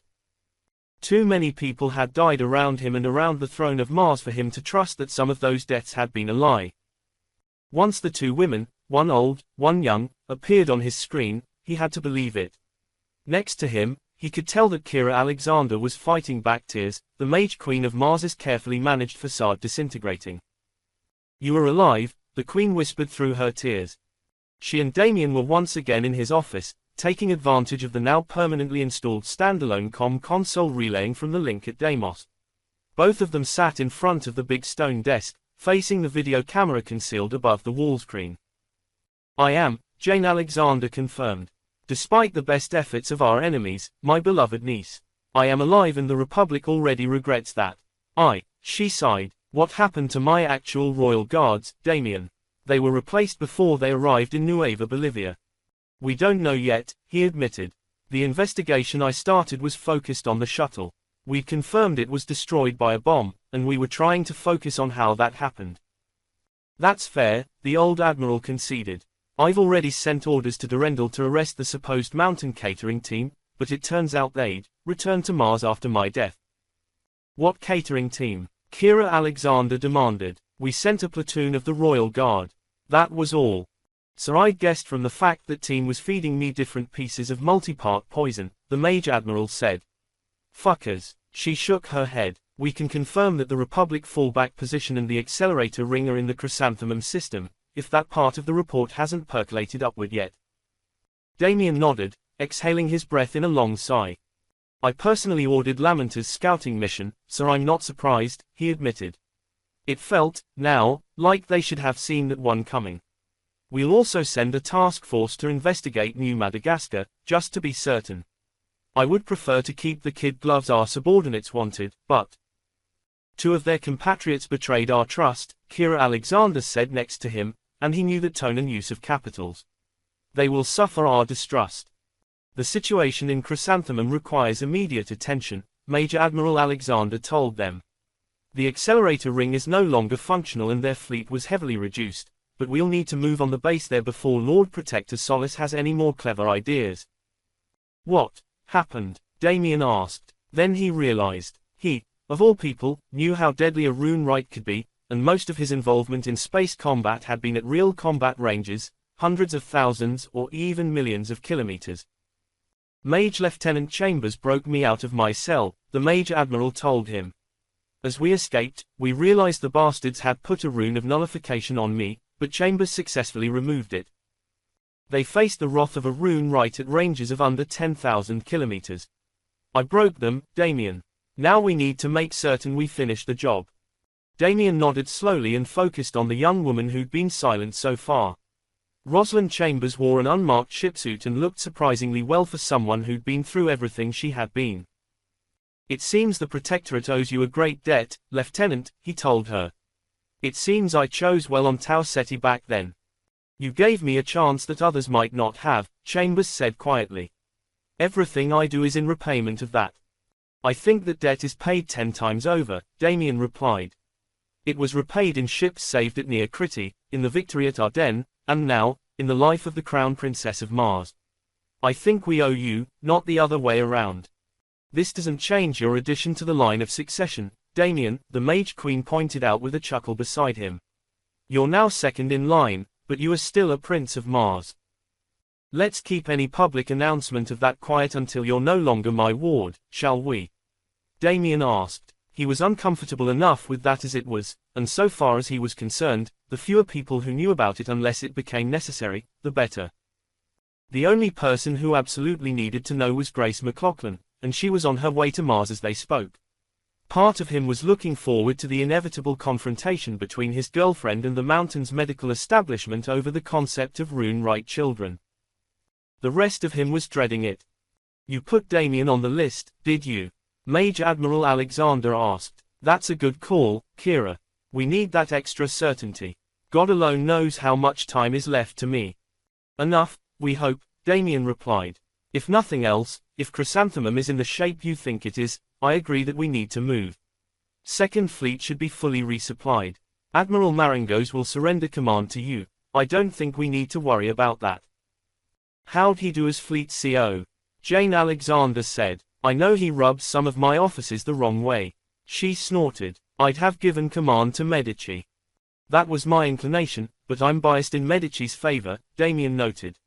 Medici had saved his life once, and Kelly Lamenter's, for that matter. The man had commanded the cruiser squadron that had saved the freighter Blue Jay from the pirates that had hunted her down to capture a rune right. So, you decided against him because you know you're biased? Jane Alexander asked, shaking her head. Sometimes, my dear friend, I think you are perhaps too determined to only do the right thing. There is no such thing, he replied. He smiled and shook his head. Your mission remains what it always was, Jane, reduce the Republic by whatever means necessary. Do we need to give specific orders? No, she told him. Inform Protectorate High Command that Second Fleet will be moving as soon as physically possible. We will proceed to the Chrysanthemum system and we will reduce whatever remains of the Republic fleet. And if we are only moderately lucky, we will finally end this fucking war. 50. Rosalind Chambers was nervous as she approached the primary conference room on Durendal. The space was designed to hold hundreds of officers, and she was almost always aware of meetings taking place in it well ahead of time. As the Admiral's flag lieutenant, she was one of the only people with the ability to even book meetings and presentations in the space. The event she was attending had appeared on her schedule overnight, requiring her to be in the conference room at 0900 hours. There were no further details of the event, though a quick check had shown that Admiral Alexander's schedule was also blocked off for it. They'd been back in Second Fleet for 3 days and were only a handful of jumps, less than a day's travel, from Chrysanthemum. Those 3 days had been a whirlwind of activity, of meetings and calls and virtual conferences, all coordinated by Rosalind Chambers and Indrajit Kulkarni with the ease of long practice. It was all normal enough to restore some of her calm and balance, but this appointment was weird enough to throw her completely off her step. She had no idea what was going on, and she stopped dead in her tracks at the sight of 2 of Durendal's Marines standing on either side of the door to the conference room, in full dress uniform. "Mage Lieutenant, hurry up," the sergeant on the right told her. "Everyone is waiting." "Everyone." Rosalind realized she'd squeaked, and the 2 Marines chuckled. "Go on," the sergeant repeated, reaching over to hover their hand above the door panel. "It's safe, I can promise you that." The other Marine chuckled again at that comment, but it was surprisingly reassuring to Rosalind. No matter what, she was still going to trust the Marines. She stepped into the amphitheater-style room and swallowed. Everyone definitely seemed to sum it up. There were at least a dozen flag officers in the room, and just how the hell had whoever had organized this got a dozen flag officers onto Durendal without her knowing, as well as an equal number of senior captains and what looked like 10% of the Dreadnought's crew. All of them were looking at her. There was a clear path down the steps to the main stage, whose only occupant was Major Admiral Jane Alexander, the old officer standing straight back but smiling as she made a small gesture for Rosalind to approach. Rosalind obeyed the gesture, walking in stunned silence under the eyes of hundreds of her fellows. She stepped onto the dais and came to attention, saluting her boss. "Admiral. Kneel, Mage Lieutenant Rosalind Chambers," Alexander ordered. Swallowing hard, Rosalind obeyed. There was just the 2 of them on the stage, and Rosalind realized the recording equipment was active as well. Off to one side she could see Mage Captain Kulkarni, and the operations officer's grin told her exactly who had organized all of this around her. "Officers and spaces of the Royal Martian Navy and the Royal Martian Marine Corps," Alexander said loudly and clearly. "There are many duties, responsibilities and tasks laid upon us all. To serve faithfully and truly. To master the tasks before us. To wield our skills justly and well. For those of us with magic, to master our gift instead of be mastered by it, and to wield our power in the service of all mankind. Tradition and treaty lay further responsibilities on prisoners of war. To remain silent in face of interrogation. To learn what we can about the enemy. To escape, if possible. These duties are regarded as ideals as much as true tasks, especially in a modern era where prisons can strip even the most powerful of mages of their power." The room was silent except for Alexander's words, and Rosalind shivered under the attention of those hundreds of eyes. When captured in a covert operation by the Republic of Faith and Reason, Mage Lieutenant Rosalind Chambers lived up to all of those duties, the Admiral said. She resisted interrogation and attempts at co-option. She learned enough about her enemies to engineer her own escape despite being trapped inside a guarded cell that negated her magic. All of this, perhaps, we would regard as the duty of an officer in Her Majesty's Navy. Alexander paused, letting that sink into her audience.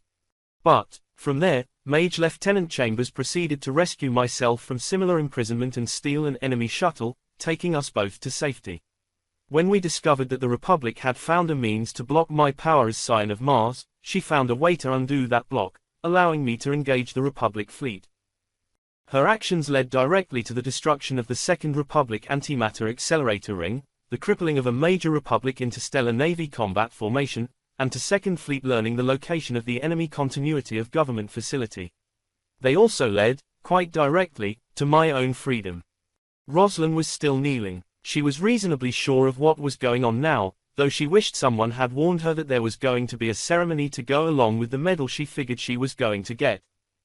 While we hope that no officer or spacer of the Navy has to face an entire battle station with nothing but their wits, we can all hope that we would rise to the challenge as you did, Alexander told her. My own involvement in the situation was such that I felt it wasn't my place to decide on your rewards, Mage Lieutenant. One half of your reward was decided by a panel of your superiors, 12 admirals and commodores of this fleet who are present today. The other was decided directly by Her Majesty, Mage Queen Kira Alexander. It is in her name that I act today. Bow your head, Mage Lieutenant, Alexander instructed. Rosalind obeyed. In the name of the Mage Queen of Mars, Kira Alexander, the fourth monarch of our protectorate, I bestow upon you, Mage Lieutenant Rosalind Chambers, the Royal Martian Medal of Valor. The gold star with its carved ruby planet dropped around Rosalind's neck before she could even process. The Medal of Valor. She knew she'd gone above and beyond, but the Medal of Valor. The room exploded in applause as Rosalind knelt there in stunned silence, but Alexander waved them all to silence. Any senior officer here could do the rest, she said loudly to a chorus of chuckles. But I don't think anyone will begrudge me this. Take this, Chambers. Rosalind's head was swimming and she was still kneeling as she took the jeweler's box. She recognized it. She knew what it had to be before she even opened it. I checked the records, the Major Admiral told her. You are the second youngest officer ever promoted to the rank of Mage Lieutenant Commander in the Royal Martian Navy.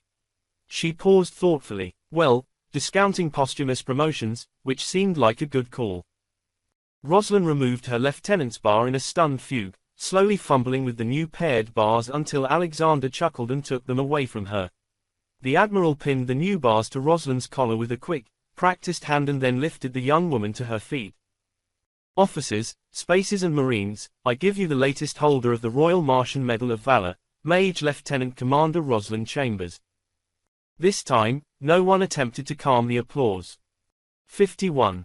Mage Lieutenant Commander Rosalind Chambers expected to be transferred to a new role sooner rather than later, but for the moment, she remained Mage Admiral Alexander's flag lieutenant, which meant her place was on Durendal's flag bridge as Second Fleet erupted into the Chrysanthemum system.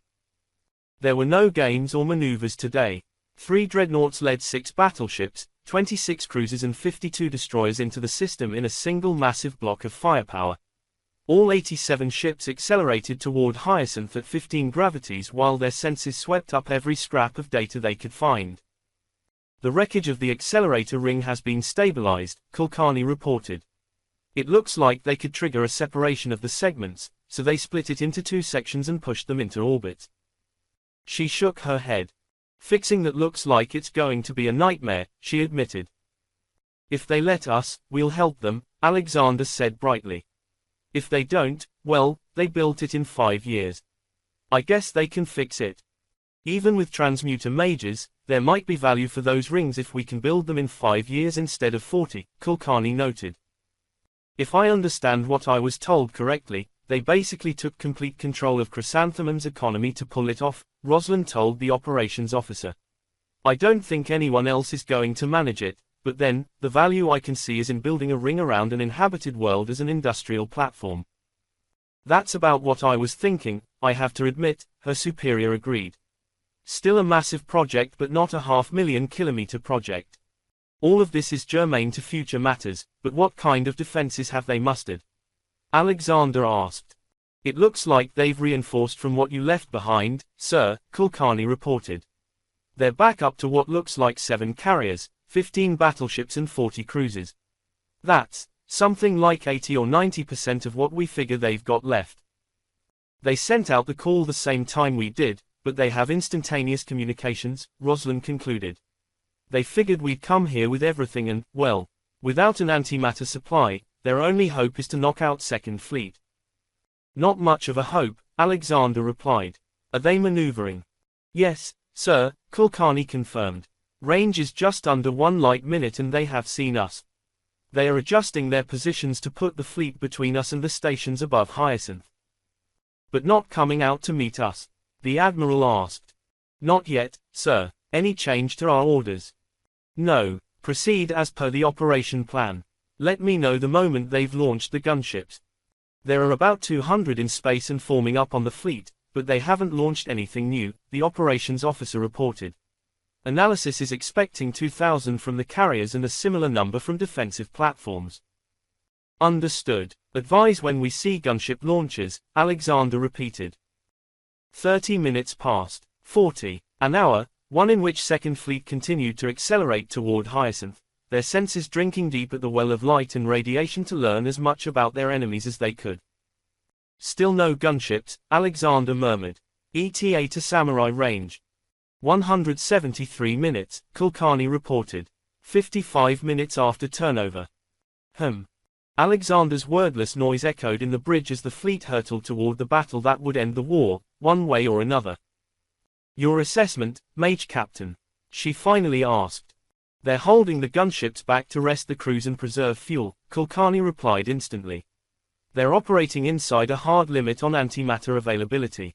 They don't want to give up the advantage of having AM engines on the gunships, but their production without a full-scale accelerator ring isn't up to the demands of a war. Even if they win today, they lose the war, Alexander said aloud. We can court a long-range engagement, force them to expend missiles and antimatter, and come back next week. Then the week after, and the week after. They can't win this. But they can hurt us and hurt us badly, the operations officer replied. If they've got 6,000 gunships over there instead of 4, or 8, or 10, they can still hit this fleet with enough missiles to end us. We have to allow for that possibility, yes, Alexander agreed. Fleet will adjust course, she ordered. We will commence deceleration early to bring us to zero velocity at maximum Samurai range. Let's see what they do. A light flashed on Rosalind's console, and she blinked as she stared at it for a moment. Sir, we're receiving a recorded transmission from Hyacinth, she reported. It looks like it's coming from Styx Station. Interesting. Isolate it from the main systems and play it, Lieutenant Commander, Alexander ordered. Let's see what the Lord Protector has to say for himself. The message had already gone into an isolated buffer to keep it away from the Dreadnought's computers. It ran through a series of scanners into a separate buffer that allowed Rosalind to play it on a screen in the flag deck. The woman who appeared on the screen was not Lord Protector George Solis. She was older than he was, with long pure white hair that hung to her shoulders with a flow and elegance many younger women would kill for. The stranger wore a black skirt suit and stood behind a transparent podium marked with the stylized hammer and cross of the Republic of Faith and Reason.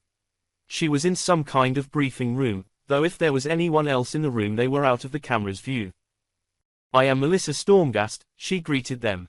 I am the duly appointed Speaker of the Assembly of the Republic of Faith and Reason. Under the Constitution of the Republic, I am third in the line of succession, which, today, makes me acting President of the Republic. Vice President James Connors was killed resisting arrest 3 days ago. President George Solis, the Lord Protector of the Republic, has been impeached and arrested. Stormgast was silent for several seconds.